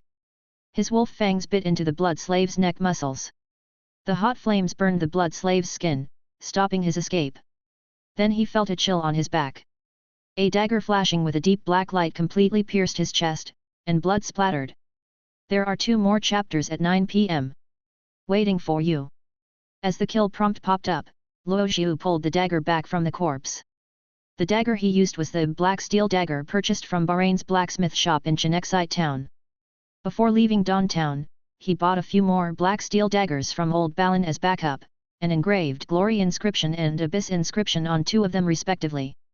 The weapon in his hand is the Dark Erosion Dagger created through Abyss inscription. Equipment name, Dark Erosion Dagger, White Normal. Equipment type, Dagger/Extraordinary Weapon. Equipment efficiency, Backstab damage plus 50%. Equipment bonus, Strength attribute plus 1, Agility attribute plus 2. Equipment requirements, any second level destiny, Strength attribute 10 plus, Agility attribute 5 plus. Equipment features list. Shadow hunting, active trigger when in the unnoticed state. You will gain the Dark Stab state at regular intervals, and you can choose to actively trigger Dark Stab. After triggering, the next attack will be considered backstab damage. Dark Corrosion Blade, passive trigger when attacking, in addition to causing 100% basic damage, add 20% of the basic damage amount of Dark Corrosion attribute damage. This is equivalent to a weapon with unconditional backstab and a normal Dark Corrosion enchantment effect. He is currently still strictly following the assassin infiltration rules, killing with light weapons in one shot so as not to make too much noise. He then crouched down, stripped off the cloak of the blood slave whose neck he had wiped before, and put it on himself. Although there is some blood on it, it is not a big deal. After all, blood is the norm for this group of cultists. He gently pulled down his cloak just enough to cover his face, and continued walking deeper into the shadows. When Luo Xiu actually entered the Blood of Thorns outpost, he saw the true hell on earth. It was a completely different scene from the slums outside. After passing through this dark and deep entrance, Luo Xiu immediately saw a furnace-like scene like an abandoned factory. However, this place does not appear desolate and dilapidated. Instead, it is filled with a mysterious, terrifying, and extremely bloody atmosphere. The blue moonlight cannot shine into this place. The only light source here is the huge pool of blood in the center that emits a deep scarlet light. This made the entire space covered with a layer of light scarlet, like a thin and hazy blood-stained mist. And just above this pool of blood, under the ceiling, corpses of all kinds were hung in rows with tough noose. They were not strangled by hanging by the neck, but their feet were tied with a noose and they were hung upside down with their heads downwards, just above the pool of blood. Their necks were cut and blood flowed out of their throats, gathering into a huge pool of blood below. This made Luo Xiu think of the scene in his previous life where butchers would bleed the animals before slaughtering them. Luo Xiu felt inexplicably nauseous. Although he had expected such a scene, he still felt sick every time he saw it. For the Blood of Thorns cultists who believe in the Red Lotus, from the level of blood slaves to blood disciples and finally to the level of Lord of Blood sacrifice, blood is their most scarce resource. Luo Xiu simply stopped looking at the tragedy hanging over his head. He continued to go deeper. After passing through a heavy door and walking down the spiral stone staircase, you will enter the underground of the 8th slum. Luo Xiu's vision finally became much clearer. The place where he was at this moment was the beginning of a deep corridor.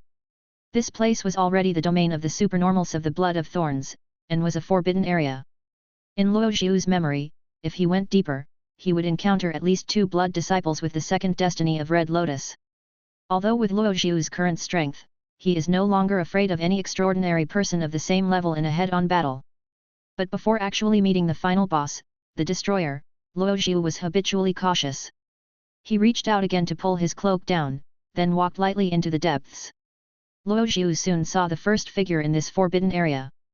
Through detection, it was learned that he was a blood disciple with the second destiny of Red Lotus, level 18. The name was too long and Luo Xiu was too lazy to remember it. This blood disciple was currently crawling on the ground, performing a strange ritual like praying. "My lord! Lord, please give me the blood of eternal life." He murmured incoherent words but was unaware of the uninvited guest behind him. Luo Xiu had already grasped the dagger tightly and slowly approached the back of the blood disciple without making any sound. When he was only 1 body length away from the blood disciple, Luo Xiu suddenly threw the dagger in his hand forward. Puff! Luo Xiu aimed at the heart and pierced the blood disciple's chest directly. The blood disciple's strange chanting was interrupted. He turned back suddenly and saw a figure wearing a blood cloak. "You, ahem, why did you betray me?" He questioned harshly, and strange spiritual fluctuations began to emanate from his body. The single damage that the Dark Corrosion dagger can inflict is not very high. Even with various buffs, it only reduces the blood disciple's health by more than half. Sensing the strange fluctuations emanating from the blood disciple, Luo Xiu's figure suddenly disappeared again. The next moment, Luo Xiu appeared behind the blood disciple. Hunting pace, the Dark Erosion dagger in his hand once again pierced through the blood disciple's back. Attack on the vital point, causing 104 points of actual damage. "I'm backstabbing you with justice." This backstab reduced the blood disciple's health to 0. With a look of disbelief and resentment, he fell to the side. When the notification that the kill was complete popped up, Luo Xiu moved the corpse aside and continued to go deeper inside. During this period, Luo Xiu met several other blood slaves who served as servants. They were not on guard against Luo Xiu who was wearing a blood-stained cloak, so without exception, they were all wiped out by Luo Xiu. It was not until Luo Zhu reached the end of the corridor that the second downward spiral staircase appeared in front of him. According to Luo Zhu's memory, going further ahead is the deepest part of the underground forbidden area. He then waited for the cooldown of hunting pace to be fully recovered before continuing to go deeper. When he reached the bottom, his vision opened up again. Another pool of blood appeared in front of him, but it was even larger. Above the pool of blood, there were more and denser corpses hanging upside down. Luo Zhu vaguely saw that in the middle of the blood pool, there seemed to be a huge and bloated figure soaking. But from Luo Zhu's current position, he cannot detect that figure, he needs to get closer. Just as Luo Zhu pulled down his cloak and prepared to blend in head-on. Suddenly, another figure wearing a crimson cloak passed by from the corner in front of his vision. The man in the crimson cloak raised his head and glanced at Luo Zhu, who was wearing a black cloak. His face turned cold. The Honorable Lord Samuel is taking a bath. How could you, a lowly blood slave, appear here? Lowly, blood slave, Luo Zhu felt a cold gaze staring at him. He immediately sent out a detection and learned from the feedback that the man in the red cloak opposite was just a blood disciple with the second destiny. But the color of his cloak is different from that of ordinary blood disciples, which also indicates that his identity is extraordinary. It's like, although you are at the same level as other colleagues, you are the confidant of a senior executive or boss. As for, why did he call himself a lowly blood slave with such an attitude, Luo Zhu was stunned for a moment, but soon he realized. He was wearing the gatekeeper's blood slave's cloak, and indeed had a smooth journey without attracting any strange attention. But, in this deepest pool of blood, or bath, as a blood slave with the fate of Red Lotus, it seems that he is not qualified to enter here. Then I'll leave. A teasing question was asked from under the black cloak. Varied. The unexpected answer stunned the red-robed blood disciple. Just as he was about to question in the tone of a superior, under his condescending gaze, the blood slave who trespassed into the forbidden area suddenly pulled out a musket emitting golden mist from his cloak. Boom! It all happened so fast that the red-robed blood disciples had no way to escape. His head exploded with a loud bang, and his brains flew around mixed with golden light. Attack on the vital point, causing 200 points of actual damage. Long before entering this final boss room, Luo Zhu had already performed a hunting pace displacement and accumulated a battlefield raider passive. He originally wanted to launch a powerful attack when meeting the final boss. But the situation changed, and Luo Zhu made a prompt decision to use his full buff attack on the monster first. This time, the judgment musket was fired with the highest buff stack, directly hitting the damage limit of the white ordinary quality judgment. The amount of damage caused was higher than the red robe blood disciple's upper limit of health. Before he even had the time to think about what had happened to him, he had lost the ability to think forever. After killing the blood disciple, Luo Zhu quickly loaded the lead bullets. At the same time, he felt the tremendous anger coming from the huge bathtub not far ahead. That should be the Honorable Lord Samu mentioned by the red-robed blood disciple before. When he felt the surge of violent spirituality mixed with intense anger, Luo Zhu was able to confirm it. That person is undoubtedly the most powerful extraordinary person here. Red Lotus, the destroyer of the triple destiny, Samu. Bang! Bang! Bang! Just as Luo Zhu's mind was racing, there were suddenly several sounds of heavy objects falling behind him. That was the sound of the secret door above the corridor falling, meaning that the retreat route was completely blocked. Luo Zhu's face was calm. He had expected that when they went deep into the forbidden area of the Blood of Thorns stronghold, the other party would use some special means to prevent him from returning by the same route. Because based on past life experience, this kind of thing happens often. However, this result was within Luo Zhu's expectations and even what he hoped to see. Because, the destroyer Samu blocked his own retreat, but also blocked any possible support. However, Luo Zhu himself knew a secret route that could allow him to escape successfully in case he couldn't win. The current scene has completely turned into a 1v1 duel. With the destroyer Samu as the center, a strong spiritual tide swept through the entire forbidden area like a storm. However, Samuel seemed to have no intention of coming out of the blood pool for the time being. Samuel was also observing. Although he was furious, he did not act rashly. Is the consequence of angering him just getting angry? Luo Zhu couldn't help but complain in his heart. Finally, about a minute later, Luo Zhu felt that the stagnation in the air around him suddenly disappeared. At the same time, an extremely sharp voice came from the huge pool of blood. You killed my brother. You killed Semir. You, are the new Samir. Suddenly, Luoxiu felt the ground beneath his feet shaking violently, and the plop and plop sounds like a heavy object falling into water rang in his ears repeatedly. And in Luoxiu's vision, the destroyer Samuel had already stood up from the huge blood bath. It was not until the destroyer Samuel stood up completely that Luoxiu could see his appearance clearly. The destroyer Samuel is extremely tall, his height should be more than 3 meters. At the same time, Samuel was extremely fat, and the width of his abdomen was almost the same as his height. In Luoxiu's eyes, such a huge body looked like a tank with legs. Samuel had already rushed towards Luoxiu's position. With every step he took, the trembling of his fat made a loud noise like a cannonball. The moment his big feet stepped on the ground, it would cause a very violent tremor. Although it was such a meatball-like monster, its movement speed was not slow. Luoxiu only felt an extremely strong sense of oppression rushing towards him like an overwhelming tidal wave. As Samuel passed a huge stone pillar, he took a weapon from the hole in the pillar. It was a one-handed battle axe with a guard, and the blade was glowing with a strange dim light. Luoxiu's expression was tense. He glanced around and locked onto several shelters first. As the destroyer Samu kept approaching him, Luoxiu also successfully used reconnaissance to find out his attributes. His physique and resistance are invisible. The destroyer Samu is a very extreme blood cow specialized monster. After browsing Samuel's other attributes, Luoxiu quickly received the experience points of several blood slaves and blood disciples he had killed before from his mailbox panel. While running away from the destroyer Samu, he quickly opened his character panel. He is going to carry out his first on-site upgrade since traveling through time. Current main occupation Consecration Priest invested 1143 experience points. Current main occupation, Consecration Priest has been upgraded to level 11. Gain 1 free attributes. Current main occupation Consecration Priest invested 1527 experience points. Current main occupation, Consecration Priest has been upgraded to level 13. Gain 1 free attributes. After being promoted to the second level of Destiny, the experience points required to increase the level are several times that of the first level of Destiny. When the level of his main occupation Consecrated Priest was raised to level 13, Luoxiu immediately added all 3 free attributes to agility.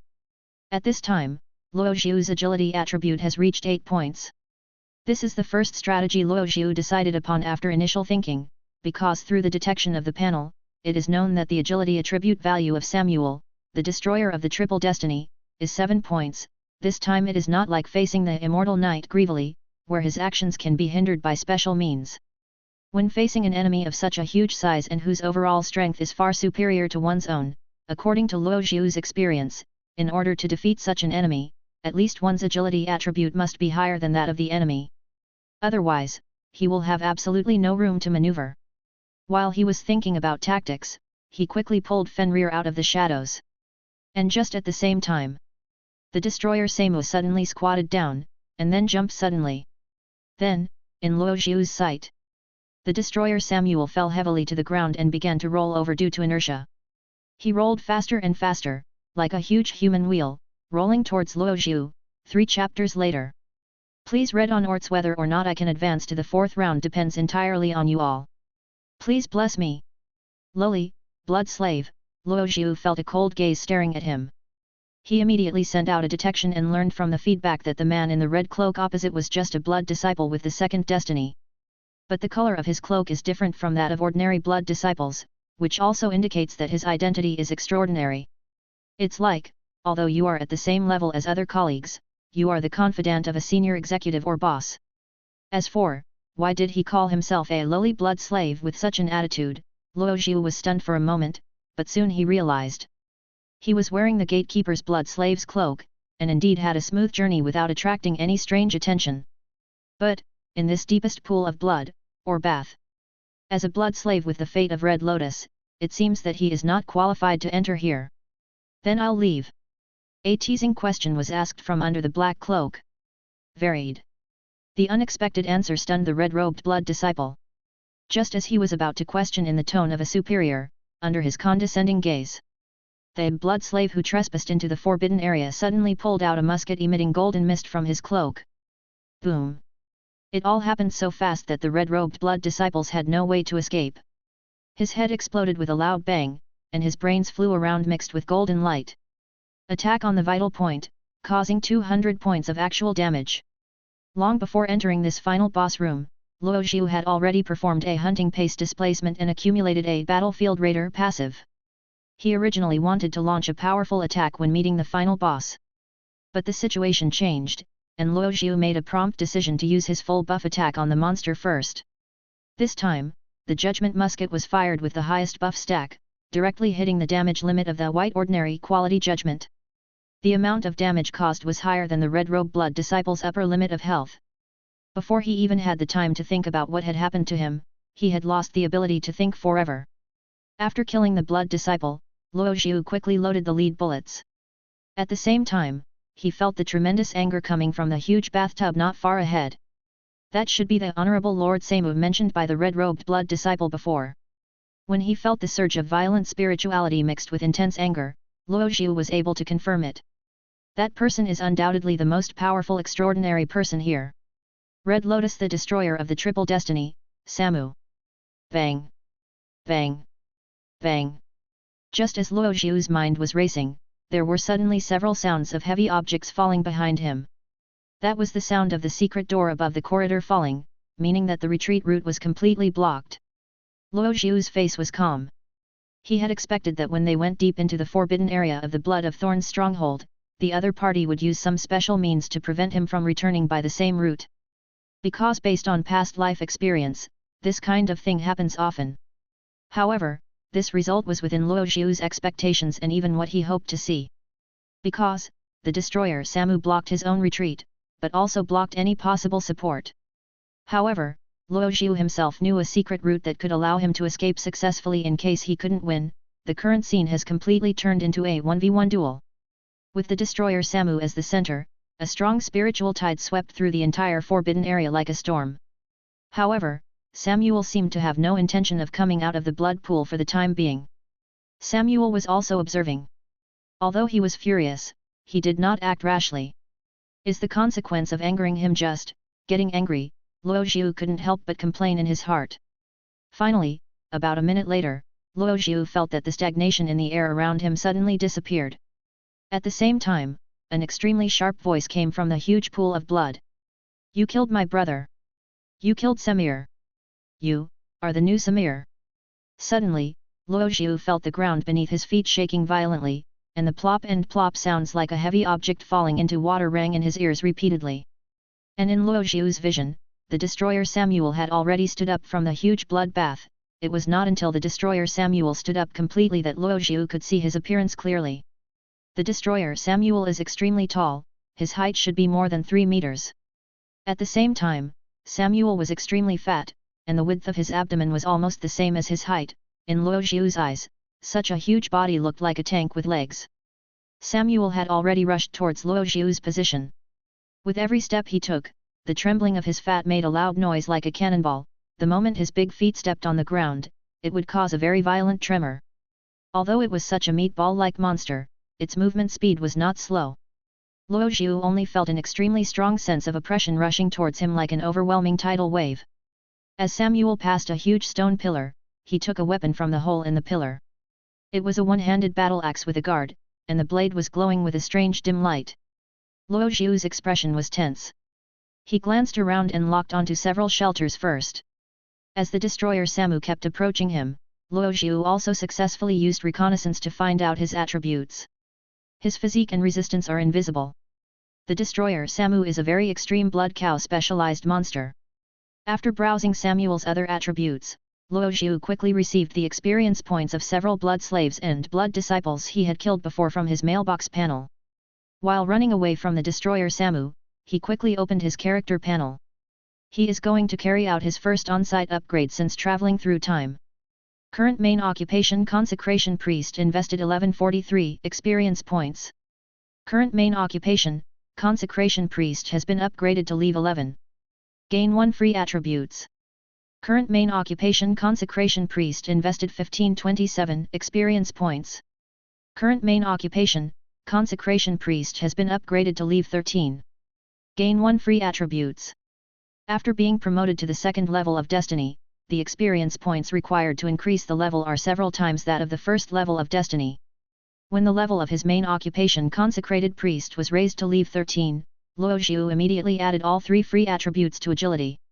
At this time, Luo Zhu's agility attribute has reached 8 points. This is the first strategy Luo Zhu decided upon after initial thinking, because through the detection of the panel, it is known that the agility attribute value of Samuel, the destroyer of the triple destiny, is 7 points. This time it is not like facing the immortal knight Grievely, where his actions can be hindered by special means. When facing an enemy of such a huge size and whose overall strength is far superior to one's own, according to Luo Zhu's experience, in order to defeat such an enemy, at least one's agility attribute must be higher than that of the enemy. Otherwise, he will have absolutely no room to maneuver.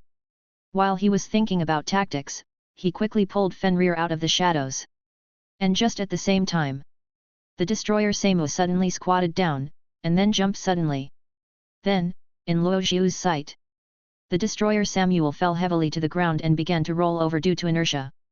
He rolled faster and faster, like a huge human wheel, rolling towards Luo Zhu. 3 chapters later. Please read onwards. Whether or not I can advance to the 4th round depends entirely on you all. Please bless me. Wherever the wheels passed, a layer of oil-like ruts was left behind.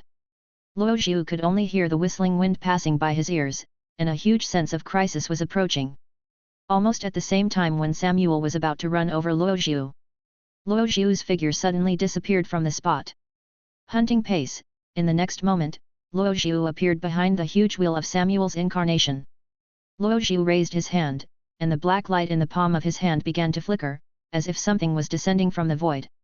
The holy abyss is coming, a strange and distant bell sound echoed throughout the entire blocked area. Just above Samuel's head, an eye flowing with black blood suddenly opened from the void. The air seemed to become sticky. When holy light erosion successfully marked Samu, Luo Zhu immediately began to chant, preparing to cast various priest sacred arts. When Samuel, who had turned into a human wheel, realized that he had not crushed the enemy in front of him, he directly crashed into the stone wall of the forbidden area, used the rebound force to rush up, and landed steadily. He waved the heavy one-handed battle axe in his hand, and then rushed towards Luo Zhu's position with each step. At this time, Luo Zhu had also completed the chanting of several sacred arts. Consecration prayer, consecration blessing and purification were cast on Samuel in turn. Black light flashed continuously, and Samuel's body was visibly wrapped in an ominous black mist. Consecrated prayer was strengthened from its original glorious effect to become vulnerable to glory, consecrated blessing was greatly weakened, and purification further enhanced these negative effects. At the same time, Luo Zhu saw the changes in Samuel's data on his panel. His highest attribute is Constitution. Although the specific HP cannot be seen, from the fact that the degree of reduction of the debuff effect has not changed before and after, it can be inferred that the resistance attribute should be lower than his Constitution value. Seeing that Samuel was still charging towards him, Luo Zhu quickly pulled out the judgment from his cloak, and instantly aimed at the head of the destroyer Samuel and fired. Boom! Golden light flowed, and the lead bullet, which was spinning at high speed with a tail of light, pierced through Samuel's head in an instant. But Samuel's charge was only slightly delayed, and it seemed that the head injury did not slow down his speed. Luo Zhu only saw that the wound on Samuel's head had stopped bleeding and was slowly healing at a speed visible to the naked eye. Attack on the vital point, causing 173 points of actual damage. Grass. The buff and debuff are fully stacked, but it only deals 173 damage. How fleshy is this thing? Luo Zhu cursed inwardly as he quickly finished loading the judgment and ran away from Samu, pulling out the second musket he had prepared in advance. At this time, Fenrir, in the form of shadow-eating wolf, had already circled behind Samuel. In the holy light corrosion state, the effective attack that Fenrir in the shadow wolf form can cause is actually not as good as that in the holy flame wolf form. Therefore, when Fenrir used the characteristics of shadow wolf to quickly go behind Samuel, Luo Zhu used the skill holy flame wolf to make Fenrir complete the transformation. At this time, Luo Zhu, who had to maintain the 2 continuous states of Holy Abyss Descent and Holy Flame Wolf at the same time, his mana bar began to drop like a flood. He took out a bottle of mana potion from his arms, finished the whole bottle in one gulp, then raised the judgment musket, aimed at Samuel's heart and pulled the trigger, dash boom. As the judgment musket was fired, a huge and horrifying hole suddenly appeared on the left side of Samuel's chest. Attack on the vital point, causing 129 points of actual damage. Looking at the damage data refreshed on the panel, this time without the bonus of Battlefield Raider, the damage caused is lower than the last time. However, this time, the judgment shot seemed to have brought Samuel's blood volume to a certain threshold. Samuel, the destroyer, shook his body and seemed to be a little tired. Luo Zhu took this opportunity to distance himself further from Samuel, while waiting for the cooldown of judgment and hunting pace to recover. At this time, Fenrir, the Wolf of Holy Flame, was madly attacking behind Samuel. With the blessing of the Holy Flame, Fenrir's output ratio gradually increased. As if he realized that the attack from behind was getting more fierce, Samuel suddenly turned around and chopped Fenrir in half with the battle axe in his hand. However, Fenrir's agility was almost twice that of Samuel, and he immediately jumped back to avoid the blow. Boom! The battle axe in Samuel's hand slammed heavily on the ground, and the earth instantly erupted with an extremely strong tremor. Even Luo Zhu, who was more than 10 meters away, felt unstable. A cloud of smoke and dust filled the air, and when the dust settled, Luo Zhu saw, on the ground right in front of Samu, a huge, straight and deep crack, which continued to spread forward from the point where his slash landed. Although the Death Realm intuition did not give any danger warning, Luo Zhu still felt a palpitation for some reason. At this time, Luo Zhu's 2 judgment muskets had cooled down, but he was not in a hurry to fire. Instead, he waited for Samu to regard him as a target of attack again. At the same time, Luo Zhu completed the chanting of primary healing technique. A light golden ball of light floated out from Luo Zhu's palm. When it passed through the eye of erosion above Samu's head, it turned into a deep black color and spread into Samu's fat body. His originally thick white skin began to spread with vine-like black lines. The corrosive effect brought by the healing technique was continuing to cause harm to Samuel. Apply the corrosion effect to the destroyer Samuel. Causes 133 points of origin damage. This is the value of the initial damage. It is already equivalent to 1 attack of judgment. This can be considered an attempt by Luo Zhu, because the origin damage is equivalent to real damage, which can ignore resistance and defense reduction. At the same time, the primary healing technique upgraded to level 5 also has considerable basic values. The effect of this attack was somewhat beyond Luo Zhu's expectations. Samuel was still charging towards Luo Zhu. When he swung the battle axe, the whistling sound was still sharp, but it was much weaker than at the beginning. In addition, Luo Zhu made other discoveries. The wounds on Samuel's head and heart, which had been corroded, had stopped healing, the wound that had been sutured opened again, and the coagulated blood began to flow again. The amount of small damage caused by Samu's blood loss kept popping up on Luo Zhu's damage panel. When the blood cow loses the ability to heal itself, the balance of victory will tilt. At this time, Luo Zhu had once again raised the judgment in the direction of Samu. Boom! From the muzzle of the judgment musket, a bullet with a golden tail once again pierced through the chest of the destroyer Samuel. Attack on the vital point, causing 129 points of actual damage. When the damage panel popped up, Luo Zhu quickly completed the loading of the judgment. After Samuel was hit by the 3rd judgment shot, his movements were hindered and he became much slower. As if confused or doubtful, Samuel stopped charging and scratched his head. You are not Samir. I don't want you to be Samir anymore. Go away, go away. An expression of half crying and half laughing began to appear on Samuel's face. Sometimes he bared his teeth, sometimes he burst into tears. The spiritual fluctuations emanating from his whole body began to become more and more chaotic. In fact, Luo Zhu had already noticed it since Samuel mindlessly charged at him. There is something wrong with Samuel's brain. He is a madman and an idiot, but this kind of person is most suitable to be transformed into a humanoid weapon. The so-called body destroyer of the triple destiny of Red Lotus is one who has abandoned his original human form and transformed his human body into a form between human and monster through various means such as limb grafting or fusion.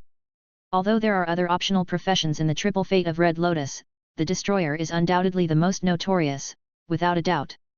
It completely blurs the boundary between human and monster.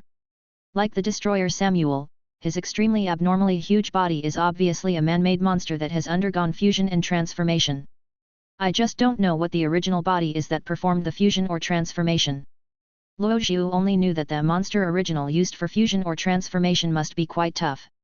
While thinking, Luo Zhu's eyes were closely watching Samu's every move. Samuel just stood there in a daze for a while. Suddenly, the violent spiritual aura all over his body suddenly rose. Samuel raised his battle axe and rushed towards Luo Zhu like crazy. At the same time, extremely significant changes also took place in Samuel. His originally pale skin began to show scale-like lines, the keratin on his skin surface began to harden, and the color began to become dull and dark. The body hardens. Although the specific effect is unknown, there is no doubt that the hardness of the destroyer Samu will be unprecedentedly improved, and just as Samuel was charging forward and was about to pounce on Luo Zhu's figure disappeared in front of Samu again. He then appeared behind Samuel and aimed at the back of Samuel's head with the judgment musket. Boom! Even though the body has become hard, the head remains as fragile as ever. This time, the judgment shot surprisingly opened a big hole in Samuel's head again.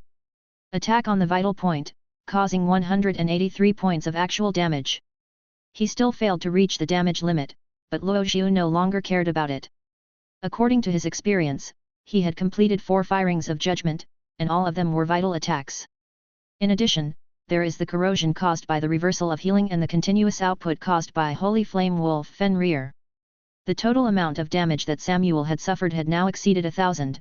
Luo Zhu knew that no matter how tough the body destroyer of the triple fate of Red Lotus was, if he suffered more than 1,000 injuries, it would almost reach the limit of Samu's health. Sure enough, when Samuel was hit by the 4th judgment attack, his body shook visibly and he seemed unstable. Black blood began to seep out from the keratin that looked like scales on his body. Turbid blood foam began to emerge from Samuel's eyes, mouth, and nose. All this shows that Samuel's current condition is close to the brink of death. Luo Zhu then quickly completed the loading of judgment and once again retreated away from Samu. Even though the enemy was close to death, Luo Zhu still remained highly cautious against a foe who could easily cut him apart with one hand. While Luo Zhu was waiting for Samuel's next move, he pulled out another musket and prepared to make the final judgment on Samuel. Chaotic spiritual fluctuations once again emanated from Samuel's body. Afterwards, Samuel did not charge towards Luo Zhu's position, but turned around and rushed towards the huge blood pool. This time, the violent spiritual surge emanating from Samu did not have the same strong sense of oppression as before. However, this time it made Luo Zhu's pupils shrink suddenly, because the dangerous vision brought by the death intuition suddenly changed. The whole screen is red.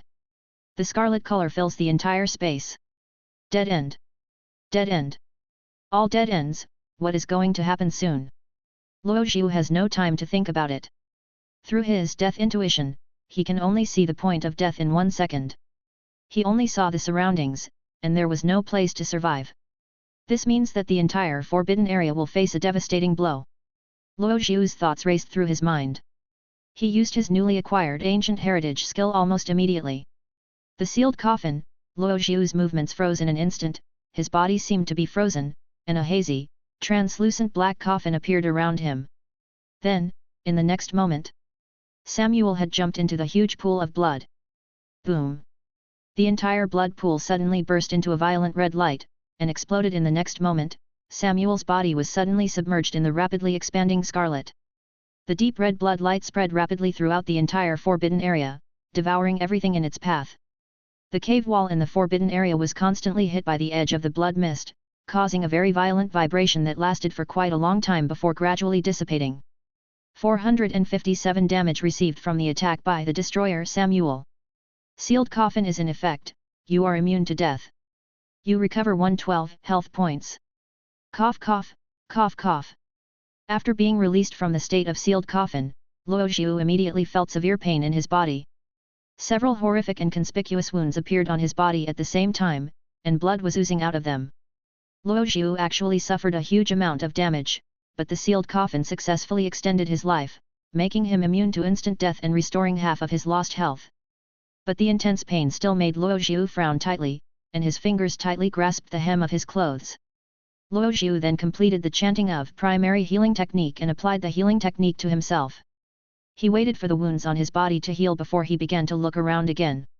Holy Flame Wolf Fenrir, at the moment before the blood pool exploded, broke away from the state of Holy Flame Wolf, returned to the state of Shadow Wolf and escaped into the shadow. Fenrir is safe, but Samuel is not dead yet. Right in the center of the blood pool, Luo Zhu saw the huge, bloody figure. But at this time, Samuel had lost all ability to move. He was in a pool of blood, blood constantly oozing out of his wounds. Only his weak breathing and the constant trembling and twitching of his body could prove that he was still alive. After this mutually destructive explosion, Samuel's health was finally reduced to a visible level, with only single digits left. Was the explosion just now Samuel's self-destruction? He also burned all the blood in the blood pool. In the pool of blood, there was not a drop of blood left from the upside-down corpse. And those corpses were completely shattered by this blow, and the fragments were scattered all over the ground. After feeling that his body had returned to normal, Luo Xiu stood up. He drew out judgment and walked towards Samuel's position. The crusade against the destroyer Samu has been declared over. After this, what Luo Xiu has to do? This is the final judgment on the destroyer Samu. It was not until he walked in front of the body destroyer Samu that Luo Xiu could clearly see Samu's current condition. He had been shaken unconscious by the blood mist, and nearly half of his flesh had been burnt or melted. His hideous face was twitching slightly, and he was uttering unclear mumbling sounds from his mouth. Samuel, Samuel. You, where are you, Samuel? Boom. Luo Xiu had a blank expression on his face as he pulled the trigger of judgment. The lead bullet pierced through Samuel's head, and white brain fluid splattered everywhere. Kill the destroyer Samuel, leave 26. As the kill notification popped up, Samuel's body began to crumble like an avalanche. Samuel's body gradually swelled and became engorged with blood, and finally exploded with a loud bang.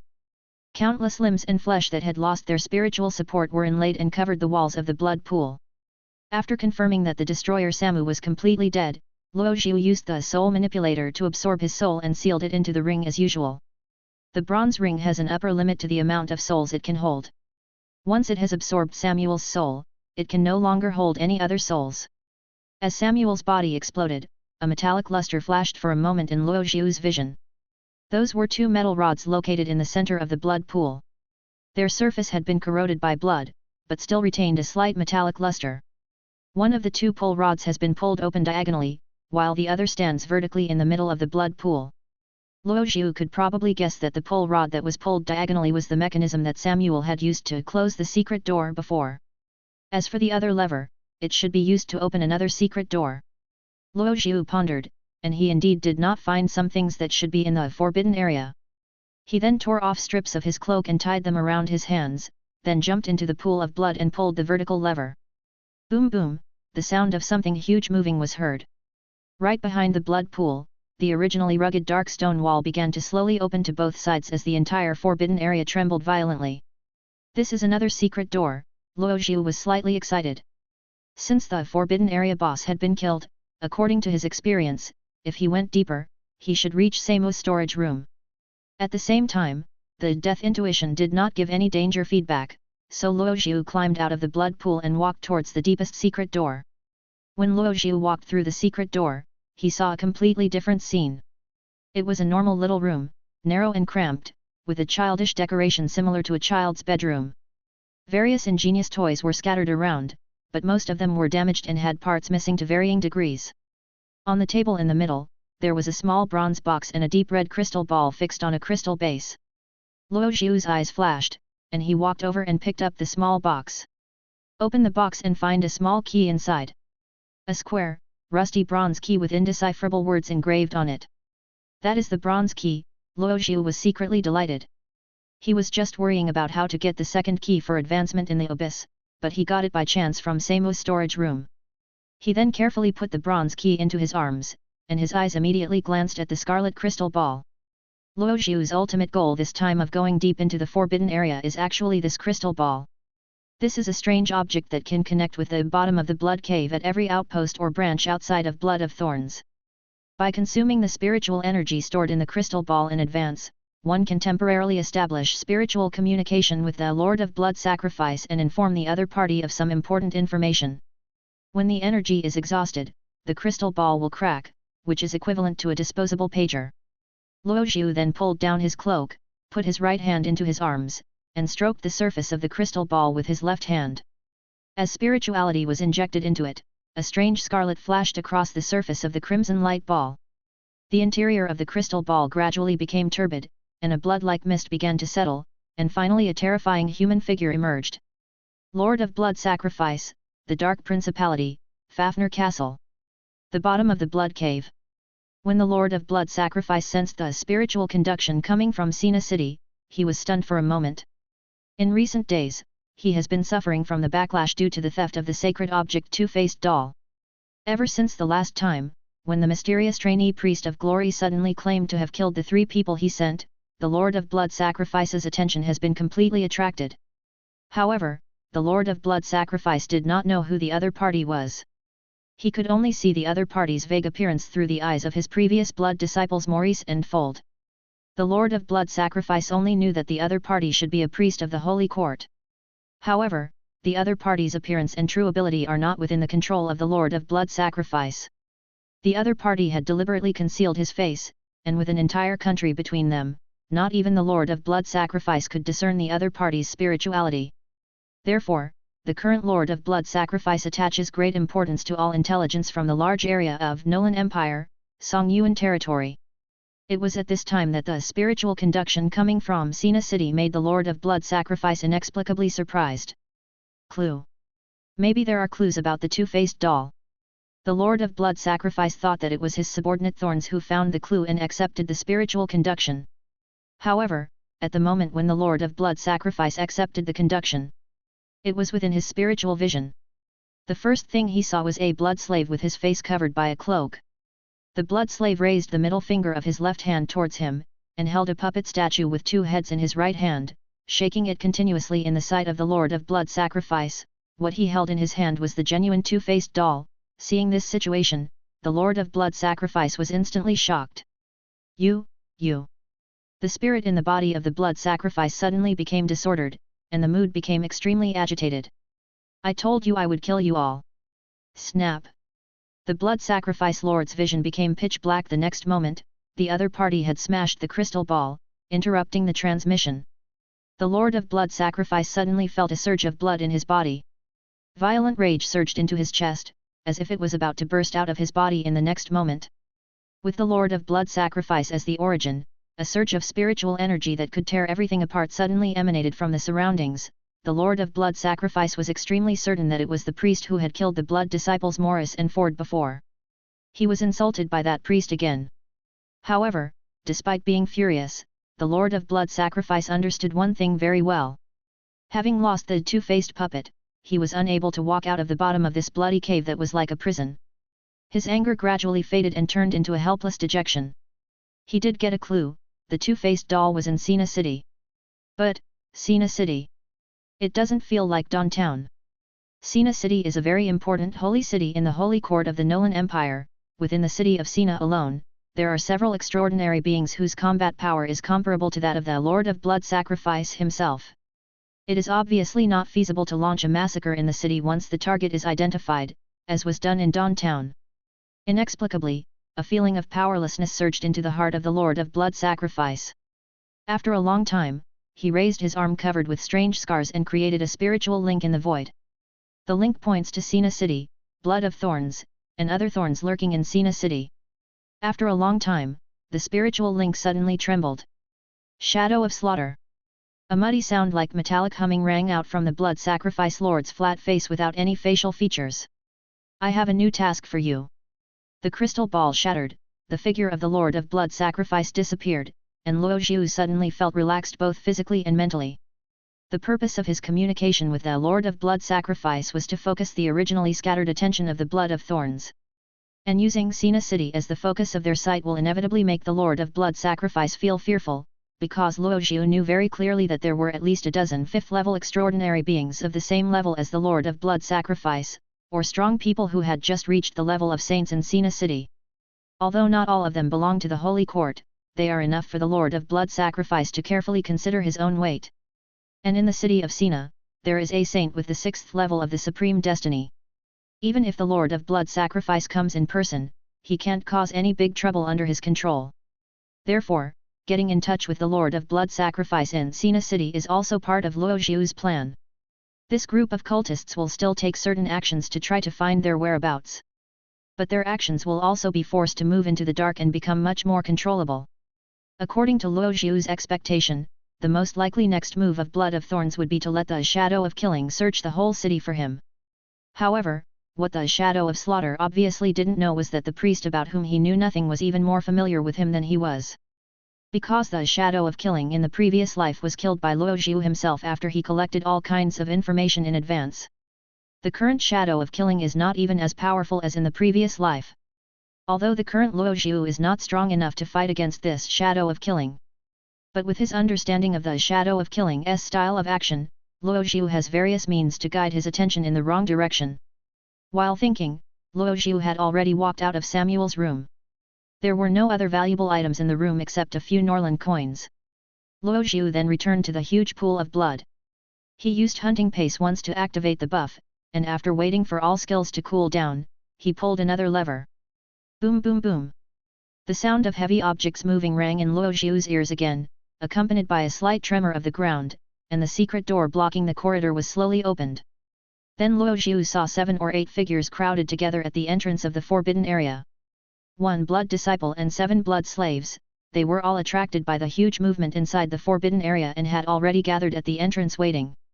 Luo Zhu knew that these people were the belated support from the destroyer Samu. Luo Zhu could actually have left by another route, but he had other purposes at this time. Eliminate. Cut the routes and eliminate them all. This is just like in his previous life, when, as a master player, Luo Zhu was in the habit of cutting the grass completely when searching for various secret places, participating in the elimination of banditry and the purification of secret sects. Since they have come, we must destroy them all to prevent future troubles. Luo Zhu is well aware of this principle. Those in front of him were all the remaining cultists in this branch of the Blood of Thorns stronghold. When the eyes of both parties were fixed on the same line, Luo Zhu immediately threw the ball of light of Holy Light Annihilation in his hand, which he had already finished chanting, towards the direction of the cultists. Boom! The ball of light flew out, and when it touched the stone wall where the cultists were gathered, it exploded. Fragments of golden light flowed, accompanied by deafening drum sounds, echoing in this enclosed forbidden area. Causes 54 points of holy light damage to Tarinar Han. Causes 63 points of holy light damage to Duvernay McKernan. Causes 57 points of holy light damage to Paveo Yod. A holy light annihilation caused the 5 blood slaves to suffer ranged holy light damage. Burning wounds suddenly appeared on their bodies. The holy flame was purifying their sins in a painful way. The only blood disciple with the second destiny transformed into a demonized black flame demon bear at the moment before Luo Zhu's attack was about to hit him, and rushed to the side to dodge. The blood disciple avoided the attack, but Luo Zhu completely predicted his collision path. Then, a dull gunshot was heard in the air. Boom! The black flame demon bear was shot through the skull, and rolled forward for more than 10 meters due to inertia, and finally lay on the ground without moving. Vital attack, causing 200 points of actual damage. Although the blood disciple who was the incarnation of the black flame demon bear also had the potential to become a blood cow monster, he could not withstand a shot from Luo Zhu with a full buff. After instantly killing the only Red Lotus second-level extraordinary person in the field, Luo Zhu's figure disappeared instantly. The next moment, Luo Zhu appeared behind the blood slaves like a ghost. Bang! The second judgment gun fired, instantly killing a blood slave. Luo Zhu then quickly changed hands to the dark erosion dagger and stabbed the next blood slave in the waist. Backstab. Kidney shot. Trigger critical hit. The dark dagger took away all of the blood slave's vitality, and his body immediately fell down. 2 blood slaves with full health were killed in an instant, and the remaining blood slaves had all suffered area damage from the previous holy light annihilation, and their health was less than half. The blood slaves were in a panic. Although they had weapons in their hands, the changes in the situation happened too quickly and caught them off guard. When a blood slave reacted the fastest and rushed towards Luo Zhu with the weapon in his hand raised, he suddenly felt his legs go empty and a sharp pain surged up. He looked down with horror and saw the culprit that was causing him so much pain. Wolf. A wolf covered in pitch-black mist and scarlet flames, Fenrir had already leaped out from the shadows and slashed off his legs with his sharp claws. Ah, ah! The blood slave howled in pain. Having lost both legs, he fell to the ground, holding his broken leg with one hand and crawling with the other, struggling to escape from this purgatory. Luo Zhu let him struggle and crawl, while completing the second charging of Holy Light Annihilation. Boom! A ball of light flew out and exploded in the center of the blood slaves. The golden light instantly flooded and submerged all the blood slaves. Causes 64 points of holy light damage to Duvernay McKernan. Causes 53 points of holy light damage to Facundo Carson. Causes 58 points of holy light damage to Tarinar Han. This attack killed 3 blood slaves on the spot, and 1 blood disciple was on the verge of death. At this time, there were only 2 blood slaves left on the entire venue. They were both severely disabled and had lost any ability to resist. This was the number of cultists that Luo Zhu had planned in advance to stay alive temporarily. He planned to use these cultists to confirm some data. Fenrir leaped towards the crawling blood slave and pressed down on his back, preventing him from moving at all. Ignoring the noisy wailing in his ears, Luo Zhu looked around for a while, picked up a bundle of noose that was originally used to hang corpses, and tied up the dying blood slave. Then, he began to chant the elementary healing technique. The Father of the Sun, the furnace of melting light, is revived here. In Luo Zhu's palm, an increasingly bright golden mist began to gather. Then, he threw the golden ball of light in his hand, allowing the light to begin healing the blood slave's injuries. The dying blood slave gradually regained consciousness, but soon found that he could not move. He looked at the priest opposite with a horrified look, and made an indistinct whimpering sound. Then, in the horrified sight of the blood slave, he looked at the priest opposite him and took out an ancient book with a deep black light from his arms. "Don't be afraid, don't be afraid. Please relax, relax. This is just a little experiment," the priest opposite him said soothingly with a kind face. Experiment, doubts arose in the blood slave's heart, but with his mouth stuffed with cloth, only a whimpering sound could roll out of his throat. He looked on with horror as the priest opposite him slowly opened the ancient black book. He only saw the moment when this strange black book was completely opened. Indescribable strange patterns, whispers like nightmares, violent surges that strike the soul. The blood slave's spirit collapsed instantly, and blood slowly flowed out of his eyes, mouth, and nose. At the same time, the data that Luo Zhu wanted was refreshed in front of him. Tarinar Han looked directly at the taboo. Triggering Divinity Immunity Judgment. Minimum Divinity requirement is 25. Tarinar Han's Divinity is 6. Immunity failed, Tarinar Han suffers from mental pollution. Tarinar Han falls into the state of forbidden erosion. Tarinar Han falls into a state of moderate fear. Tarinar Han falls into a state of moderate frenzy. What Luo Zhu opened was the 4th page of the Holy Book of the Abyss. Luo Zhu had already looked directly at the first 3 pages of the Holy Scripture of the Abyss. As for the subsequent contents, he would have to wait until he was officially promoted to the 2nd level of the Abyss Destiny before he could continue to learn by the method of looking directly at the taboo. However, Luo Zhu did not know what the minimum amount of divinity points was needed to successfully avoid mental pollution through the knowledge of the Abyss of the 2nd Destiny. The forbidden tactics used against the poison scorpion Satisha before made Luo Zhu think of a way to confirm the minimum required value of divinity without having to take the risk himself. That means letting others take risks. Well, the minimum divinity requirement on the 4th page is 25. Luo Zhu looked at the data refreshed on the panel and understood. Luo Zhu glanced at the blood slave opposite him again. He was bleeding from all 7 orifices, his body was twitching constantly, and he looked extremely painful. Bang! Luo Zhu immediately pulled out the judgment and pulled the trigger. Afterwards, Luo Zhu did the same thing to another blood slave whose legs were cut off, and learned that the divine attribute required to look directly at the 5th page of the Holy Book of the Abyss was 30. Then, he fired the judgment to kill the last blood slave, then returned along the original route and left the hideout.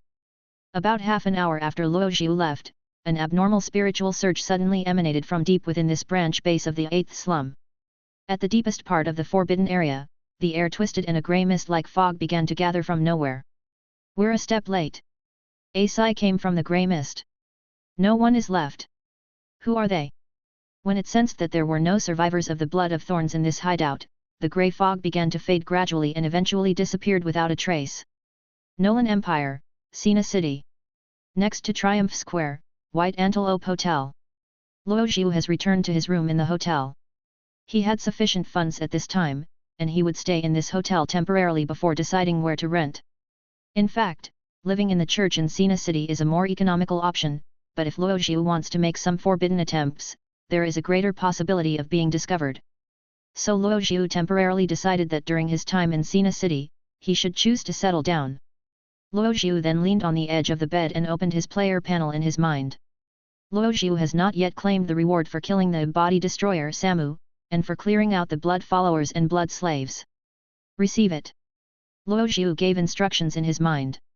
Kill the destroyer Samuel, leave 26, gain 1078 basic experience points. The level difference between you and the destroyer Samuel, leave 26, is 13 levels. Kill him at a higher level. Gain 130% extra experience points. Reward settlement, actual experience points gained, 2479. The destroyer Samuel, leave 26, is a twisted level boss. Rewards for killing the twisted boss are being generated. Knew it. Luo Zhu murmured, considering the extremely abnormal Blood Bowl attributes of the destroyer Samu, it was expected that he would be classified as a boss-level monster. According to normal procedures, Luo Zhu should pet the cat hard first, but since Apprentice was not there, the cat petting ceremony was simplified. Luo Zhu also has other metaphysics. I'll sacrifice Connor to be single for 10 years. Luo Zhu clasped his hands together and prayed some kind of evil prayer. Kill rewards generated. Gain the expertise Eternal Flesh and Blood, rare, free attribute points 3. Eternal Flesh and Blood, rare. Although you were born from flesh and blood, you are blessed by flesh and blood. Your body will gain stronger resistance attribute plus 5, at the same time, when your health is less than 50% of the upper limit, you will recover the lost health at a rate of 1% per second. Mom. Luo Zhu's eyes were bright. Although he knew that every time he killed a boss-level monster, he would gain a special skill. However, the expertise revealed this time is really amazing. This is equivalent to naturally recovering life when your health is below half, and you can also get 5 points of resistance attribute for free. The newly added 5 points of resistance, plus Luo Zhu's original 5 points, totaling 10 points of resistance attribute value, is already almost completely immune to all primary status abnormalities. This enhanced recovery ability is also quite critical, which means that Luo Zhu can safely play long-term guerrilla warfare with the enemy without worrying about the crisis of low bloodline due to small damage. Feeling the sensory changes brought about by the new expertise, Luo Zhu felt very clearly that his body seemed to have become tougher, as if every cell was filled with more vigorous vitality. Luo Zhu then shifted his attention to the newly acquired free attribute points. For the 3 new free attributes gained from killing the twisted boss, considering that when looking directly at the 4th page of the Abyss Codex later, the minimum divinity requirement is 25 points. Luo Zhu prepared for this and first raised his divinity to 26 points. Give 3 free attributes to divinity, and now Luo Zhu's divinity attribute value has reached 21 points. The panel has been refurbished again. After Luo Zhu received the reward experience for killing the blood disciples and blood slaves, his experience pool savings once again reached the 5,000 point mark.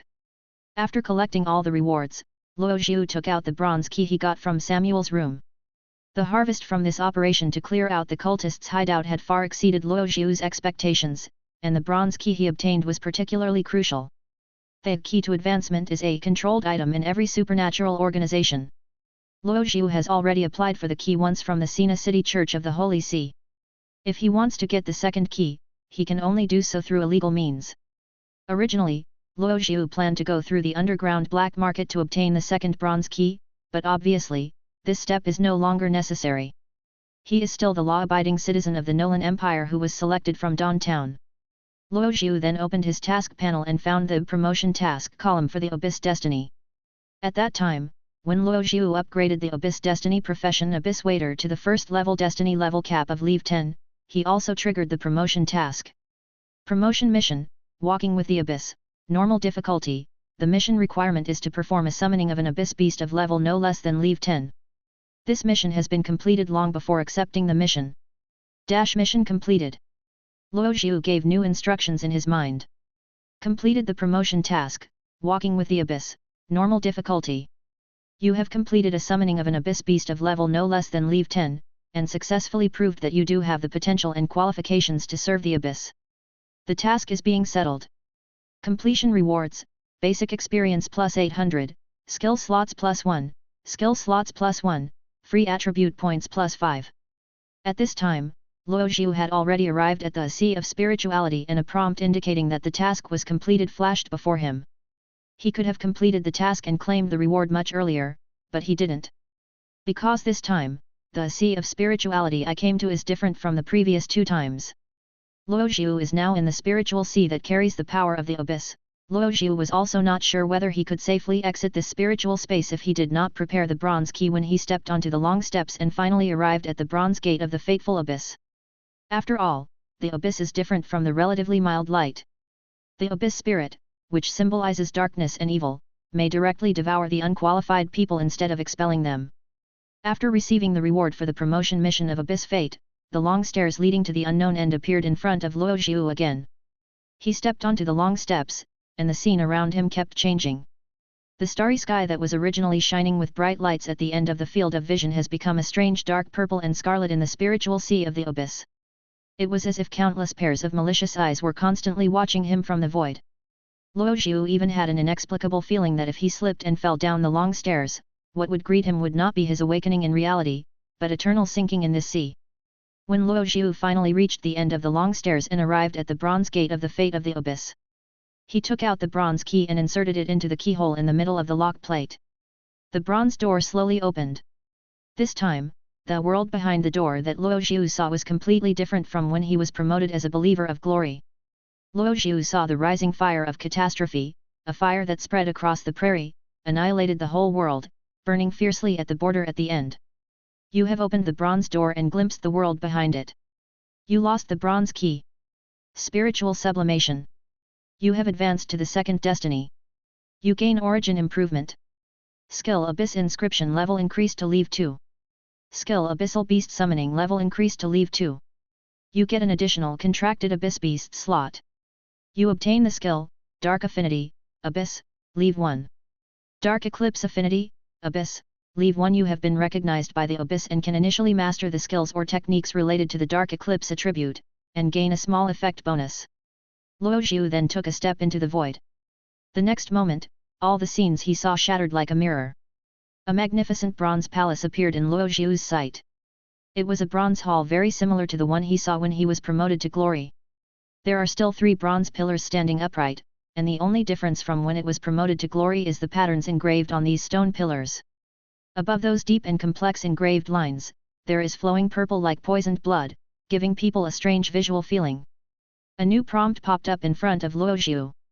Advanced to the second level of Abyss Destiny, obtaining a profession. You have a chance to change job. Please choose one of the following 3 dual destiny occupations. On the first bronze pillar, there appeared an inscription symbolizing I. Profession 1, the second Abyss Destiny profession, Abyss Peeper. This is a profession that is slightly connected to the Abyss. The power gained comes more from peeping and studying the Abyss, and it can maintain a high level of rationality. On the second bronze pillar, there appeared an inscription symbolizing Black Flame. Profession 2, second level Abyss Destiny profession, Half Demon. This is a profession that has a moderate connection with the Abyss. By sacrificing half of one's soul and body to the Abyss, one will be fundamentally transformed into a half-human, half-demon race. On the third bronze pillar, there appeared an inscription symbolizing Devouring. Profession 3, secondary Abyss Fateful profession Son of Devourer. This is a profession that is highly connected to the Abyss. It can fully acquire the devouring characteristics of the Abyss people and strengthen itself by constantly devouring others, but it will also almost completely lose its sanity as a human. As early as when Luo Zhu entered the spiritual sea of the Abyss, he had already planned the career he was going to choose. He chose Abyss Peeper without hesitation. You obtain the extraordinary profession, Abyss Peeper, Level 1. Level Inheritance of the lower level profession Abyss Attendant. Abyss Peeper level is upgraded to Level 10, and the Abyss Attendant profession is lost. Obtain the Abyss Peeper professional skill, Staring into the Abyss, Abyss, Level 1. Gaze into the Abyss, Abyss, Level 1. You often gaze into the Abyss, from which you can obtain forbidden and extremely precious divine revelations. Obtain the Abyss Peeper professional skill, Eye of the Abyss, Abyss, Level 1.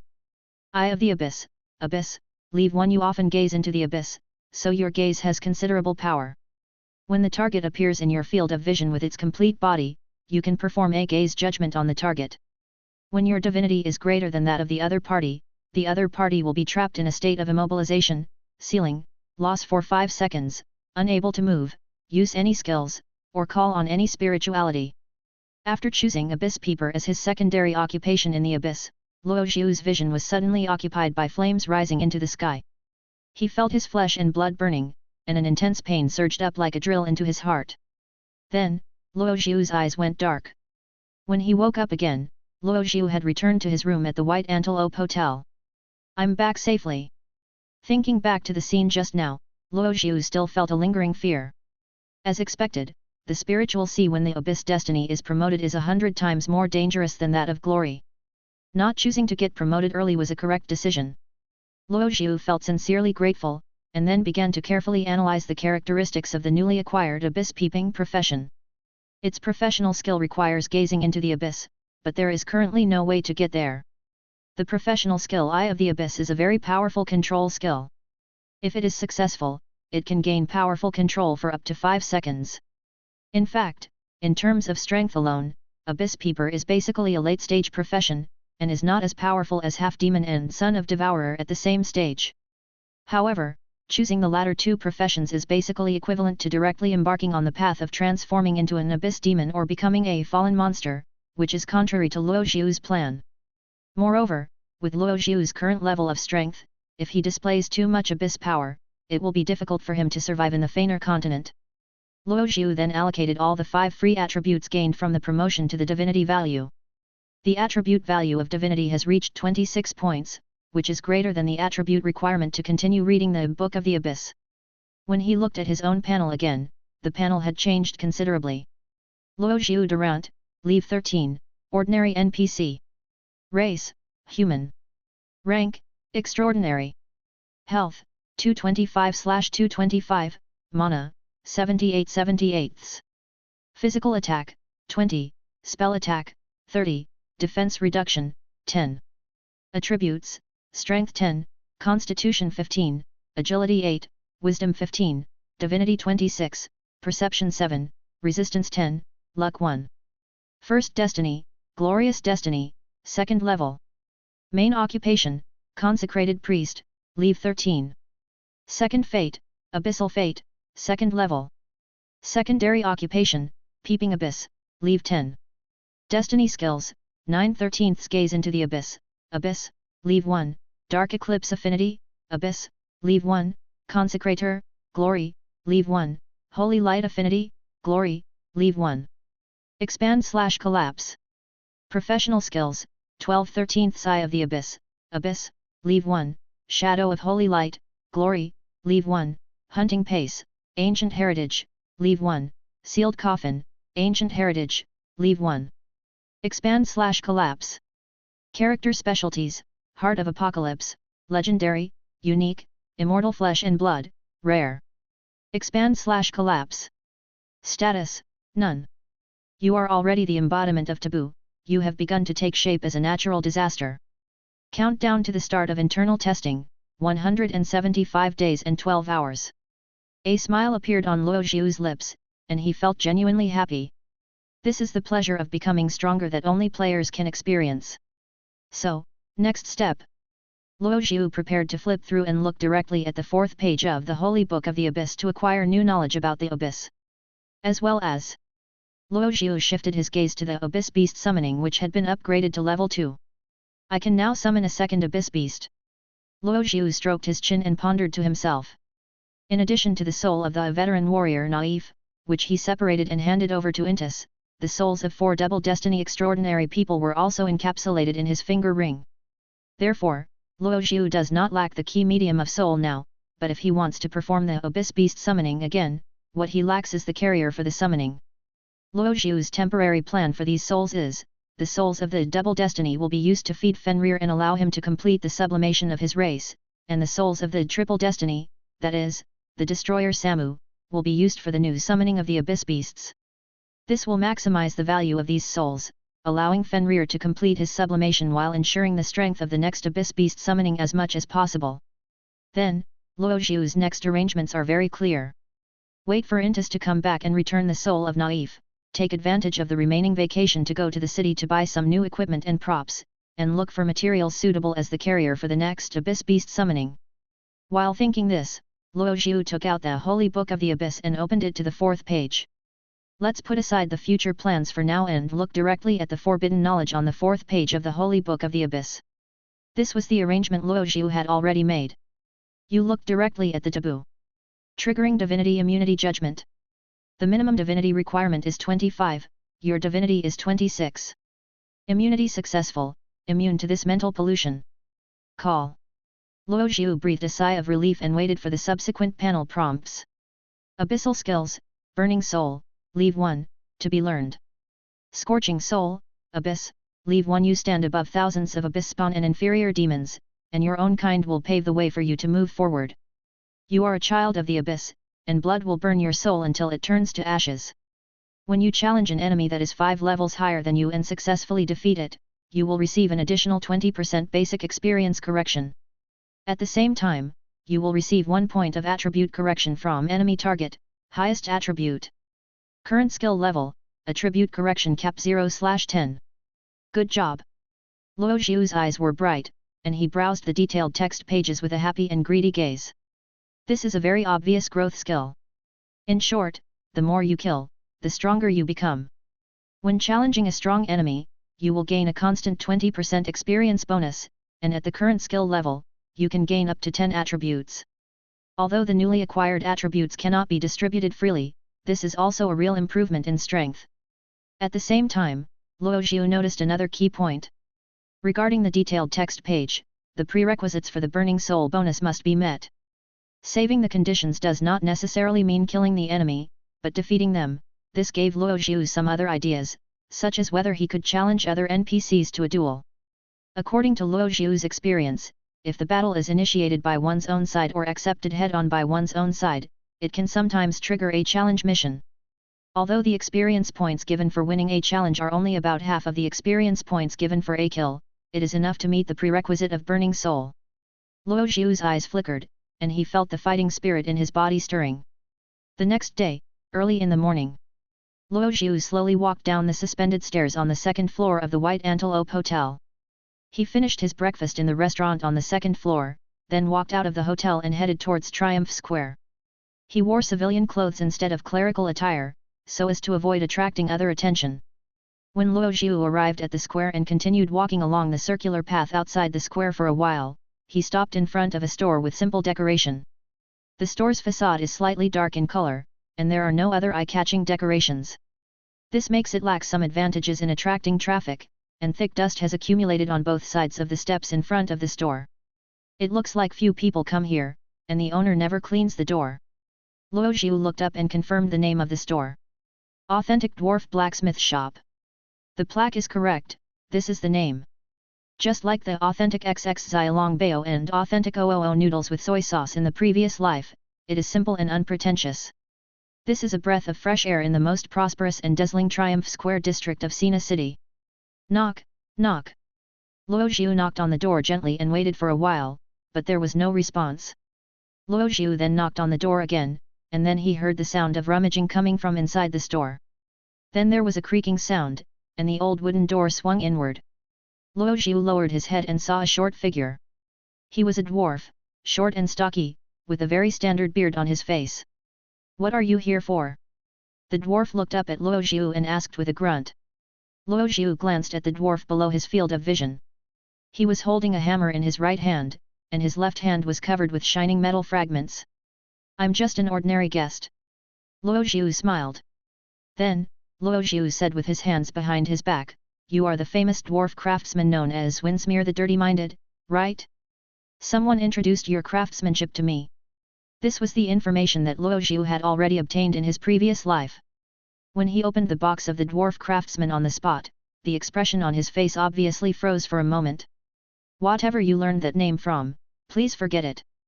Winsmere, the stubborn man frowned, but still opened the door and let Luo Zhu go in. Just call me Mir, now they all call me Master Mir. Luo Zhu then walked into the authentic dwarf blacksmith shop.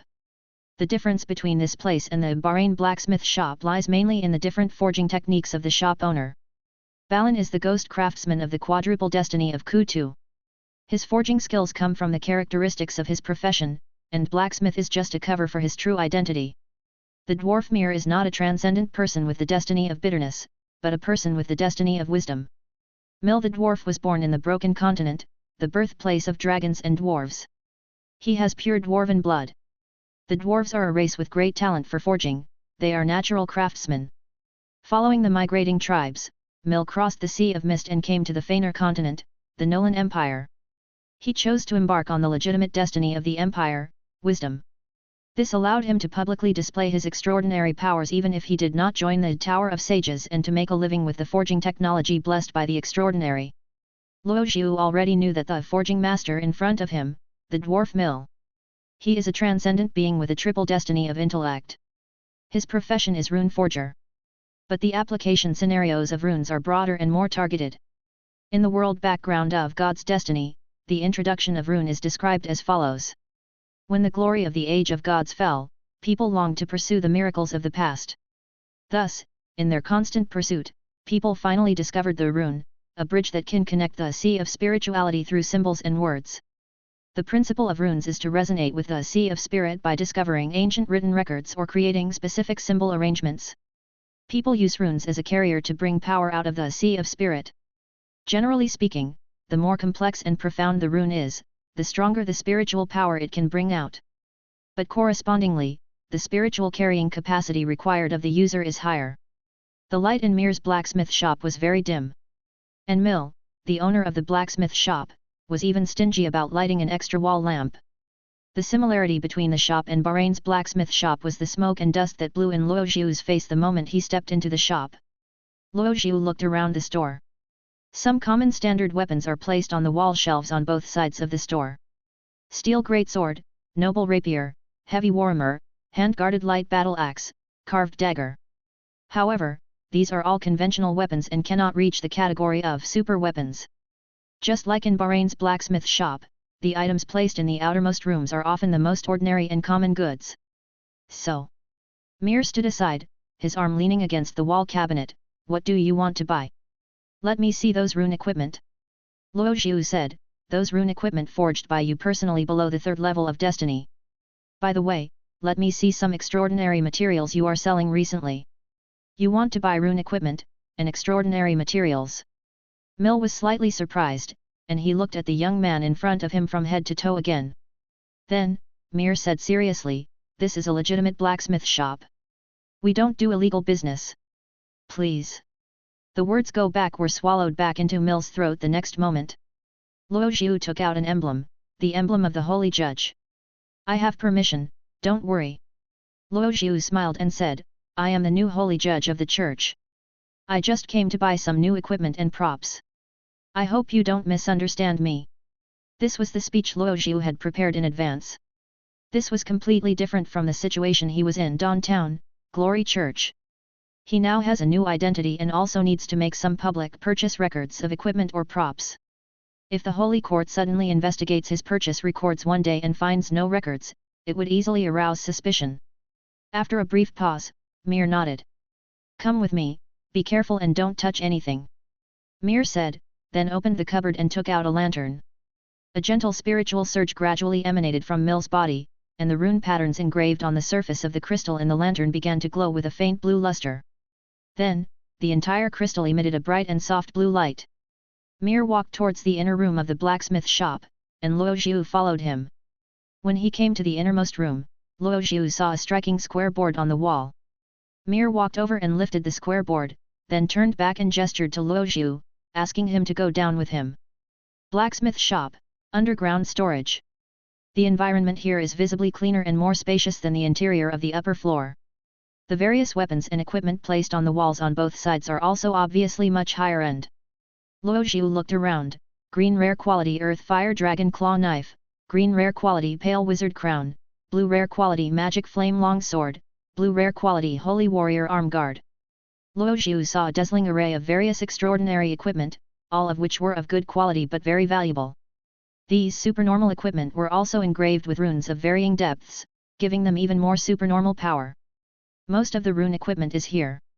While observing Luo Zhu, Mir said, Are you a priest? Or a paladin? Do you need me to give you some advice from a professional perspective? Priest, or paladin? He perfectly avoided the correct answer. Luo Zhu thought, maybe it was because his strength and physique far exceeded that of a normal priest. As a transcendent being with a triple destiny, Mill had a certain degree of intuition about Luo Zhu's general condition. Please recommend some, rune weapons suitable for priests. Luo Zhu readily agreed. It would be best if it was a weapon that could be used for close combat and could also improve the ability to perform sacred arts. Mill suddenly realized something, so he walked to the side of the wall and took down a sickle-shaped weapon. This is obviously a dual-purpose weapon, with a crescent-shaped sickle blade flashing a sharp cold light. This crescent-shaped sickle blade is also inlaid with high-quality magic crystals and engraved with complex rune patterns, which can serve as the core of the staff's spells. Moon-cutting scythe, well, it's a work I'm quite satisfied with, Mill said as he walked towards Luoxiu, holding the sickle in one hand. Luoxiu's gaze then turned to the moon-cutting scythe. It is a weapon of blue treasure quality, but there is a plus sign at the end of the quality column, indicating that its quality is also outstanding among weapons of blue treasure quality. The requirement for using the moon-cutting scythe is to at least reach double fate and require strength 8+ and divinity 10+. The weapon is classified as staff/supernatural weapon/rune weapon, but as a staff it needs to have the strength attribute, so it is indeed a priest-oriented weapon. Luoxiu thought about it and nodded secretly. This is indeed possible. He can use it as his second regular staff weapon. From now on, he will hold the white oak staff in his left hand and the moon-cutting scythe in his right hand, and follow the mage's dual blade style. The idea was very good, so Luoxiu asked the dwarf Mill. It looks good. So, what's the price? The two men looked at each other, and when talking about the price, Mill's eyes became sharper than ever. You can see this is good stuff, Mir said. Ah! I spent a lot of effort when forging this sickle. Ah! You are a priest, you should understand how suitable such a sickle is for you. Ah! Except for here, this kind of good stuff is hard to find anywhere else. Ah!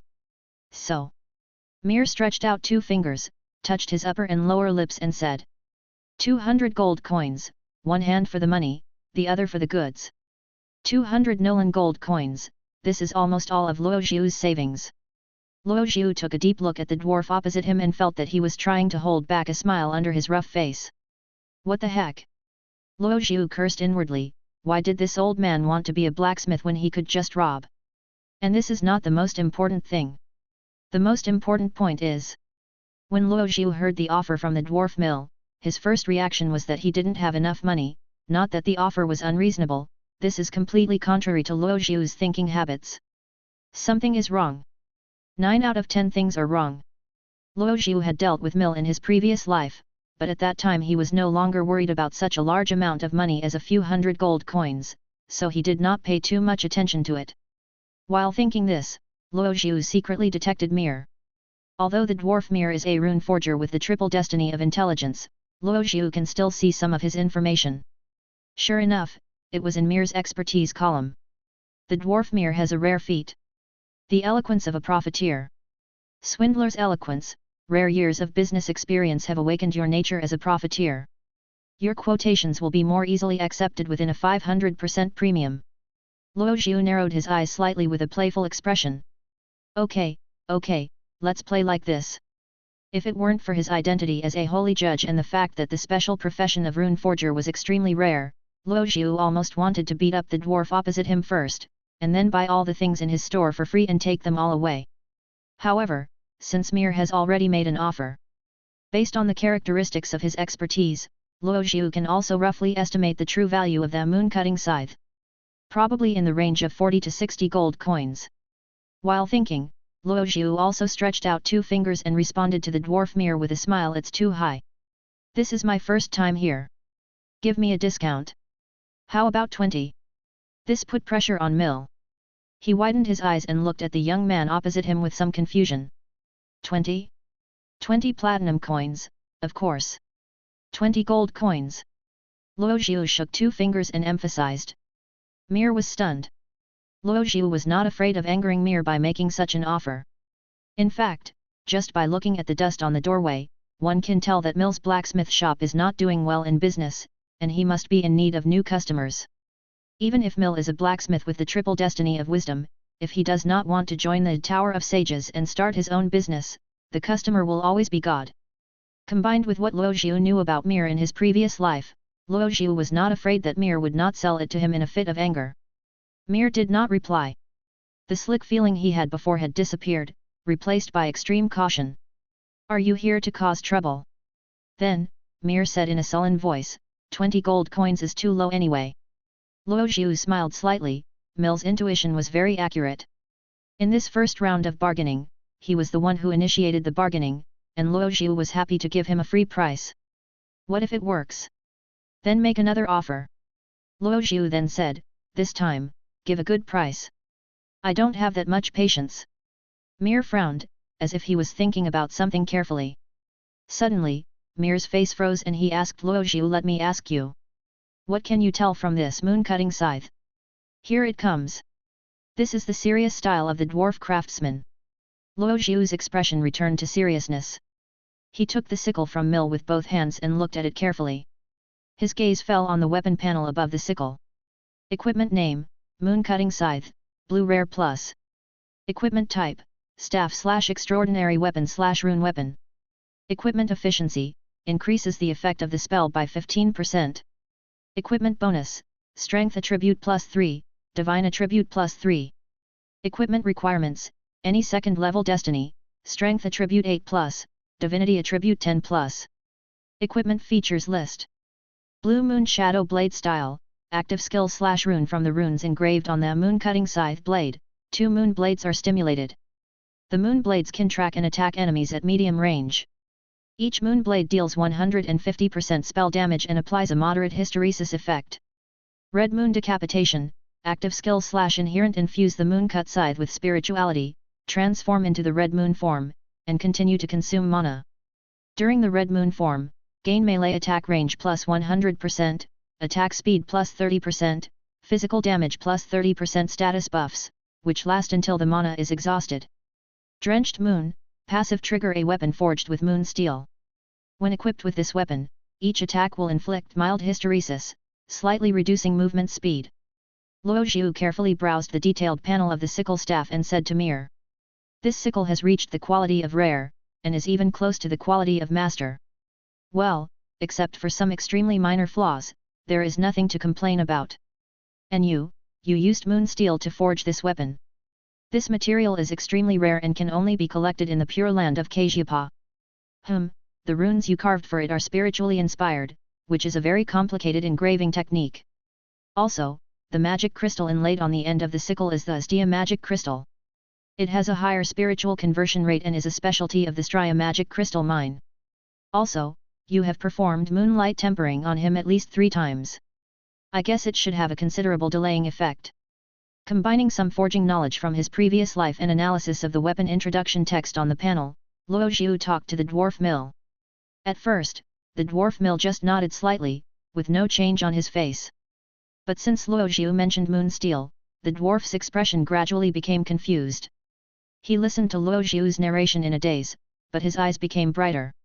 When Luo Zhu finished speaking, Mir hesitated for a while before slowly saying, you are right. I can even say that you are quite professional. I'm sorry for my previous offer. You are a real connoisseur. But are you also a blacksmith? This was the only possibility that Mir could think of.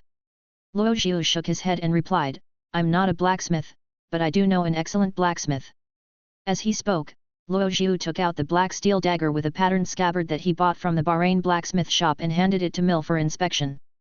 Mir reached out to take it, holding it in his hands and examining it for a while. After a long time, Mir sighed and said, the forger you know doesn't necessarily have more forging experience than I do. But as a transcendent in the forging profession, his forging skills are indeed superior to mine. Mir then handed back the dagger and took the sickle from Luo Zhu. As if finally understanding why Luo Zhu knew so much forging knowledge, Mir raised his head and said, in that case, listen carefully. Mir stroked the sickle in his hand and said, if you really want this sickle, I will charge you 60 gold coins. This is enough to cover the cost of materials and labor. Luo Zhu knew that Mill's offer was actually a little high this time. After deducting costs and wages, Mir can still earn a few gold coins.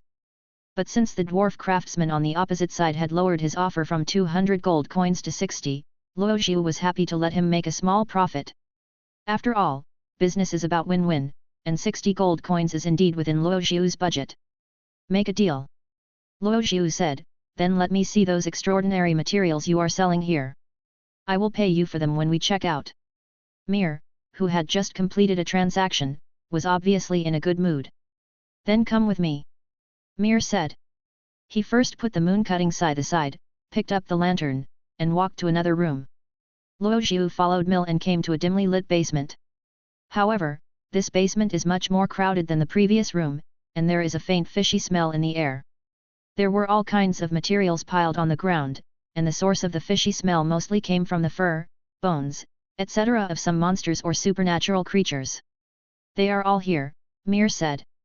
Among them, the forging materials are not for sale. I still need them for forging. As for the fur, bones, or other crystal materials, you can choose whatever you like. After saying that, Mir handed the lantern to Luo Zhu. Luo Zhu reached out to take it, walked into the room and began to select carefully. The various materials have different uses, and those piled on the ground have the highest quality, only being blue rare. When he summoned the shadow-eating wolf before, the wolf skin that Luo Zhu bought from Old Balan was of green quality. But now that Luo Zhu's strength has increased and he has greater control over the abyss beast, he plans to try summoning it with blue quality materials. In order to be used as the carrier material for abyss beast summoning, it is a basic requirement to summon abyss beasts with a threat level of distorted level, and the quality must be above blue. The teeth of the trembling demon, the lightning mullet bat, the three-headed snake slough.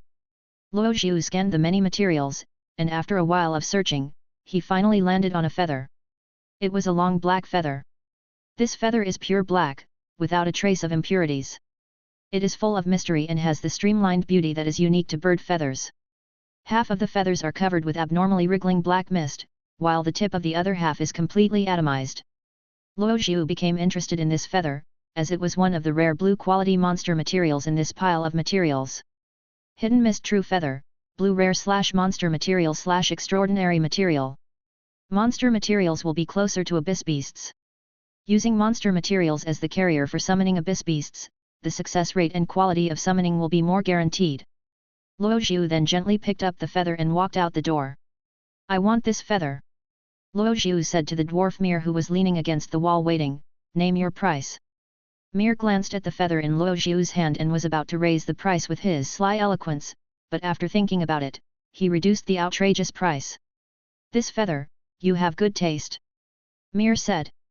This is the most complete feather that a hunter took from the wing of a mist songbird. You know, the mist songbird is a very dangerous monster, and this feather is not a phantom feather, but a real feather. Generally speaking, materials like this are processed into accessories, but I'm not good at accessories. So, originally I was planning to sell it to the Alchemy Institute. The reserve price would not be less than 20 gold coins. Mir stopped talking here, and then looked at Luo Zhu with deep eyes. This time he didn't give a random price. It was of blue treasure quality, and even if it was just the raw materials, it would still cost this price. Okay. Luo Zhu nodded, I can offer 20 gold coins, plus 3 silver coins. Then it's a deal. Mir nodded, and was quite satisfied with Luo Zhu's offer. Mooncutter's sickle and hidden mist feather require a total of 80 gold coins and 3 silver coins to be paid to the dwarf Mir. Luo Zhu took out 2 bags containing 50 gold coins each, took out 20 gold coins from one of the bags, then stuffed 3 silver coins into it, and handed both bags to Mir. Please count carefully. Luo Zhu said with a smile, this is a pleasant transaction. I will come again. Mir was speechless. He just held the purse and found a low table. He poured out all the coins in it and counted them one by one.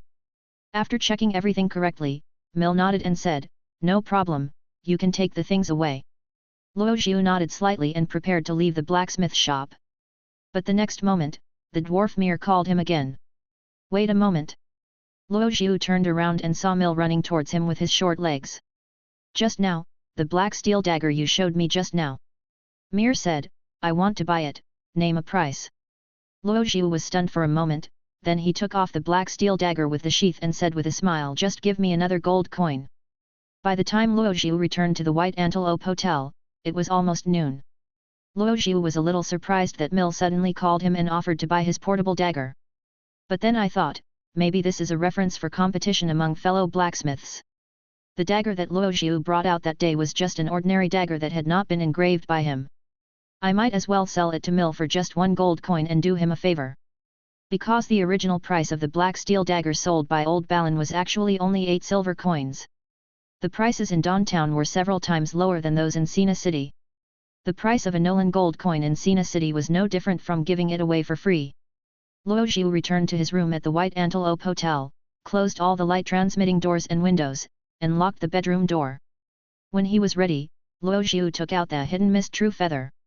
This was the summoning carrier he finally chose, a blue-quality monster material that was enough to carry the soul of a transcendent with a triple destiny. Luo Zhu then began to meditate on the technique of abyss engraving. He stretched out his fingers, gathered the spiritual energy at his fingertips, and then conducted it into the feathers. Dark purple lines began to vaguely appear on the jet-black feathers, and the misted tips suddenly trembled, while an ominous spiritual surge emanated from them. When the abyss engraving of hidden mist true feather was completed, this feather had become the perfect cradle prepared for the abyss beast summoning. Afterwards, Luo Zhu rubbed the ring on his finger for a while. A faint light flashed on the surface of the copper-forged ring. Then countless soul manipulators dragged out the soul of Samu, the destroyer of the triple destiny. Samuel's soul was forcibly squeezed and compressed by Luo Zhu using his soul manipulator into a fist-sized ball of light, which was then made to touch the surface of the hidden mist true feather. Both of them vibrated violently at the same time.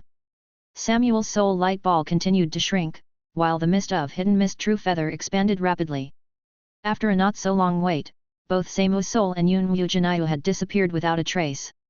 A thick and deep black fog remained, lingering in the small room. Next moment, countless black fog birds surrounded by dark mist flew out from the black fog. They quickly occupied every corner of the room, and the figures shrouded in black fog suddenly appeared and disappeared. Luo Zhu only felt that he was in this small room. In an instant, hundreds of new eyes wrapped in the shadows were looking at him with ignorant curiosity. The thick black fog that lingered in the room now emitted a restlessness like a heartbeat. Luo Zhu pressed himself against the edge of the bed, staring closely at the black mist. He activated his brilliant skill spiritual vision and peered through the thick black fog. Afterwards, he could see clearly that the real body of the abyss beast he had just summoned was hidden under this thick black fog. It was a creature completely bred by black fog. It has the appearance of a crow, but its feathers are much darker black than a crow's. The mist-like haze emanating from its outline is constantly undulating and trembling. Luo Zhu could sense that the secret gazes directed at him were closely related to the misty mist it emitted. It was like some kind of incarnation, just like the mist bird liked to create many phantoms of itself. The countless black mist birds that kept appearing and disappearing were probably its phantoms. Luo Zhu guessed so, and at the same time, the panel of the newly summoned abyss beast was refreshed in front of him. Mist Hidden Raven, Leave 23. Race, Monster/Contracted Abyss Beast. Threat Level, Distorted, Untamed. Health, 120/120, Mana, 40/40 seconds. Physical Attack, 16, Spell Attack, 12, Defense Reduction, 6. Attributes, Strength 8, Constitution 12, Agility 18, Wisdom 6, Divinity 14, Perception 27, Resistance 6, Luck 7. Skills and Features List. Hidden Mist Crow, inherent skill has the ability to create and hide black fog. At the same time, can use black fog to simulate fog shadows. Each fog shadow will gain 10% of the basic attribute value of the main body. The upper limit of the number of fog shadows depends on perception, the current number is 103/135. Shadow Crow, inherent skill when the main body is hit by fatal damage, it will be immune to this damage and will be transferred to any mist shadow. Wandering Crow, inherent skill a black fog crow wandering in the abyss. All damage caused by the main body and clone is considered as dark corrosion damage, and has a moderate blinding effect. Devouring the black abyss, racial trait a creature born from the abyss, it has the ability to devour the power and soul of others and use it to enhance itself. Vision Link, contract feature this creature is summoned by the contract and is bound to the contractor's vision. The contractor can continuously consume mana and share vision with the mist raven or its clone. Contracted Beast, contract characteristics this creature is summoned by the contract and is subject to the restrictions of the contractor. In the current state, the maximum level with the contractor does not exceed 10 levels. If it exceeds the threshold, it will be dynamically adjusted to the threshold. It is indeed a twisted level abyss beast. Luo Zhu murmured. Mist Raven, its attribute value is not very high, it can even be said to be low among the distorted level. However, the characteristics of the Mist Raven are not reflected in its basic attributes, but in the large number of mist shadows it can create. The whole of all the mist shadows and the main body is the complete combat power of the Mist Hidden Raven. In order to truly kill the mist-hidden raven, the main body and all the created mist shadows must be destroyed together. This is a very powerful inherent skill, and the contract characteristic of the mist raven can also share vision with the contractor. Although the mist shadow cannot be too far away from the main body, Luojiu can also obtain a very practical reconnaissance method. There is no doubt that mist raven has considerable combat power and functionality. Now, there is only one question left. Luojiu's gaze shifted to threat level, distorted, untamed. As a newly summoned twisted level contracted abyss beast, it is not as easy to tame as summoning Fenrir. Although Luojiu has not yet noticed the hostility from the mist raven, it does not mean that it is completely harmless. He summoned an extremely powerful abyss beast, but was killed and devoured by the abyss beast. There was a precedent in his previous life. Luojiu had a friend who played the abyss and summoned an extremely powerful abyss beast by reaching level 30.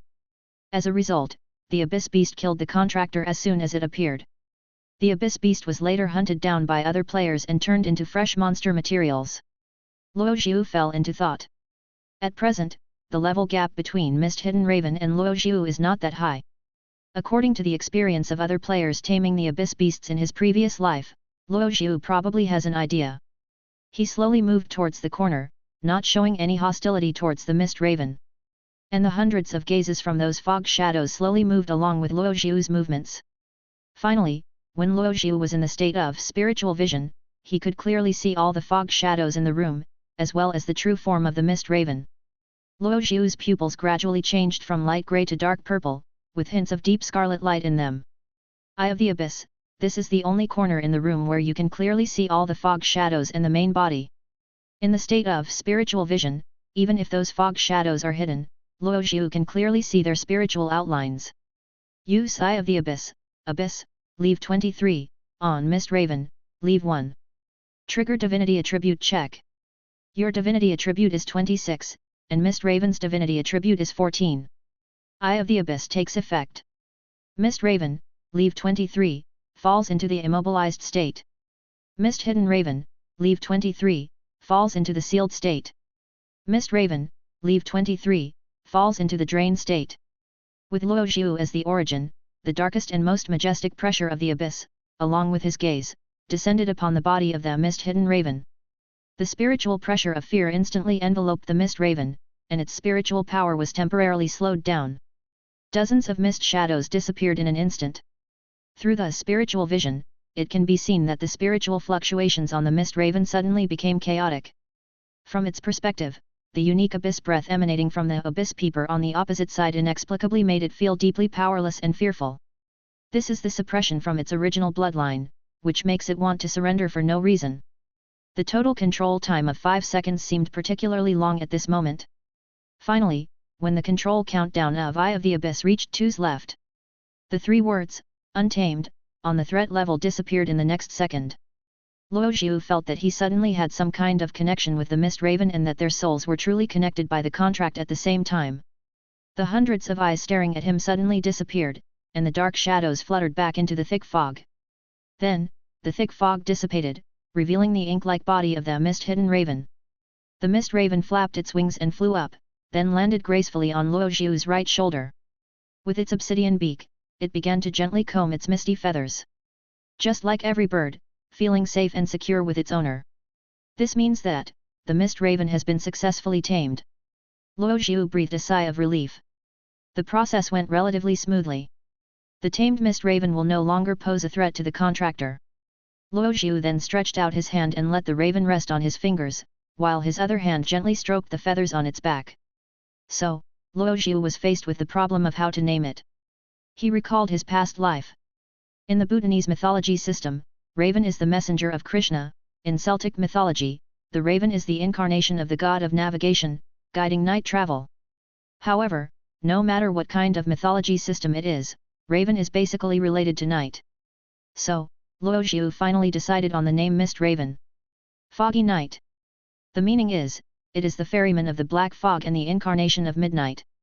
Luojiu gently stroked the soft feathers of Fog Night, and an expression of satisfaction emerged on his face, as if his life was complete and he was like a retired veteran cotter. What do you mean by a bird walker who has both cats and dogs? Luojiu smiled and said to himself. In the afternoon. After summoning the mist-hidden raven and taming it, Mist Knight was left by Luo Zhu in a room in the hotel to look after the house. As a raven with its own surveillance camera effect, Luo Zhu let it use the mist hide and placed hundreds of mist shadows in every corner of the White Antelope Hotel. Because Luo Zhu was not sure whether the cultists of Blood of Thorns could really find this place. If he leaves the raven to watch over the house, Luo Zhu can also monitor in real time and prevent various situations that may occur. Afterwards, Luo Zhu put on a thick velvet robe and went out. He prepared to leave for his destination in the afternoon. A college under the jurisdiction of the Tower of Sages of the Nolan Empire. The Alchemy Institute in Sina City, Luo Zhu prepared to show the brooch from the horse bandit leader Saint Shaki to the generalists in the Alchemy Academy. This was his only plan for this afternoon. When he helped the merchant Alardin to kill the 3 bandit leaders, Luo Zhu only took off the saint brooch as proof of his identity. Luo Zhu intuitively felt that there must be some hidden connection between the fact that Saint, an alchemist with a dual destiny of intelligence, ended up becoming a horse bandit. Luo Zhu was not curious about the story behind Saint, but as a player in the strategy group in his previous life, he keenly smelled the scent of hidden mission from it. And the Saint's brooch may be some kind of mission-critical prop. A key item that can directly settle hidden tasks. Luo Zhu thought so. Anyway, he still had a day and a half of vacation before he went to Red Maple City to officially carry out the task of judging heretics. He had plenty of time, and he came here with the mentality of giving it a try. And this may also be an opportunity for Luo Zhu to establish a good relationship with the Alchemy Institute. As he was thinking, Luo Zhu's vision was suddenly covered with a shadow. A mysterious and ancient square-shaped building already stood before him. The Alchemy Institute is under the Tower of Sages, and this monument is the landmark building of the Alchemy Institute. The entrance to the Alchemy Institute is made of 2 grey stone doors. Extending upward from the entrance doors is a wall made of pure white bricks.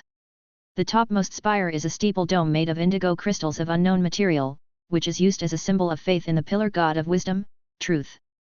The extraordinary people with the destiny of wisdom believe that true knowledge will always be in the hands of only a few people. Their wisdom believers are the few people standing on the top of this knowledge spire. Only they are qualified to see the truth, and truth will only teach the ultimate mystery of the world to true sages and wise men. The door of the Alchemy Institute's square monument is closed and not open to the public under normal circumstances. But there will always be 2 scholars standing on both sides of the entrance to entertain important people who come to visit the Alchemy Institute. Luo Zhu then walked to the door of the Alchemy Institute's square monument, and 2 scholars stopped him at the same time. "Sir, please forgive me." A scholar smiled and said, "Now is the time to seek the truth.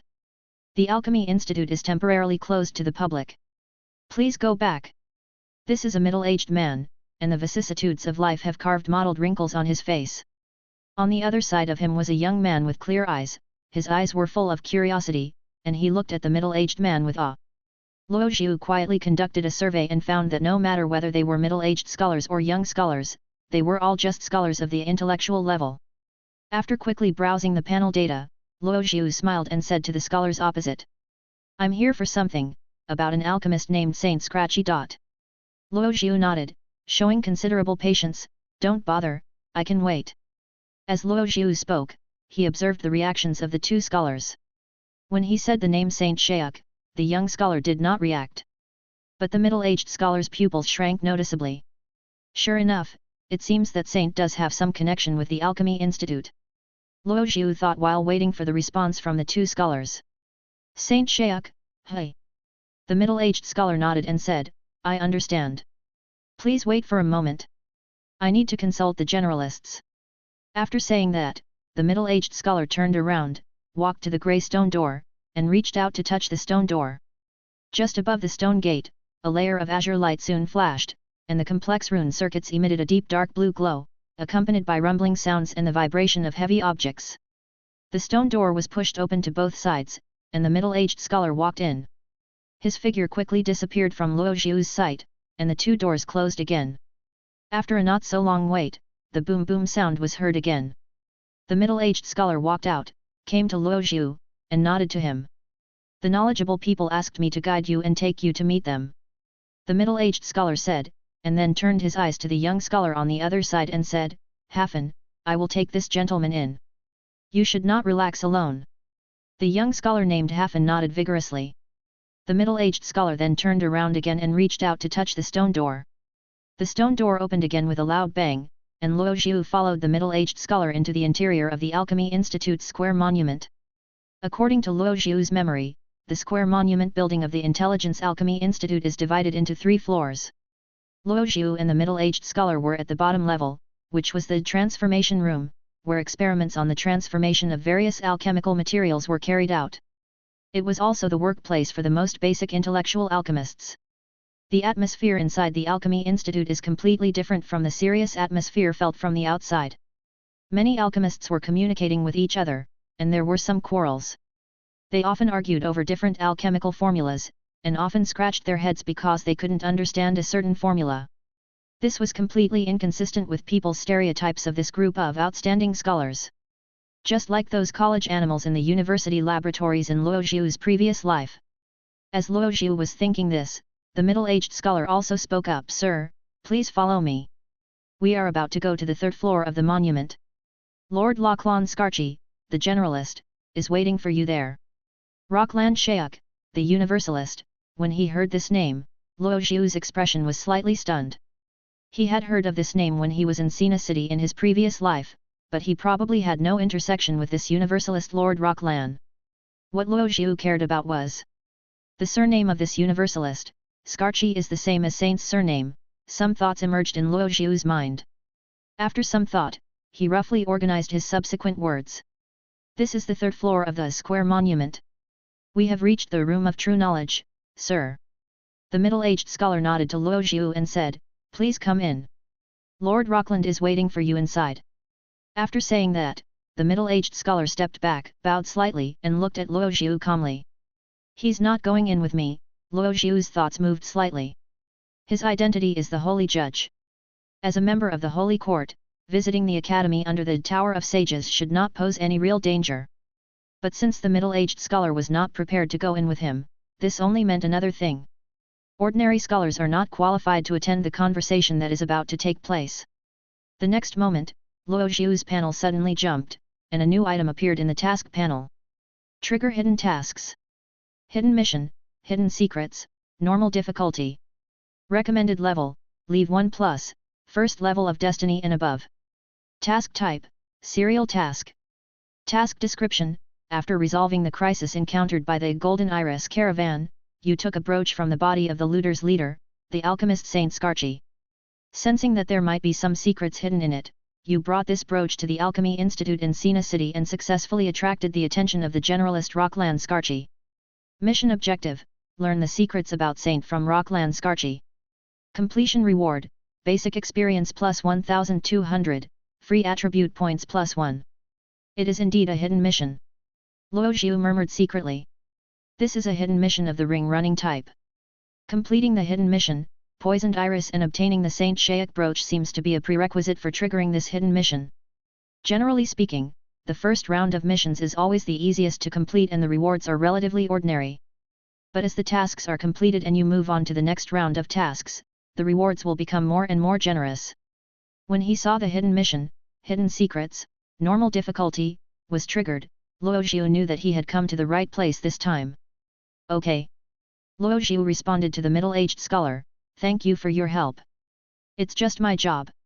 The middle-aged scholar smiled and said, "Then please allow me to take my leave, sir." After saying this, the middle-aged scholar turned around, went downstairs, and left the room of true knowledge. Luo Zhu turned around and walked into the room of true knowledge. After passing through a slightly dim corridor, Luo Zhu's vision suddenly became clear again. In front of him was a space with a wide view and an interior designed purely by geometry. There were round white-edged window frames hanging on the walls, and rectangular, diamond-shaped, and rhombus-shaped light blue tables and chairs were arranged in a planned manner. A light belt like a conveyor belt connected the two sides, and many alchemical creations driven by runes were neatly arranged next to the light belt, performing complex alchemical operations. After looking around, Luo Zhu heard a sharp metallic buzzing sound. The next moment, a thin alchemical puppet, almost as tall as a human, staggered out from the side of the Room of Truth. It walked in front of Luo Zhu and made a mechanical imitation sound. "Hello, please, please, please, please, follow me." The puppet then turned around, with a squeaky friction sound coming from its body, and it staggered towards the interior of the room of true knowledge. Luo Zhu followed behind the puppet, going deeper into the room of true knowledge and observing. The puppet that led Luo Zhu into the depths of the room of true knowledge was an alchemical creation whose threat level had reached distortion. If the soul of a transcendent with at least a triple destiny is not invested, then the creator must have at least a quadruple destiny level of intelligence. Within the Alchemy Academy, Universalist is a respectful title for the great XX masters who have the quadruple destiny of intellect. For example, the highest level of the alchemist profession is Grand Alchemist, and the highest level of the Rune Master profession is Grand Rune Master. Although the Alchemy Academy is named after alchemy, not all of its members are extraordinary people with the alchemy profession. The Alchemy Institute only operates with the alchemy process as the main focus, and many rune professional extraordinary people will also participate in the alchemy process as auxiliary. When it reached a fitted white metal door, the puppet stopped moving. Then, the puppet raised its dark yellow ring arms and gently touched the metal door. A dark blue light surged, and the metal door panels that were interlocked with each other opened a slight gap. With a swish, swish, the doors opened to both sides. "Come back, number 33. A slightly older middle-aged man's voice sounded. "Well done, number 33. Luo Zhu looked in the direction of the voice. In the room behind the door that had just been opened, a middle-aged man dressed neatly and simply was sitting behind a long grey table. That was the Universalist Rockland Scratchy. As soon as Luo Zhu saw him, he detected him through the panel. Just like when he was detecting Leonard, the priest of the church, Luo Zhu could not see the occupation of Rockland Scratchy, but since he was one of the generalists of the Alchemy Academy, Rockland should be the Great Alchemist or Great Rune Master. The puppet called number 33 retreated into the wall beside the room, and the squeaky sound of the puppet's body also disappeared. The generalist Rockland raised his head and glanced at Luo Zhu with his eyes slightly narrowed. "You are a guest, come in," Rockland said, waving his hand gently. Luo Zhu then walked into the office that belonged to the generalist Rockland. And when Luo Zhu completely stepped into the room, a swish sound came from behind him. The white metal door closed, creating an enclosed environment with only Luo Zhu and Rockland. "Okay, please take a seat," Rockland said slowly. "My name is Rockland. You can call me by my first name. I am the manager here. My students told me that you came here for the matter of Saint. I want to know, where did you know this name?" Surprisingly, this Universalist gentleman didn't seem to be arrogant. While the Universalist Rockland was observing Luo Zhu was also observing him. The Universalist Rockland has light golden curly hair and deep lake blue eyes. He wears a headband woven from golden willow, which is a symbol of wisdom. He wears a grey-white robe with exquisite gilded patterns embossed on the surface, which is also the usual attire of the high-ranking officials in the Alchemy Academy. "Lord Rockland, I am a newly ordained clergyman of the church. My name is Luo Zhu Carlos." Luo Zhu first briefly introduced himself, and then answered the questions raised by Rockland. "I came to Sina City on a caravan. On the way here, I met Saint and his friends." At the same time, Luo Zhu took Saint's brooch out of his pocket and handed it to Rockland. These were the lines and props he had prepared in advance. Friend is a word with a vague definition. Coupled with the brooch that symbolizes Saint's identity, people who know Saint's true identity will naturally understand its meaning. Rockland took the brooch and looked at it for a while, a slightly apologetic expression on his face. "This is indeed the emblem of our family. It seems that Saint once caused you a lot of trouble. But you still solved these troubles," Rockland said. The generalist Rockland, he indeed knew some secrets about Saint. This was the first reaction in Luo Zhu's mind, and since Rockland knew Saint's secret, he could speak freely about the next words. But Luo Zhu must also know, since Rockland mentioned the family, what is the relationship between Saint and this Universalist Lord Rockland? By the way, Rockland's eyes suddenly became deep, and he asked Luo Zhu, "Have you ever received or seen a copy of the purple parchment notebook from Saint?" In an instant, Luo Zhu felt a strong spiritual pressure radiating from Rockland. This is the net of perception spread by Rockland to capture the subtle spiritual changes caused by Luo Zhu's psychological activities. Luo Zhu's thoughts turned slightly and he shook his head. No. That's fine too."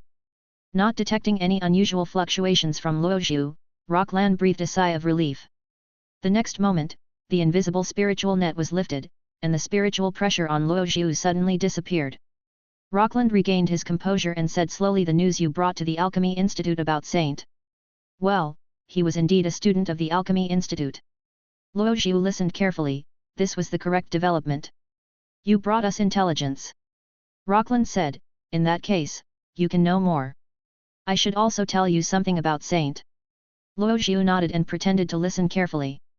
Rockland then crossed his hands and placed them under his chin, lowering his eyes and said. Saint, he is the youngest child of our Skarchi family. Our family has been believers in knowledge for generations. After reaching adulthood, family members will basically embark on the path of inheritance of runes and alchemy. Saint, he imitated my brother, his father, said Skarchi, and like most of our family, chose alchemy. When Saint was 21 years old, he officially became an alchemist. This is considered a great talent among us, the believers of wisdom. Because the destiny of wisdom is the one that relies most on wisdom and inspiration among the 8 destinies. Luo Zhu nodded repeatedly. I know it all. It's like advanced mathematics. Luo Zhu thought secretly while listening to Rockland continue. However, like his father, Cedar Shayuk, he is not satisfied with the pure alchemy inheritance. Pure alchemy inheritance? Luo Zhu asked doubtfully. He roughly understood what Rockland wanted to say. Yes, it is the uncontaminated alchemical knowledge. This is also the knowledge that most alchemists learn and pass on. Rockland explained, even among the believers of wisdom, we are not thirsty for all knowledge.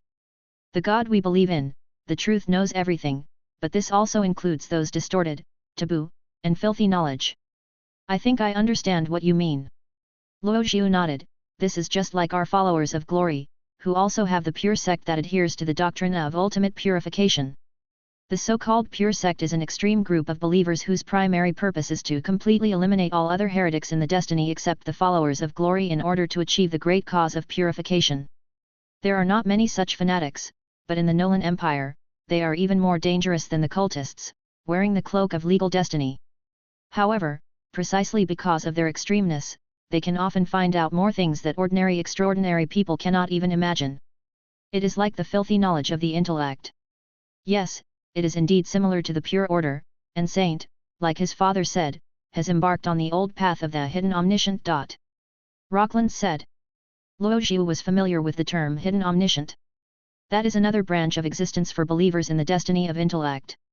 Unlike the Tower of Sages which inherits pure knowledge, the hidden omniscient tends to be comprehensive and omniscient. Therefore, the hidden omniscients are open to any knowledge, and they especially like to delve into taboos, believing that this is a gift of truth to their wisdom.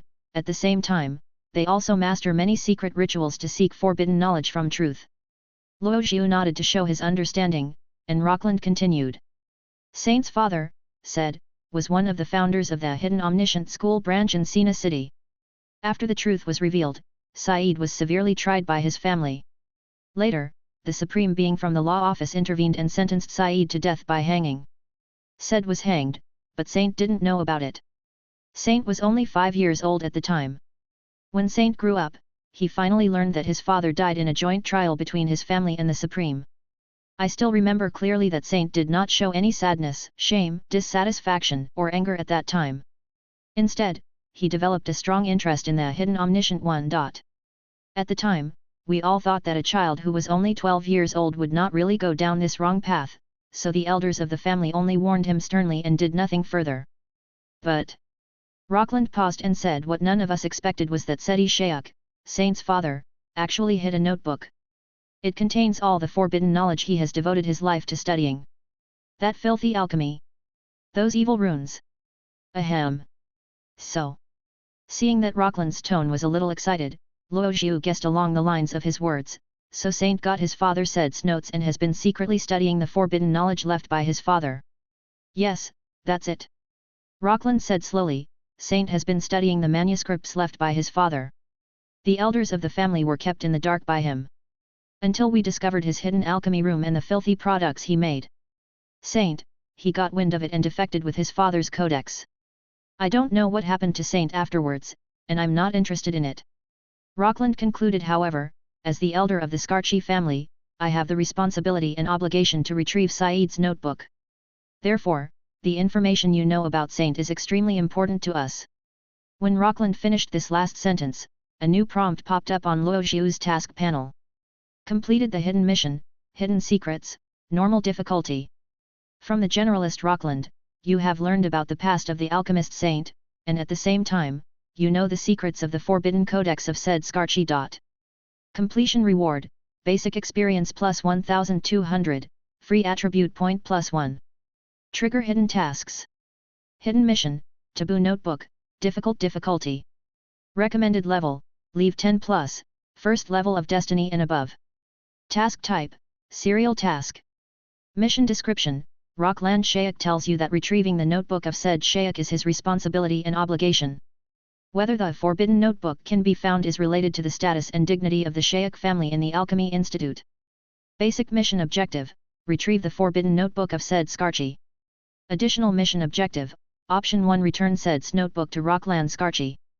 Additional mission objective, option 2 keep Saeed's notes and hide the truth from Rockland. Completion reward, basic experience plus 3100, free attribute points plus 2. When Rockland finished telling the story about Saint, the completion prompt of the first ring hidden mission, hidden secrets popped up on Luo Xiu's panel simultaneously. At the same time, the panel automatically accepted the second ring task forbidden notes. Luo Xiu quickly browsed through the mission introduction. There were 2 options for the second round of missions. With retrieving the forbidden codex as the basic goal, Luo Xiu can choose whether to return the codex to Rockland. The forbidden notebook from said Shayak. As the filthy knowledge of the fate of intelligence, it actually doesn't mean much to Luo Xiu. Luo Xiu has something far more taboo than this. As for whether to return the notebook to Rockland, Luo Xiu was still a little hesitant. Because this also involves another question, if La Crown wants to retrieve the codex through him, does he want to prevent the filthy knowledge inside from leaking out? Or does he have other purposes? While Luo Xiu was thinking, he heard Rockland say, "The information you know about Saint. Well, I hope you can tell me in detail. I will give you the reward you deserve on behalf of the Scarchi family and the Alchemy Institute." Okay. Luo Xiu nodded after a little thought. Then, Luo Xiu told Rockland in detail how Saint became a bandit leader who robbed caravans, how he had made some kind of rune transformation to the small steel cannon, and how the weapon he used was a double-edged sword that was crawling with some ominous things, etc. Rockland listened carefully while frowning.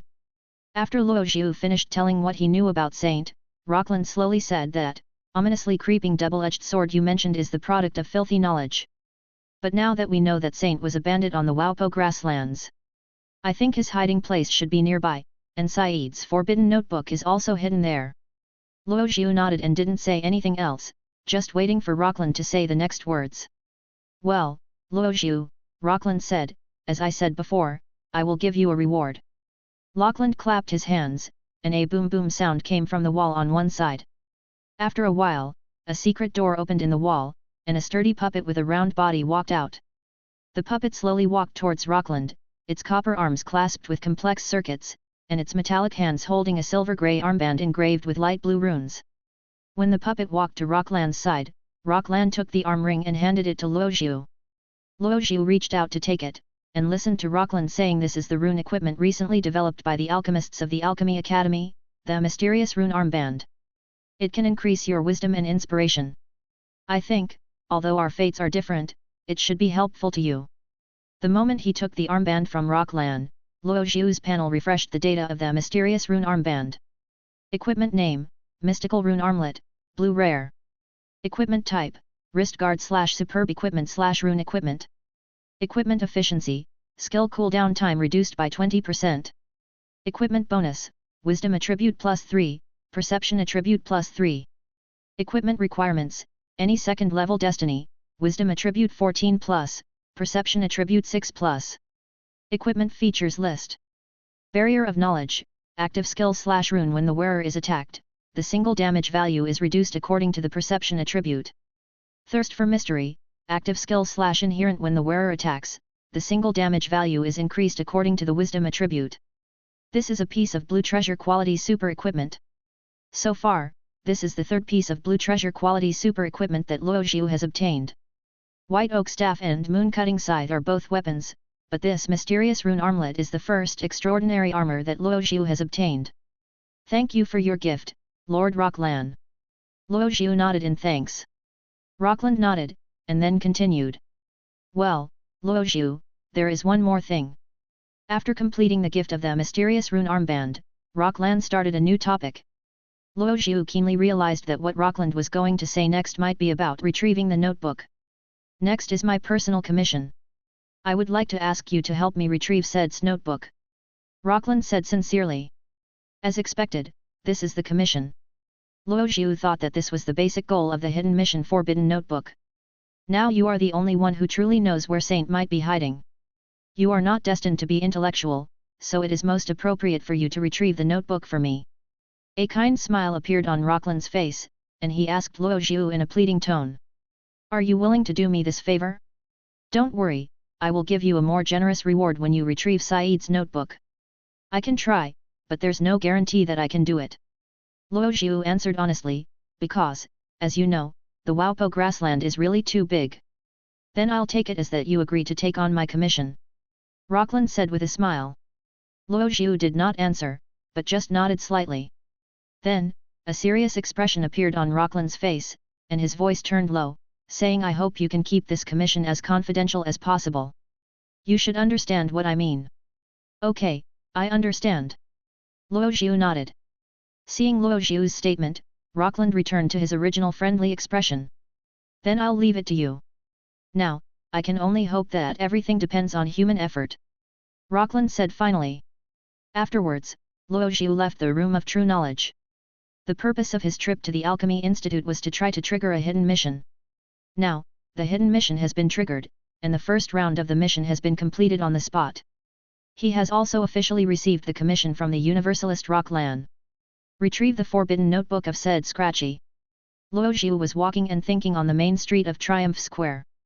He did have a ready-made method to retrieve Said's forbidden scroll without having to make a trip himself.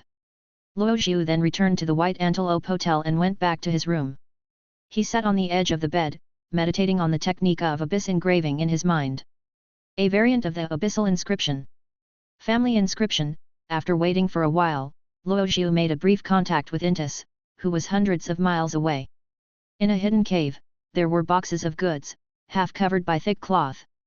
The other half was exposed on the surface of the box, with some kind of marking made in crooked fonts. If you open these boxes, you will find that what is packed inside is not actually ordinary goods. It's full of coins circulating in the Nolan Empire and commercial notes issued by the Golden Country. A slender figure was counting the stolen money hidden here. The amount of stolen money hidden in this cave is huge, almost equivalent to the accumulation of 10 years of hard work and 100 years of hard work by the middle class of the Nolan Empire and the civilian class, without eating or drinking. This is the cave where the trader-fighter Naif hid the stolen money. According to Intis's rough estimate, the amount of stolen money hidden in this cave is worth nearly 10,000 Nolan gold coins. Suddenly, Intis felt a severe headache coming up. Intis stopped the inventory work at hand, and she held on to the wall and walked to the edge of the cave tremblingly. This is the temporary effect of the family inscription. Intis knew this, but she didn't know why now. Suddenly, a familiar voice came from her mind. Intis. Intis. Intis could recognize that this was the voice of her new master, Rasha Carlos. My lord. Intis' tone was a little frightened. Beads of sweat began to appear on her forehead and her body began to tremble slightly. The process of dependent inscription taking effect is accompanied by a certain amount of pain, from severe headaches to the whole body feeling as if it were burning with fire. Therefore, under normal circumstances, this is torture for the person being inscribed. Intis, let me make it short. Luoxiu's voice still echoed in Intis's mind. It's right inside the Waubo grassland, and we found the lair of the bandits who robbed horses before. Based on the name Saint and said, bring me a purple sheepskin notebook. When she finished saying this, Intis felt that the severe headache suddenly eased. Her body gradually returned to normal, but she still inevitably fell into weakness. Saint said. Purple sheepskin notebook. Intis lowered her head, murmuring these words over and over again, as if she was thinking about something. After cutting off the connection with Intis, Luoxiu finally breathed a sigh of relief. He didn't need to leave the city to go to the Waupo grassland by himself. Even if Intis successfully brought the notebook back for him, he would have sufficient alibi in front of the knowledgeable Rockland. I just need to think of a way to avoid Rockland's network of perception. Rockland's net of perception can sense the state of the spiritual master by distinguishing subtle changes in spiritual fluctuations. This is a very common method among high-level extraordinary people, and it is a way of testing lower-level extraordinary people.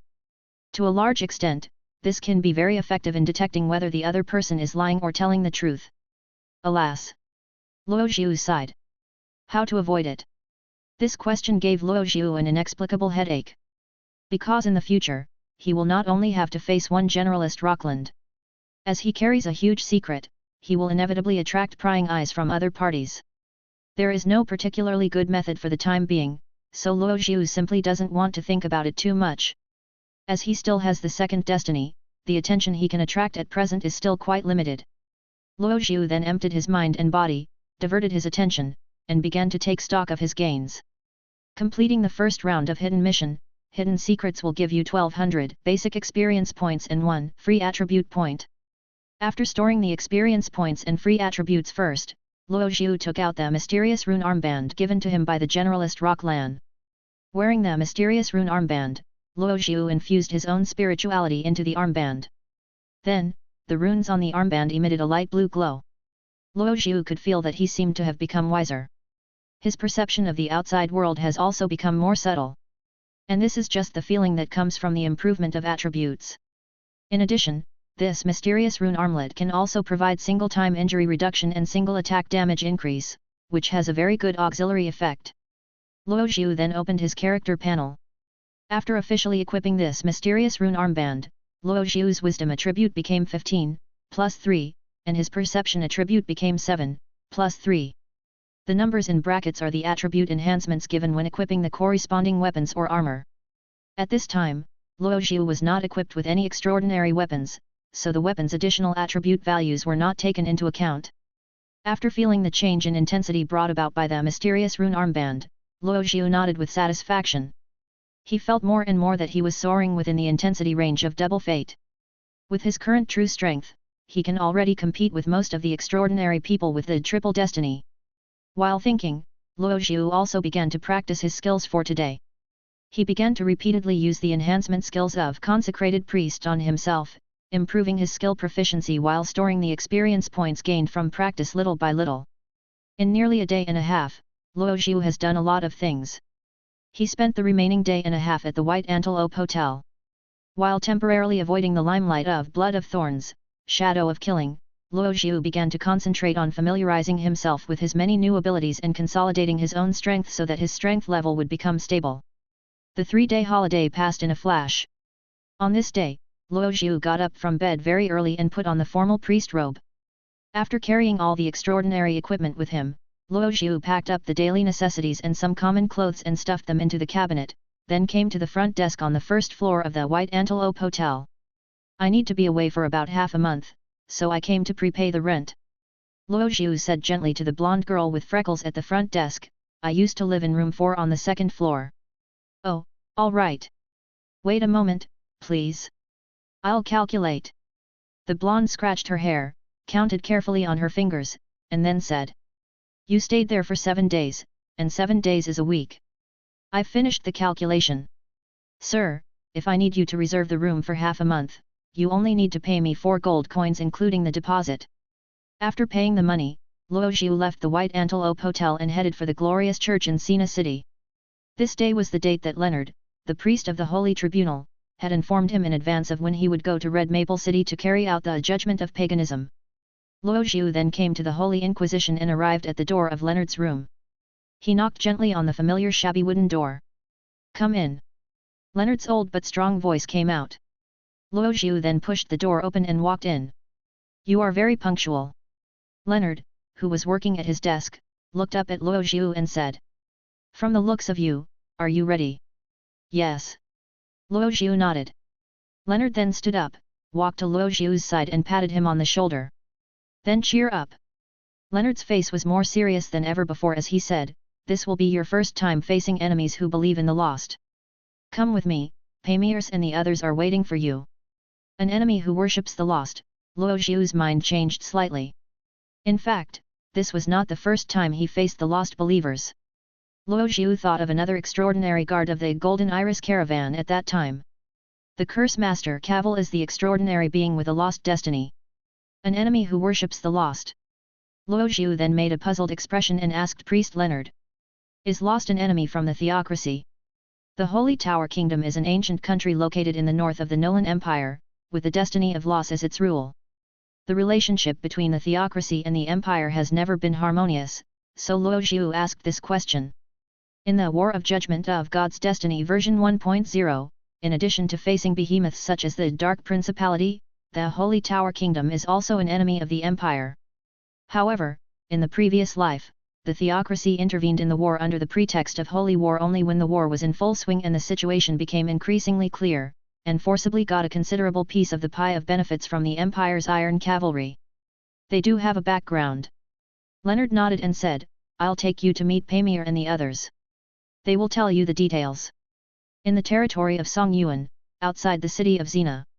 On the post road leading to Red Maple City, a four-wheeled carriage was shuttling through the jagged mountains. This carriage was of the same standard as the carriages used by officials of the Nolan Empire and city lord level. Only on the white curtains on the carriage windows was a golden sun pattern painted on it to symbolize that it came from the Holy Court Church. Luo Zhu was sitting in the carriage, and opposite him sat another young priest and a paladin covered in heavy armor. Luo Zhu. Connor smiled and said, this should be your first time to go on a Judgment of Heretics mission. Aren't you afraid? A little bit. Luo Zhu's tone was slightly heavy. To be honest, I don't know what methods the enemy of Lost has. The unknown is always scary. This is a lie. He was in high spirits. If there were no one watching, he would even want to find a bandit den and start a massacre. Moreover, apart from not knowing which unlucky fellow who believed in Lost he would run into, Luo Zhu might know the fate of Lost better than the bishop of the Holy See Church. Pamir, wearing heavy armor, glanced at Luo Zhu's position. A cold female voice came from under the helmet. It's normal to be afraid. Well, it's better to say that fear is the motivation to survive. Then, Pamir's tone became serious and he got to the point. The enemy we are going to face this time is a secret society called the Ancient Hermitage. The Ancient Priory? I've never heard of it, but it sounds like a very ancient name. Pamir continued, this is a small group of hermits who follow the lost teachings. According to our current intelligence, members of this secret society usually show up at places where ancient entities are discovered and try to steal the ancient secrets contained therein. Luo Zhu nodded. I see, it's the ancient tomb robber. So, Luo Zhu asked, has a new ancient existence seal appeared in Hongfeng City? And who asked the church for assistance in this Judgment of Heresy mission? It's Lord Rodif. Pamir said, I don't know more about the ancient existence than you do. Captain Anthony will explain the rest of the matter himself after we arrive in Red Maple City. Luo Zhu nodded and said nothing more. The carriage swayed along the way and arrived at Red Maple City 3 days later. It was a medium-sized town. But it is more like a military fortress than a town. This is because the location of Red Maple City is right at the border of Songyuan territory and even the entire Nolan Empire. This place is separated from the Dark Principality by only a continuous mountain range, and the border with the Holy Tower Kingdom is only separated by a winding river. Therefore, Red Maple City needs to be prepared at all times to resist sudden attacks from the Dark Principality and the Holy Tower Theocracy. Such a geographical location made Red Maple City the main city of players in the previous life, because during the Judgment War, due to the strategic location of Red Maple City, it was one of the central points of the main battlefield. However, the chaotic zone at the junction of the three kingdoms, such as Red Maple City, is considered a feng shui treasure land in the eyes of players. What the natives fear is what this group of the Fourth Calamity desires: deserters' organizations, criminals, cultists, secret black markets, corpse grabbers on battlefields. Red Maple City, filled with chaos and crisis, is exactly the opportunity that players are looking for. As a result, a large number of players flocked to Red Maple City, and it gradually became a landmark area where frontline players gathered. Afterwards, when the Judgment War was over, the resident players carried out a series of urban expansion and renovation, turning it into a new city with player characteristics. Although in name, Red Maple City is still under the jurisdiction of the Nolan Empire, for some reasons, the Nolan Empire in the previous life gave the players a considerable degree of power. Luo Zhu opened the curtain of the carriage and looked at the fortress city in front of him. The familiar grey-brown mahogany city walls, the familiar double-layered triangular watchtower. Looking at the scene in front of him, Luo Zhu inexplicably felt like he was home. When the carriage arrived at the gate of Red Maple City, Pamir handed out the holy judge pass from the curtain. The guards at the gate checked and confirmed everything was correct, so they all raised their spears in unison and watched the holy judge's carriage drive into the city. That's one of the little privileges of the Inquisitor. Connor's voice came from the other side of Luo Zhu. He smiled and said, "We don't need to be interrogated by the guards. This is the convenience that our identity brings to us." This is quite convenient, Luo Zhu thought, and at the same time heard the voice from Pamir, "After entering the city, we will first go to the glorious church to meet Captain Anthony. He will make arrangements for us later." Red Maple City, Glory Church, this is equivalent to the church's subordinate organization in Red Maple City, and is at the same level as Chenexai Town, Glory Church. Captain Anthony? Pamir seemed to mention this name often. Luo Zhu pondered. According to convention, a complete holy judge team must be led by a transcendent with at least a triple destiny of glory. When Connor, Pamir, and others came to Dawn Town, Luo Zhu didn't think too much about it. But now it seems that this Captain Anthony should have been somewhere else, carrying out some other mission. Okay. Luo Zhu nodded, but saw Connor's expression was a bit complicated. He was gritting his teeth and whispered with some hatred, "Captain Anthony, you don't pay back the money you owe Anthony. He still owes me 40 gold coins, 40. Luo Zhu seemed to smell the fragrance of melon. The clergyman here is a priest with the dual destiny of glory. After confirming the identities of Luo Zhu and his group, the priest led them to a small courtyard deep in the church. Captain Anthony was sitting next to the fountain of the Valkyrie statue, reading a book quietly. He was a middle-aged man with brown curly hair and a gloomy temperament like a poet. On his back he carried a steel hammer, the same model as Connor's, and the reflection of the scales flowed through his velvet robe, which to some extent revealed his profession. And through the detection of the panel, Luo Zhu also confirmed his guess. Anthony has the triple fate of glory, and his occupation is Shepherd of Purification. This is one of the optional professions for the promotion route from the Holy Light Priest with the second destiny, which further enhances the physical output strength of the priest. Not only that, Anthony also has a side job. He is also an apprentice priest of the first level of glory. In the game God's Destiny, indigenous NPCs are not limited to one main profession. They can also practice the secondary profession of second destiny, or practice other professions in their own destiny as secondary professions. After quickly browsing Anthony's panel, Luo Zhu was thinking quickly at the same time. Captain Anthony chose apprentice priest as his second career path. Well, Leonard must have some reasons for this. Luo Zhu concluded. After all, under the strict selection process of priest Leonard, the normal second life consecrated priest has no chance to join the holy judge at all. Perhaps this is why Captain Anthony wants to do a part-time job. You are here. When Anthony noticed that Rossau, Connor, and Pamir had walked into the courtyard, he closed the book in his hand and stood up with a smile on his face. Pamir, Connor, long time no see. Anthony greeted them and then looked at Luo Zhu. You are the new consecrated priest, Ros Carlos, right? I have heard about it from Priest Leonard. Anthony greeted with a smile. Yes, I am Ros Carlos. Luo Zhu nodded slightly. Hello, Captain Anthony, may your glory last forever. Anthony's eyes lingered on Luo Zhu for a long time, then he nodded and said. You are indeed a unique consecrated priest. I now sincerely feel that Priest Leonard's vision is correct. A transcendent like Anthony, who has reached the third level of destiny or above, can sense the range of Luo Zhu's strength simply by relying on his outstanding perception. Although they did not have a data panel detailed down to the numerical values, they did have self-built concepts for attributes such as physique and agility, which were equivalent to vitality contained in the body and reaction power contained in the muscles. Anthony felt the tremendous vitality coming from Luo Zhu's body. He then quickly understood why Leonard called Luo Zhu a special priest in his letter and why only Luo Zhu could gain the recognition of that discerning priest. Welcome to join us, Luo Zhu. Anthony then smiled and said. Under normal circumstances, I should hold a welcome party for you. But this is a special period, and we still have the task of Holy Inquisition to perform. So, I hope you can get into the working state of the Holy Judge as soon as possible and cooperate with us to complete the work of this judgment. Then, Anthony added. Don't worry, Luo Zhu. After the mission is completed, I will make up for this welcome party for you. Others are pretty nice. Luo Zhu couldn't help thinking this, and at the same time he saw Connor coming over and whispering in his ear, "Don't believe what he said. He said the same thing when he borrowed money and didn't pay it back." Luo Zhu was speechless for a moment, and after thinking for a while, he nodded politely to Anthony. "Okay." In an airtight room in the church courtyard, Anthony sat at the head of a round table with a stack of files in front of him. "Well, let me explain the current situation," Anthony said with a serious face. "Our enemy is a secret organization called the Ancient Hermitage. They suddenly appeared in Red Maple City because of an ancient existence that has not been discovered. I have already asked Priest Leonard to convey the relevant matters of the Ancient Hermitage to you." Anthony stretched out his hand, pulled out a file with his fingers and spread it out, then handed it to Pamir, Connor and Rosso to circulate among themselves.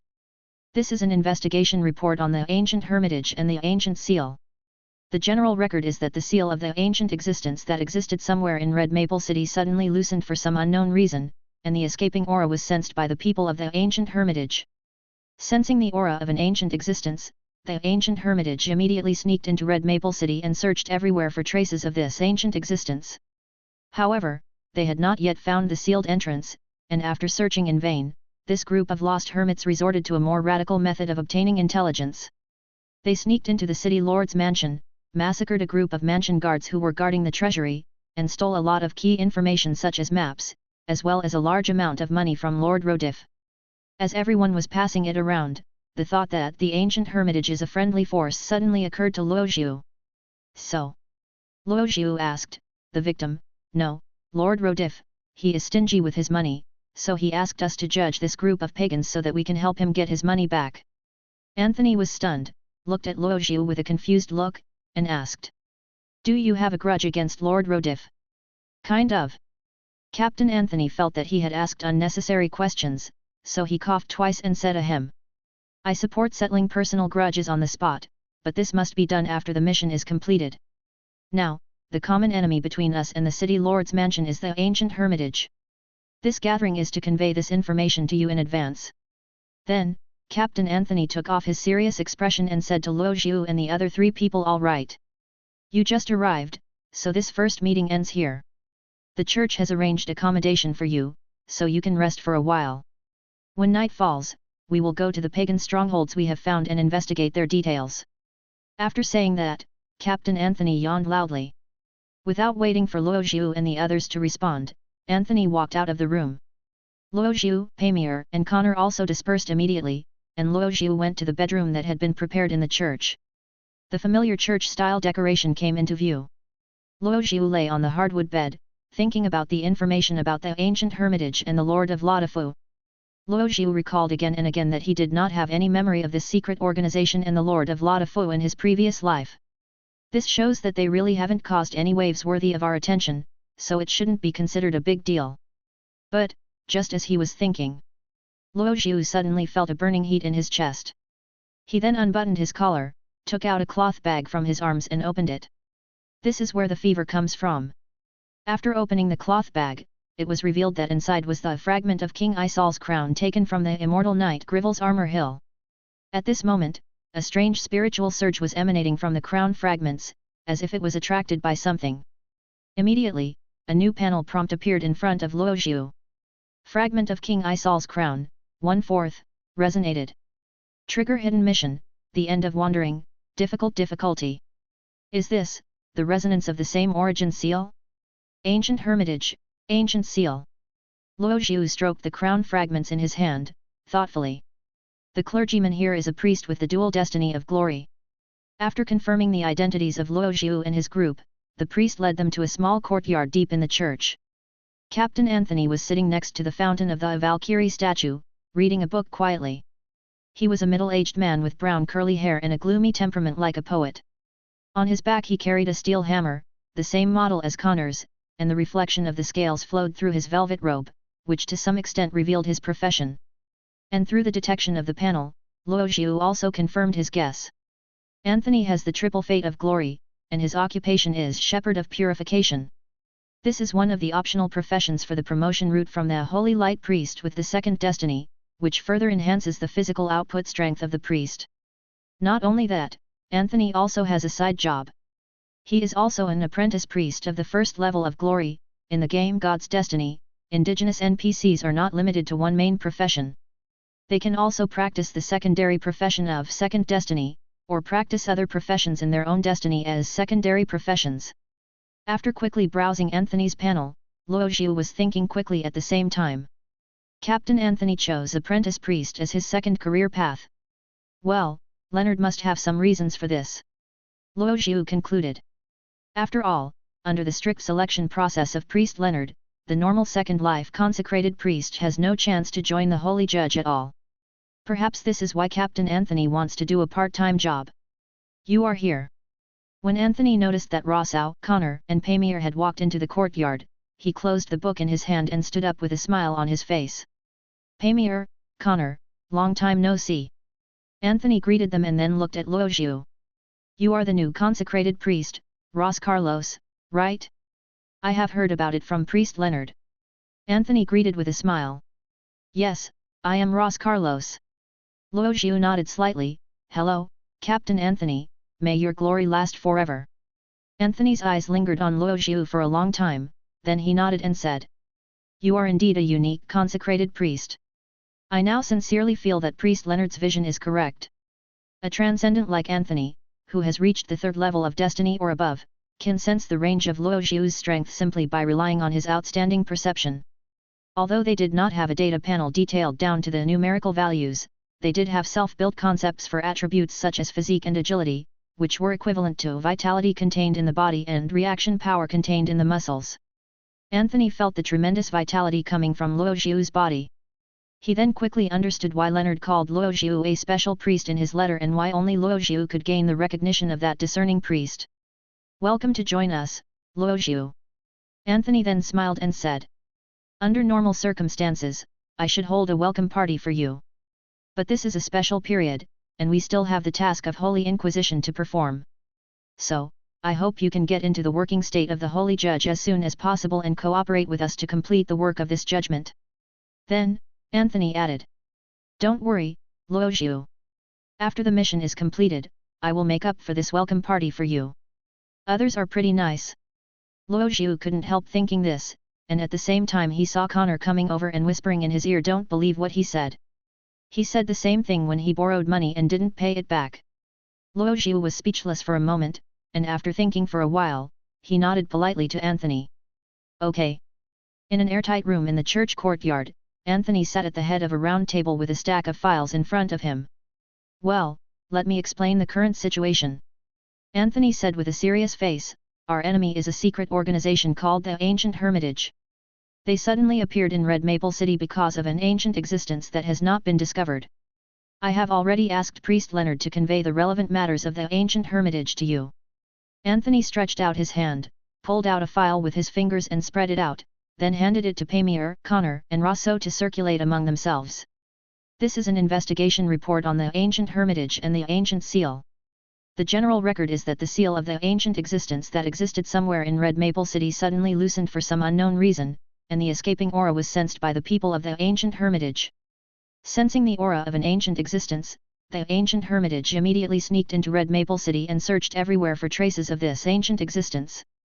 However, they had not yet found the sealed entrance, and after searching in vain, this group of lost hermits resorted to a more radical method of obtaining intelligence. They sneaked into the city lord's mansion, massacred a group of mansion guards who were guarding the treasury, and stole a lot of key information such as maps, as well as a large amount of money from Lord Rodif. As everyone was passing it around, the thought that the Ancient Hermitage is a friendly force suddenly occurred to Luojiu. So? Luojiu asked, the victim. No, Lord Rodif, he is stingy with his money, so he asked us to judge this group of pagans so that we can help him get his money back. Anthony was stunned, looked at Luojiu with a confused look, and asked. Do you have a grudge against Lord Rodif? Kind of. Captain Anthony felt that he had asked unnecessary questions, so he coughed twice and said ahem. I support settling personal grudges on the spot, but this must be done after the mission is completed. Now, the common enemy between us and the city lord's mansion is the Ancient Hermitage. This gathering is to convey this information to you in advance. Then, Captain Anthony took off his serious expression and said to Luojiu and the other three people, all right. You just arrived, so this first meeting ends here. The church has arranged accommodation for you, so you can rest for a while. When night falls, we will go to the pagan strongholds we have found and investigate their details." After saying that, Captain Anthony yawned loudly. Without waiting for Luo Zhu and the others to respond, Anthony walked out of the room. Luo Zhu, Pamir, and Connor also dispersed immediately, and Luo Zhu went to the bedroom that had been prepared in the church. The familiar church-style decoration came into view. Luo Zhu lay on the hardwood bed, thinking about the information about the ancient hermitage and the Lord of Laudafu. Luo Zhu recalled again and again that he did not have any memory of this secret organization and the Lord of Laudafu in his previous life. This shows that they really haven't caused any waves worthy of our attention, so it shouldn't be considered a big deal. But, just as he was thinking, Luo Zhu suddenly felt a burning heat in his chest. He then unbuttoned his collar, took out a cloth bag from his arms and opened it. This is where the fever comes from. After opening the cloth bag, it was revealed that inside was the fragment of King Isol's crown taken from the immortal knight Grivel's armor hill. At this moment, a strange spiritual surge was emanating from the crown fragments, as if it was attracted by something. Immediately, a new panel prompt appeared in front of Luo Zhu. Fragment of King Isol's crown, 1/4, resonated. Trigger hidden mission, the end of wandering, difficulty. Is this, the resonance of the same origin seal? Ancient hermitage, ancient seal. Luo Zhu stroked the crown fragments in his hand, thoughtfully. Trigger hidden tasks. Hidden mission, the end of wandering, difficulty. Recommended level, leave 20, triple destiny and above. Task type, series of tasks. Mission description, you hold the crown fragment of King Isol and are close to the homogeneous seal.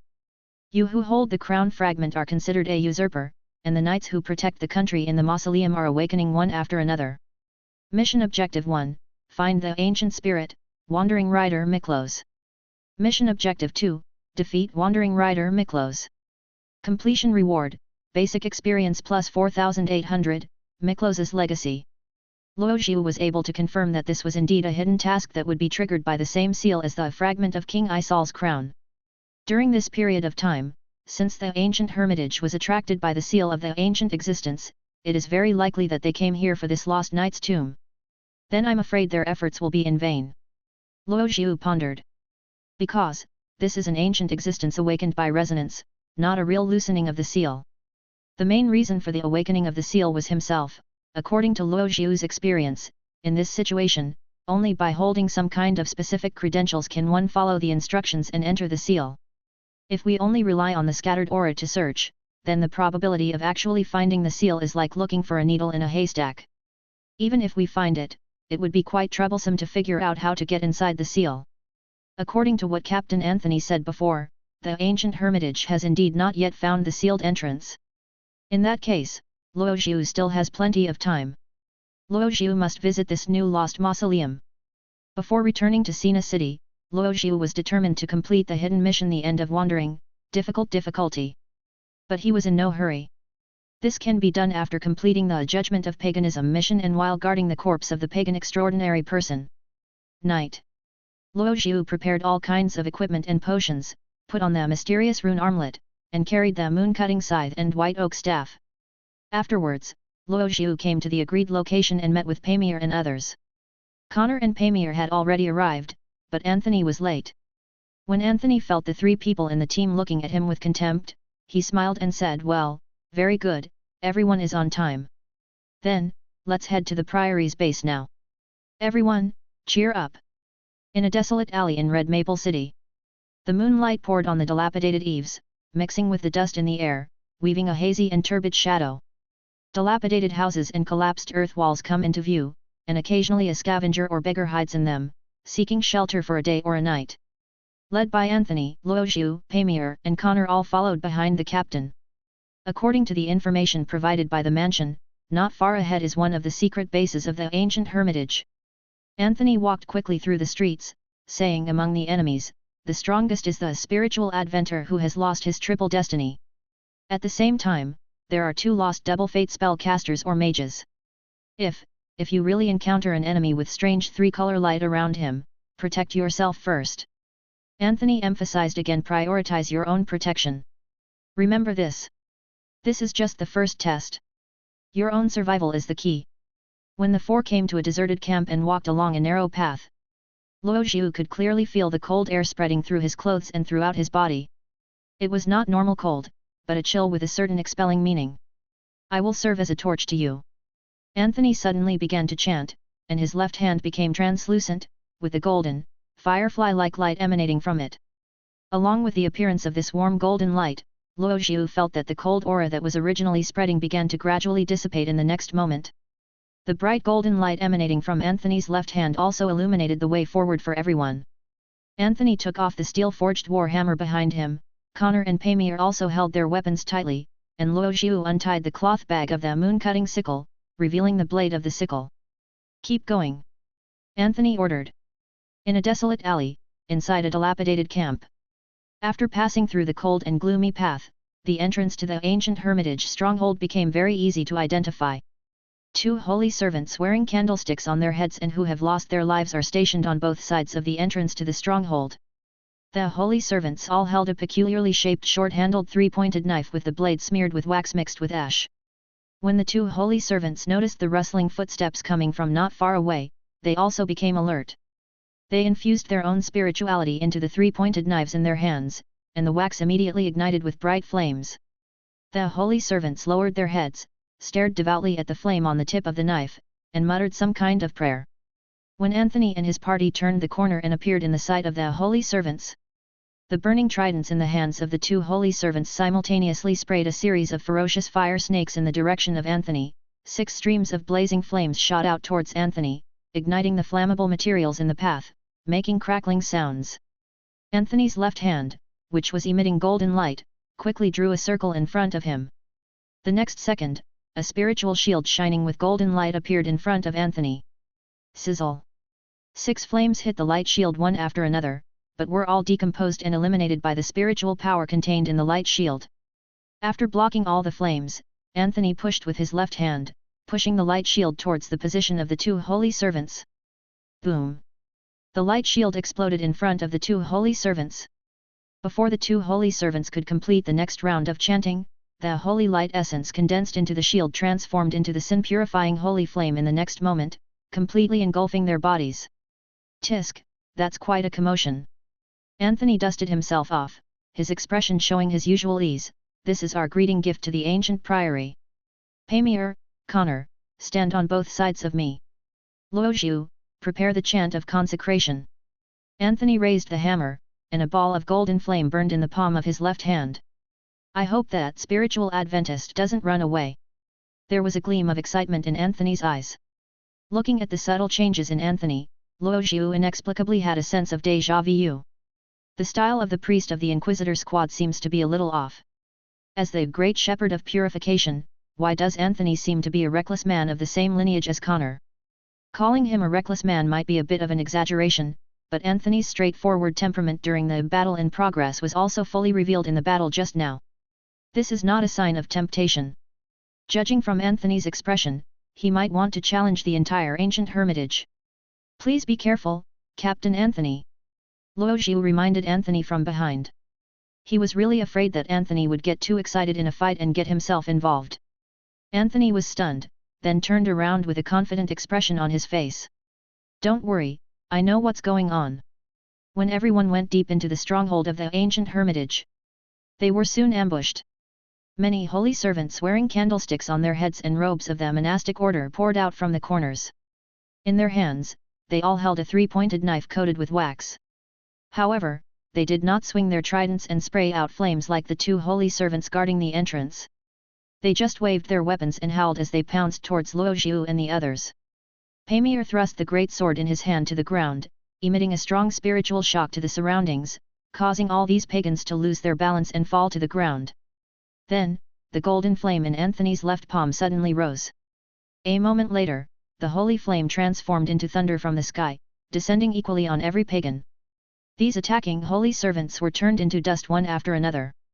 But this made Anthony feel inexplicably nervous. It was a one-sided massacre and a bizarre victory. But he did not sense any extraordinary aura from these people. In other words, these attacking enemies are not even real holy servants but are just wearing the clothes that belong to the holy servants. Anthony frowned and turned back to the 3 people behind him and said, I feel something is wrong. Anthony began to analyze. It seems that except for the 2 guards who are true believers of Lost, everyone else in this stronghold we entered is. The others are all fake. Luo Zhu took over Anthony's words. He noticed something was wrong long before Anthony did. The detection results of his panel told him that these so-called holy servants had not embarked on any extraordinary destiny at all. Their main occupations are also just secular criminal occupations, murderers, robbers, tomb robbers. This is an identity that should not appear in the Priory's stronghold. But Anthony was unable to perceive such detailed information. His intuition told him that something was wrong. If he went deeper, he might really encounter an accident. After a brief thought, Anthony made a decision. Retreat! Anthony ordered. Even though he was eager to fight against the spirit descendants, he would not easily put the entire team in danger. Just a few minutes later, Anthony realized that the situation was not good and ordered an evacuation. Deep inside the stronghold, in a fairly open space, countless wandering spirits are hovering in the air, hungrily waiting for the arrival of their prey. And in the very center of this space, a huge and complex magic circle painted with blood was emitting a strange deep scarlet light. Its name is Killing Cage. This is a curse ritual that can be mastered by the followers of Lost. The effect is, when the Killing Cage is activated, anyone in the center of the magic circle whose hands have been stained with mortal blood, that is, the blood of non-transcendent beings within 1 day, will be forcibly imprisoned for a period of time.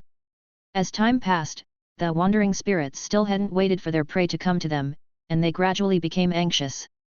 Sensing the dissatisfaction of the wandering spirits, a ball of bright red spiritual fire suddenly emerged in the center of the magic circle. The spirit fire looked around and felt a bloody smell coming from the outside world. Tisk! A strange sound suddenly came from the core of the spirit fire. They actually retreated. The spiritual fire wailed, and its sight hidden in the flames swept over the wandering spirits. I didn't arrange it well enough.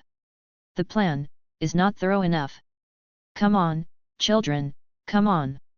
Come and devour my flesh and blood. This is my atonement, my price. When Ling Huo's pious and humble words fell to the ground, countless wandering spirits hovering in the sky suddenly flew towards Ling Huo. The wandering spirits tore at and devoured the flames of the spirit fire, causing it to groan in pain. But this is its contract, it must use its own soul and flesh to please these unsatisfied wandering spirits. Red Maple City, Glorious Church. In the lightless room, Anthony lit a candle to provide subtle lighting. This is a test. Anthony spread his hands and said, I think it's a trap. Agree. This time it was Connor's voice. Based on experience, the followers of Lost are not like Red Lotus. They should not be interested in ordinary people. This time, Connor didn't take any shots. With Anthony in the lead, Connor seemed a little uninterested. Pamir said nothing, but nodded slightly. So. Luo Zhu suddenly said let's assume, this is a trap. Connor and Pamir were old acquaintances, and Captain Anthony did not seem to have the airs of a superior, so Luo Zhu communicated with them in a normal manner. We will go to the stronghold to conduct the first round of probing. This intelligence may have been leaked. Luo Zhu spoke slowly, but Anthony's brows were tightly furrowed. That's a reasonable guess. Anthony nodded. Well, that's the case. Anthony said, I need to verify the loyalty of everyone here to moment. Then, with Anthony as the origin, a strong spiritual pressure spread out, covering everyone present. Please cooperate. As citizens of the glory, you should know that this is an indispensable part. This sentence was mainly for Luo Zhu to hear. Anthony first looked at him and said word by word. You swear to sue you that you have never committed any crime of adultery with Lost. Luo Zhu looked directly into Anthony's eyes and swore to follow his words word for word. I swear to sue you. I have not committed any crime of adultery with the Lost. Not sensing any abnormal spiritual fluctuations from Luo Zhu, Anthony's eyes turned to Connor and Pamir. I have not committed any crime of adultery with the Lost. Connor and Pamir also swore. Anthony then nodded and withdrew his spiritual pressure. This is a temporary test method often used within the Holy Judge when facing a possible crisis of trust. So. Anthony said in a deep voice, except for me, you have all proved your innocence. And I am unable to prove myself at this moment. But please believe me, I will not do such a thing. Anthony really had no reason to commit adultery with Lost. Pamir and Connor acquiesced to the captain's confession, and Luo Zhu did not say anything extra. After some thought, Anthony murmured the information was provided by the mansion, that is, Lord Rodif. If things are really as I guessed. Rodif, what is the purpose? Captain Anthony began to doubt Lord Rodif. This was the result of Luo Zhu's intentional guidance. When he mentioned that the information about the exploration of the base of the ancient hermitage might have been leaked, any rational person would think that there was a traitor. Then, once the suspicion of teammates has been ruled out, one will naturally move upstream or downstream to make deeper speculations. For example, the intelligence provider, Lord Rodif. But what the truth is not important in Luo Zhu's eyes. All he had to do was to plant a seed called doubt. Luo Zhu. Captain Anthony's gaze suddenly turned to him. I remember that at the beginning, you seemed to be somewhat dissatisfied with Lord of Laudafu. Can you tell me what the reason is? Of course, Captain. Luo Zhu sighed and said, that's about my teacher, the retired former holy judge Ivan Jimal. Therefore, Luo Zhu exaggeratedly shared with his teammates how the Lord of Rodif tricked Ivan into helping him clean up the filth and how he humiliated him in public. As Luo Zhu spoke, Anthony and Connor's expressions gradually turned ugly. Pamir's face could not be seen clearly under the visor, but from her heavy breathing, it was not difficult to hear that this cold female knight was also experiencing some ups and downs in her mood. That fat baldy guy, he is openly challenging the authority of the Holy See. Anthony's tone became unusually cold. When Anthony changed the title of Lord of Rodif to Fat Baldy, Luo Zhu knew that his teammates had officially stood on the same front with him. Anthony turned his gaze towards Luo Zhu, his expression becoming kind again, and he said comfortingly. Luo Zhu. I can understand your anger. Ivan Zimmer, I've heard of this name before. He must be an excellent priest, to be able to teach such an excellent student like you. Even though he is no longer the holy judge, this does not mean that the majesty of the holy court can be trampled upon at will. Don't worry, including this information leak incident, as well as the experience of your teacher, the high priest Ivan, we will go to the mansion early tomorrow morning to hold Rodif accountable. Anthony had already said this much, and Luo Zhu had nothing more to add. After discussing some minor details, the meeting of the holy judge team was disbanded again. Before dawn, the holy inquisitors must grab the last bit of sleep. Luo Zhu returned to his room. He just lay on the hardwood bed, thinking about his previous experiences.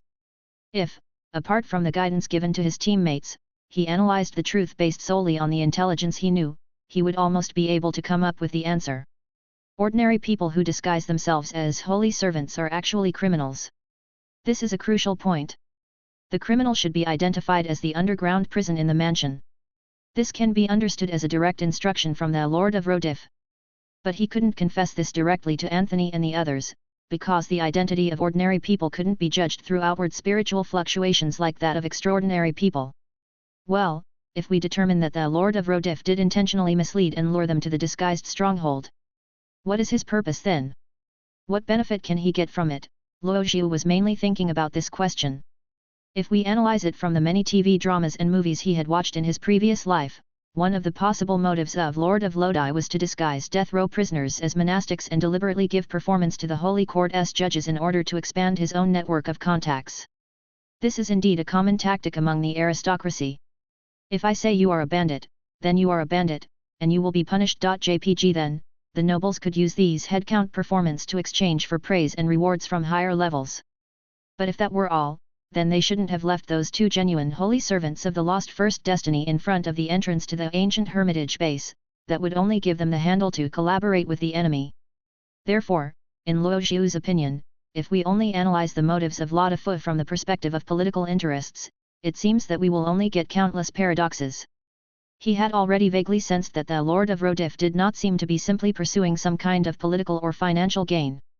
If those two holy servants who lost a level of destiny, and the entire holy judge team including himself, were all consumables in Rodif's eyes, this is more like some kind of evil sacrifice. When he thought of this, Luo Zhu felt an inexplicable fear. If the truth is indeed this, then if the previous test of the pagan stronghold had gone a little deeper, it might have really led to great terror. Fog night. Luo Zhu called softly. From the beams of the church room, an inconspicuous dark mist suddenly trembled. The mist raven flew out from the shadows and hovered over Luo Zhu's shoulder. Luo Zhu gathered his spirituality and connected himself with the raven's vision. He gave the raven Fog Knight a new command, letting it fly out of the dome of the church and fly to the main street of Red Maple City farther away. Luo Zhu's vision overlapped with the Fog Knight. He lay flat on the bed, sensing the vision while flying, just like playing VR in his previous life. He decided to see the truth himself. The Foggy Knight finally landed on the windowsill of an ochre-red building. The City Lord's mansion of Red Maple City, where Rodif lives. A hazy mist began to spread around Wu Yat, and his figure was completely hidden in the mist. It concealed all its aura and flew into the City Lord's mansion, looking for the specific location of Lord Rodif. Da-da-da. There were footsteps coming from a room on the top floor. The Foggy Knight turned into black mist and seeped in through the crack in the door, then hid in the corners of the curtains, peeking at everything in the room. This is a room with quite luxurious decoration. The room is filled with furniture carved from various precious woods, and a wide variety of exquisite jade and gold utensils are placed on the antique shelves against the wall. Behind a large golden Nanmu desk in the center hangs an oil painting titled Nobleman on War Horse framed with exaggerated jewelry inlay craftsmanship. The armored noble in the picture does not wear a heavy knight's visor, but reveals his face completely, a round face, wavy curly hair, and 2 tufts of upturned mustaches, which is a very fashionable style among the aristocracy. When Luo Zhu moved sideways along with the perspective of Fog Knight, he saw the source of the footsteps that were heard before. It was a piece of fat wrapped in aristocratic velvet suit. All his hair was gone, but his beard still retained the 2 upturned tufts in the portrait. The panel detection showed that it was Lord of Rodif. He had a sad face and looked at the letter he was holding in his hand from time to time. A secret letter from the ancient hermitage. At this time, Rodif was holding the secret letter tightly, pacing back and forth in the room, muttering something. The spirit followers were attacked. The hermitage is also unreliable. My illness, then my illness. Suddenly, when Rodif reached the door of the room, he stopped walking. He opened the door of the room and walked to a fireplace holding the letter. He casually threw the letter from the ancient hermitage into the blazing fire in the furnace. Then, Rodif turned around and walked towards another bedroom. What he didn't realize was that, as he threw the letter into the fire, a wisp of black mist had followed the black smoke from the charcoal fire and entered the interior of the fireplace. Fog Knight braved the burning flames, and with its obsidian beak, it rescued the letter with charred edges from the fire, and then flew away from Rodif's mansion. Red Maple City. Glorious Church. When Wu Yefei returned to Luo Zhu, it was already dawn. Luo Zhu took the secret letter and started to read its contents. To Lord Rodif. The plan of the priesthood encountered some obstacles. Those cheap sacrifices did not go as expected. Since the operation went smoothly, they continued to go deeper. We sacrificed 2 compatriots in vain, and the arrangement of the killing cage did not work at all. And the spirit descender Lord Starro was also seriously injured by the backlash of the wandering spirit because he could not satisfy the flesh and blood desires of the wandering spirit who requested to surrender in advance. But this is the price we have to pay for seeking loss. This is the proof of our devout faith. None of us will be afraid of death, just as moths are not afraid of flames. Therefore, the Priory hopes that you can delay the time as much as possible until we can truly find the ancient seal or until the spiritual adventurer Starro recovers. Please rest assured, this defeat was caused by Lord Starro's miscalculation of the situation. You will still be our closest friend. After we kill those sacrifices and melt their souls into the key to open the seal, we will allow you to embark on the lost destiny according to the agreement, and give you the secret of regenerating the root of life. The Mother Goddess will bless you and let you live forever from now on. Elementalist Alonso, Codename 3. Killing Cage. Cheap Sacrifice. Luo Zhu chewed over and extracted a few keywords from the letter. Luo Zhu was familiar with the term killing cage. This was a type of curse ritual that required specific conditions to trigger and was highly controlled. It looked like this kind of thing was lurking deep in the previous priesthood stronghold. And the cheap sacrifice should be directed at their Holy Inquisitor. Luo Zhu fell into deep thought. He had clearly seen that the relationship between Lord Rodif and the ancient priory was not just a live relationship. The purpose of the ancient hermitage is still closely centered around the ancient seal. Their usual way of breaking through the seal is also sacrifice, but unlike the Red Lotus who would slaughter the entire village at will, they prefer to sacrifice the souls of extraordinary people. Because the spirituality of extraordinary people is more plastic and killing one extraordinary person is less likely to attract attention than killing 1,000 civilians. The Holy Judge is the supernatural sacrifice chosen by this group of lost believers. This is because the Holy Court is specifically responsible for handling supernatural events and judging heretics by the Holy Judges. Their sacrifice is also a very common thing in the entire supernatural world. Even if it would attract the attention of higher-ranking people in the Holy Court later, by that time, the ancient hermitage would have already escaped. The purpose of Lord Rodif's false alarm was not to deal with the so-called pagans. He simply wanted to trick the Holy Judges to come and kill them. As for the purpose of Lord of Rodif, from the letter, we learned that he wanted to join the lost destiny and become extraordinary, so as to regrow the roots of life. That is the legendary no chicken talk. Luo Zhu didn't know what Rodif had experienced, but he probably didn't have that ability. It hurts. It hurts so much. JPG, and this kind of pain can only be completely healed through the means of Red Lotus or Loss. Red Lotus, replace oneself with the oregano of the Warcraft. Lost, pray to the Mother Goddess for the gift of life rebirth. Rodif chose the latter and therefore chose to cooperate with the ancient hermitage. Luo Zhu's expression froze for a moment. It was the first time that he had seen such a fresh and unconventional reason for wanting to become extraordinary. Generally speaking, if the investigation reaches this level, Luo Zhu can request the entire team to return and explain the evidence of Rodif's guilt to the supreme person in the Department of Justice. But Luo Zhu didn't intend to do that. In his mind, he re-established a spiritual connection with Fog Knight. The Raven returned to Rodif's mansion with the secret letter. At this time, Lord Rodif had fallen into a deep sleep. Wu Ye came to the room where Rodif had been wandering before and stuffed the secret letter back into a thick book on the golden Nanmu table. The dawn has arrived. Paimir walked out of the room early. She was wearing heavy paladin armor, wielding a great sword in the courtyard, and practicing her daily routine. Connor was leaning against the trunk of a fir tree, dozing off with his eyes closed.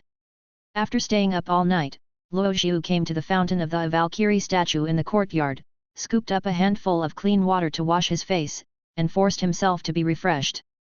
The three people had reached a kind of tacit understanding at this time, and they all looked towards Captain Anthony's room at the same time. After waiting for about a quarter of an hour, rustling footsteps were heard coming from Anthony's room. Creaky, Anthony's room door opened. Anthony, who thought he had gotten up early, was suddenly startled by three contemptuous glances. Everyone got up so early.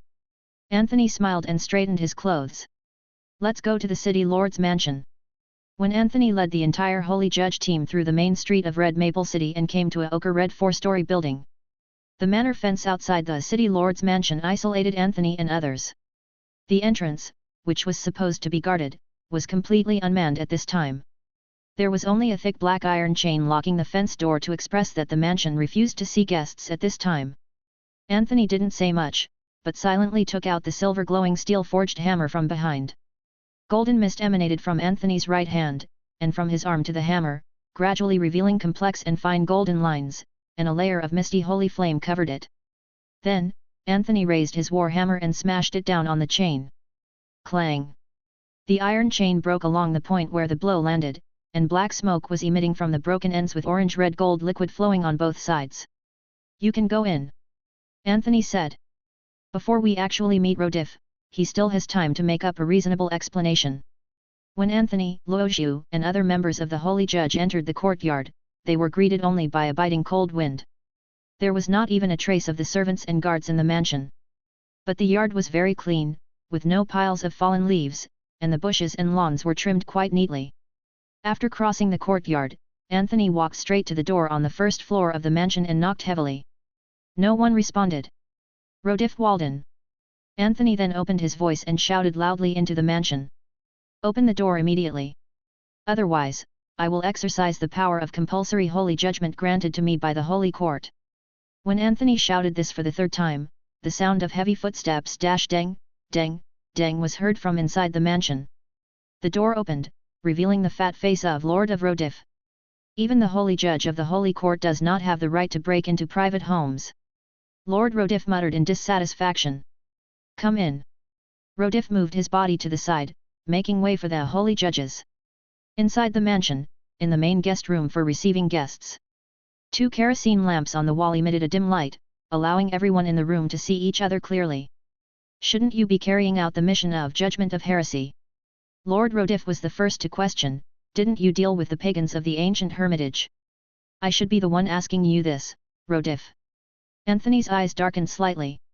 He looked at Rodif and said word by word, Rodif Walden, answer me. Are you aware that the information you provided about the base was a trap set by the enemy in advance? As Anthony asked the question, an invisible spiritual wall quickly spread out around him with him as the origin. Everyone present felt at the same time the weight of pressure as if 1,000 pounds were falling on their shoulders. Rodif remained silent. He reached into his arms with his right hand and took out a crimson crystal pendant. Crackle! Rodif exerted force with his fingertips and crushed the red crystal on the pendant. Invisible spiritual vibrations instantly dissipated from the crystal fragments. Anthony only felt that his perception seemed to be a little disordered at a certain moment. Just like a distorted picture seen through flames, the spirit of Lada Fu suddenly became unpredictable. I don't know. Rodif replied calmly. Don't play tricks, Rodif. Anthony said in a cold tone, even if you have the support of the Supreme behind you, it doesn't mean that you can challenge our bottom line at will. Puff. Rodif suddenly laughed out loud, I have not offended you, holy judge of the holy sea. Rodif suddenly changed the subject and expressed strong aggression, it is you who are offending me. It is you who are offending the loyal officials under the rule of the Supreme. It's you. You destroyed my yard and barged into my mansion at will. It's you who need to give me a reasonable explanation. The tone of the second half of Rodif's sentence was obviously filled with anger. Luo Xiu has been observing the changes in attitudes of both sides as a bystander. Yesterday, Luo Xiu was able to see a little bit of Rodif's real purpose through the reconnaissance conducted by infiltrating in the fog night in advance. Now Rodif is just trying to delay time. By delaying until the Spirit Adventist recovers, and then joining forces with the ancient hermitage to encircle and kill their Holy Inquisitor, Rodif's original plan can return to the right track. Therefore, at this time, Rodif played the role of a rogue on the spot. Including crushing the red spiritual crystal and forcibly disrupting the surrounding spiritual aura, all just to prevent Anthony from convicting him for the time being. If he cannot be convicted, it is impossible to truly conduct a holy inquisition on the Lord of Rodif.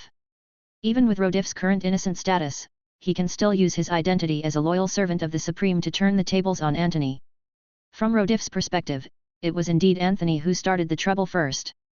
Although Anthony suspected that Rodif had collaborated with the enemy, he did not have the corresponding evidence. And because of the interference of the red crystal, Anthony could no longer recognize the spiritual surge in Rodif. This made it impossible for Anthony to judge whether what Rodif said was truth or lie. Anthony will definitely not be able to beat this old guy in terms of political correctness. Luo Xiu has come to the conclusion that Anthony is bound to lose. Now Anthony cannot really take action against Rodif, an ordinary person. The situation has fallen into a delicate confrontation. Luo Xiu glanced at Anthony from the corner of his eye. He seemed to be choked by Rodif's counterattack and was speechless. I didn't mean to offend you, Anthony explained. I just... Your actions, your attitude, your words. Rodif interrupted Anthony and began to increase his output, all your performance can only make your explanation pale and powerless. Anthony. He suddenly found himself in a state where he had no idea how to refute. Luo Xiu silently looked at Anthony, who was frustrated in front of him, and a complaint suddenly came out of his mind. You still haven't been scolded enough, brother. Anthony was too forthright for such an occasion. Luo Xiu inexplicably began to miss Zan of his previous life. Lord Rodif, I think it's meaningless for us to get involved in such a low-level dispute. Luo Xiu then took Anthony's place and said to Lord Rodif. If you hadn't crushed that spiritual crystal, perhaps you would have already proven your innocence. But at this point, we can only exercise the power granted by the Holy Court. We will conduct a thorough search of your mansion, and I hope you can cooperate. Right to search is the power that high-ranking members of the Supreme Law Court, the Holy Court of Light, and the Tower of Sages of Wisdom have over their respective subordinate members. Rodif struggled for a while, then nodded and said. Can.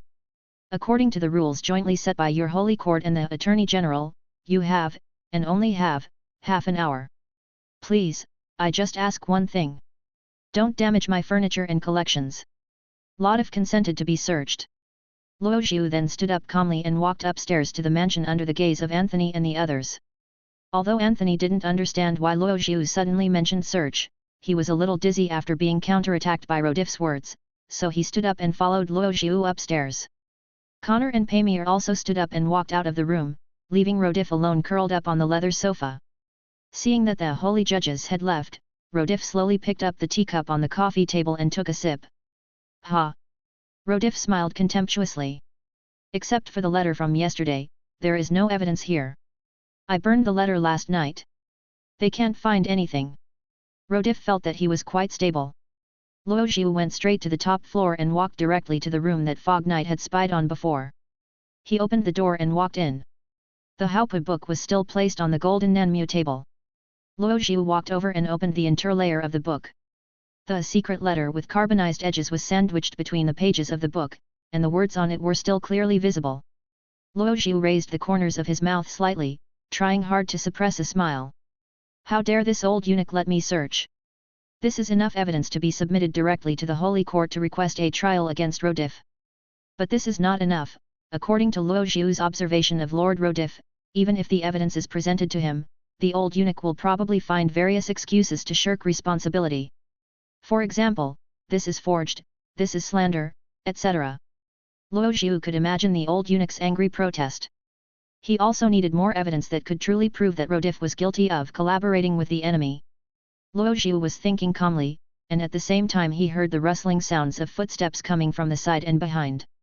Anthony, Pamir, and Connor also followed him upstairs. Captain Anthony waved to Luo Zhu from a distance and said hello. Luo Zhu. Anthony asked, did you find anything? Not yet, what about you guys? Luo Zhu responded calmly. He didn't want to let Anthony know for the time being that he actually had the key evidence. Because this evidence has not yet achieved its greatest value. We searched the second and third floors. Anthony said, his expression somewhat emotional, but apart from discovering that Rodif's daily life was really quite luxurious, we didn't find any evidence related to the priory. Is that so? Luo Zhu said with some regret, maybe Rodif hid the evidence somewhere. Let's look for it again. Everyone please be careful and don't miss any clues. Anthony nodded, a hint of gloom flashed across his face. I can only do my best. Even though I am a candidate for the priest of the Holy See, the search authority I have is very limited. Probably, we still have 20 minutes. After Anthony finished speaking, he turned around and took Connor and Pamir into another room. They closed the door, and then there was a sound of rummaging. 20 minutes passed. Anthony, who found no evidence, felt a little disappointed and took Connor and Pamir back to the main guest room on the first floor. Lord Rodif was looking at them with a smile on his face. From Anthony's expression, Lord Rodif knew that they had gained nothing. Holy judges, said Rodif with a smile, have you discovered anything? Anthony was about to answer when he suddenly felt someone tap his shoulder. He turned around and saw Luo Zhengxing passing behind him. Luo Zhu followed Anthony and the others downstairs to avoid meeting them before returning to the main guest room and being asked questions about the evidence. If he were questioned by Anthony in this situation and he continued to hide the matter of the secret letter, it would have a great impact on the unity of the team. Luo Zhu paid great attention to the sense of proportion. Lord City Lord. As you wish, we have not found any evidence to accuse you. As Luo Zhu spoke, he sat down on the sofa next to him. When Anthony heard Luo Zhu say this, the last glimmer of hope on his face quickly disappeared. Anthony was a little depressed, but he heard Luo Zhu say, but, Lord City Lord, do you know why we are here? For what? Rodif asked with interest. In fact, we have captured the Priory's elementalist Alonso. Luo Zhu looked straight into Rodif's eyes. He noticed a hint of suspicion in Rodif's eyes.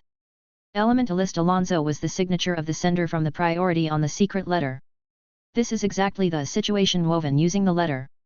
Alonso told us that he said there were spies from their hermitage among the officials of Red Maple City. Luo Zhu explained slowly to Rodif, and he noticed that Rodif's eyes became deeper.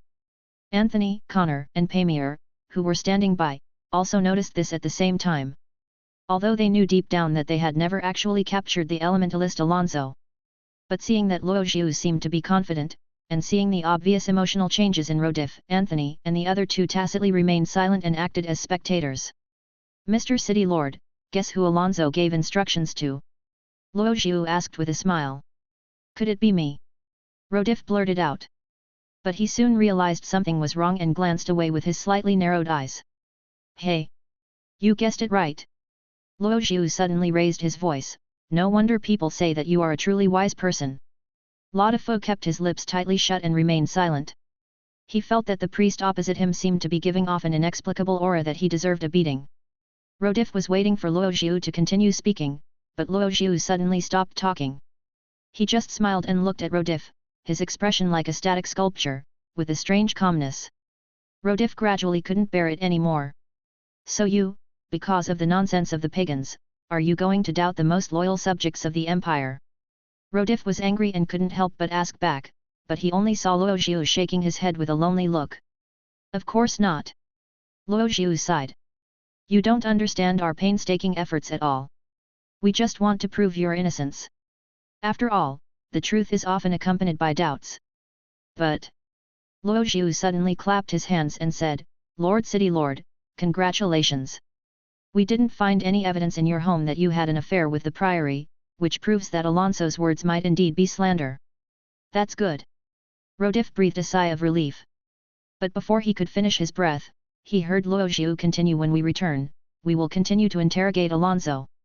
We will make him confess who is the real culprit. So, if Alonso identifies you again, we will come to your mansion for another routine search.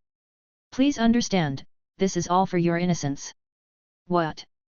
Rodif's eyelids jumped, and he saw that Luo Zhu had stood up and patted Anthony on the shoulder. Then we'll take our leave today, Lord City Lord. Luo Zhu smiled and nodded to Rodif. Anthony understood, so he stood up and, like Ratio, nodded and said goodbye to Rodif. Rodif now felt only noisy, his mind was filled with the accusations made against him by Alonso, and he felt totally confused for a moment. From the corner of his eye, Rodif saw that Luo Zhu and Anthony had already walked to the door. The result is the next moment. Luo Zhu suddenly turned around and shouted to Rodif, oh, right. I forgot one thing. Lord City Lord. That Alonso lied to us. He said you are paralyzed. But you are so healthy. We can all see that this is a lie, a cheap slander and defamation. Boom. Without waiting for Rodif to respond, Luo Zhu had already closed the door. Then, just seconds after he closed the door, Luo Zhu heard Rodif's hysterical roar and the sound of glass being broken coming from the mansion. Rodif's mentality collapsed. It's not that he was caught with any evidence. He simply broke through the defense. And this is also the result of Luo Zhu's deliberate creation. His plan to obtain new evidence from Rodif. So far, it's halfway done. When Anthony walked out of the city lord's mansion, there was a slightly dazed expression on his face. This captain, who had the gloomy temperament of a poet, became really gloomy at this moment. When everyone left the mansion and walked onto the main street of Red Maple City. Luo Zhu. Anthony called out to the priest in front of him. Luo Zhu turned around and looked at Anthony's face, which looked like a computer crash, and spread his hands helplessly. Captain. Luo Zhu said softly, I guess you have a lot of questions. Yes. Anthony nodded. When we return to the glorious church, I hope you can tell me what you are thinking. Red Maple City. Glorious Church. In the room where the Inquisitors usually held their regular meetings, Anthony, Pamir, Connor, and Rosso were sitting around a round table. Everyone's eyes were now focused on a secret letter on the table. Captain, this is why. Luo Zhu said softly, at that time, I found this secret letter from the fireplace in Rodif's mansion. I guess Rodif must have thought that the secret letter had been burned, but you had already gone downstairs by then. He had already completed his guidance to the Lord of Rodif, and telling Anthony about the secret letter at this time would not disrupt subsequent plans. Anthony did not speak. His eyes were fixed on the secret letter in front of him, and he read the words line by line. I didn't expect that he was actually a half-disabled person. Anthony was shocked. Is this a letter from the ancient priory to Rodif? Why didn't you take it out right away? Anthony wondered, with this evidence, even if Rodif had 10,000 mouths, he would still not be able to escape the charge of treason. That's why I don't want you to know too early. Luo Zhu shook his head secretly. Captain, what I want to express is... Luo Zhu put his hands on both sides of the round table and said slowly, Rodif, he is an official chosen by the Supreme Being, a person of status. Even if we present this evidence to him, he has many ways to exonerate himself. For example, he could say that I forged it to help his political enemies frame him. And since we have no other evidence, it would just waste the value of this evidence. And if Rodif knew that we had this evidence, he could also specifically deny any information recorded on it, such as the matter of elementalist Alonso. As Anthony listened, his expression gradually became clear. So, you want to? Yes. Luo Zhu nodded and said, if we pretend not to know about this secret letter, and let Rodif retain the inherent impression that the secret letter has been burned, and then reveal the contents of the secret letter to Rodif in another way. Anthony's eyes sparkled. Then he will suspect that something went wrong somewhere else. This kid understands things very quickly. Luo Zhu nodded secretly. Anthony is not stupid, he just lacks experience in this area. Yes. Luo Zhu said, now, Rodif will only think that Alonso may have really been captured by us. When he suspected that something went wrong with the ancient hermitage, he must have been unable to sleep or eat. I think he would soon be unable to resist and try to confirm this with the hermitage. When Luo Zhu finished this last sentence, everyone fell into a long silence. Anthony stroked his chin in thought while Connor and Pamir looked at each other. You handled it correctly, Luo Zhu. Anthony finally nodded and said, perfect. This will neither expose our intelligence advantage nor arouse unnecessary vigilance on Rodif. You are too kind. Luo Zhu said modestly. So, Anthony asked at the right time, Luo Zhu, what should we do next? Unconsciously, Anthony had begun to believe in and gradually rely on Luo Zhu's judgment. Wait. Luo Zhu pressed his right hand heavily on the table and said slowly. What we should do now, and the only thing we can do, is to wait patiently. Night. Red Maple City, the city lord's mansion. The pale blue moonlight brushed past the window lattice and shone on a shiny bald head, spreading out in all directions and raising a circle of faint mist. Lord Rodif was frowning, looking out the window, staring at the drunken homeless people on the quiet street. His mind was still full of what the priest had said in the morning. The Inquisitor captured Alonso, who gave him away and also confessed that he was incomplete. The more he thought about it, the more he felt that the priest was not making false threats. Because there is indeed a person named Alonso in the monastery, and I really don't have that kind of job. Rodif threw the secret letter into the fire in the fireplace with his own hands, but the priest still knew too much secret information, which made Rodif doubt. If Alonso was really captured by the Inquisitor, then the letter signed by him was most likely a trap. Fortunately, I burned the letter a long time ago. Rodif was glad. He has now gone from suspicion to certainty that Alonso was captured by the Inquisitor, but Alonso could not bear the torture and gave out his information. Rodif, who was in a dilemma, finally stood up and walked to his study. He sat down on the gilded golden nan chair, and with his fat body he reached out to the drawer at his feet somewhat clumsily, and took out a stack of blank stationery with an oily sheen. To His Excellency the Advent favored one of the Hermitage. Lord Fu dipped the pink crystal pen into ink and wrote on the letter paper. The sacrifices came to the mansion today and questioned me about the monastery.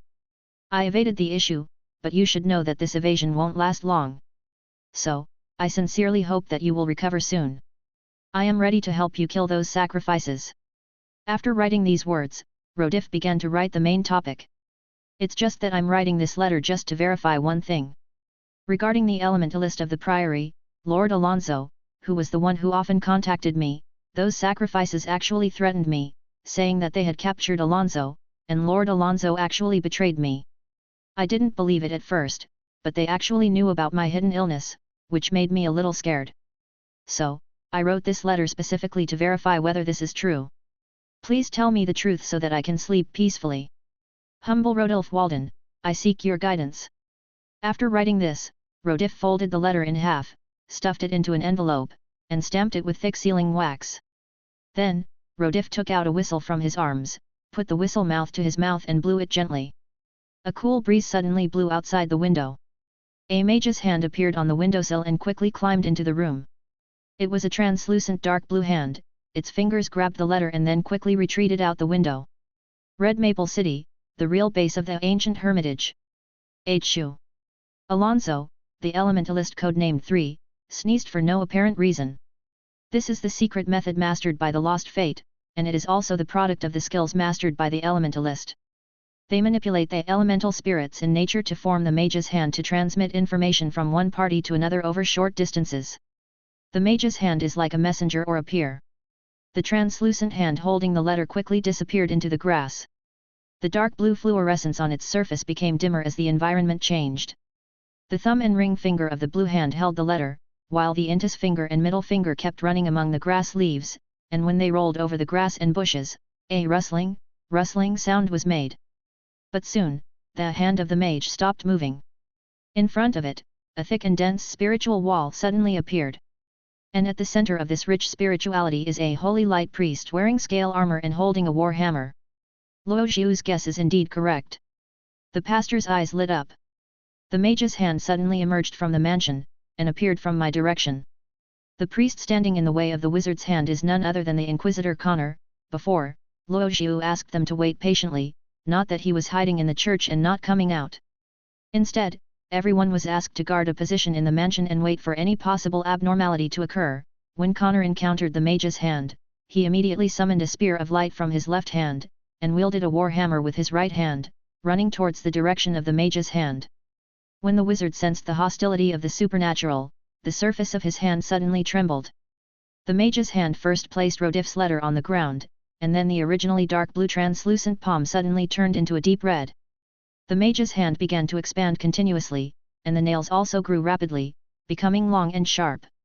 When the shape of the mage's hand expanded to almost the same height as a human, the next moment, the mage's hand was like a wild beast, with its 5 fingers taking turns grabbing the ground and rushing towards Connor's position.